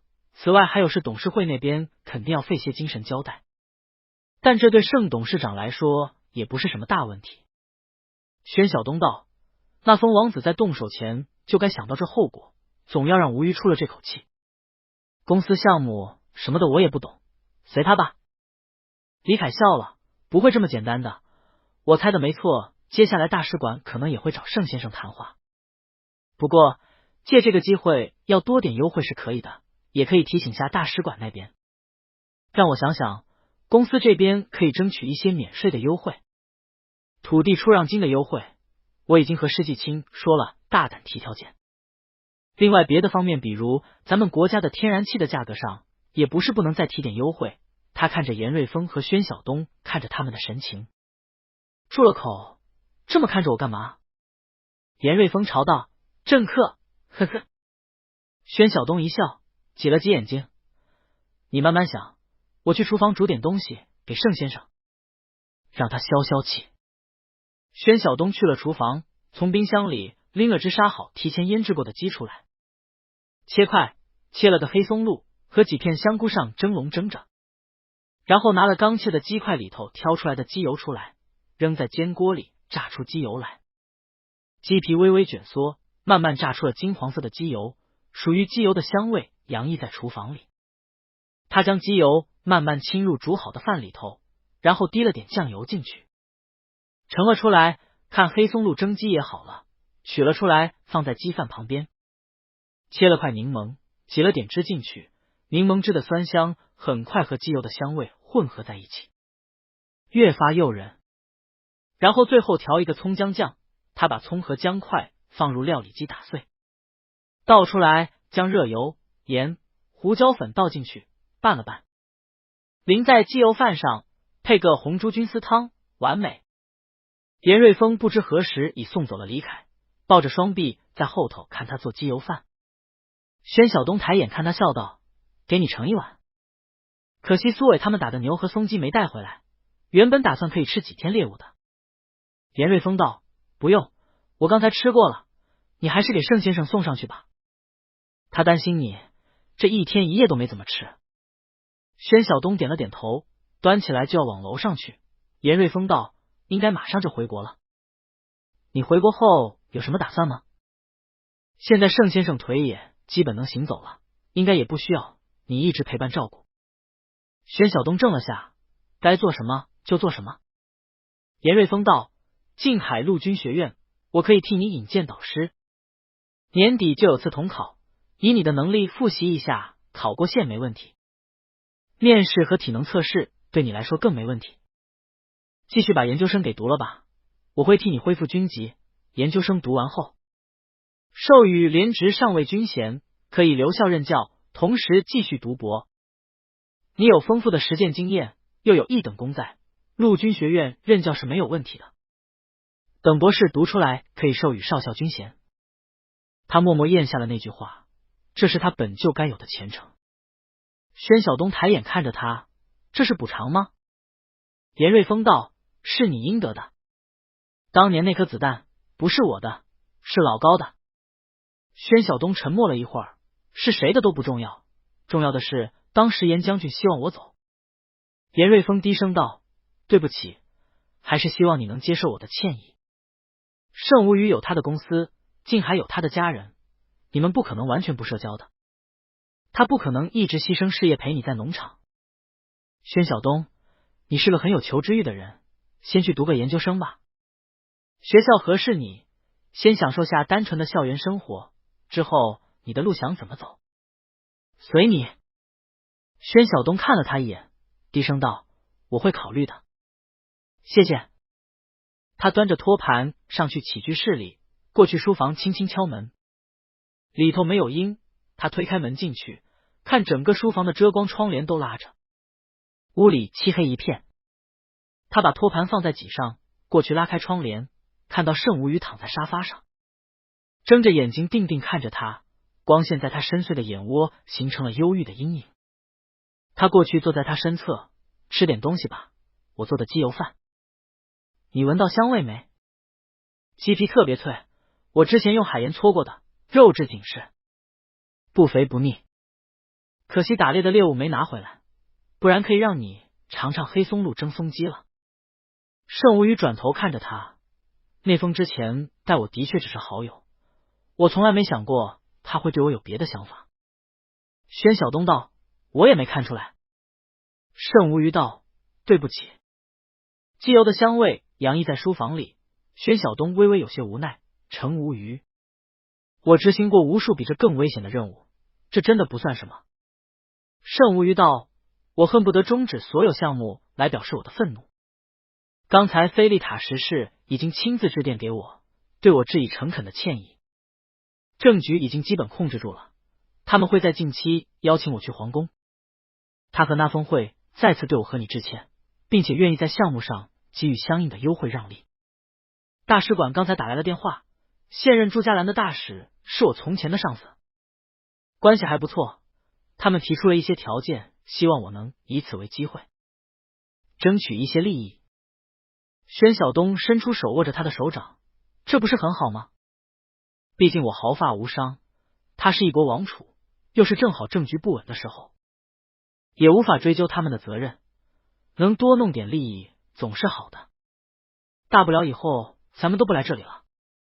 盛无虞深深吸了一口气，我从前的确都是这样，在不同国家的政客中游离着，争取着所有最大的利益，寻求旁人的弱点，但是我从来不知道，当我的爱人的安危也变成用来谋夺利益的砝码，会让我这么的难受。我希望有一个纯粹的生活，所以我追求你，和你结合，但是我从来没想过会因此把你平静的安稳的生活给打破了，把这些东西掺杂到了你的人生。宣晓东知道他如今需要的是倾诉，便耐心道：不，嘉兰之行对我来说还是挺有意思的，而且说实在的，轻敌枪杀被反杀什么的还挺刺激的。盛无虞越发沮丧，不是你没有受到伤害就可以抵消这种感觉。我刚才重新想了下这一次前后的事情，他仍然习惯性的复盘，嘉兰国王中意的王储仍然是那封，但是那封对我的执念是个雷，菲利塔时是不能放任。因此虽然他成功换了肝脏，却还是决心挖了这个雷。他借着那交叛乱的时机，这个叛乱多半也是他放纵的结果，故意在这个时机到了列宫，把你我分开，把你放到了那封手里。那封如果能和你相安无事，说明他真的改了，如果不能和你闹翻，和我也算有了间隙，至少我不会再如此支持他。国王不希望王储变成别国的代言人，另外一方面他确实也有私心，他的身体刚刚换了肝脏，年纪已长，但是他还舍不得放权，因此他不能让王储比他更强大，又不能让王储太弱。我猜那封多少也猜出了他父亲的用意，我来嘉兰，他一直保持着距离，这次顺水推舟大概是希望做周密些，我发现不了，或者还有别的什么打算。节宪夫人是意外，老菲利塔吓到了，因此专门把我叫了一起往那封那里去，直升飞机也许有事也许没事，他一开始就没打算乘坐，和我接安保队伍就是个借口，他其实是怀疑我，担心我与那封勾结起来，如果是这样的话，王宫他也不能毁，因此他才想办法把我带上去找那封。节宪夫人不是那封埋下的，那就是别人，不是那交的话，要么是那真，要么是菊沙夫人。那真看出来老国王还是希望那封为王储，因此迫不及待在车上告知我那封曾经想要囚禁我的往事，由此来争取我的支持。至少知道此事后，我不会再支持那封。当然如果不是那封当时以为老国王真的去世，痛心疾首大哭，老国王估计当时就会对那封失去信任，那真还真的把他给黑了。宣晓东开始只是静静听着，听到这里忽然诧异问道：什么？那封曾经想要囚禁你？什么时候？盛无虞脸色微微僵硬了下，就是我过来洽谈项目的时候，他给我推荐了嘉兰相关专家做了检查和治疗。那真说我被麻醉后，他把我带回了他的私宅，修了地下室，打算囚禁我。据说还买了座岛屿，打算伪造我去世的假象，长期囚禁我，后来被老国王发现了，及时阻止把我送回医院，因此我一直没觉察。宣晓东吃了一惊，他对我说的时候，我只以为他是长期暗恋，对我实在心有不甘，我以为他久居高位，受不得挫折，一点小事就打算杀人，想不到还这样变态。他忽然握住盛无虞的手，我们还是立刻回国吧，这里这么乱，什么谈判条件，让旁人代表你谈就行了，这里是他们的地盘，真出了什么事，他们往叛军头上一栽，我们找谁说理去，就算能找不，我们亏也白吃了。盛无虞心里一阵暖流，我以为你会希望我给你出口气，去王宫接受他们的道歉，结果还是第一时间关心他的安危。宣晓东道：这些人道歉为的是利益，并不是为了伤害我们而道歉。既然要谈利益，没必要浪费我们的时间精力和他们谈。你留个合适的人，我看李凯就不错，既是你家人值得信任，现在又在萤火科技也任职了，我看他在这方面很有才能，你让他代表你出面谈这些吧。盛无虞看他脸上神情是真的有些紧张，忍不住笑道：“你难道怕那风还能真把我囚禁了？”宣晓东正色道：“我不是杞人忧天，你要知道，我参加过很多重大任务。这个世界不是一直和平的法治的，仍然是强者为王。我们只看结果，不看过程。现在地盘是他们的地盘，既然他曾经有过这个念头，谁担保他不会再下手第二次？万一老国王管不了他忽然即位了呢？地方在他们这里真的派军队来怎么办？他们可以说是叛军，是意外。”盛无虞笑了，不至于到那步，除非他们完全不想要这个能源项目了。宣晓东道：“能当皇帝，谁管项目呢？那交不就直接叛乱了？当上了国王，自然有别的项目。老国王害怕那封威胁他的王位，不也冒着得罪你，也要对我下手了？权力让这些人都变得复杂，他们久居人上，权力欲才是第一的。凡是不能为他们所用的，威胁到他们的权利的，人命、国家利益对他们来说都不值一提。咱们还是立刻回国。”那风的思维不能以常人思考，按他们所述，如果当时老国王不阻止的话，那风随便哪里弄一具相似的尸体，搞一场爆炸，或者搞一次火灾，就能制造出盛无虞死亡的假象。盛家就算觉得奇怪，异国他乡，跨国查案，查的又是一国王子，未必能查出来真相，更何况那封之前装得如此彬彬有礼，和盛无虞又是好友，谁会猜到异国王子会无端囚禁好友？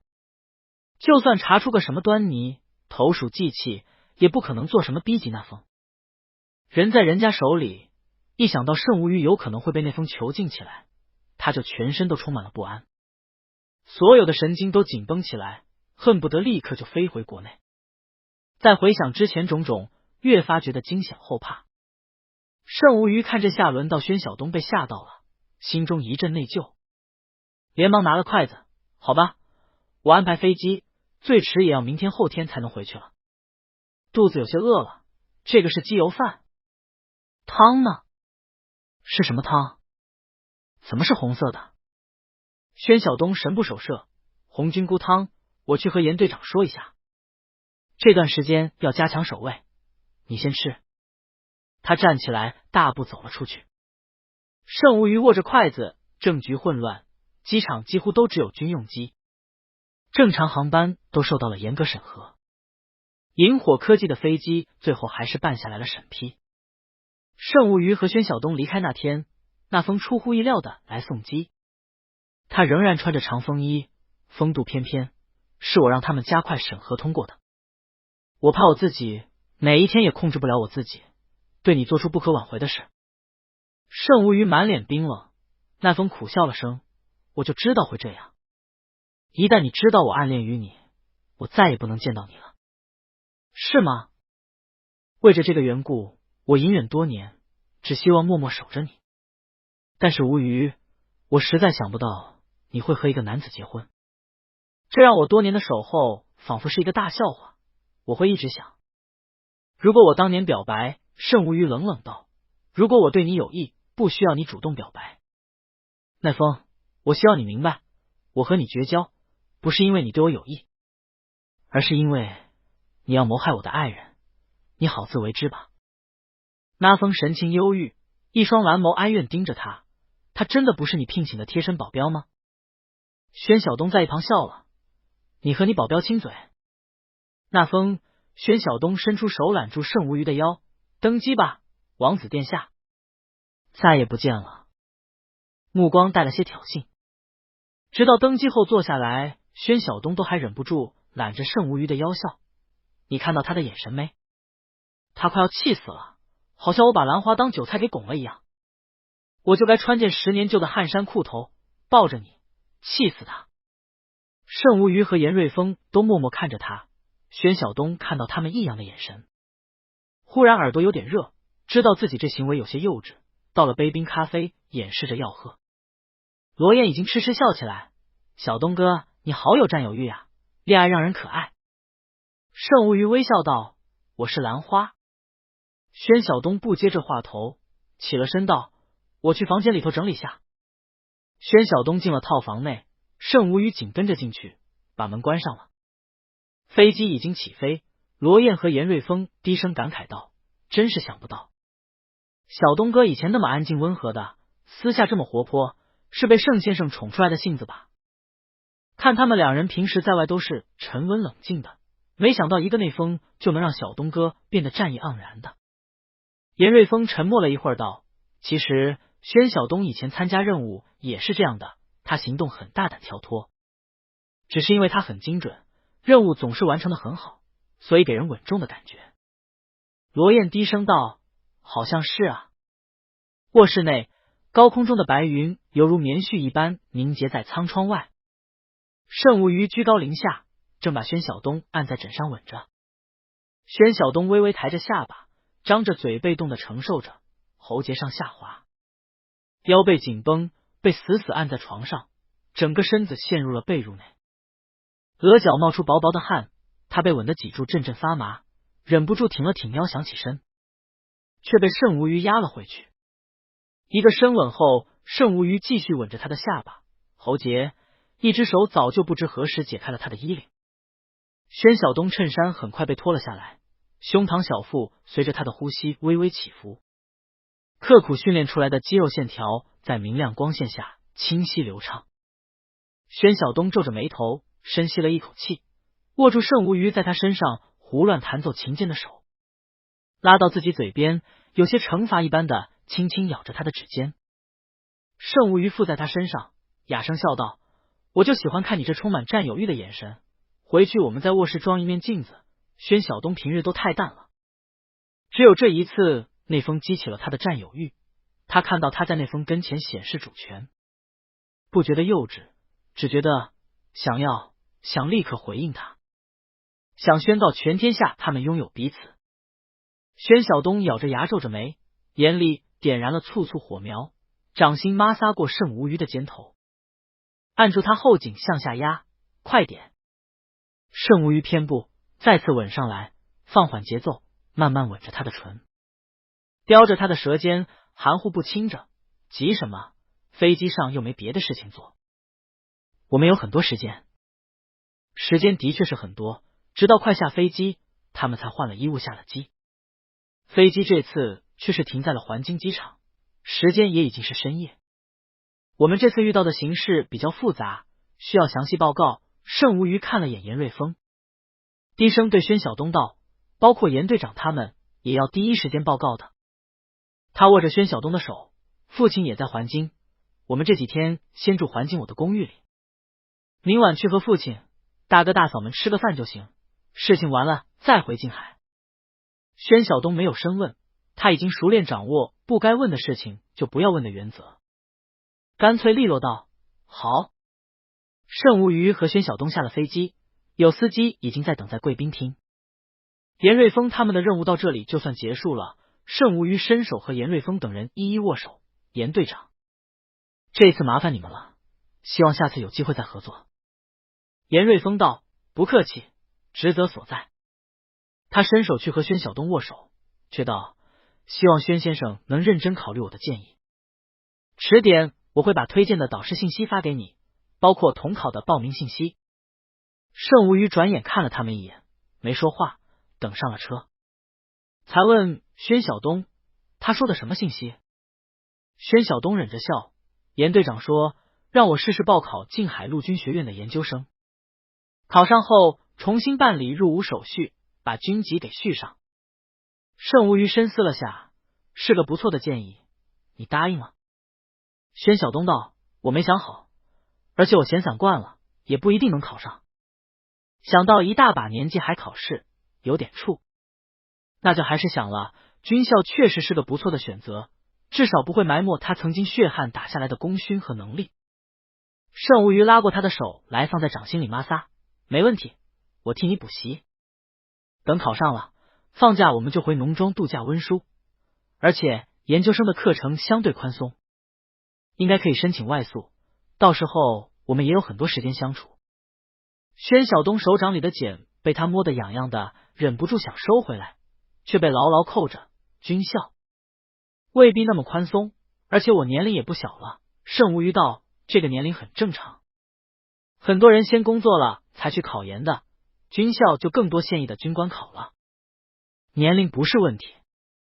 明天我了解一下要考什么科目，帮你摸个底，再给你做个复习计划。我们还要先举办个婚礼，我再安排好公司的事和嘉兰那边的收尾，前后至少得1个月，然后就可以专心回农庄备考了。这么算来，时间也不太多了，确实得好好安排。宣晓东茫然道：什么婚礼？盛无虞道：当然，我说过必须得补上婚礼的。宣晓东：算了吧，我们已经领证了。一想到像猴子一样站在台上让所有人观摩，他社恐又开始犯了。盛无虞道：不举办婚礼，会有很多人以为我们还没结婚的，到时候就会有很多麻烦。放心，就简单点，就家里人操办。我们不搞奇奇怪怪的仪式，就到时候在酒店吃个饭，你和我去敬敬酒就好了。我妈是这其中高手，老盛说还是办一下，让亲朋好友都知道。其实是盛浮云非常严厉批评了盛无虞，不是小东想低调就真的低调过去。你们既然是同性成婚，旁人看着你社会地位煊赫，又看你不办婚礼，只会把你们这关系轻看了。该走的仪式，该公开的都得给人家办齐全了，外人看着才知道我们盛家是正经联姻，态度郑重，待他如子，绝不能让旁人看清了他。宣晓东道：好吧。盛无虞道：还有件事，既然是婚礼，恐怕你母亲和你继父那边也要出席。不过你放心，他们知趣，不会给你添什么堵，只会给你送上祝福。宣晓东道：没什么。盛无虞低声道：忍一忍就过去了，办完婚礼我们就回农场。宣晓东打起精神笑了下，一想到有你陪着我当猴子，好像也还好。盛无虞笑了：什么？不是兰花吗？怎么又变成猴子了？宣晓东幸好司机停下了车，他们在一处公寓楼前停了下来。宣晓东下了车，提起行李，四处张望了下周围情况，看到公寓楼下种了不少桂花树，有些年头了，花香宜人。盛无虞和司机说了几句话，打发车子走了，才拿了卡刷开门廊，和他一起走进去，按了电梯，笑道：以前来过环京吗？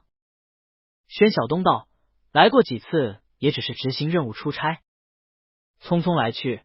这公寓楼看着老破小，其实看这位置就知道一定很贵。盛无虞笑道：是，这是当初我买下来的2手房，为了方便学习和工作买的，很小，我妈还给我出了1半首付，里头条件可不怎么好，委屈你了。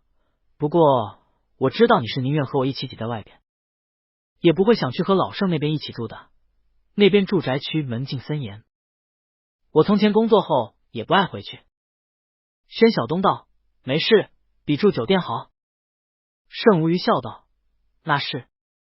电梯叮的一声到了6楼，盛无虞按着指纹开了锁，开门进去，打开灯，确实是非常小的1房1厅的公寓，不过因为是顶层，层高很高，上头隔了阁楼，阁楼上是卧室和书房，下边是厨房和小厅。宣晓东看了眼地板还挺干净，把行李都放好。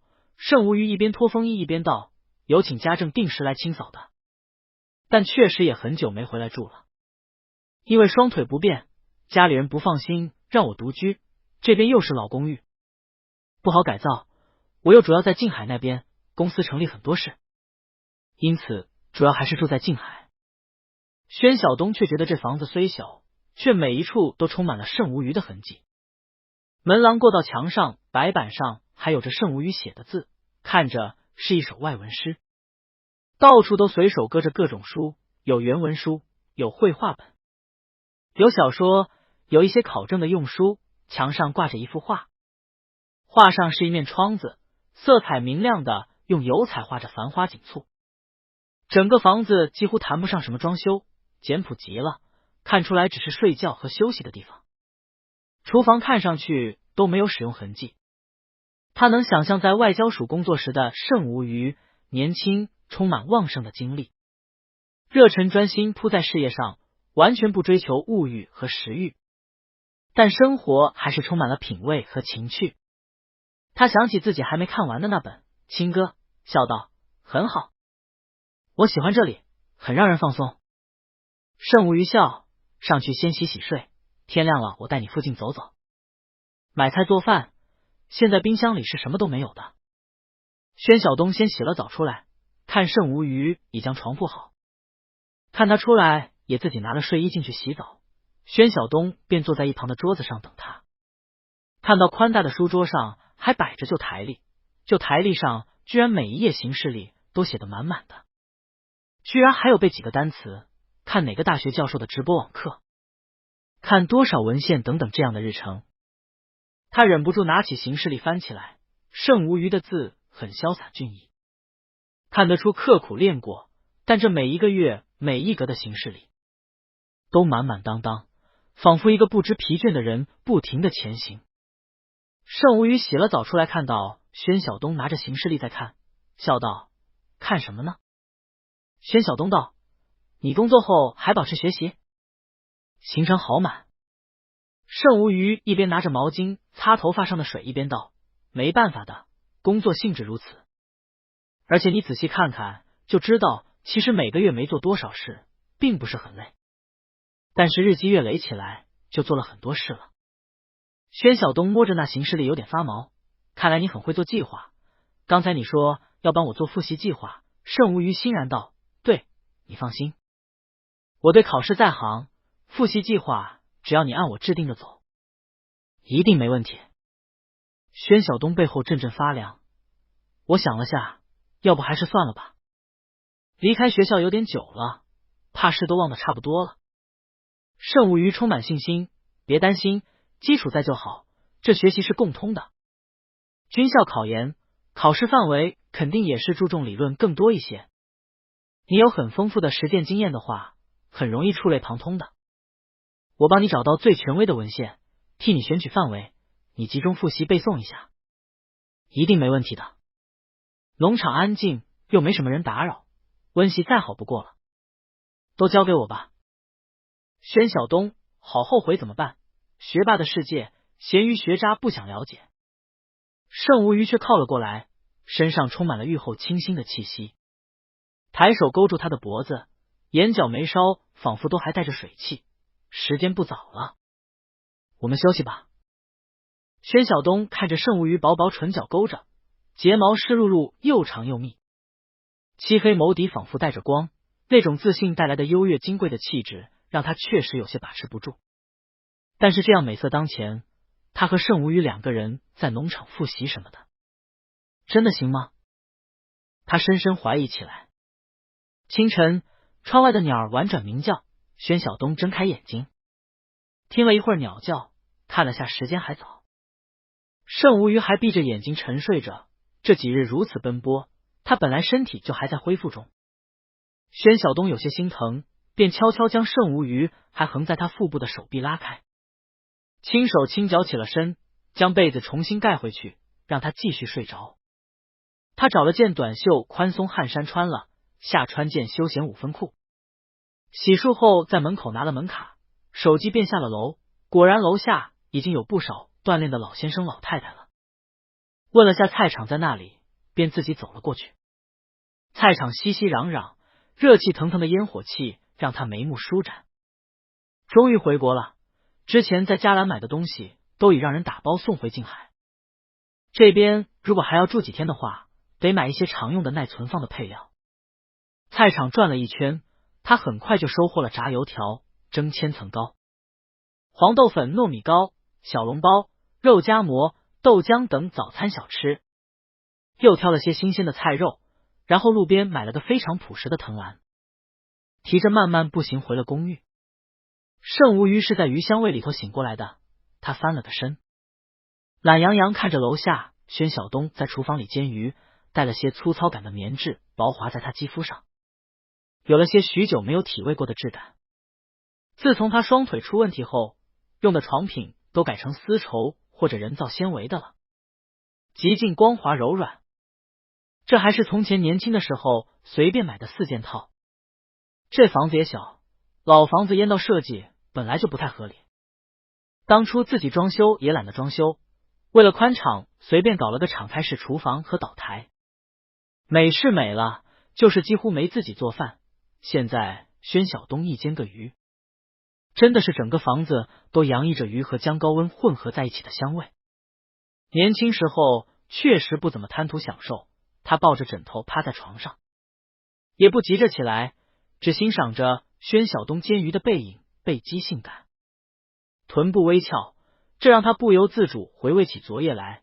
不得不说，在自己从前的房子里做这种事，别有一番滋味，仿佛弥补和奖赏了过去的自己一点什么好东西。他眯着眼睛微微笑着，看宣晓东把豆腐放进去一起煎着。餐桌上早已摆满了琳琅早点，就2人，他这架势像是要把市场上没尝过的小吃都买回来的样子。忽然手机铃声响起，他看到下头宣晓东抬头，视线和他相对，一笑，是你手机，接完下来吃早餐。盛无鱼拿了手机起来接听，爸。对面盛福云道，回到了吧？报告我们看过了，还有些细节需要和你当面确认下。你看你写好了就过来一下。盛无鱼看了眼宣晓东，好，1个小时后吧。盛福云愣了下，你那边走过来不是10分钟的事吗？我9点还有会呢。盛无鱼道，小东煎了鱼，再说我腿才好呢，一会儿小东送我，特别理直气壮。盛福云，行吧，那我先开个会，等你。儿子有了家室，还真不能当驴使唤了。哎，盛无鱼挂了电话，懒洋洋穿了衣服下来，直接去了浴室洗漱后，就走过去抱着宣晓东。宣晓东笑道，是你爸吗？桌子上有早餐，也拿不准你吃什么，就都买了点。盛无鱼道，我不挑，以前是署里有食堂，所以起床洗脸刷牙了直接就能走的。其实我以前经常就睡办公室里了。宣晓东点头，单身的话还真的是住在办公室划算，省油省水电省饭钱，完美。我们以前也是，什么都在军队里，根本没有花钱的地方，几年下来存好多钱。盛无鱼看他一本正经分析，忍着笑，可不是吗？要不是这么能攒钱，怎么养我的小东呢？宣晓东把鱼给铲出来放桌子上，打开冰箱，把之前拌好的蔬菜沙拉拿出来放着，快吃吧，别耽误你爸的事情。盛无鱼纠正，是咱爸。他拿了个肉夹馍吃着，一边转移话题，这儿的菜市不错，我刚才在菜市买了1大块新鲜驴肉，一会儿做个酱卤驴肉给你尝尝吧。对了，还弄了点猪大肠，放心，我让他们收拾好了才买的，卤个驴肉和猪肠，明天给爸爸带过去。盛无鱼笑了，好，他一定会高兴的，还有咱们带回来的嘉兰的礼物，一会儿整理一下。2人简单吃了早餐，宣晓东问，刚才你说让我送你去哪里？没车呢，去哪儿弄的摩托车吧？盛无鱼道，不用，下边杂物房有自行车，你搭我就行。萤火科技的董事长就是这么朴实无华。盛无鱼笑道，环京又是限牌又是动不动封路的，停车场还巨难找，还是自行车最方便，去哪里都自由，而且也近。就是要麻烦你送我一下，我估计会不会很长，你可以在门口咖啡店喝点东西，看看书，我出来陪你逛逛街。如果你觉得无聊，先回来也行，我到时候让人送我回公寓。宣晓东道，没事，看看书也好，那本亲哥只差一点了。盛无鱼洗了手，从书架上找了下，拿了一本国际通用语单词3万递给他，或者你背背单词也行。这本我以前用，最准确，考研肯定要考通用语的。宣晓东拿起电子书，我还是看小说吧。盛无鱼看他满脸苦瓜，忍着笑，背单词是有点辛苦，但是还是基础啊。对了，电子屏上有个应用也不错的，就是我以前喜欢用纸质书，你打开首页就见了。每天做上300题就差不多了。宣晓东道：好吧，我们出去吧，你的车有气吗？盛无虞道：没问题的，放心吧。他起来拿了衣服换上，宣晓东懒得换，只拿了手表戴在腕上，方便看时间。把电子书和手机塞在宽松的5分裤兜里，和盛无虞下了楼。果然看他开了杂物房，拿出了一辆自行车来。宣晓东骑在前边，让盛无虞坐在后头，长腿一蹬。果然清洁的出去，盛无虞伸手揽着他的腰笑道：正好饭后运动。直走，然后左拐上大路，然后一直走，过了江上的桥就行。宣晓东看他坐稳了，蹬得飞快，一边问他：你是不是也该去复检了？在环京能检吗？盛无虞道：不着急，过2天有空去。自行车灵巧穿过小巷，然后上了大马路，穿过一座桥。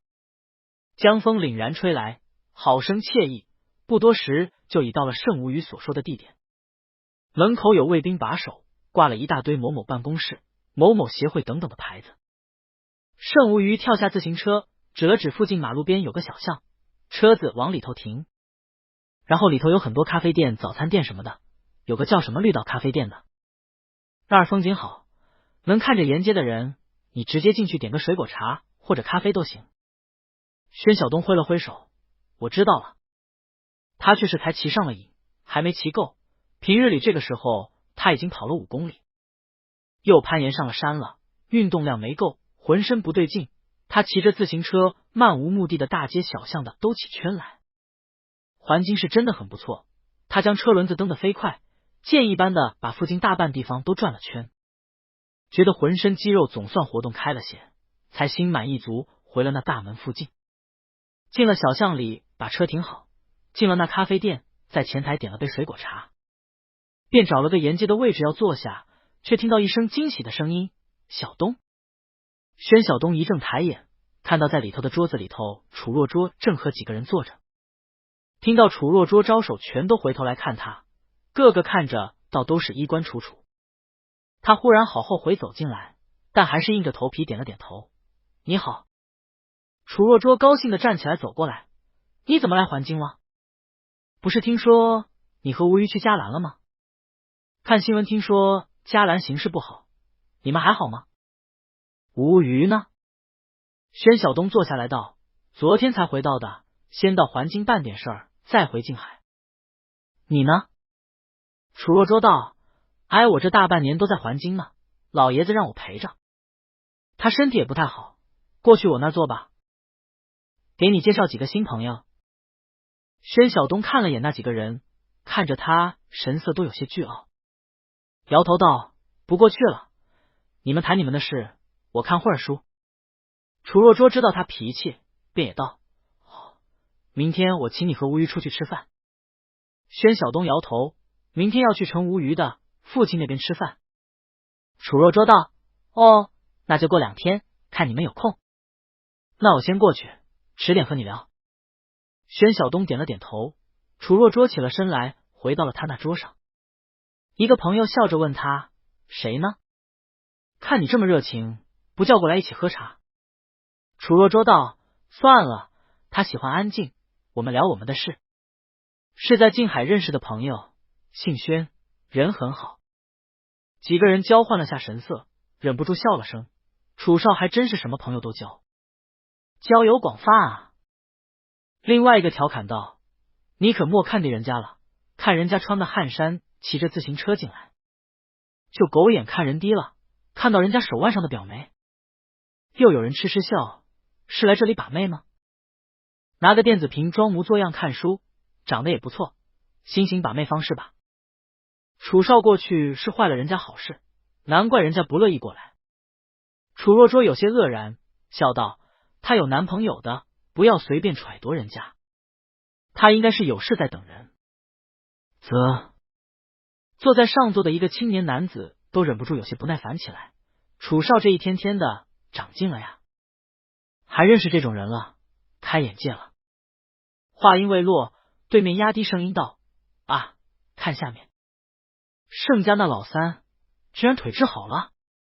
几个人闻言都看下去，果然看到小巷里一个青年大步转进来，身上虽然只穿着普通的白衬衣黑裤子，但面貌俊美，眉目生辉，身上那种属于外交官的亲和气质仍然突出之极，走在人群中非常醒目。居然真的治好了，他会回正他吗？应该不会了，萤火科技那么大公司，他上来了。对了，楚少不是说和他认识吗？去潘丹下认识下吧。楚若舟笑了，往宣晓东背影抬了抬下巴，应该是来和宣先生会合的。众人一怔，果然看到盛无虞几步已走上了楼，目光一扫，果然往宣晓东那桌去，坐了下来，脸上瞬间展开了笑容，显然和那位宣先生非常亲密。宣晓东听盛无虞问他，等久了吗？宣晓东道，并没有，我骑着自行车出去逛了圈，才坐下。楚若舟在后边，要去打声招呼吗？盛无虞有些意外，往后看了下，楚若舟已站起来，笑着又过来握手。一桌子的人全都起来走了过来，盛无虞脸上迅速涌上了礼仪笑容，原来是若舟也在这里。楚若舟握着盛无虞的手笑道，我刚已和小东打了招呼，他也没说是等你。你们昨天才从嘉兰过来吧？很该找个时间给你们接风洗尘。我和朋友正好在这边谈事，给您介绍下。盛无虞笑着点头，好。楚若舟一一介绍了一回，这是聂开阳，镇东海业聂董事长的儿子。这是霍东义、李德凯、张小南。盛无虞一一握手，又笑着对聂开阳道，原来是聂四少，聂董我见过几次。四少一表人才，果然虎父无犬子。他极善社交，一句话说下来，聂四少笑逐颜开，面上有光，寒暄道，听楚少说盛董才从国外回来吗？相逢不如偶遇，不如我们和楚少这就选个地方给你和这位宣先生一起用个饭。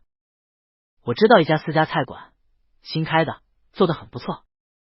盛无虞笑道，是才从嘉兰回来，这是我伴侣宣晓东。楚若舟吃了一惊，什么时候结婚了？也不说，我补送份贺礼。盛无虞道，已登记结婚，不日会举办婚宴，到时候会邀请宾客，欢迎你们来吃喜酒。今天我们还有点事，就先不打扰各位了，下次有机会再续。他笑容可掬，带了宣晓东走了出去。聂四少等人看着下面宣晓东上了自行车，盛无虞坐在后座，两人一车飞快走远，有些无语，什么情况？来真的，一个男伴侣。楚若舟道，他们一起也挺久了，盛家都很认可的。想来婚礼很快就要办了，就不知道是在静海还是在环京。聂四少看了他一眼，亲亲热热揽了他，刚才是兄弟出言无忌，你别放在心上，我们进去继续谈那事，都好说。回了公寓的宣晓东开始认真对待那块驴肉和那副大肠，早晨两样都泡上了清水，现在拿出来焯水后，先切了一块出来，打算一会儿用来焖面打发午餐。其他切大块，开始调卤料汁。盛无虞则打开了电脑，重新修改报告，打电话给施继清了解最新的嘉兰项目进展。李凯也在忙着和他沟通谈判进展。其实这房间里什么设备都没有，除了他的笔记本电脑，他明明可以去附近的萤火科技环境的分公司开视频会议，那里会议室设备齐全，又能有助理使唤。但是他就喜欢现在这种感觉，窝在小小的公寓里，空气里都是卤料汁的香味，一低头就能看到宣晓东在楼下卤驴肉，扔大葱，撒冰糖，举手投足全是性感。他想着当年他每天在这公寓里头写报告，早出晚归，一心扑在事业上时，一定没想过自己有朝一日会喜欢上一个男人，更没想过口舌之欲有朝一日也变得如此美好。宣晓东浑然不觉，驴肉和大肠分成两大锅，全都卤上得花不少时间。他先开了热水，把驴肉切了薄片，下了2碗面，拌了蒜泥，撒了香菜，抬头招呼盛无虞先下来吃碗面。盛无鱼笑着下来，两人对着吃了面。宣晓东早已一身大汗，转身去了卫生间冲澡。盛无鱼拿了碗去洗，一边隔着浴室门问他：“我爸今天的意思是，婚礼建议还是在环京这边办，一是咱们亲朋好友，包括我从前的同事都在环京多，赶去静海不方便。静海那边都是生意场上的朋友，时间自由，来环京也不费事。二是林家那边本来就是国外，夏家也是在环京，在环京办婚礼其实最合适。”盛福云原话是：“既然要办，就得大办，该请的人都请上了，人人都得知道他是我老盛的绊子。”宣晓东早就放弃挣扎，随便了，爸爸想怎么办都行。盛无鱼对他改口很满意，那咱们就得住的时间长一些了，这边小了些，要不我另外租一间大一些的房。宣晓东道：“不用麻烦。”盛无鱼道：“那你这边还有什么朋友要邀请的？”宣晓东顿了下，盛无鱼微笑：“我替你邀请了严队长他们吧。”宣晓东道：“行。”盛无鱼充满了胜利者的优越感，将洗好的碗筷搁进消毒柜，按下消毒，上去继续改他的报告。宣晓东洗了澡出来换了衣服，吃好的面开始转成糖。困意上涌，他问盛无鱼：“睡个午觉吧，你这么忙，还是要多休息。”盛无鱼道：“我一会儿喝杯咖啡就好，快写好了。下午我去一会儿萤火科技分公司这边，你要一起去不？”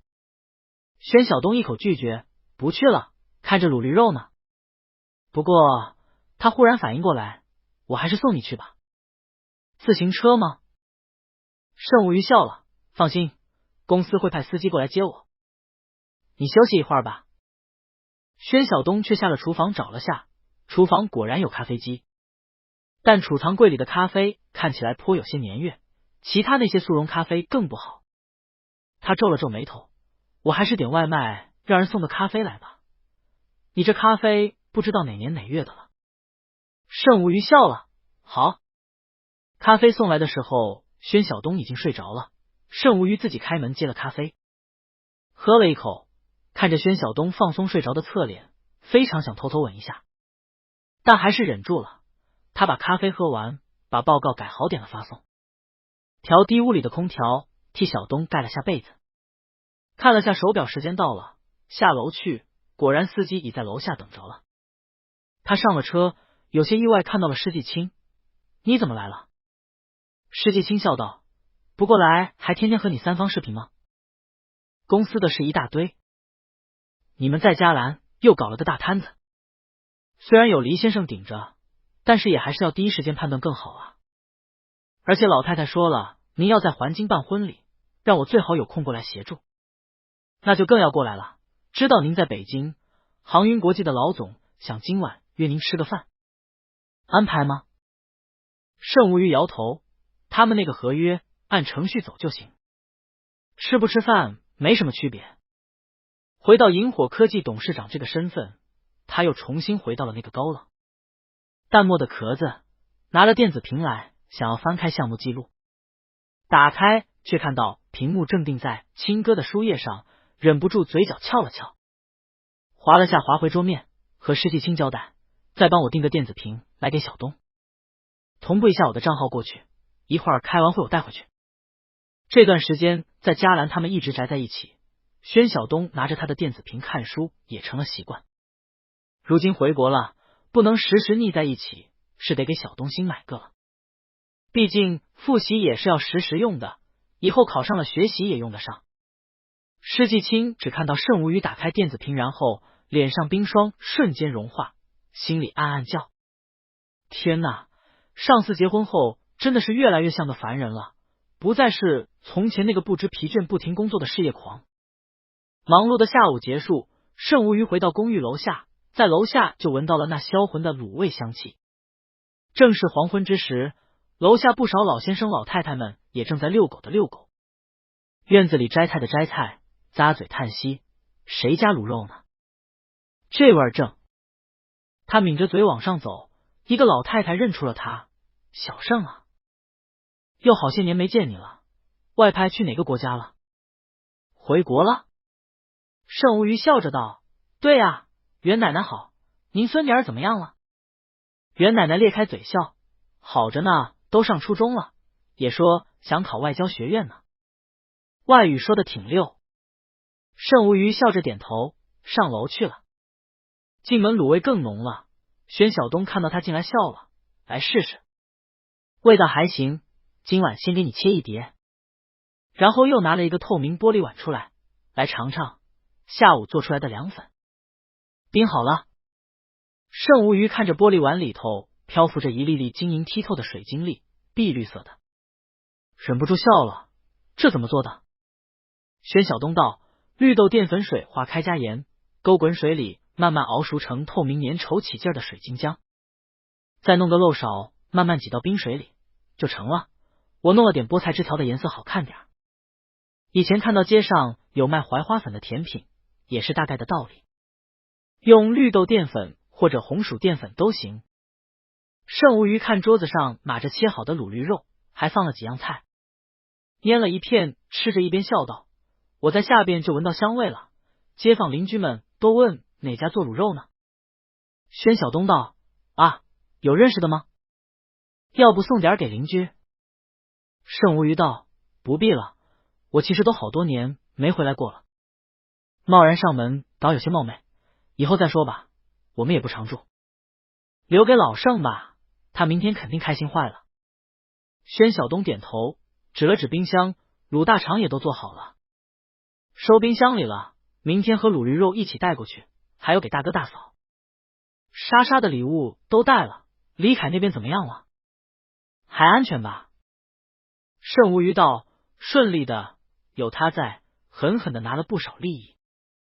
宣晓东给程无虞碗里倒了一勺热酱，再吃点。盛无虞，我感觉我胖了。宣晓东道：吃完我们下去走走，幸好是短住，确实你这里缺很多附件的设备，不太方便，想游泳也有些麻烦。盛无虞道：说起来，你那农庄，既然我们结婚后要去那边常住备考，我感觉也还要再进行一些装修，趁这段时间我们还没回去，你看如何？比如修个露天游泳池，修个露台看星星，做点攀岩的设施，改装费用都不会很贵。宣晓东点头：行，你看着办吧。盛无虞道：好，我让施继清做好方案了，到时候发给你看效果图。他拿出了个新的电子屏，递给宣晓东：这个给你，好用的考研的应用都给你下载了，还把我买的书库都共享给你了。宣晓东刷开，看到桌面全是各种考研应用，两人吃过晚餐，走下楼去，走到江边散步。星空漫天，江风浩荡，江边还修了栈道和供人步行的人行道。两人走着，夜色朦胧中，他们看到有情侣在座椅上接吻，有情侣在步道上手牵手散步。宣晓东问盛无虞：你从前也在这里散步吗？盛无虞道：我忙得很，哪有时间，跑步都在家里跑步机上跑的。那时候真的全身心扑在工作上。宣晓东道：想看看你从前的照片。盛无虞笑了：明天回老宅那里找给你看。两人慢慢走了1个小时，才回了公寓睡了。第二天一大早，盛无虞就和宣晓东带了东西到了盛家住着的别墅。第二天是周六，盛家老宅人员齐整。盛浮云正在院子里看着金鱼，看到他们来，高兴叫了声老太太。老三和小东回来了。卢一伟从屋里走出来，手里拿着茶杯，看到他们就笑逐颜开。听说嘉兰形势不好，我担心的紧，连夜就赶回国了，幸好你们一切都好。盛莎莎跟着出来，笑着道：房间都收拾好了。小叔，小东叔要先去房间放东西不？自从盛无虞和宣晓东正式登记后，盛家的小辈们就统一了称呼，改口叫宣晓东为小东叔了。但宣晓东听到莎莎这么叫他，还是浑身不舒服，尴尬看了盛无虞一眼。盛无虞倒是十分习惯，先把带回来的礼物都分一分。宣晓东拎了箱子进了客厅，将箱子打开，一样一样把礼物分了。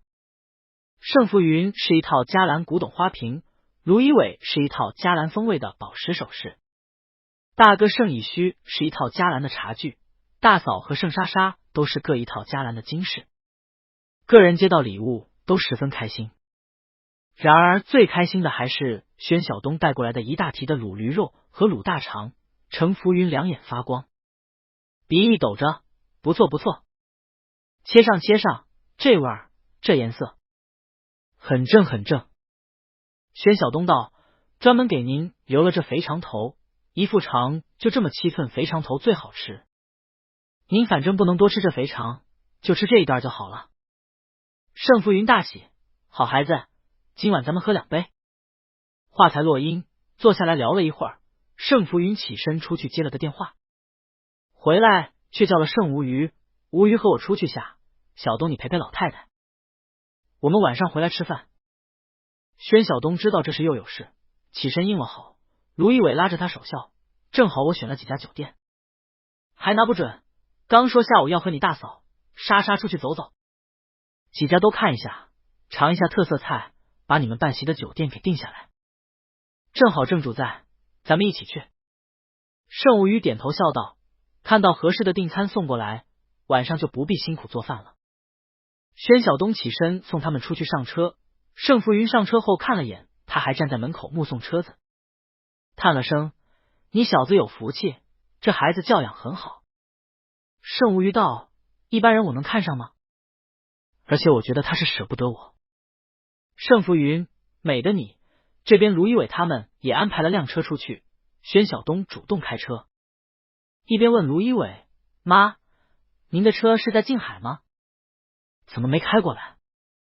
卢一伟道，经理不好开那么高调的车，给老盛添麻烦。静海那边有钱人多，不招眼。宣晓东开了车出去，开了导航和自动驾驶，先去了第一家星海酒店，离得倒是不远，只开了15分钟，车程就到了。卢一伟道，办的桌数有限制，所以人员都要选过，而且对私密性也有要求，这家是最大的星级酒店了，离咱们家也近，坏处就是菜色一般，看看他们能给我们提供什么菜肴。有没有提高了？听说他们新聘了大厨。酒店一个经理站在门口毕恭，毕竟请了他们进去，先带他们参观了举办的宴会厅，又拿了之前成功举办的案例照片和视频给他们看，此外还拿了菜单给他们看。卢一伟倒也点了几道主菜，让人送回住宅，打算晚上尝尝，又拿了价格来细看。宣晓东看卢一伟和大嫂莎莎聊得正开心，打了声招呼，起身出去找卫生间。会客室走出来，中央是一圈环境极为高雅的餐厅，角落有人在弹钢琴，看得出是个非常昂贵的约会场所。宣晓东想起刚才看到的菜价，微微有些心疼马上要花出去的钱。他穿过餐厅往另外一侧的卫生间走去，忽然听到有人叫他小东。他转身，有些意外，自己才到环京2天，每天都能遇到熟人。林义景站在那里看着他，神色复杂，没想到在这里遇到你，是和盛无鱼过来的吗？宣晓东摇了摇头，没有，和他母亲过来挑选婚礼的酒店。林义景脸上一暗，是吗？我们也接到了通知，我过来就是准备参加喜宴的，父亲和陆阿姨都会过来，还有弟弟妹妹，到时候会作为你这边的亲属出席。宣晓东心平气和，麻烦你们了，林伯伯身体怎么样了？本来说要去看他的，但后来有事出国了，没顾上。林义景道，手术很成功，愈后不错，如果之后好好休养的话，可以和常人差不多。他现在已退居2线，基本都是在国外休养，这次也是为了你的婚礼回来，公司这边都是我接手了。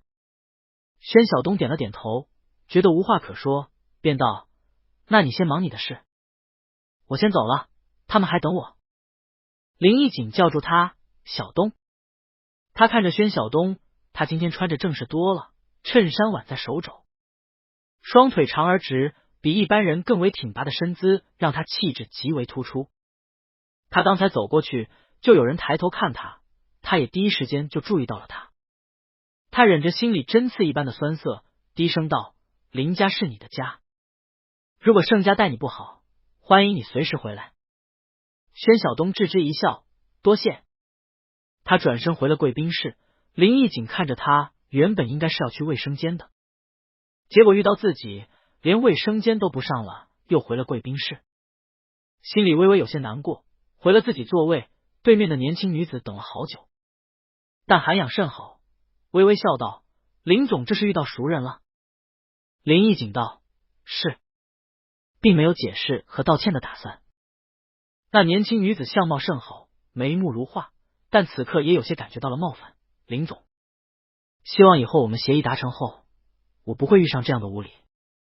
我不反对你有你的情人，但在协议期间，我们还是要给彼此一个体面。林义景之前还彬彬有礼，此刻微微带了些不耐。卓兰小姐，协议婚姻是你提出来的，我并没有答应，没有当面拒绝，只是想多考虑考虑。我的情况并无隐瞒，第一次就已和你说了，我更偏向于男子性向。如今看来我和卓小姐性格不太合，个人认为就是联姻，协议婚姻也要讲究个脾性合得来。咱们还是就此作罢吧。这一单我已结了，卓小姐慢用，我先告辞了。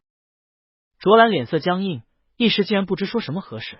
之前明明夏太太说您和我很合适，商业联姻看的还是彼此的家事，只要我们彼此尊重对方，也不是不能继续的。林义景道：“舅母是一片好心，但我想我们的个性很难融洽，还是算了吧。联姻也是通家之好，不要反而结仇了。”他站了起来，向卓兰点了点头，大步离开了酒店。他原本确实觉得卓兰还可以，高学历，气质好，人也漂亮，在国外留学过，家境对林氏也确实能有不小帮助。对方明知道他是同性恋的情况下，还大胆提出商业联姻，可以签婚姻协议，彼此不干涉对方私生活，人工生2个孩子，一个姓一个，算得上通达，这在他们这些人家很正常。他原本也想着随便结婚个几年应付过去，反正他的人生也已没什么意思，还是随大流罢了。但他刚才看到宣晓东，忽然就觉得没办法忍受这种演戏一样的人生。他明明本来可以有不一样的人生，但宣晓东被他弄丢了。他拒绝了卓兰，心情轻松，大步离开了酒店。卓兰坐在那里，气得满脸清白，过了一会儿才拿了电话打了个电话出去。喂，小英，有空吗？有空过来陪陪我吧，星海音乐餐厅这里，50号。过了不多时，小英果然到了，笑着问他怎么忽然找我来。卓兰烦躁抱怨道：“烦得很，上次夏家介绍了他们家的外甥，林氏建筑的总经理过来，说是留学过，做了好几年大学教授，现在回家里主持公司事务，相貌也算得上一表人才。结果他给我说他喜欢男人，本来我想着喜欢就喜欢了，反正这种商业联姻都是各玩各的，男的女的有什么区别？结果这口气我忍了。对方却忽然见了2次不成，又散了，烦死了。环境来来回回没结婚的就这几个，又黄了。小英不可思议道：“不会吧，就夏家的外甥而已，也就一建筑地产公司，也能在你跟前摆谱？哎，我说兰兰姐，你这何必这么着急呢？早几年我看你都不慌不忙，说的大不了单身一辈子，怎么今年忽然着急起来？就这样的人，以前你哪里放在眼里，约都轮不到他们呢。”卓兰没说什么，脸上掠过一丝窘迫，但还是淡淡道：“也是想着年龄也不小了，也该定下来了，反正都是商业联姻，定下来了一样的。哪想到这年头奇葩那么多，早知道这样，还不如当初就和盛家那残，那老三凑合过了，至少盛老三一向风度翩翩，从不给人难堪，比起萤火科技，林氏算个屁，也轮到他们摆谱。”小英道：“话说，我听说盛家老三腿治好了。”卓兰吃了一惊：“真的？”小英道：“是啊，我也是昨天才听说的，说是亲眼看到他和常人一样行走，就不知道有没有什么后遗症了，但看着是和寻常人一般的。卓兰诧异道：“当时不是说国内外医学水平都还达不到吗？难道是做了什么植入？”他忽然住了嘴，低低说了声：“还真是巧。”他脸上涌起了一阵甜笑，迅速站了起来，扬声道：“卢阿姨。”卢一伟拿了星海酒店的资料，正和宣晓东道：“我们再多走2家。”忽然听到卓兰声音，诧异转头，脸上也浮上了笑容：“啊，原来是兰兰。”盛莎莎也笑道：“兰兰姐好。”卓兰笑着道：“莎莎好。”一眼却已看到了卢一伟身旁的宣晓东，却是适才和林义景说过话的年轻男子，不由多看了他2眼，才笑着对卢一伟道：“想不到在这里遇到卢阿姨，是来吃饭吗？我请您。”卢一伟摇头笑道：“哎，多谢了，我这是给我们家老三来挑婚礼酒店呢。这边看过了，还要看好几家，饭就不吃了，先走了哈。过几天发喜帖，卓小姐一定要来喝无鱼的喜酒哈。”卓兰脸上笑容几乎是凝结：“是吗？好的。”卢一伟挥了挥手，带着人走了。卓兰脸色僵硬，勉强笑着对小英道：“这么仓促，没来得及问是哪家闺秀。”小英低声道：“听说是个男的伴侣，消息早就传遍了，也不知道是真是假。”卓兰失声道：“什么？怎么可能？没听过盛老三喜欢男的呀？”他迅速想到了刚才站在卢一伟身边那个高大俊朗的男子，林义景看着他的眼神简直就像是见到了老情人，要不他当时也不会忍不住说了他2句，想不到他气性这么大，一句话都忍不了抬腿就走。小英怅然道：“要我说，咱们是得抓紧，这同性婚姻一放开，剩下的优质男就更少了，好多人也懒得再掩饰，直接结婚了。今年年初，黎家3女儿就和好了好些年的女朋友结婚了，这事也挺轰动的。但盛老三这个居然也要明面上结婚，大家也确实想不到，要不怎么会消息传这么快呢？”卓兰轻轻笑了声：“这也太不挑了吧，听说他们这圈子特别乱。”哎，卢阿姨也真是的，也由着盛老三胡闹嘛。回去的车上，卢一伟也在对宣晓东说起卓兰。刚才那是卓兰，他父亲以前和老盛同一个部门工作过，后来当时吴瑜一心扑在事业上，经常出国，我们也希望他早点定下来，他父亲主动提出来让2个孩子处处看，就相亲见了2次面，吴瑜当时也没什么感觉，但是他也不是给女孩子难堪的，只说再多了解了解，也没说什么。后来吴瑜紧急任务出国出了事，腿受伤，回国辞职后去了静海市，就和他没有联系过了。这事儿前因后果是这样，虽然以后你们主要在静海住，但是环境偶尔也会回来，怕有人和你说什么风言风语，就先给你交个底儿。就相亲见了1次面，2孩子约会又1次，连男女朋友关系都没定下来，就这样了。宣晓东点了点头：“知道了，妈妈不用担心，我相信无虞的。”盛莎莎笑了声：“刚才卓兰那样子真的太好笑了，我记得小叔刚出事的时候，我遇到他，他招呼都不打，好像怕我们盛家赖上他一样，真可笑。现在忽然装没事人一样来打招呼，还真是脸皮厚。”盛大嫂淡淡道：“他父亲退休了。”盛莎莎呵呵了声，也不说话了。盛大嫂却借机教育他：“你也抓紧点儿，别和他一样挑来挑去的。”盛莎莎垮下脸来撒娇：“妈，我还年轻着呢。”宣晓东在前面一边开车一边忍着笑。一下午，他们把几家酒店都看完。宣晓东总算没再遇到熟人，晚上回去，一家人用了晚餐。盛浮云总算吃到了念念不忘的肥肠头，开心的听卢一伟今天选酒店的见闻。盛大哥还是一如既往少言寡语。等吃完饭，宣晓东和盛无虞回了原来盛无虞的房间。盛无虞果然找了他小时候的相册出来看。宣晓东一页一页翻着从前的相册，看着盛无虞小时候的照片。果然天使一般，看得出是家里的宠儿。每张照片不是父亲母亲抱着，就是大哥二哥牵着，但一直都是一本正经的。他一边翻一边嘴角含着微笑，翻到后面开始出现一些以前在网上他也见过的照片。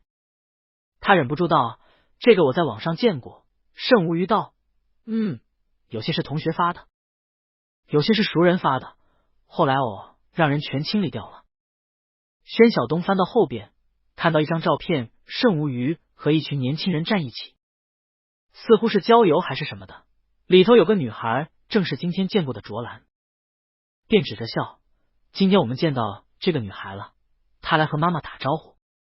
她现在叫妈妈已经很顺口，第一声叫出来后边的似乎也没那么难了。”甚无语看了眼，这是我父亲的同事的女儿，好像姓卓吧。某次去郊外的会所参加宴会拍的照片，当时老盛看我老往外跑，怕我真给他找个外国媳妇回来，就安排和他相亲过，彼此都没什么感觉，后来也没下文了。宣晓东看他坦坦荡荡，忍不住笑：“就这个了？还有没有别的？哪天像那封这样的，给我放个雷。”甚无语看他笑得促狭，按着他到床上，很好笑。我还没和你翻颜队长的老账。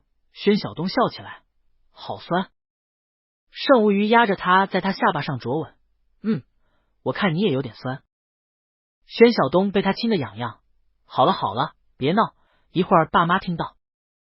甚无语道：“3层就我和李凯住着，房间宽裕得很。莎莎和大哥大嫂住1楼，爸妈住在2楼，你放心，没人听得到，就算听到，只会为我高兴。”宣晓东有些无奈，伸手也去替甚无语解衣服。约了医生没？我陪你去复查。甚无语道：“约好了。”抬抬腰，你转过身去。宣晓东翻了个身，懒洋洋趴着。你不累吗？甚无语吻着他脖子，不累，我怕明天医生给我换个药。你又非要清心寡欲。宣晓东轻轻哼了声，太阳穴青筋跳了跳，薄汗沁出，轻点。幸好这边房间也都有卫生间。甚无语轻笑着：“你能专心点吗？”他一只手按着宣晓东肩膀，另外一只手缓缓抚摸着宣晓东的眉骨，然后顺着眉骨滑到鼻梁，一路滑到他嘴唇边，果然被宣晓东张嘴咬住他指尖吮着。甚无语低头伏在他耳边细细呢喃：“今天真的没吃醋。”莎莎早就给他通了气，果然晚上翻相册可算提起来，连内封都单拎出来，可见还是酸的。宣晓东嘴里含着他手指，闭着眼睛喘息含糊着：“别闹，你又故意。”甚无语痴痴笑着，抽出手指，深深吻了下去。天亮的时候，宣晓东翻了个身，看到甚无语闭着眼睛，嘴角却忍不住的笑，便知道他醒了，便贴近他的脸，鼻尖对着鼻尖，嘴对着嘴吻他。甚无语终于睁开眼睛，多睡一会儿。有厨师做饭，不用你，而且你昨天带回来的卤驴肉还有呢。他闭上眼睛，手臂揽住宣晓东，肌肤相贴，舒服的让他又蹭了蹭。宣晓东道：“我有预感，一会儿你肯定要么公司有事，要么爸爸找你有事。等会儿他来，咱们还睡着多不好。”甚无语看着他，沉思着，要不。宣晓东道：“如果你又出去了，我今天该做点什么打发时间呢？打游戏不太好，只能看看小说了，或者问问老太太要去哪里。我陪她。”甚无语道：“我意思是，既然一会儿又顾不上了，要不我们早晨晨练下。”他伸手慢慢摸着宣晓东的唇，充满诱惑看着他。宣晓东一怔，笑了声起了身，但还是拉起被子盖着他光滑的背。“你可真是的，我想起来今天要做什么了。你昨天约了医生什么时候？”甚无语体贴道：“10点，我们去看医生，然后就回公寓了。毕竟在这里你放不开。”宣晓东，你为什么满脑子想的都是这个？甚无语挑起眉毛：“我们是立刻要办婚礼的，不想这个才不正常好吗？”你的注意力是不是被别的琐事转移太多注意力了？筹备婚礼的事，我让施季青来搞，这些太为难你了。万一心理负担越来越重，婚礼的时候逃婚怎么办？宣晓东这才明白过来，他是担心他厌烦这些婚礼琐事，笑了声，不会，妈妈和大嫂、莎莎都很体贴，我就开个车而已。行吧，那你快起来，我们去医院。他忽然想起来，忘了说了，昨天在星海酒店遇上了林义景。盛无虞本来正在扣着衣扣，听到这里手顿了顿，怎么去一次酒店能碰上这么多人？宣晓东忍着笑，那是，世界可真小。他和我说已接到通知，我们要举办婚礼了。他正好过来办点事吧。我记得他外祖父就是在还京的。我问了下林若飞的情况，说是手术情况不错。盛无虞道：之前老盛和老太太让人备了礼，在国外去探望过了。宣晓东道：好吧，我刚才还在想，我真的好久没想起他们了。盛无虞道：要不是那封那档子事情，本来国外还过得挺不错的。宣晓东道：是啊，一回国好多麻烦事。盛无虞忍着笑，还说不嫌婚礼琐事麻烦，放心吧，让施季青来，他们是专业的，咱们回去就说要复习考研。他进了浴室开始洗漱。宣晓东看着那本崭新的电子书还放在桌面上，喃喃道：真说不上是复习考研更累，还是筹备婚礼更累。我宁愿去山上挖10个树坑。盛无虞听到他说话没听清，从浴室门口探出头来，说什么？宣晓东摇了摇头，没说什么。两人出来吃了早餐，老盛早早就已出去了，仍然神出鬼没。而施季青也已到了，飞快将整个婚礼策划接手过去，几下就把老太太哄得开开心心的。老太太和施季青原本还在商量婚礼流程，看到盛无虞和宣晓东起身要去医院，叮嘱了句，楚前熙那边送了邀请函过来，他家里孩子开了个菊园会所，这季节倒是时候，后天邀请我和老盛过去吃个席。老盛没空，不过楚老头说了，说他家孙子和你们俩也认识，一起邀请你们过去尝尝橘子。宣晓东没反应过来，盛无虞提示他道：是楚若拙的爷爷，看来是知道我们回来了，请一下。他笑着对老太太道：好，到时候我们过来接您一起过去。老太太挥了挥手：不用，到时候我带莎莎过去就行。你们俩口子自己过去吧，不打扰你们两人世界。盛无虞笑了：好的。宣晓东开着车送盛无虞出来。楚若拙的爷爷很厉害吗？盛无虞道：经历的多了，总是看到一般人看不到的地方。你和我帮了他一个大忙，楚老爷子当然要出面感谢一下，顺便结交，很正常。宣晓东专心开着车没说话了。盛无虞笑道：是不是觉得当时只是随手，没想到后续这么多麻烦，后悔没？宣晓东笑了声：不后悔啊，而且主要还是为了你和老盛啊。如果是我，楚老爷子肯定不会亲自出面，顶多就送点这些那些东西还了人情。比如当时楚若拙就觉得推荐你买我的红龙是天大的机遇，还报酬丰厚，他当时一定觉得就是在还我人情了，这是属于他价值观内觉得最好的回报，是不是呀，盛董？盛无虞笑了，这么说来，其实我还得感谢他，牵线搭桥让我认识了你，确实赚了运，能站起来走了。宣晓东正儿八经道：没错，咱们还欠他献美酒呢。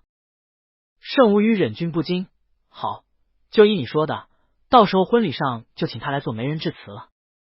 宣晓东已经感觉到了阴影，我现在希望明天就把婚礼给过了，早死早超生。盛无虞含笑道：再忍忍。眼看着到了医院的地下停车场，盛无虞坐着不动。等宣晓东停了车，探着身子过来替他解安全带的时候，伸手一拉，吻住他的唇。宣晓东这姿势进退两难，只好任由盛无虞抱着他的腰吻的气息不平。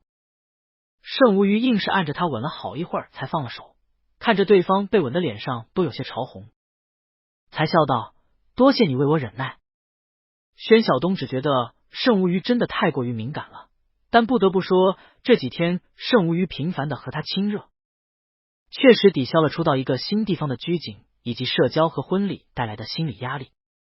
不得不说，前外交官在洞察心理这一关上仍然一如既往的精准，仿佛这些繁琐的事物，凡人的社会关系，每过一关都有奖赏，或者是一个吻，或者是一次缠绵。为着这些甜蜜的奖励，他硬着头皮走过了这些曾经对他来说太过的社交。他们两人直接先根据提前预约的项目，先把该做的检查都检查完之后，才去和医生面诊。医生看着一些已经出来的检查结果，又问了盛无虞一些新问题，点头道：“看目前的检查数据，恢复的很不错，心理评估方面建议再找之前的心理医生评估即可。”盛无虞点了点头，谢谢。医生却又道：“你现在这种情况，还是不要过多的急于求成。我看了下数据，你复健运动有些过量了，包括……”他含蓄的看了下宣晓东，委婉提醒道：“包括床事也当节制为好。其实你现在勉强行房，应该也仍然有些疼痛，还是顺其自然，慢慢恢复。”宣晓东脸色变了，盛无虞扶额，他就知道维特医生那边说的都是通用语，还能瞒过宣晓东，但是国内的医生就不好瞒了。从医院出来，宣晓东就一直没说话，盛无虞也没敢惹他，只是默默坐在副驾上，老实的像个鹌鹑。回了公寓后，宣晓东和平常一样做饭，煮了个极清淡的羊肉白鸡汤，一股药味，但盛无虞也默默喝完了。到了晚上，宣晓东把楼下沙发床打开，分床睡。宣晓东看他委屈的眼神，还是硬着心肠没理他，但是心里其实也有些责备自己。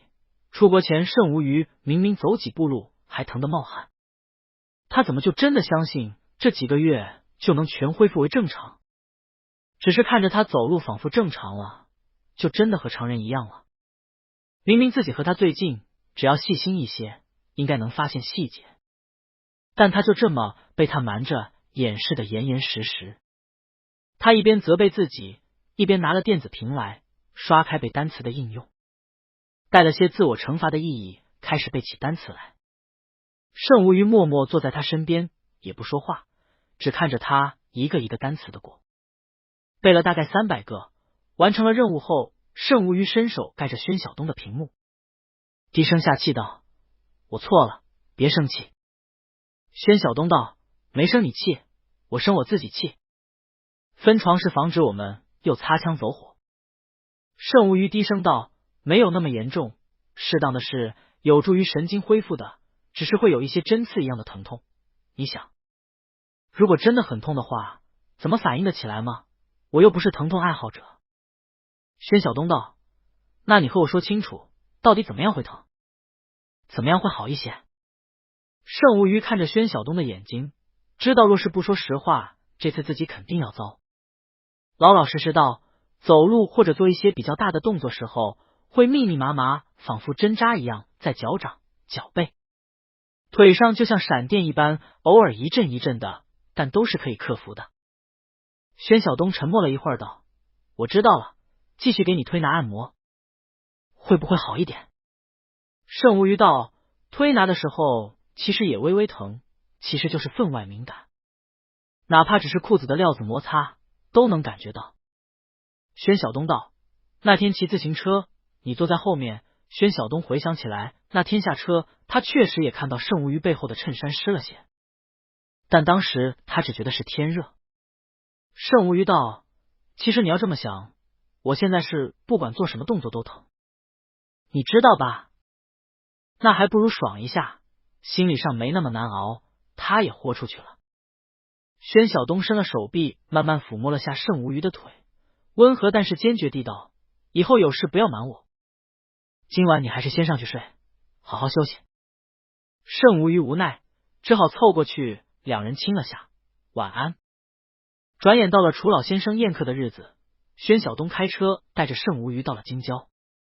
进了菊园会所，果然才到山下，就已经看到满山菊树。他们停好车下车，看到竖着的木块招牌上雕刻着菊园会所4个字的指示牌，便沿着指示牌往山道上走上去。宣晓东十分吃惊，想不到环京也能种橘子。圣无虞道：“这应该只供观赏，你仔细看。”宣晓东仔细一看，哑然失笑，原来半山的橘子林全是浓密深绿的橘子树，叶小蜡质厚，苍翠而多刺。橘子树上密密麻麻挂了许多果实，又小又轻，看着就知道非常苦涩。宣晓东忍不住伸手摸了摸那小而结实的果子，细嗅还能闻到清香中带着的苦涩味。圣无虞道：“这就叫橘生淮南则为橘，橘生淮北则为枳。”两人慢慢走上去，看到一个圆拱门上果然砌了字“绿枳园”。宣晓东道：“这么风雅，辛辛苦苦种半山的树，只为了赏这不能吃的青果子。”圣无虞道：“这叫无用之美，应该是讨好楚老爷子的，刻意要吹的就是这种不俗的格调。”宣晓东忽然一怔，看了他一眼，圣无虞接到他目光，才发现自己失言，连忙转移话题，不知道是不是楚若捉开的，一会儿问问他。才走进去，就被琳琅满目的长条餐桌上的形形色色的橘子食物给占据了目光。一旁的自助餐桌上，新鲜的不同品种的橘子、橘子蛋糕、橘子布丁、橘子果汁、橘啤酒、橘子软糖、蜂蜜橘子酱、糖水橘子罐头等等，全都摆在餐桌上，摆成各种各样精美造型，任人取用。在庭院最中央是一株巨大的金桔树，摆在地毯上，上面绑满了金红色、饱满到半透明的熟透多汁的橘子。宣晓东轻轻赞叹了声，还真有点意思。圣无虞捏了个橘子掰开，递了一半在他嘴边，看来这是要顺便推荐产品。庭院里已经有不少客人，四处都陈设着橘色和白色的花和气球，布置得非常清雅。在远处一点的露天舞台上，有几位穿着性感女子在整齐划一边跳舞边唱歌，活跃气氛。舞台旁边是泳池，已经有人在泳池里游泳了。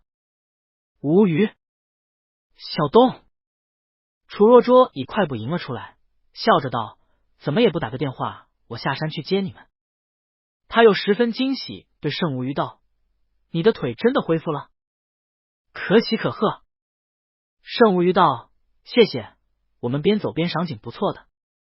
这是你开的吗？”楚若捉嘿嘿笑了声：“不是，是我堂哥开的。不过老爷子今天来了，很多兄弟也都来了，还邀请了很多年轻人的。卢老师已经来了，在里头和老爷子说话呢，我先带你进去打个招呼。差不多出来，我带着你们玩。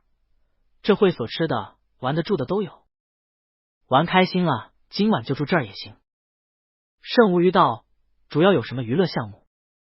楚若捉道：“什么都有一点吧，主打还是棋牌和运动。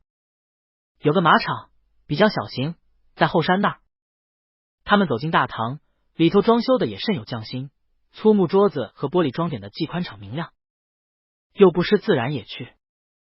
楚前夕坐在那里，一个年轻男子坐在他身旁陪着，相貌看着和楚若捉有几分相似，想来就是他的堂兄楚若明了。盛老太太也到了，坐在那里和楚前夕说着闲话。看到他们两人来，招手笑着招呼他们过来。怎么才来？莎莎她已经和她要好的闺蜜都出去玩了。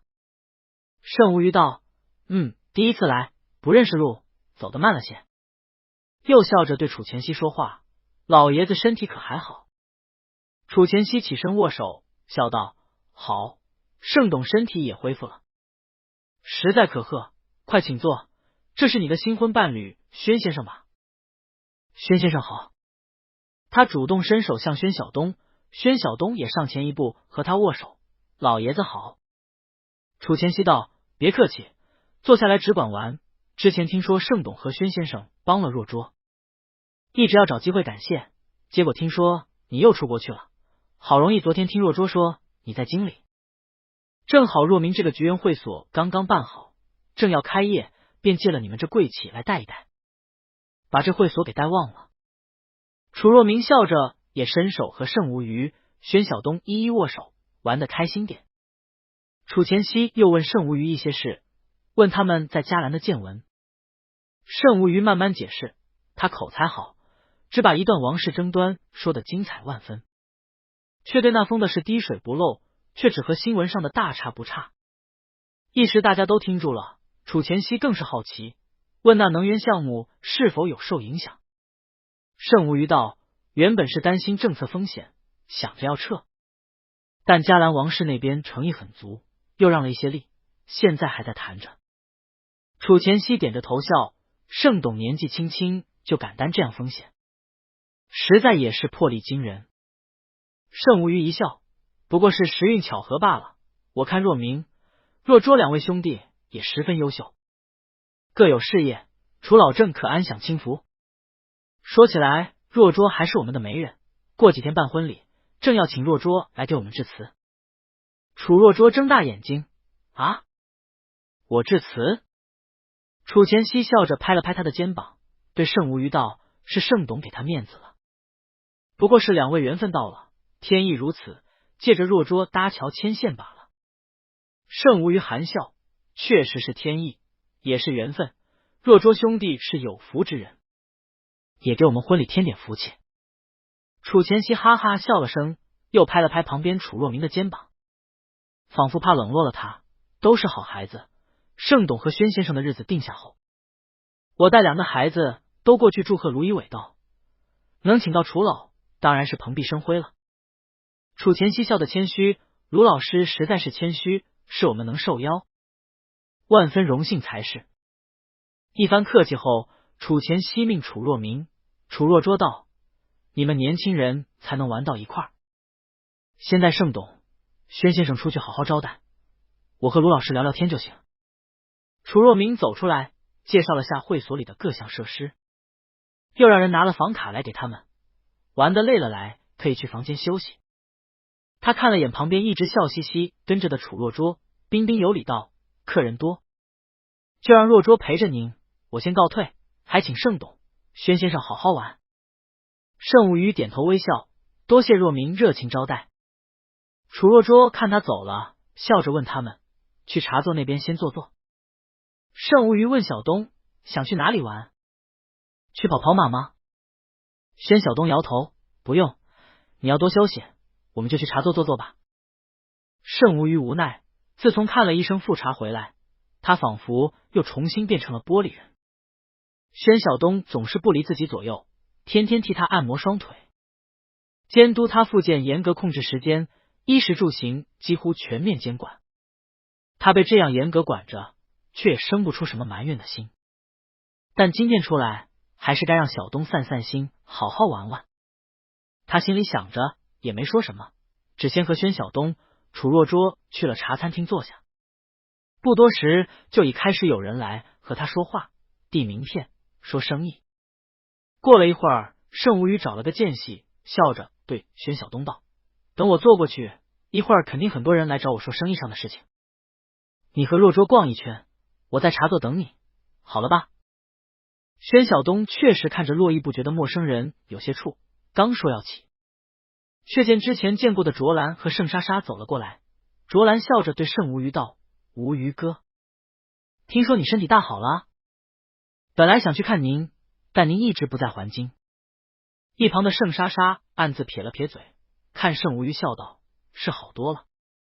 你和莎莎一起玩什么呢？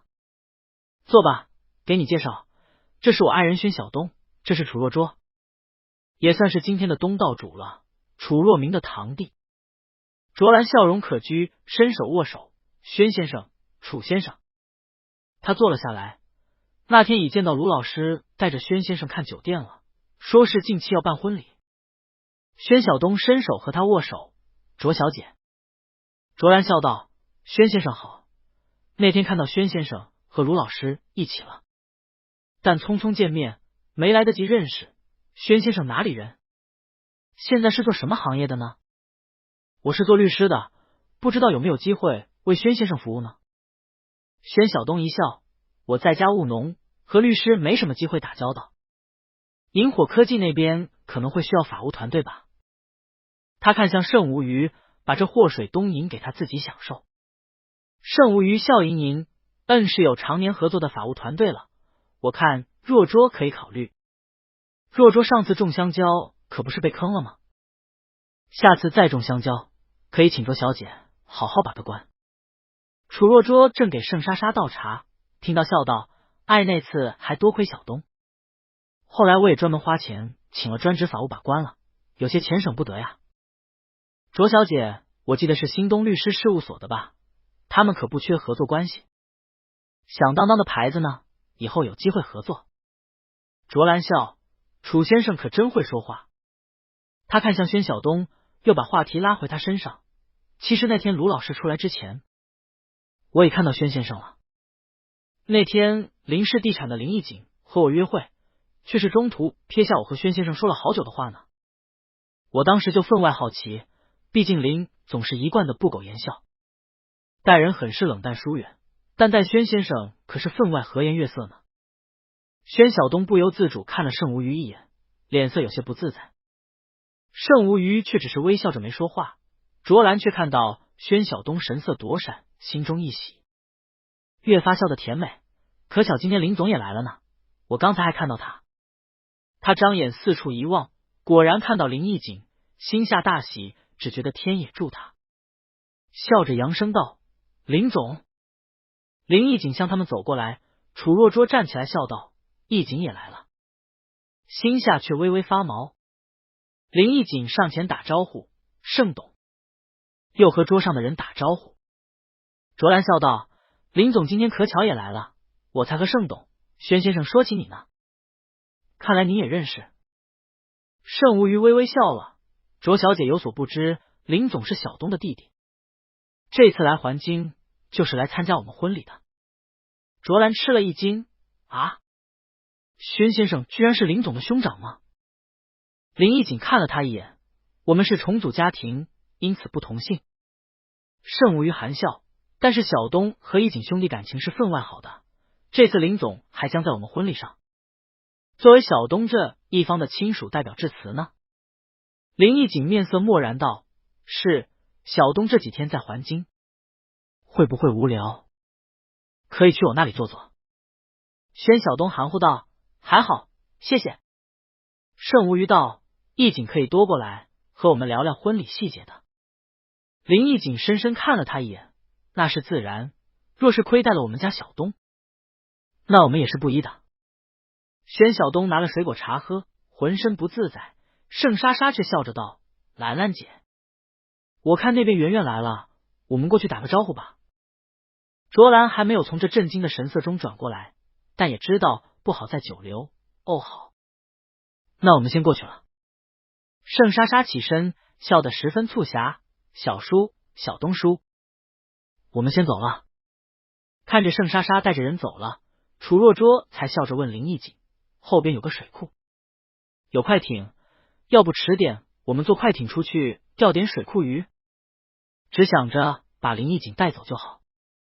林义景却看向宣晓东，宣晓东盛无虞道：“今天出来走路的时间有些久了，腿有些不舒服，要不我们还是先回去吧。”宣晓东如释重负：“那我们先回去吧。”盛无虞看了眼林义景：“你去和楚老打声招呼，再看看妈妈一起回去不？”宣晓东起身道：“好。”楚若拙连忙起身：“我陪你过去。”林义景看着宣晓东走回主厅，转眼看着盛无虞，神情有些冷：“盛董身体不适的话，婚礼举行会不会很勉强？”盛无虞道：“其实问题不大，是小东太过紧张，每次我出来久一些，他就不高兴，所以还是我主动识趣些，早点回去，以免他和我生气。”林义景道：“小东脾气温顺，盛董说的是不是太夸张了？”盛无虞笑了：“他脾气可不小呢，一生气就要和我分床睡，我可不敢惹他。”林义景被他气笑了：“盛董还真是出言无忌，也要看看场合才好。”盛无虞漫不经心道：“我一向是很知道什么场合说什么话的，反而是林总不太让人放心啊。婚礼在即，再出来几个卓小姐，四处宣扬林总对继兄分外不同，可真是让人浮想联翩呢。林义景语塞，盛无虞看着他，笑得也有些冷。兄弟长大，各自成家，也要保持距离，才好周全彼此体面，你说是不是呢？义景弟弟。小公寓里灯光柔和，盛无虞端坐在桌子前，拿着毛笔字一笔一笔的写喜帖。宣晓东把焯过水的牛尾巴和迷迭香一起煎黄，丢入锅中炖着，又将番茄切块和洋葱丁、葡萄酒煎成番茄浓汤，一起倒入牛尾巴汤里，开着小火慢慢熬着。很快锅里噗噗冒着泡，空气里洋溢着番茄牛尾汤绵长的酸鲜浓香。他盖好盖子，走出来坐在盛无虞身边，一旁刷着单词，一边看着盛无虞写字。他在盛家书房见过盛浮云亲笔题的条幅，但他没想到盛无虞写毛笔字起来也这么好看。他拿着电子屏刷了一会儿单词，到底还是专心不了。看盛无虞端坐在那里，至少写了快1个小时，忍不住伸手轻轻按揉着他的双腿。行了，写很久了，休息一会儿吧。盛无虞道：好，再写几张。宣晓东道：我的信笔画太多了。盛无虞道：一笔一画写着，让人有一种幸福感。宣晓东被他这突如其来的情话甜了一下，盛无虞继续一笔一画，又写完1张。宣晓东道：我来写吧。盛无虞道：反正坐着也没事，我来吧，你背单词。宣晓东道：反正也没事。怎么听起来一股幽怨味？盛无虞笑了，拿了几张出来给他，你来写这个吧。给严队长的。宣晓东拿了支软笔来，端端正正写了严瑞峰3个字上去，自己端详了下，感觉也还过得去，便下面签了自己的名字。盛无虞接了过去，在他名字旁边也签上了自己的名字。这么看起来还挺隆重正式的样子。宣晓东感慨道：一个婚礼这么多环节，选酒店、试礼服、买戒指、写喜帖、包喜糖，这么一步一步走过来，还真的有一种仪式感。盛无虞转头亲了亲他嘴角，这是俗世的幸福。宣晓东却对他非常警惕，起了身，我去倒汤。他放下笔，跟着过去贴在宣晓东身后，很轻柔的抱着他道：婚礼那天我们会很忙。宣晓东道：是啊，但是我还是希望赶紧举行了。乐了这桩大事。盛无虞循循善诱，到时候又要站在门口迎接宾客，又要上台举办仪式，答谢来宾，会很忙很忙。宣晓东忧心忡忡：你的腿到时候能坚持吗？要不还是配备轮椅吧。盛无虞道：那倒不至于，我的意思其实是，到时候举办了婚礼，虽说在酒店会给我们留一间超级豪华的房间共度新婚之夜，很可能我们到时候又忙又累，不一定能做什么，不如我们今天还是先把洞房给过了。他将汤倒了出来，香味绵长，信你才怪，我看到了，你那天和师姐提了好多要求，还反复看了那套情侣套间的设施，又是全窗玻璃的星星，又是满浴缸的花，到时候我们盖着被子纯聊人生，聊理想，聊未来吗？宣晓东把汤放在桌上，按着他坐下，你好好养着吧。他低下头，还是给了他一个甜蜜深长的吻作为安慰。我还是很期待洞房的。在盛家人齐心协力下，婚礼终于如期举行了。最后酒店还是选在了星海酒店，离家近，主宴会厅大堂满满的都是璀璨的星星和灯，摆满了蜜桃、雪山、玫瑰、柔嫩丝绸花瓣铺的花团锦簇，整个婚宴现场十分高雅华丽。盛老二全家在婚礼前抵达还京，盛磊磊、盛乐乐、盛喜喜、盛莎莎都成为婚礼现场迎宾的主力选手。盛乐乐新得了个女儿，正高兴的在嘉宾签名处和盛莎莎炫耀女儿的照片，看看漂亮吗？眼睛大吧？看这睫毛，像不像个洋娃娃？盛无虞和宣晓东在门口准备迎宾，因盛无虞腿才好，因此只想争性的迎一会儿主宾，此时时间还没有到。盛无虞正在替宣晓东整着胸口的胸花，今日他们两人都英俊非凡，站在门口，仿佛连花门背都照亮了。宾客渐渐开始多起来，不少是程无虞从前的同事和朋友，一些生意场上的贵宾。盛无虞很快感觉到了宣晓东手臂扶在他后腰，仿佛是要给他减轻站立的压力，忍不住转头和他相对一笑。酒店主场内高朋满座，楚若拙和楚若明陪着楚老爷子也到了。楚若拙因为要致辞，先出来拿了东西准备，却被聂四少拉着寒暄：“你今儿怎么穿这么正经？不知道的还以为你是新郎呢。”楚若拙笑道：“我一会儿是要致辞的，算是媒人。”聂四少讶然，盛三少还真给你面子。他凑过来和他笑道：“难怪我刚才看到你那堂兄沉着脸，一点不想搭理人。”楚若拙嘿嘿一笑不说话。聂四少道：“他原本是你们这一辈最出挑的，如今被你抢了风头，你可小心点，不过也没事。我看楚老爷子心里清楚着呢，你呀，算是傻人有傻福了。”楚若拙笑着：“四少抬爱了。”忽然聂四少低声道：“靠，怎么还能请到这尊大佛？”楚若拙不解，看过去，宾客很多，但他还是一眼就看出来了聂四少说的是谁。那个男子虽然身着便装，但是气势惊人，面容冷峻，身材分外高大，他胸口也别了一枚胸花，显示他也是特邀的贵宾。楚若拙问聂四少：“你认识？”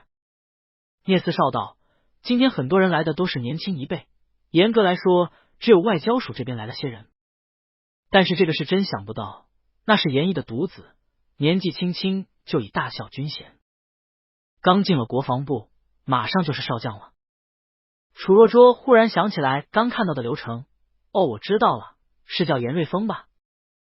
他也是要致辞的，是作为宣先生那一方的同事代表。聂四少低声道：“不是吧，同事，那个宣先生是做什么的？”楚若拙道：“退役了，在家经营个小农场，我不是种香蕉吗？所以才认识的他。”聂四少又羡慕又嫉妒看着他：“你可真是运气好，普通同事能让严大校出来亲自致辞。”他看了眼宾客席，忽然又发现了新大陆，神奇！林氏地产那边居然做主宾席。听说林董事长得了脑瘤，如今已经退居二线了，长居国外，今天居然也来了，连他夫人一对龙凤胎都来了。林大少接过林氏地产后，作风非常利落，背后又有夏家，他们现在的确做得挺大，但也不至于为此排这么前吧。楚若拙又解释，那是宣晓东的家属，林董事长的妻子，就是宣晓东的生母。他想了下，补充道：“重组家庭，所以不同姓。”他看了眼楚若拙，还想说什么，却看到盛莎莎已经跑了过来，笑着对楚若拙道：“楚少，可以过去后台准备了。”他非常有礼的和聂四少点头致歉，楚若拙便也挥了挥手，和盛莎莎走到了后台。聂四少喃喃道：“果然能让盛家这么认真对待的，怎么会是寻常的农场主吗？”名利场这些熙熙攘攘，不知多少和聂四少一般的人在私下揣测。热衷于其中的门道宣晓东不知道这些，他和盛无虞迎接了大部分的宾客。婚礼终于正式开始，他站在后台，看着专业司仪在场中央熟练的三言两语，开始了婚礼的序幕。盛无虞和宣晓东在司仪的指挥着，先上了台，站在一侧，台下无数的目光望着他们。平时这个时候，宣晓东应该很紧张，但盛无虞在他身旁牢牢握着他的手掌，消除了他的畏惧感。司仪开场白后，有请双方家属代表致辞。卢一伟上了台，充满了感情的回忆了盛无虞小时候及学生生涯的一些趣事。最后道：“漫漫人生路，我们父母只能陪着儿女走一程。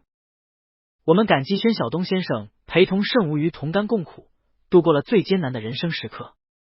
我们作为父母，也祝愿两位孩子在今后的生活中白头偕老，美满幸福，人生的道路上充满鲜花，无忧无虑。”他话简短直白，却饱含了感情。盛浮云和盛家拿一桌子的人都欢呼着鼓掌，带动着全场掌声如潮。宣晓东一旁听着，眼睛都有些红起来。盛无鱼伸出手，悄悄握住了他的手。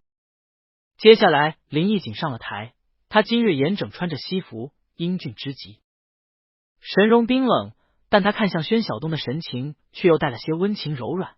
今天我们全家人都来了，我站在这里代表我们全体家庭成员，祝福我的兄长宣晓东和他的伴侣盛无鱼，希望他们在新的人生篇章能得到幸福。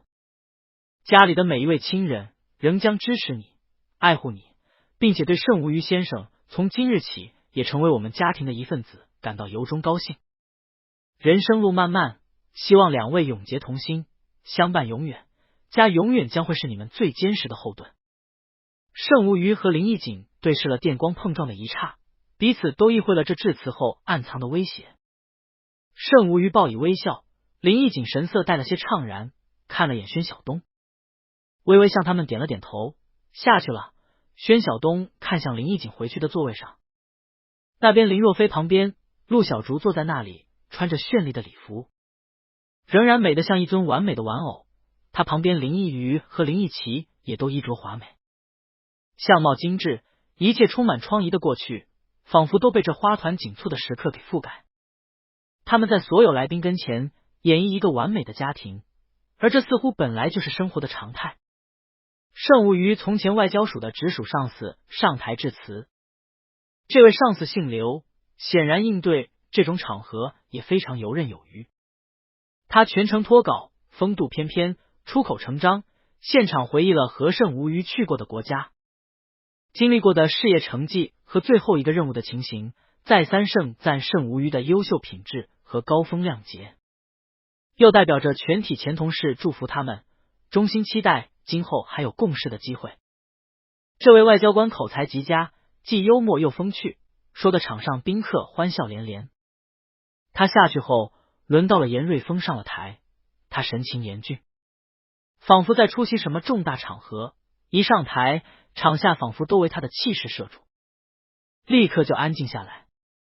他站在话筒前，沉声道：宣晓东同志曾经是一位优秀的军人，先后参加过多次重大任务，被评为优秀士官，荣立1等功1次，2等功2次，3等功无数，为国为民挥洒汗水，奉献青春。如今他退役回乡，开启了新的人生篇章，我作为他过去的战友，衷心为他和他的伴侣祝福，祝愿他能再接再厉，在新的人生站点取得新的辉煌，也祝愿他和他的伴侣同心同德，心心相印，百年偕老。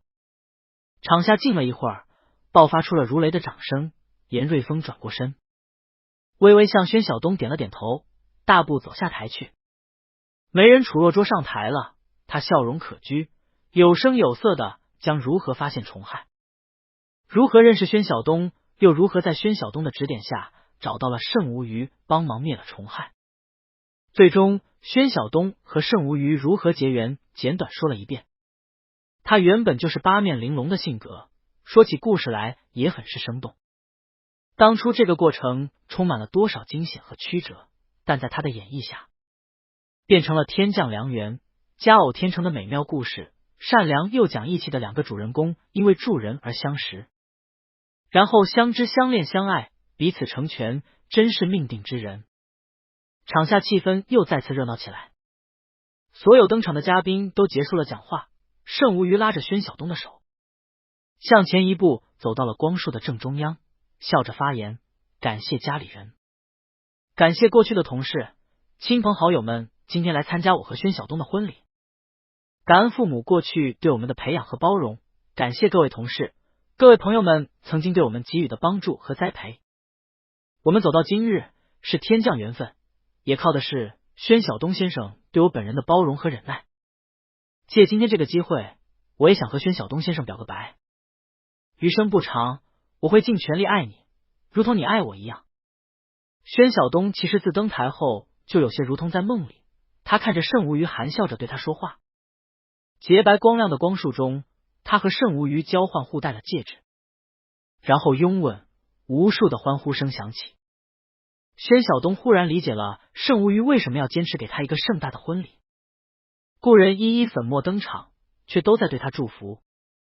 他在借此补偿过去的宣晓东，还给他一个完美的会为他撑腰，随时为他打开家门的家庭和亲人，还给他曾经拥有过的事业上的荣耀和功勋和战友，再向全世界宣告，他们彼此情投意合，在人生中得到了很多很多的爱，并且在余生都将在爱里沐浴的幸福。哪怕他的过去其实充满了不甘、渴求和背离，哪怕他早已释然，他早已摆脱了阴影，成长成为一个强大的人，不再为过去羁绊。这一刻他是完满的，他们彼此自成世界，相遇本是两个世界的相遇，而这一刻他才相信，他们的相遇并不仅仅使自己的世界更丰富、更广袤、更美好，也更完满。